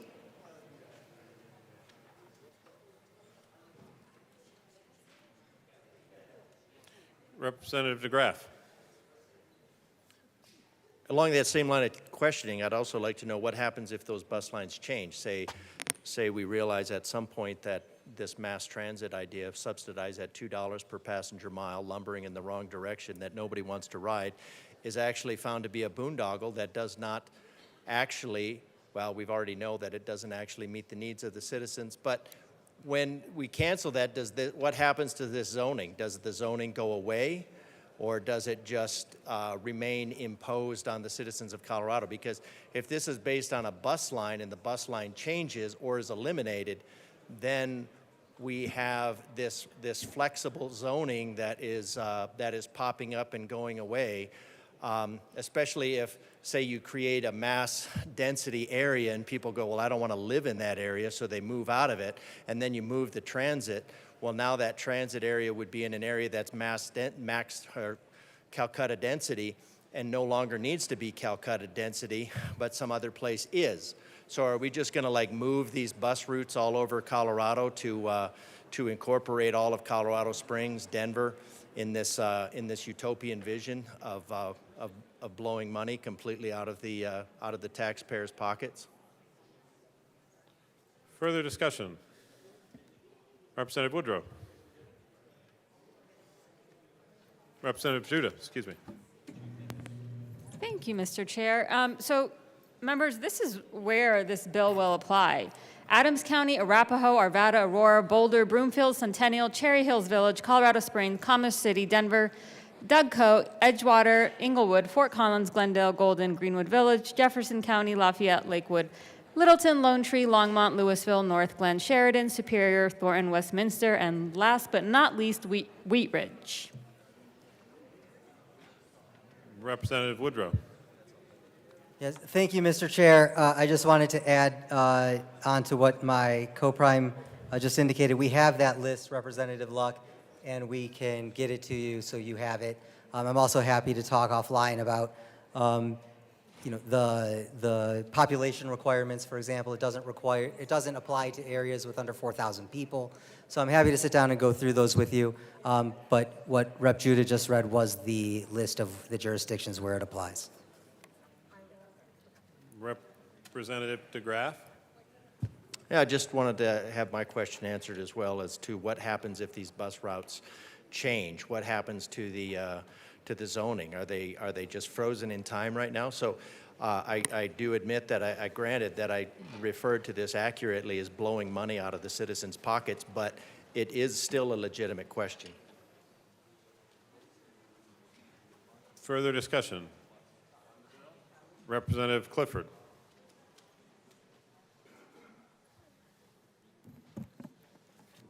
So first of all, I'd like to thank the sponsors for their very, very gracious engagement with me time and time again on this bill. Not too long ago, even Rep. Woodrow was in a meeting with me and the governor's team and the Greenwood Village City Council members, as well as the Centennial City Council members and their mayors. And we've had continually productive conversations. However, I have never gotten myself to a place to be in a support position on this bill. So I have 7 of these transit-oriented community designations in my district. And so if you have ever been in the office, over in my office, my entire wall is TOCs. It's looking at the designations of each of these places, and I've looked through the lens of this bill to see what this bill would do to any of the land use issues there. And I just didn't get anywhere. A lot of the places that we're interacting with are developed. In some cases, we got 70 years of infrastructure. So while I see that this might be useful tools for places that we could develop newly, we're like redeveloping everything from utilities, et cetera. So when I start to look at the money of this, that's where I get concerned. 35 million, according to the fiscal note, we're taking out of the Housing Development Grant Fund. The Housing Development Grant Fund, as of today, has $71 million in it, so we're taking roughly half of the money out of an existing grant fund for a program that is working. That is the grant fund to build affordable housing. And we're taking affordable housing dollars and we're putting it into a program that I can't math. Now, I will give the sponsors the opportunity to tell us how we math it, but I have not been able to in all of the process that I've gotten here to make the math work for, 6 of the 7 of my designations. When we start talking about the fair share and pulling their own weight, I represent everything or almost all the TUCs along I-25 from Denver all the way to Douglas County. And when I look at the communities there, what we have seen has been a regional approach. Greenwood Village, for example, right now has a ballot measure out to their residents, should be coming in right now, where they're literally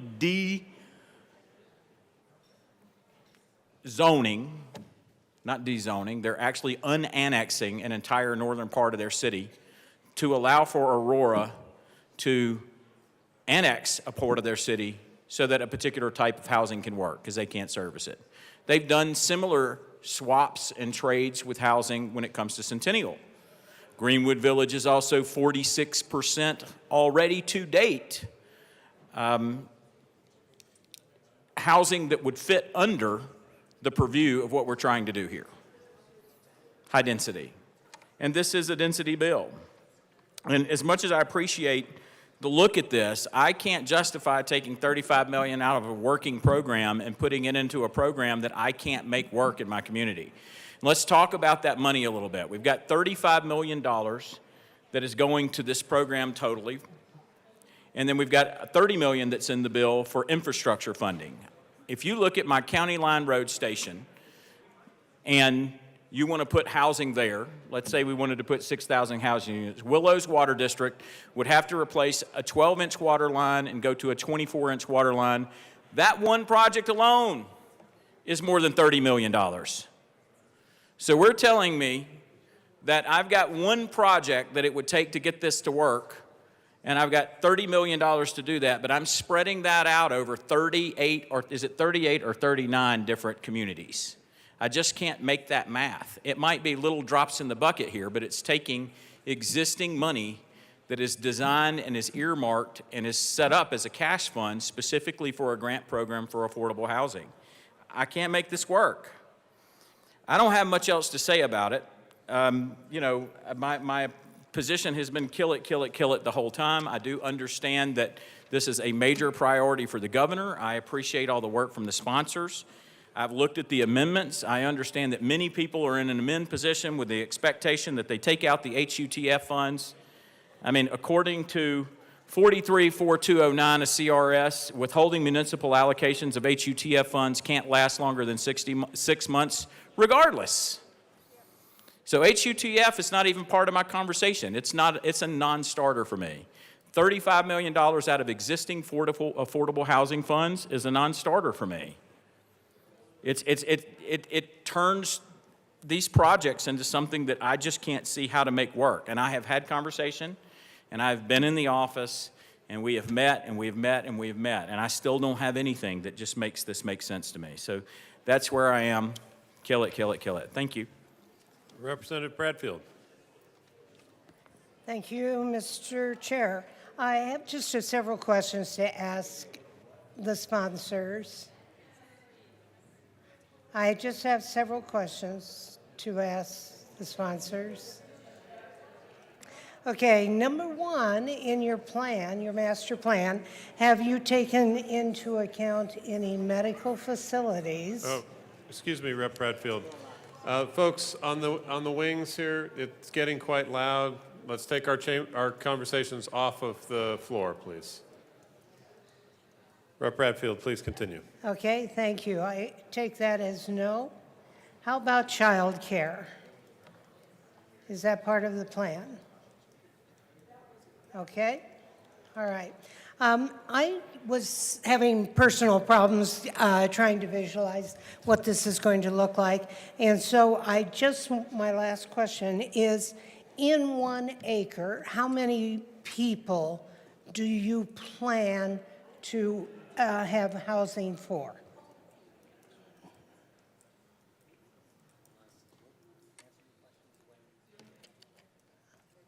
Could you answer that question, please? Rep. Woodrow. Certainly. Thank you very much, Mr. Chair.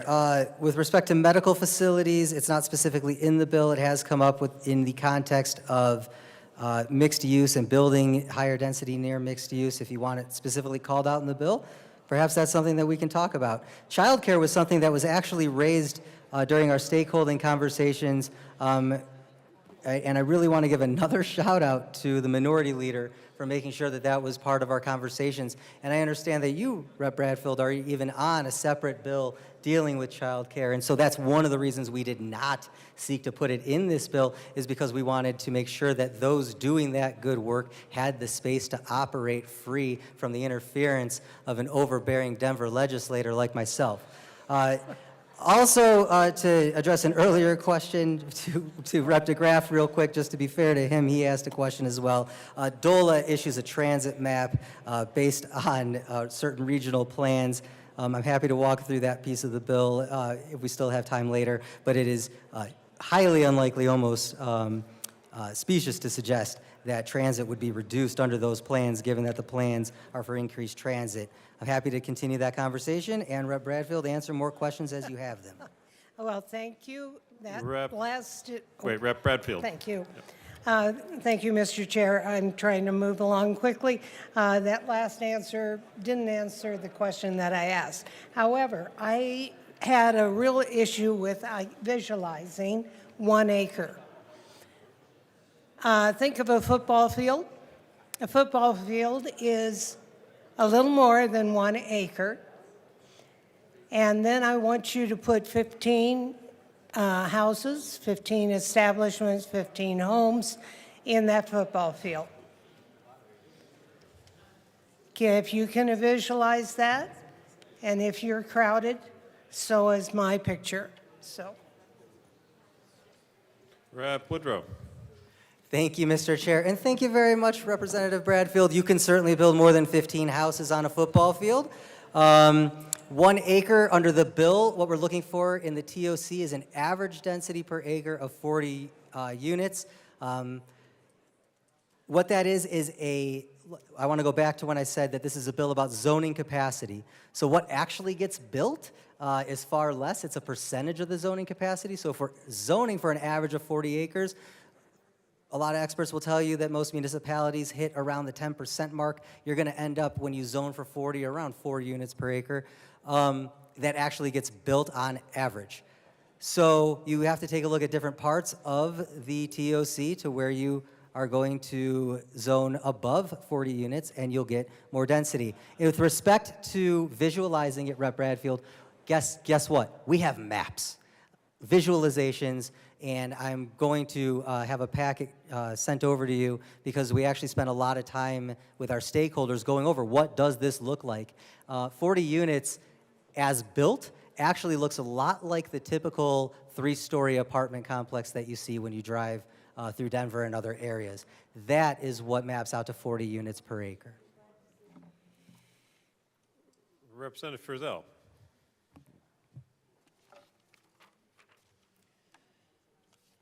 Thank you, Mr. Chair. I am so glad that we are talking about density because that's what I would like to talk about as well. One thing that has been very clear from our municipalities when talking about this bill is their wholehearted concern over 40 units per acre, the requirement of a minimum of 40 units per acre. You have to understand that sometimes that's just not simply feasible. It's just not. One of my concerns with this bill is the lack of flexibility offered to municipalities.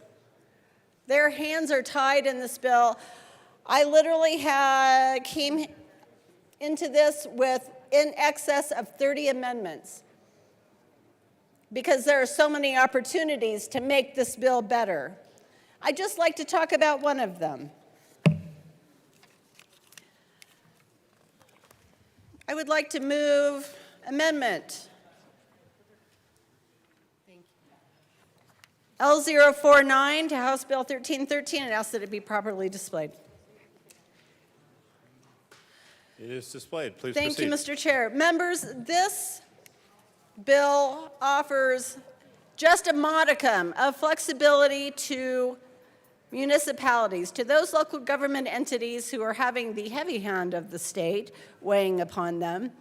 And on page 25, it strikes the requirement of 40 units per acre and substitutes a number of units per acre determined by the local government. This is going to allow them to build 80 units per acre, or 25 units per acre, or 39 units per acre, whatever is best for that building site, for that location, for that water capacity, for that transportation infrastructure, all of those things that must be taken into account when you are planning a community. Members, I ask for your aye vote on this. Further discussion. Representative Woodrow. Thank you very much, Mr. Chair. Thank you very much, Representative Frizzell. And I just want to reiterate for everyone that I really appreciate the amendment sponsors and the thoughtfulness that has gone into these amendments. I believe that we have spent the past 2.5 hours actually having a very robust policy discussion, and it's very refreshing. So I just want to say thank you and express my gratitude for that. With respect to L049, this would change the housing opportunity goal density from 40 units to basically whatever a local government wants it to be. This unfortunately does not meet the goals of the bill. We know that we need a minimum amount of density near transit to support transit ridership and affordable housing development. And the research and data that we had come to and present to us at our TOC Tuesdays explained to us that we needed 40 units per acre. Now, Rep. Frizzell, you have my commitment to keep that conversation going, but I don't think allowing local governments to do set the hog at whatever they want it to be achieves what we're trying to do with the bill. In fact, what it does is it retains the status quo, and so I'd ask for a respectful no vote. Seeing no further discussion, the question before us is the passage of L049. All those in favor say aye. Aye. All those opposed, no. No. The amendment is lost. Representative Frizzell. Thank you, Mr. Chair. I have so many variations of this, but because of our limited time, I'm just going to cut to the chase and put out what I think is a very reasonable offer, a very reasonable request on this matter. Members, I would like to move L015 to House Bill 1313 and ask that it be properly displayed. It is displayed. Please proceed. Thank you very much. Members, this simply changes the minimum. It's not saying this is all you can do. It just changes the minimum density from 40 units per acre to 30. Again, this is a very reasonable request. We have come here with reasonable amendments. And members, I ask for your aye vote on this amendment. Representative Judah. Thank you, Mr. Chair. Sorry, this mic. So quickly, this amendment does not meet the goals of the bill. We know we need a minimum amount of density near transit to support transit ridership and affordable housing development. And the research and data has actually inform the density levels in the bill. So we respectfully urge a no vote. Further discussion, Rep. Luck? Thank you, Mr. Chair. You know, I rise in support of this amendment on the grounds of beauty. So living in a home is wonderful, but living in a place marked by beauty is even better. And one of the things that grieves my heart, having lived in a variety of different locations in this world and visited many others, is that the buildings we seem to be constructing more and more are functional, but they lack beauty. They lack design. They lack community as a result of just their Spartan, Stalinistic architecture. And so I rise in support of this because when you have space and you have a little bit more space because you have 30 units instead of 40 units, you actually can provide for things like communal squares in the midst of the apartment complex that you can't necessarily. They're laughing at me, but this is genuinely a concern. All things architecture should have not only function but beauty. These things are important. And so if you have 30 units, you can have more opportunity to create beauty in space and in landscaping and other such things so that people actually enjoy where they live and not just have a little box that makes them, yes, covered in winter, but maybe not as happy. And happiness is important in that whole pursuit of thing. Representative Woodrow. Thank you very much, Mr. Chair. I just want to say how much I appreciate having Representative Luck back. You know, last session and the session before, we used to get told we were loved every Friday, and we have missed that so dearly this session. So just to have you back with your energy and pointing out things like aesthetics and architecture, which are important. People want to live in vibrant, beautiful communities. Single-family detached housing sprawl is not housing choice. It is not aesthetically pleasing to everyone. In fact, if you go and ask architects, they are champing at the bit to design multi-use, multi-family housing that is pleasing to the eye, that is aesthetically beautiful for our neighborhoods. You know, when we have this homogeneous, detached single-family sprawl, it reminds me, you know, Representative Luck, you brought up, you know, that little box. And it reminds me of the old song, you know, little boxes on the hillside made of ticky-tack. We want housing diversity, and that's what this bill promotes by promoting multifamily and more density. With respect to the amendment itself, I would just piggyback off of what my co-prime sponsor said. We heard from experts during our TOC Tuesdays that you need a certain minimum density to support the transit system. And we were presented with evidence that that number at a minimum is 40. We were told by developers that they need the number to be 40. So that's why we have 40 in the bill. Like I've told the amendment sponsor, I'm committed to working with her on this. She has brought excellent amendments today that have really allowed us to have a more robust conversation. So I'm committed to continuing to talk on this. I would ask for a no vote on the change from 40 to 30.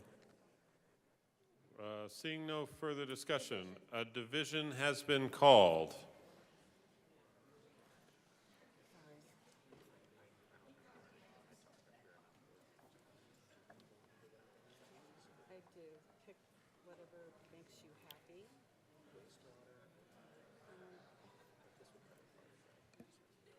Actually really important, so let's do that one.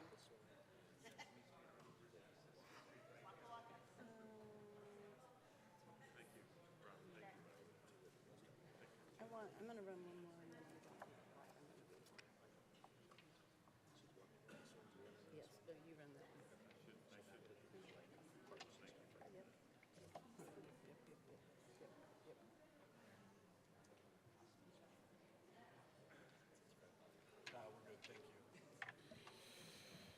The question before us is the adoption of Amendment L015.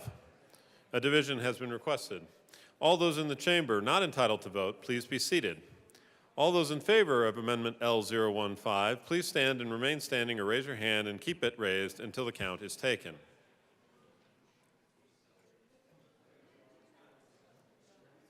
You gotta be kidding. This is a good amendment. All right.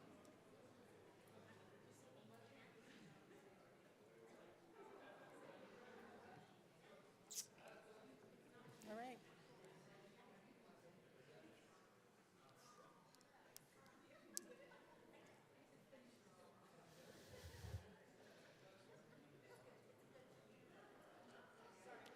Please be seated. All those opposed, please stand and remain standing in one place until the count is taken. Or raise your hand.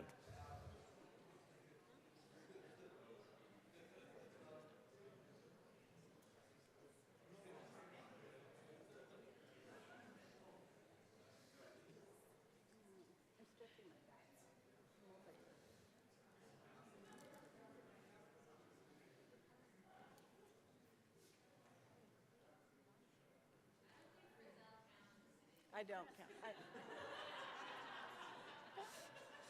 I am. You may be Stretching seated. my back. The amendment is lost. Representative Frizzell. Thank you. Thank you so very much, Mr. Chair. Members, that was a lovely conversation. Since we haven't talked about HUTF enough, we're going to revisit it. And I would like to move Amendment L072, which I advertised earlier, but I did not run, so here it is. You've been waiting for it, I know. L072 to House Bill 1313 and ask that it be properly displayed. There it is. How easy is this amendment? It is displayed. Thank you. Please just proceed. It's a very short, very easy amendment. On page 35, it simply inserts the word not after shall on line 7. Essentially what this does, members, is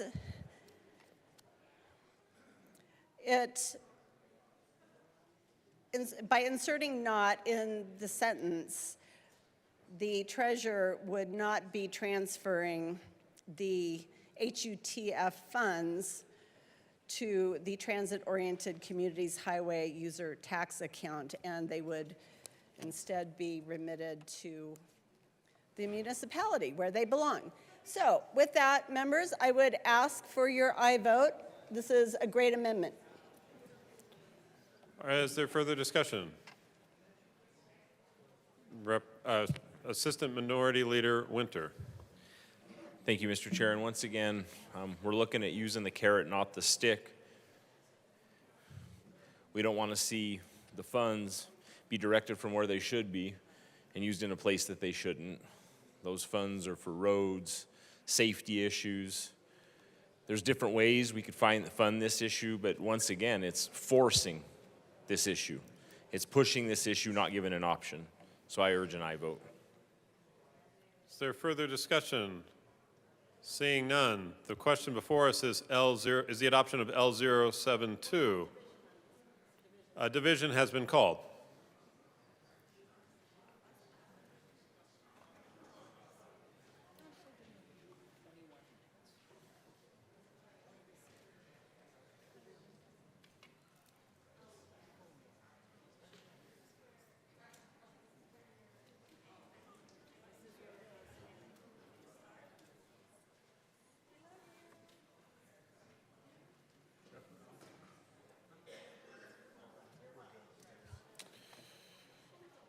The question is the adoption of Amendment L072.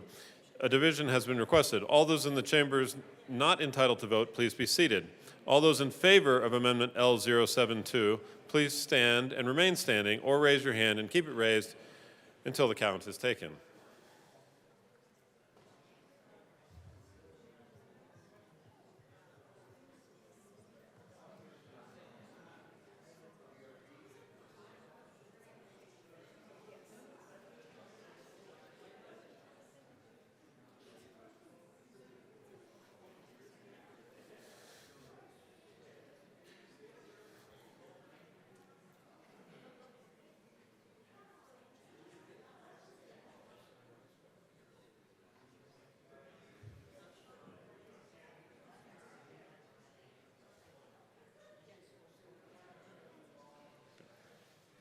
Please be seated.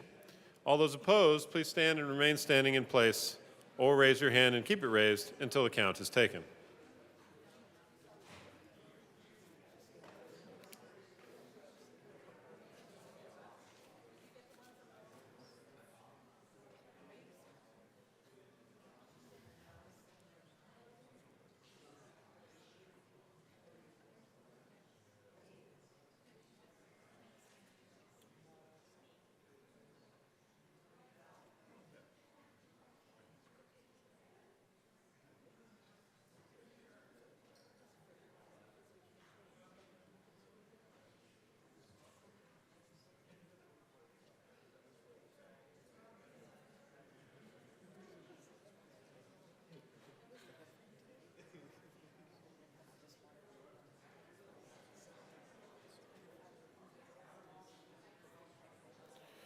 Please be seated. The amendment is lost. To the bill, Representative Vigil. Thank you, Mr. Chair. It's a privilege to serve with you, sir. It is a privilege to serve with you as well.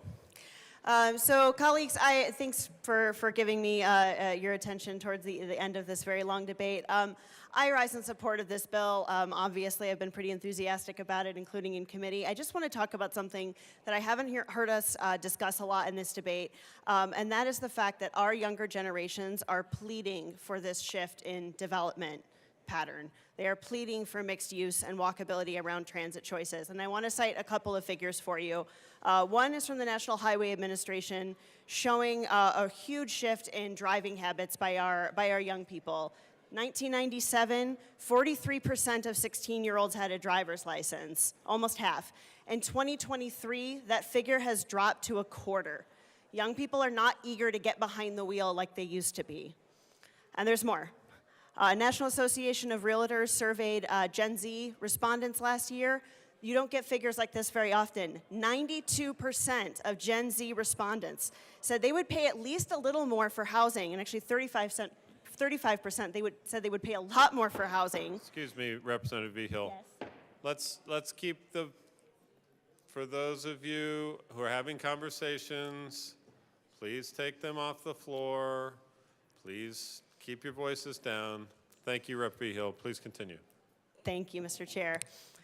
92% of Gen Zs say they will pay at least a little more for housing, and actually 35% said they would pay a lot more for housing to be close to parks, shops, restaurants, and all the other necessities and amenities they need to live. When you shift to millennials, that number doesn't move a whole lot. It's still 85%. So as our younger generation keeps maturing, getting their education, launching their careers, generally just being very awesome, I, for one, would be proud for this House, this institution, to send our young generations the message that we are betting on them, that we want them to stay. We want them to stay after they graduate. We want them to stay beyond their first job. We want them to start their families in our own communities, that we need them. I think every time we talk about housing and growth, it keeps coming back to this migratory pattern of growth, because we have had a lot of new people come to Colorado because it's beautiful and wonderful here. But we also need new housing for our existing population.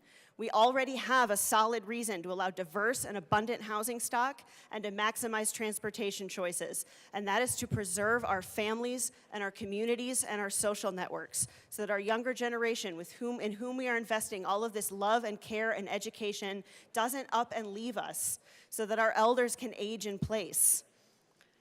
I've heard from a lot of the opposition on this bill that we are forcing people to live in a certain place or forcing them to use a certain kind of transportation or live a certain way. The strange thing here is that government actually is forcing people to live a certain kind of way, but they're local governments.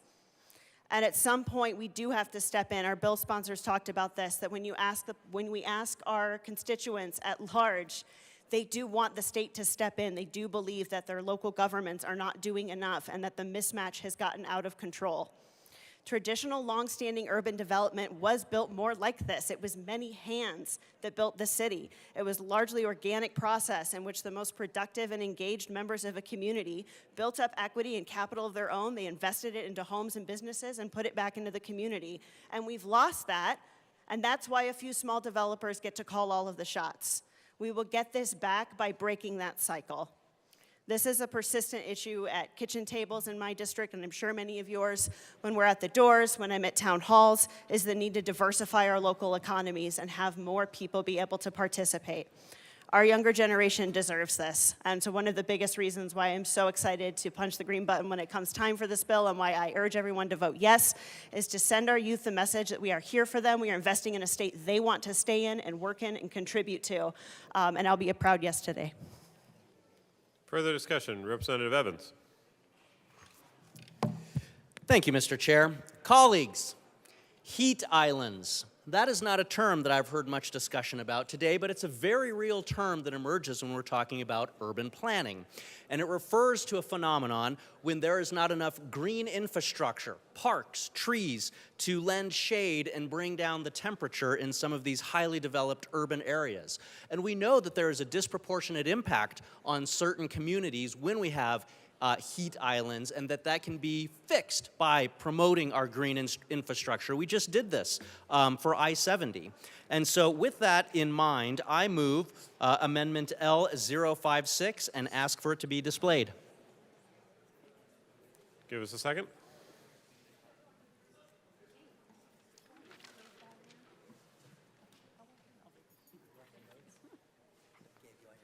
I didn't write notes on those. I don't need your notes. It is displayed. Please proceed. Thank you, Mr. Chair. All right, so what this amendment, again, you guys remember I worked for a municipal government for 10 years. What this does is this adds a couple of line items to the properties that are exempt from this bill in order to protect that critical green infrastructure. So as you can see on the amendment, this is adding land that is owned by a public entity, land that is used for a public purpose, and land that, as of January 1st, 2024, is not served by a bus rapid transit service. Do you know what meets this criteria? Parks.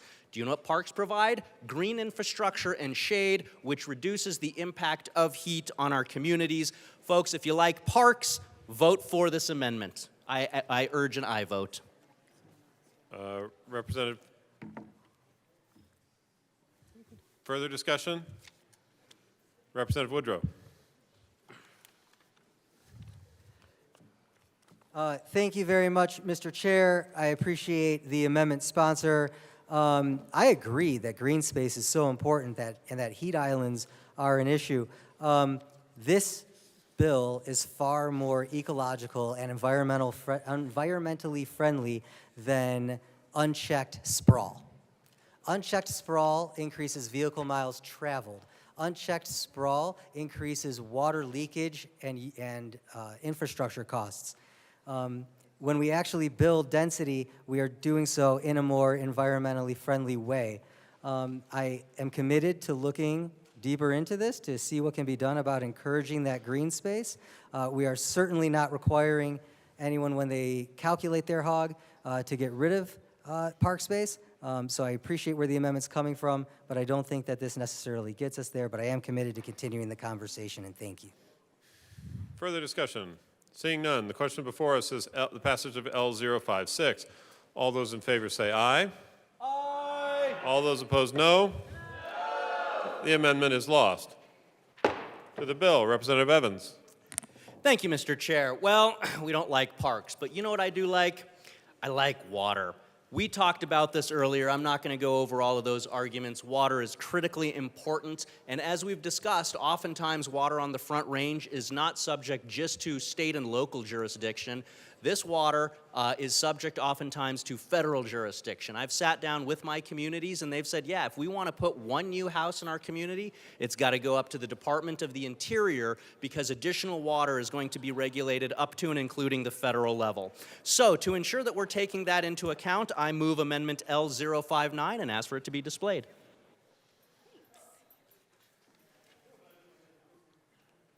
Give us a second.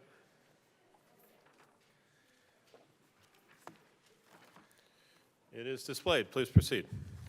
Thank you. So what this amendment is doing is it's talking about the non-qualified transit-oriented community. So that's a community that could otherwise qualify under the terms of this bill, but hasn't qualified. So what this amendment is doing is saying that a non-qualified transit-oriented community gets an exemption if they cannot get the water to otherwise comply with this. So if they can't get the water, we're giving them an exemption so that they don't lose their highway user tax fund dollars, because oftentimes water in this state is out of control of even the state government. It falls oftentimes under federal authority. Folks, I urge an aye vote on this amendment. Representative Woodrow. Thank you very much, Mr. Chair. Thank you to the amendment sponsor. You know, gosh, Representative Evans, I really wish you had been there on our TOC Tuesday conversations, because you would have had so much to contribute, and you would have been part of the conversation that resulted in what is on page 27, 28, and creeps into page 29 of the bill, which actually specifically addresses and really fleshes out what happens when there are insufficient water supplies for meeting a housing opportunity goal. And what it basically says is that on or before December 31st, 2026, and every 3 years thereafter, a TOC may notify the department in a form and manner determined by the department that a water supply entity that supplies water to an area within the TOC has determined that the water supply entity does not have sufficient available water supplies during the most recent 3-year period to provide the water service necessary to meet the TOC goal. So I think, and it continues, you know, what's required in terms of analysis of the water supply entity's ability to adopt a preference policy, an analysis of the difference between an estimate of the amount of housing in the transit centers that have a water supply, that the water supply entity provides water services to, and the zoning capacity that exists in the transit centers. You know, so we've really taken the time, Representative Evans, to really flesh this issue out. I really appreciate you flagging it, but I think the way the bill actually is structured is we even get more specific than what you yourself have suggested. And therefore, I appreciate where you're coming from, and that's why I ask for a respectful no vote. Representative Evans. Thank you, Mr. Chair, and thank you to the sponsors for that. I truly appreciate the dialogue that we're having here, because, you know, with over 600 bills that come in 120 days, I just can't be super involved in the stakeholdering of all of them. So I really do appreciate the sponsor being able to highlight the key parts of his bill that obviously agree with my amendment. So if my amendment agrees with what he's already talked about, I would urge a yes vote, since, as we just heard, this concept is already in there. What harm could it do if my amendment, as we just heard the sponsors say, agrees with his bill? I urge a yes vote. Further discussion, Rep. Woodrow. Yes, folks, not to get all nerdy legalese on you, a specific provision takes precedence in a statute over a more generalized provision. By inserting a more generalized provision into the statute, we're actually injecting a level or a modicum of uncertainty where none others exist. I can hear the hisses and boos, so I will stop talking about the law. But I do appreciate where it's coming from. I ask for a no vote. Seeing no further discussion, the question before us is a passage of L059. All those in favor say aye. Aye.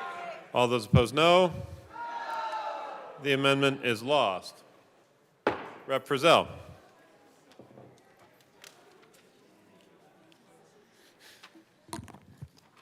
Y'all are going to miss me when I'm gone. All right, members. I don't want to be obsessive about this HUTF subject, but I am. It's important. And so I want to give you one more opportunity to think about this. But this is different. So it's important to understand that transit-oriented communities are not always going to be they're not going to match the footprint of a municipality. They are a small portion of a municipality. Yet, those HUTF funds are based on the entire geographic area. So, I would like to move L016 to House Bill 1313 and ask that it be displayed properly, please. 1 second. Rep. Frizzell. It is displayed, and just as a time check, we have 5 minutes left. Excellent. Thank you so much. Members, this is a really important amendment, because what it does is it makes the HUTF amount. Members, please keep your voices down. We have 5 minutes left. You can do it. 5 minutes. 5 minutes. All right.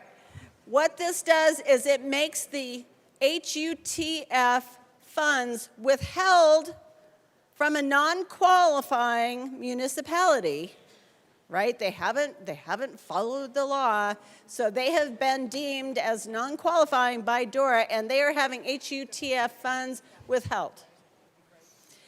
This amendment makes the amount of funds withheld proportional to the geographic area that is eligible for transit-oriented communities, not the entire geographic area of the municipality.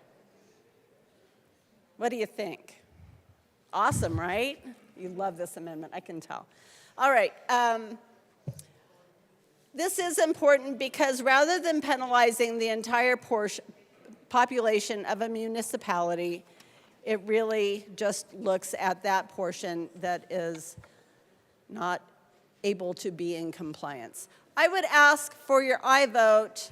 Thank you. Representative Woodrow. Thank you, Mr. Chair. Friends, I would ask for a no vote on L016. This amendment defines subject area percentage as the percentage of the area in a local government that's in the transit area, and says that DOLA will provide the percentage to the state treasurer when providing the list of non-qualified TOCs. What this would do is reduce how much HUTF could be withheld from a TOC significantly, down to basically 5% or 30% of the total amount, making it far less of an effective accountability measure. For reference, a 30% reduction in Boulder's HUTF 2023 allocation, that would reduce it by $720,000, which is 0.1% of their annual budget of $515 million. It's not enough of a persuasive carrot to get them into compliance. I respect very much the work of the amendment sponsor today. Again, we've had a robust discussion. I urge a respectful no vote on L016. Seeing no further discussion, the question before us is the passage of L016. All those in favor say aye. All those opposed, no? The amendment is lost. Further discussion? Seeing none. Oh, Representative Judah.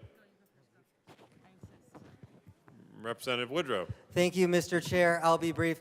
Colleagues, I really appreciate the conversation that we've been having for the past 2 years on this bill, or on these concepts. We know that we have a housing affordability crisis. We know that we need to build more units. Where do those units go? Single-family detached sprawl is bad for the environment, it's bad for workers, it's bad for employers. Businesses in Colorado cannot afford to hire people and have them move here. They can't afford to live here. We need to build more housing. We know where it goes. It should go by transit. We ask for an aye vote. Representative Judah. Thank you, Mr. Chair. And we have 1 minute and 45 seconds left. Oh, my goodness. Okay, thank you, Mr. Chair. Members, thank you for a very robust discussion tonight. I think it was incredibly fruitful. I think it was something that gave us a lot to think about. And again, as my co-sponsor said, that we recognize we are continuing and committed to doing that conversation with you. Like my co-prime said, we have to find a solution for the future of Colorado. And when we find that solution, we know that it has to be sustainable, that it has to be for future generations, if you will. And I think this bill really seeks to do all of those things. We remove barriers to affordable housing, and we want to make sure that that transit is near that affordable housing, that we're supporting a robust transit system by housing, and we're protecting vulnerable communities from displacement, which is a huge thing. And most of all, we're saving people money on housing and transportation. I would be remiss if I didn't say thank you, Eleni. Thank you, Eleni.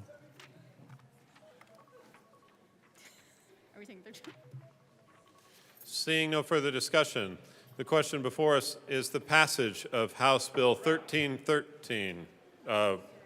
Representative Weinberg. Thank you, Mr. Chairman. I would like to request that this bill be read at length.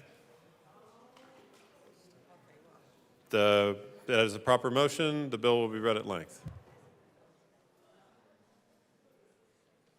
Second regular session, 74th General Assembly, State of Colorado introduced. LLS No. 24 to 288.03 Pierce Lively X 2059 House Bill 24 to 1313. House Committees, Senate Committees, Transportation, Housing and Local Government. A bill for an act 101 concerning measures to increase the affordability of 102 housing in transit-oriented communities. Bill summary. Note, this summary applies to this bill as introduced and does not reflect any amendments that may be subsequently adopted. If this bill passes third reading in the House of Introduction, a bill summary that applies to the re-engrossed version of this bill will be available at http://leg.colorado.gov. Section 1 of the bill establishes a category of local government, a transit-oriented community.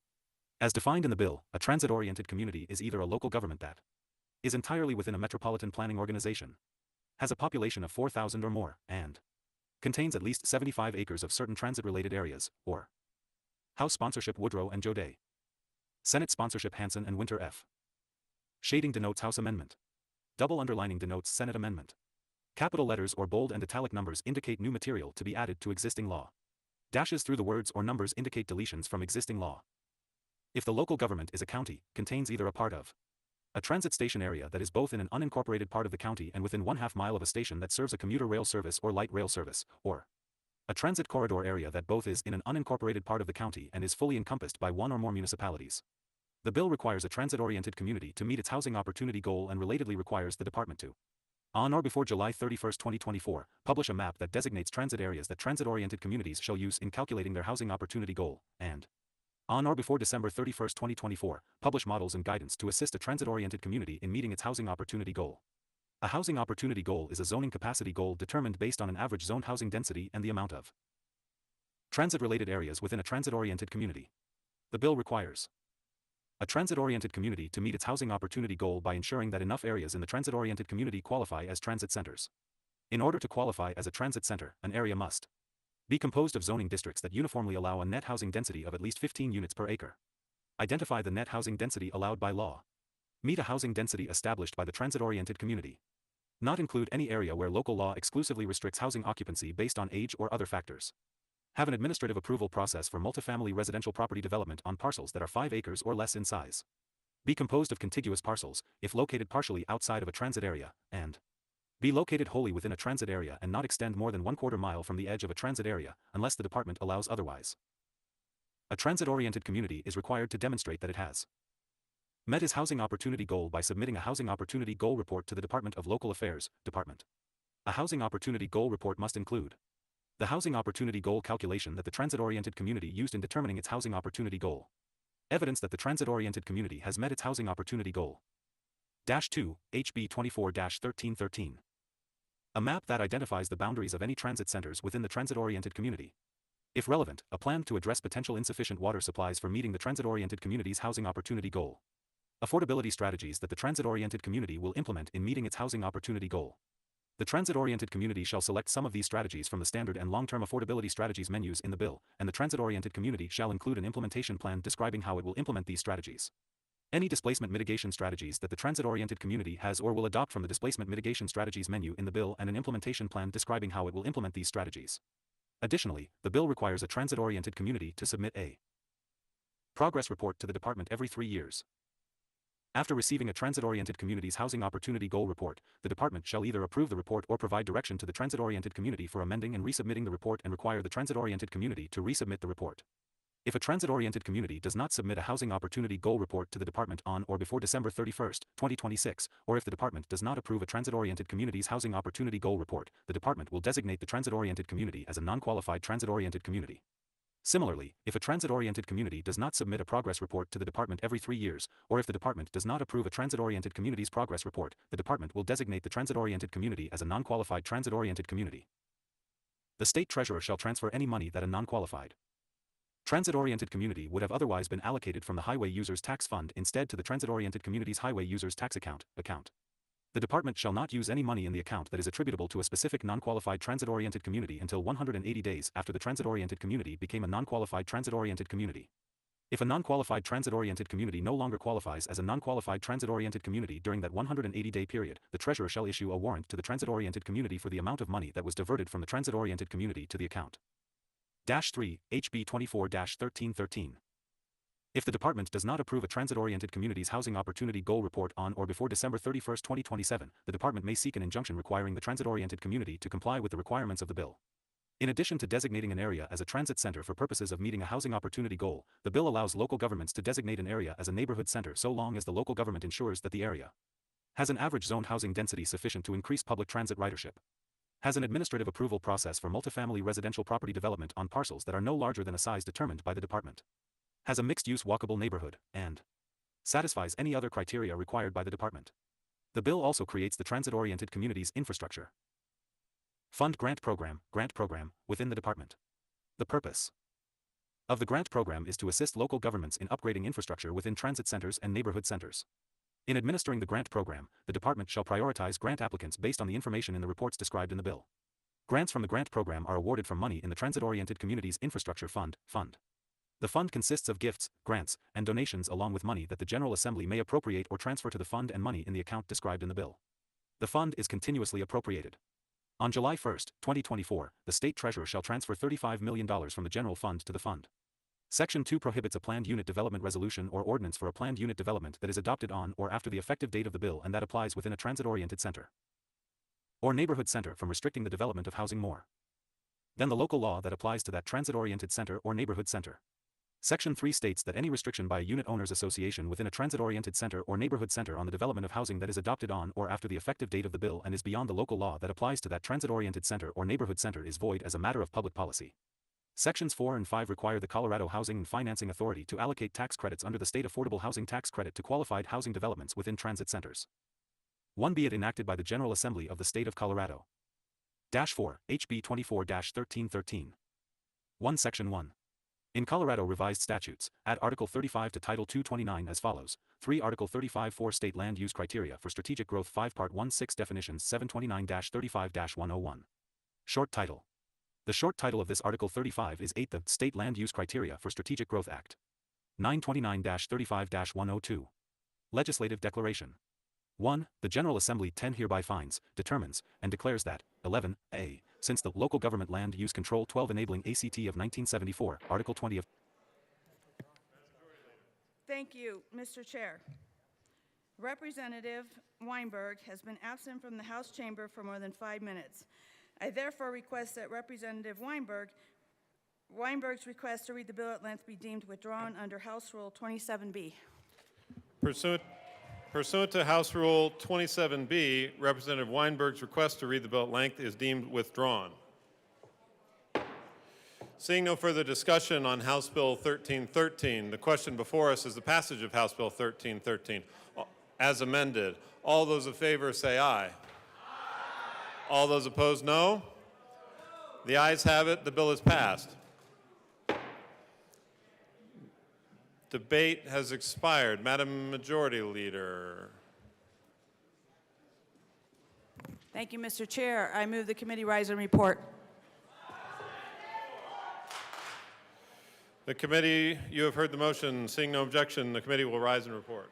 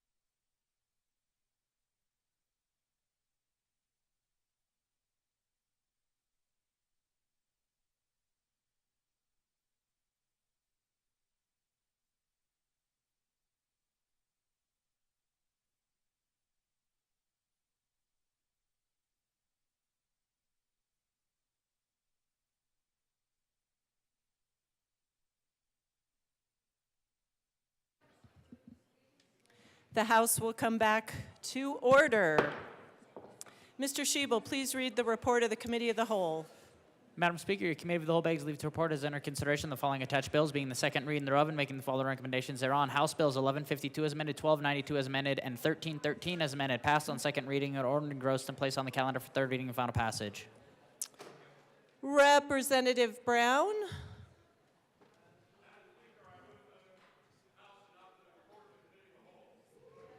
Members, you have heard the motion.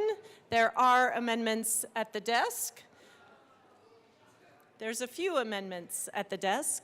Mr. Schiebel, please read the Amabile amendment to House Bill 1292 to the report of the Committee of the Whole. Representative Amabile moved to amend the report of the Committee of the Whole to reverse the action taken by the committee in adopting the following Weinberg Amendment L53 to House Bill 1292 to show that said amendment lost and that House Bill 1292 as amended passed.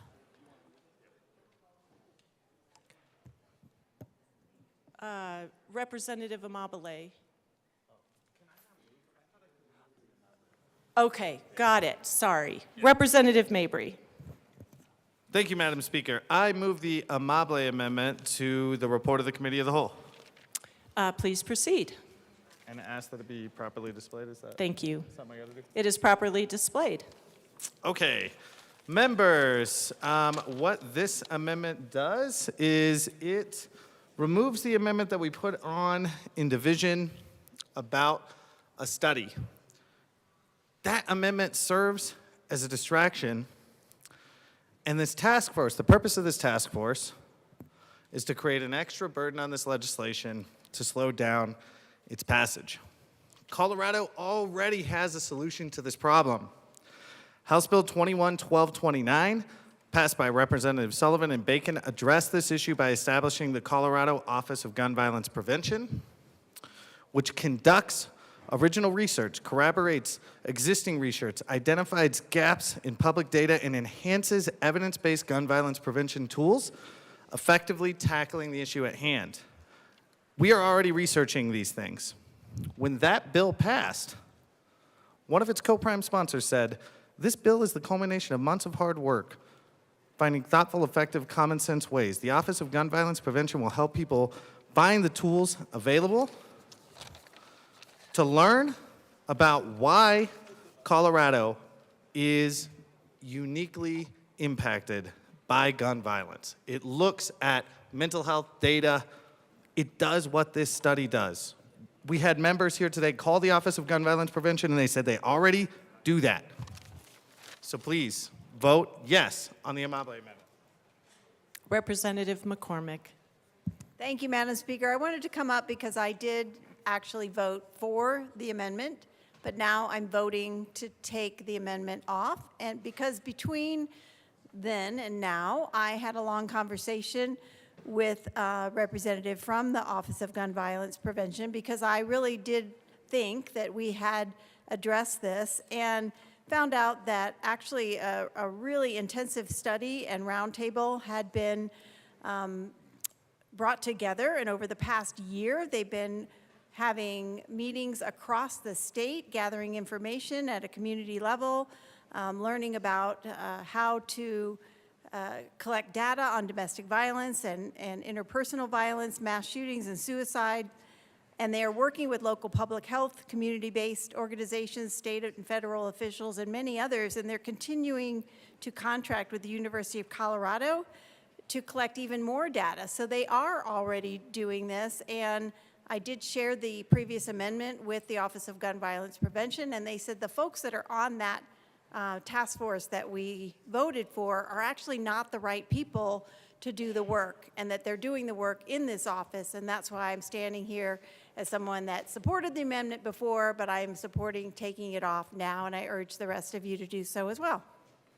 Representative Velasco. Thank you so much, Madam Speaker. Colleagues, I also rise in support of this amendment. I urge a yes vote. And I wanted to share that the Office of Gun Violence Prevention has $3 million each year that are allocated for them to do this work that is so important and needed for the state. So this amendment is unnecessary. And in a year when we are definitely have limited resources, we must make sure that they go to all our priorities that we are fighting for. So I urge a yes vote so we can continue to work on our other priorities as well. Seeing no further discussion, the motion before us is the adoption of the Amabile Amendment to the Committee of the Whole report. Mr. Schiebel, please open the machine and members proceed to vote. Representative Ortiz, how do you vote? Yes. Representative Ortiz votes yes. Representative Soper, how do you vote? No. Representative Soper votes no. Representative Lynch, how do you vote? No. Representative Lynch votes no. Representative Wilson, how do you vote? No. Representative Wilson votes no. Representative Catlin, how do you vote? No. Representative Catlin votes no. Representative Holtorf, how do you vote? I vote no. Representative Holtorf votes no.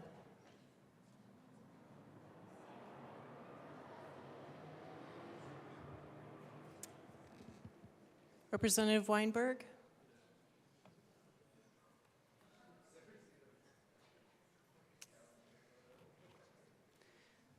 Representative Weinberg is excused. Please close the machine. With 36 aye, 24 no, and 5 excused, the Amabile Amendment is adopted. Mr. Schiebel, please read the Armagost Amendment to the Committee of the Whole report. Representative Armagost moved to amend the report of the Committee of the Whole to reverse the action taken by the committee in adopting House Bill 1292 to show that House Bill 1292 as amended lost. Representative Armagost. Thank you, Madam Speaker. I move the Armagost Amendment to the Committee of the Whole report. Has to be properly displayed. The amendment is properly displayed. Please proceed. Thank you, Madam Speaker. So we had a lot of debate on the entirety of 1292, and I think overall we heard a pretty resounding argument, and based on the voice vote, I think we need to do the right thing here instead of relying on the Senate. So we need to do the action that needs to happen here, and we need to vote appropriately on this bill and make sure it's not moving forward from the House. So I would encourage an aye vote on this amendment. Thank you. Representative Hernandez. Thank you, Madam Speaker. Colleagues, we respectfully ask for a no vote. Seeing no further discussion, the motion before us is the adoption of the Armagost Amendment to the Committee of the Whole report. Mr. Schiebel, please open the machine and members proceed to vote. Representative Ortiz, how do you vote? No. Representative Ortiz votes no. Representative Soper, how do you vote? Representative Soper, you are on mute. We'll come back to you. We'll come back to you, Representative Soper. Representative Lynch, how do you vote? Yes. Representative Lynch votes yes. Representative Wilson, how do you vote? Yes. Representative Wilson votes yes. Representative Catlin, how do you vote? Yes. Representative Catlin votes yes. Representative Holtorf, how do you vote? Yes. Representative Holtorf votes yes. Representative Soper, how do you vote? Representative Soper is excused. Please close the machine. With 21 aye, 38 no, and 6 excused, amendment, the Armagost Amendment to House Bill 1292 is lost. Mr. Schiebel, please read the Hartsook Amendment to the Committee of the Whole report. Representative Hartsook moved to amend the part of the Committee of the Whole to reverse the action taken by the committee in not adopting the following Armagost Amendment L22 to House Bill 1292 to show that said amendment passed and that House Bill 1292 is amended passed. Representative Hartsook. Thank you, Madam Speaker. I move the Hartsook Amendment to 1292 and request to be properly displayed. Move it to the Committee of the Whole report. Yes, Please. ma'am. I move the Hartsook Amendment to the Committee of the Whole report and request it to be properly displayed. It is properly displayed. Please proceed. Thank you, Madam Chair. As we discussed in this debate, there was everything pointing out that the United States is so bad, but when compared to the world, we have the statistics that we rank number 64 in the entire world. A lot of major nations ahead of us. Violence and fear are the problems, not the guns. I urge an aye vote. Thank you. Representative Hernandez. Thank you, Madam Speaker. Colleagues, we respectfully ask for a no vote again. Seeing no further discussion, the motion before us is the adoption of the Hartsook Amendment to the Committee of the Whole report. Mr. Schiebel, please open the machine and members proceed to vote. Representative Ortiz, how do you vote? No. Representative Ortiz votes no. Representative Soper, how do you vote? Yes. Representative Soper votes yes. Representative Lynch, how do you vote? Yes. Representative Lynch votes yes. Representative Wilson, how do you vote? Yes. Representative Wilson votes yes. Representative Catlin, how do you vote? Yes. Representative Catlin votes yes. Representative Holtorf, how do you vote? Representative Holtorf.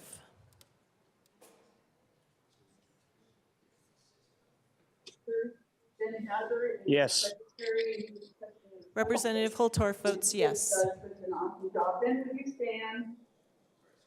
Minority Leader Puglisi. Please close the machine. With 21 aye, 39 no, and 5 excused, the Hartsook Amendment is lost. Mr. Schiebel, please read the first Soper Amendment to the Committee of the Whole report. Representative Soper moved to amend the report of the Committee of the Whole to every action taken by the committee not adopting the following Soper Amendment L39 to House Bill 1292 to show that Senate when passed that House Bill 1292 is amended passed. Minority Leader Puglisi. Thank you, Madam Speaker. I am not Representative Soper, but I would like to move the Soper Amendment to the Committee of the Whole report and ask that it be properly displayed, the first Soper Amendment. Thank you. It is properly displayed. Please proceed. Thank you, Madam Speaker. Just making sure I'm on the right one. This would strike exemptions, penalties, and just substitute exemptions, and I ask for an aye vote. Representative Hernandez. Thank you, Madam Speaker. Colleagues, we respectfully ask for a no vote again. Seeing no further discussion, the motion before us is the adoption of the first Soper Amendment to the Committee of the Whole report. Mr. Schiebel, please open the machine and members proceed to vote. Representative Ortiz, how do you vote? No. Representative Ortiz votes no. Representative Soper, how do you vote? Yes. Representative Soper votes yes. Representative Lynch, how do you vote? Yes. Representative Lynch votes yes. Representative Wilson, how do you vote? Yes. Representative Wilson votes yes. Representative Catlin, how do you vote? Yes. Representative Catlin votes yes. Representative Holtorf, how do you vote? Yes. Representative Holtorf votes yes. Please close the machine. With 25 aye, 35 no, and 5 excused, the first Soper Amendment is lost. Mr. Schiebel, please read the second Soper Amendment to the Committee of the Whole report. Representative Soper moved to amend the report of the Committee of the Whole to reverse the action taken by the committee not adopting the following Soper Amendment L48 to House Bill 1292 to show that said amendment passed that House Bill 1292 is amended passed.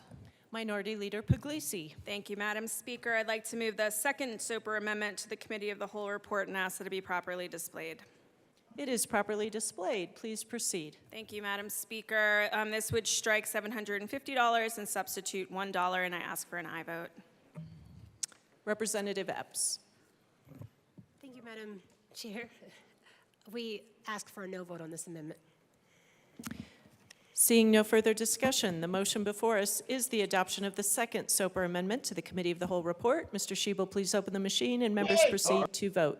Representative Ortiz, how do you vote? No. Representative Ortiz votes no. Representative Soper, how do you vote? Yes. Representative Soper votes yes. Representative Lynch, how do you vote? Representative Lynch, we'll come back to you. Representative Wilson, how do you vote? Yes. Representative Wilson votes yes. Representative Catlin, how do you vote? Yes. Representative Catlin votes yes. Representative Holtorf, how do you vote? Yes. Representative Holtorf votes yes. Representative Lynch, how do you vote? Yes. Representative Lynch votes yes. Please close the machine. With 22 aye, 38 no, and 5 excused, the second Soper Amendment is lost. Mr. Schiebel, please read the third Soper Amendment to the Committee of the Whole report. Representative Sober moved to amend the report of the Committee of the Whole to reverse the action taken by the committee in adopting the following Mabry Amendment, L42 to House Bill 1292, to show that said amendment lost and that House Bill 1292 as amended passed. Minority Leader Puglisi. Thank you, Madam Speaker. I move the third SOPR amendment to the Committee of the Whole report and ask that it be properly displayed. It is properly displayed. Please proceed. Thank you, Madam Speaker. This would strike lines 21 through 27 on page 14 of the bill and add additional language, and I ask for an aye vote. Representative Epps, or Representative Epps. Thank you, Madam Speaker. Respectfully, we ask for a no vote. Seeing no further discussion, the motion before us is the adoption of the third SOPR amendment to the Committee of the Whole report. Mr. Schiebel, please open the machine and members proceed to vote. Representative Ortiz, how do you vote? No. Representative Ortiz votes no. Representative Soper, how do you vote? Yes. Representative Soper votes yes. Representative Lynch, how do you vote? Yes. Representative Lynch votes yes. Representative Wilson, how do you vote? Yes. Representative Wilson votes yes. Representative Catlin, how do you vote? Yes. Representative Catlin votes yes. Representative Holtorf, how do you vote? Yes. Representative Holtorf votes yes.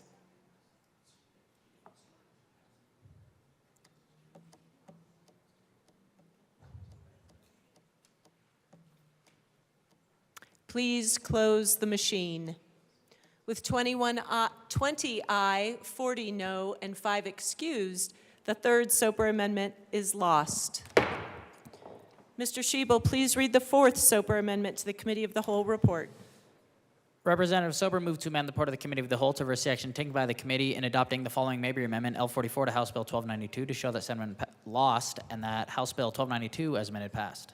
Minority Leader Puglisi. Thank you, Madam Speaker. I move the fourth SOPR amendment to the Committee of the Whole report and ask that it be properly displayed.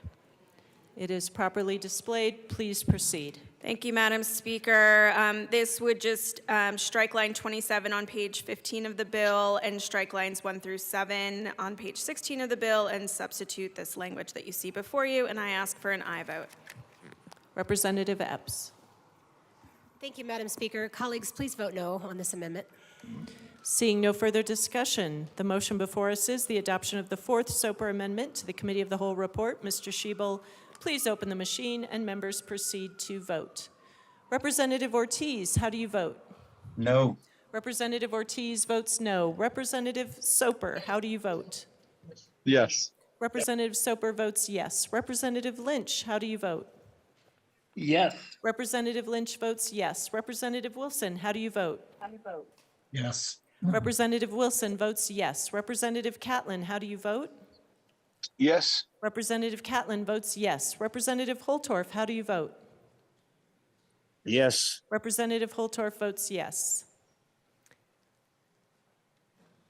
Please close the machine. With 20 aye, 40 no, and 5 excused, the fourth SOPR amendment is lost.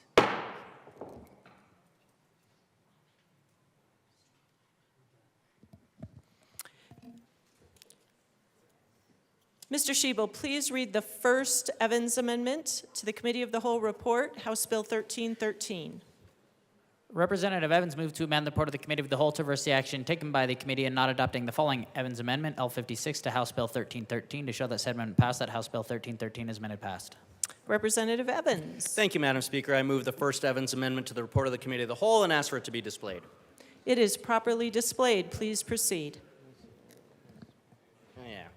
Colleagues, heat islands, parks, green space. If you like parks, vote for this amendment. If you want to reduce heat islands, vote for this amendment. This amendment ensures that in these high-density transit areas, we are protecting that critical green space to reduce heat islands from forming. I ask for your aye vote. Representative Woodrow.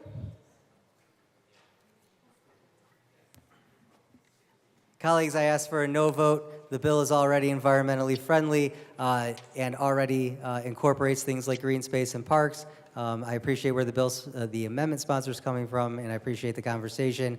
I ask for a no. Seeing no further discussion, the motion before us is the adoption of the first Evans Amendment to the Committee of the Whole report. Mr. Schiebel, please open the machine and members proceed to vote. Representative Ortiz, how do you vote? No. Representative Ortiz votes no. Representative Soper, how do you vote? Yes. Representative Soper votes yes. Representative Lynch, how do you vote?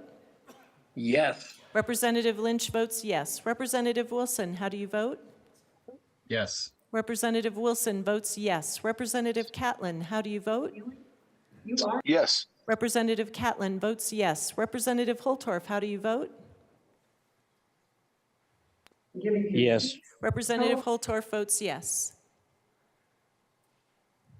Please close the machine.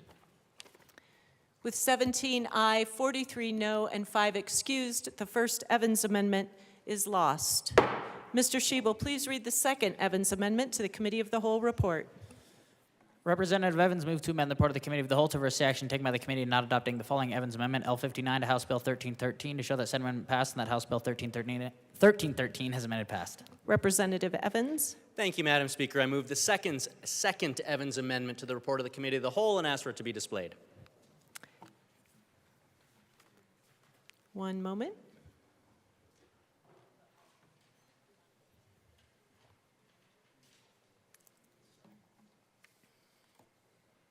It is properly displayed. Please proceed. Thank you, Madam Speaker. So I do appreciate the sponsor directing my attention to some of the other pages in this, 56-page long bill here. So that we do not have a modicum of uncertainty, I would like to explain how this amendment helps to clarify and link some of the passages of this bill together, creating that clarity that will make this bill more user-friendly and easier to read. This amendment here is operating on the very first line of page 22, which is a carryover from page 21, where we are giving the definition of a non-qualified transit-oriented community. So this definition that starts on page 21 and bleeds over to page 22, line 1, is pointing that definition toward section 204. If we flip over to as the sponsor noted, some of the later pages in section 204, what we see here is 8 different reports and calculations that are required to help a community meet their goals, that housing opportunity goal. If you go through all 8 of those items, which I appreciate the sponsor pointing out to me, if you go through all 8 of those items, only one of those items is an exception. And that exception, as the sponsor correctly noted, begins on page 27, line 3, where it talks about insufficient water supplies for meeting a housing opportunity goal. And as the sponsor correctly noted, it does look like there has been a lot of work that has been put into this bill to ensure that water needs are calculated on page 27, 28, and going a little bit into page 29. But colleagues, again, this is a 56-page bill. And so to ensure that we are correctly linking the operations of this bill together, I would ask for an aye vote on this because this amendment links the only exception on pages 27, 28, and 29 to the definition that is several pages earlier in page 21. It does not conflict, because I read the whole, that part of the bill. I read this law. It does not conflict with it. It merely points the 2 sections to each other. I would ask for your aye vote on this because when we write law, we should discuss the law to ensure that we do not have that modicum of uncertainty. And so with this amendment, we can ensure that the 2 parts of this bill are linked and pointing to each other to ensure that the water needs of our community are taken into consideration as they operate under this bill. I ask for your yes vote. Representative Woodrow. Thank you, Madam Speaker. Though the hour grows late, it's nice to see the energy is still alive and well in the chamber. I ask for a no vote. Seeing no further discussion, the motion before us is the adoption of the second Evans Amendment to the Committee of the Whole report. Mr. Schiebel, please open the machine and members proceed to vote. Representative Ortiz, how do you vote? No. Representative Ortiz votes no. Representative Soper, how do you vote? Yes. Representative Soper votes yes. Representative Lynch, how do you vote? Yes. Representative Lynch votes yes. Representative Wilson, how do you vote? Yes. Representative Wilson votes yes. Representative Catlin, how do you vote? Yes. Representative Catlin votes yes. Representative Holtorf, how do you vote? Yes. Representative Holtorf votes yes. Please close the machine. With 20 aye, 40 no, and 5 excused, the second Evans amendment is lost. Mr. Schiebel, please read the first Frizzell amendment to the Committee of the Whole report.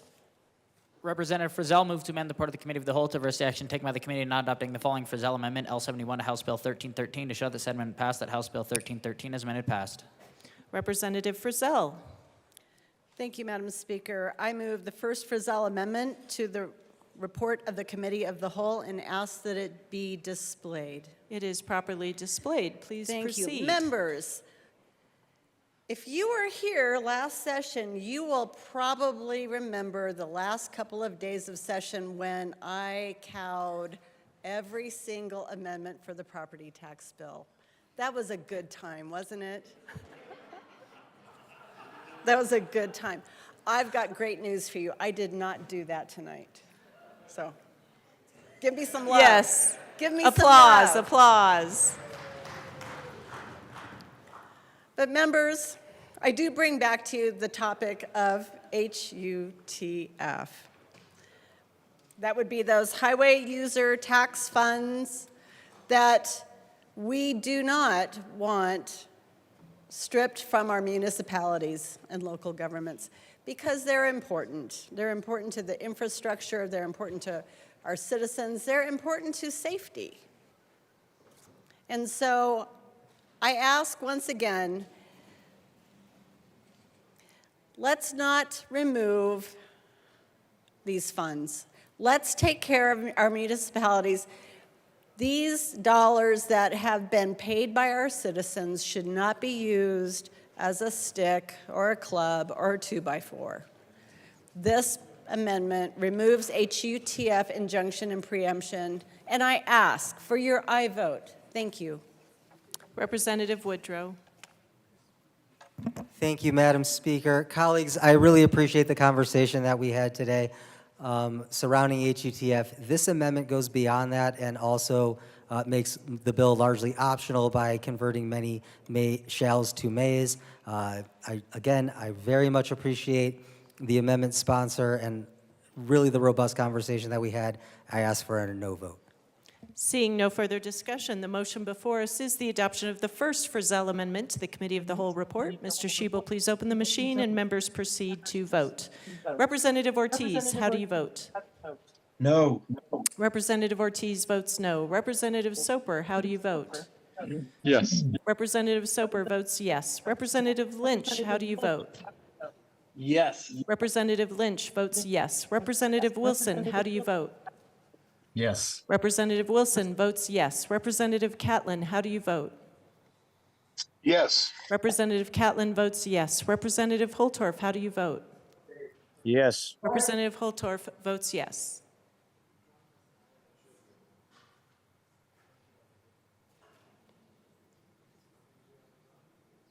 Brown, Clifford, Duran, and Epps.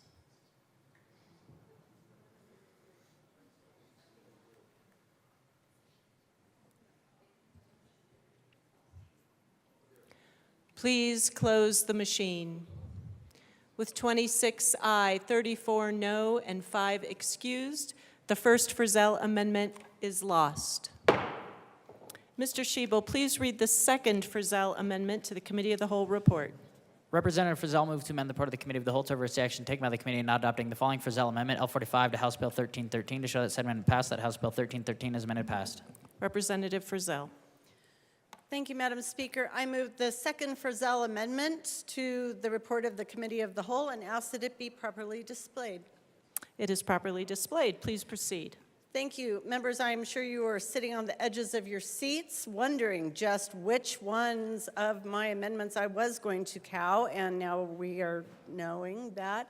This was actually one of the more important amendments that I ran, and in that it doubles the time that municipalities can cure their housing opportunity goals, of any shortfall that they have with that, and also making sure that we add 1 year to those local government deadlines to give them time. Again, this was coming from the municipalities who are asking for some more time. They are very, very concerned about some of the very strict requirements of this bill and want to make sure that they have time to appropriately respond.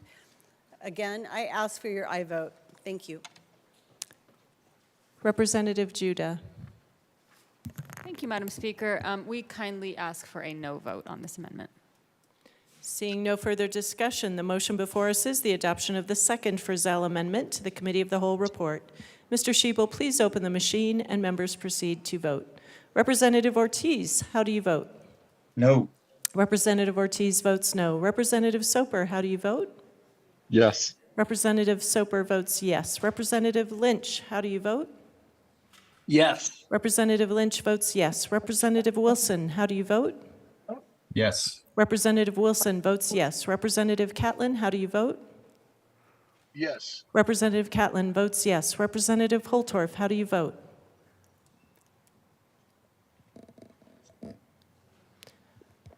I vote yes. Representative Holtorf votes yes. Please close the machine. With 17 aye, 43 no, and 5 excused, the second Frizzell Amendment is lost. Mr. Schiebel, please read the third Frizzell Amendment to the Committee of the Whole report.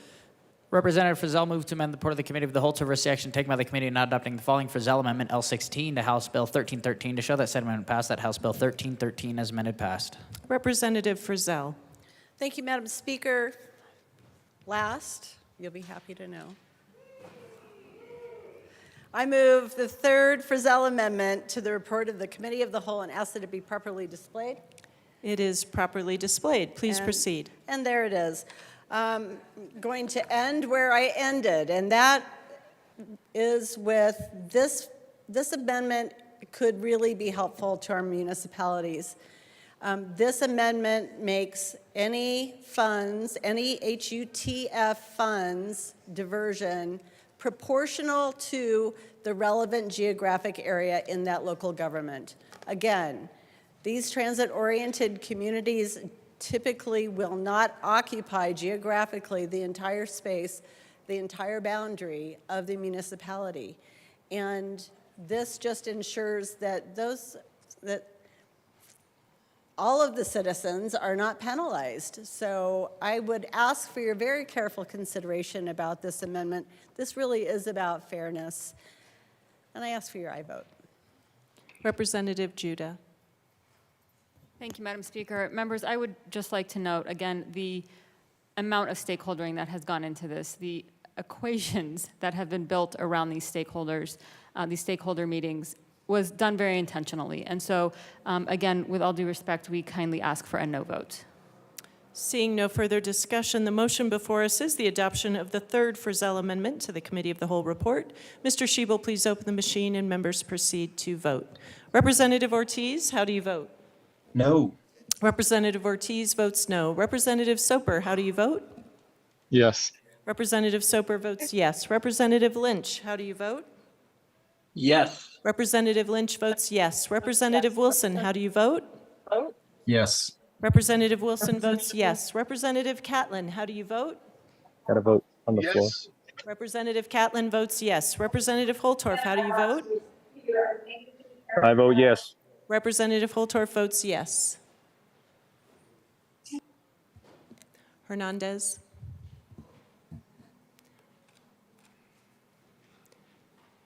Please close the machine. With 19 aye, 41 no, and 5 excused, the third Frizzell Amendment is lost. Members, there are no more amendments at the desk. The motion before us is the adoption of the Committee of the Whole report. Mr. Schiebel, please open the machine and members proceed to vote. Representative Ortiz, how do you vote? Yes. Representative Ortiz votes yes. Representative Soper, how do you vote? No. Representative Soper votes no. Representative Lynch, how do you vote? No. Representative Lynch votes no. Representative Wilson, how do you vote? No.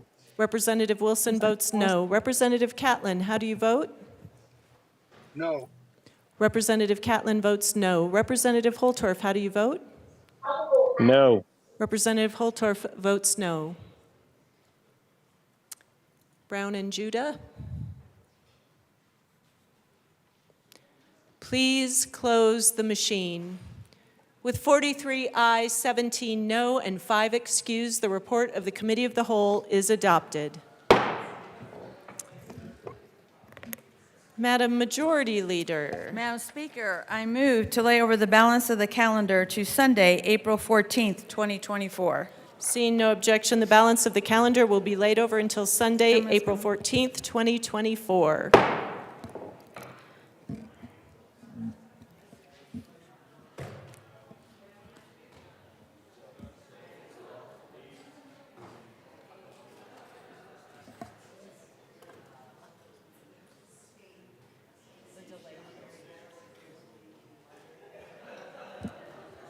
Members, we have some business to take care of. If there are any announcements. Do you want me to make mine? Sorry, let's make an announcement about Sunday and then we can go to our business. Okay. Thank you, Madam Speaker. So members, yes, I will see you on Sunday, April 14th at 10 a.m. and also the dress code is relaxed. Thank you. I assume relaxed means no swimsuits. No swimsuits. Thank you. Representative McLaughlin, an announcement? Yes, thank you, Madam Speaker. Can I have your attention, please? Would you please clean off the top of your file cabinet so that our staff does not have to put things away for you tonight? They could probably use a break. Thank you. Thank you. While we're at it, let's give our staff a round of applause.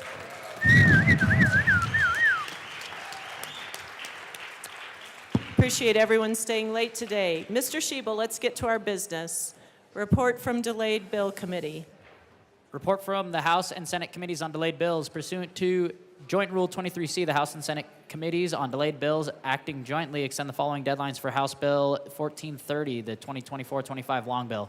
The Friday, April 12th deadline, the 94th legislative day for adoption of the Conference Committee report on the long appropriation bill is extended until Monday, April 15th, the 97th legislative day.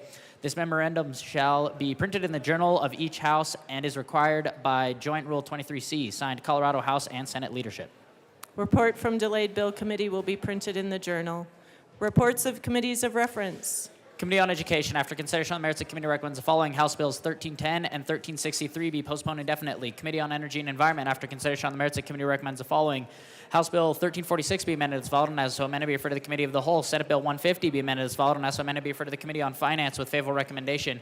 Committee on Finance, after consideration on the merits, the committee recommends the following House Bills 1135 as amended, 1271 as amended, 1312 as amended, 1352 as amended, 1373 as amended, 1434, 1436, and Senate Bill 18 be referred to the Committee on Appropriations with favorable recommendation. Conference Committee reports. First report of First Conference Committee on House Bill 1430. This report amends the re-engrossed bill. To the President of the Conference Senate. Committee reports will be printed in the Journal. Printing report. The Chief Clerk reports Printing the report following. will be printed in the Journal. Signing of bills, resolutions, memorials. The Speaker has signed House bills. Signing of bills, resolutions, memorials will be printed in the Journal. Delivery of bills to the Governor. The Chief Clerk of the House of Delivery Representatives. of bills to the Governor will be printed in the Journal. Message from the Senate. Madam Speaker, the Senate has Message passed on from the Senate will be printed in the Journal. Message from the Reviser. We herewith transmit Message without from the comment. Reviser will be printed in the Journal.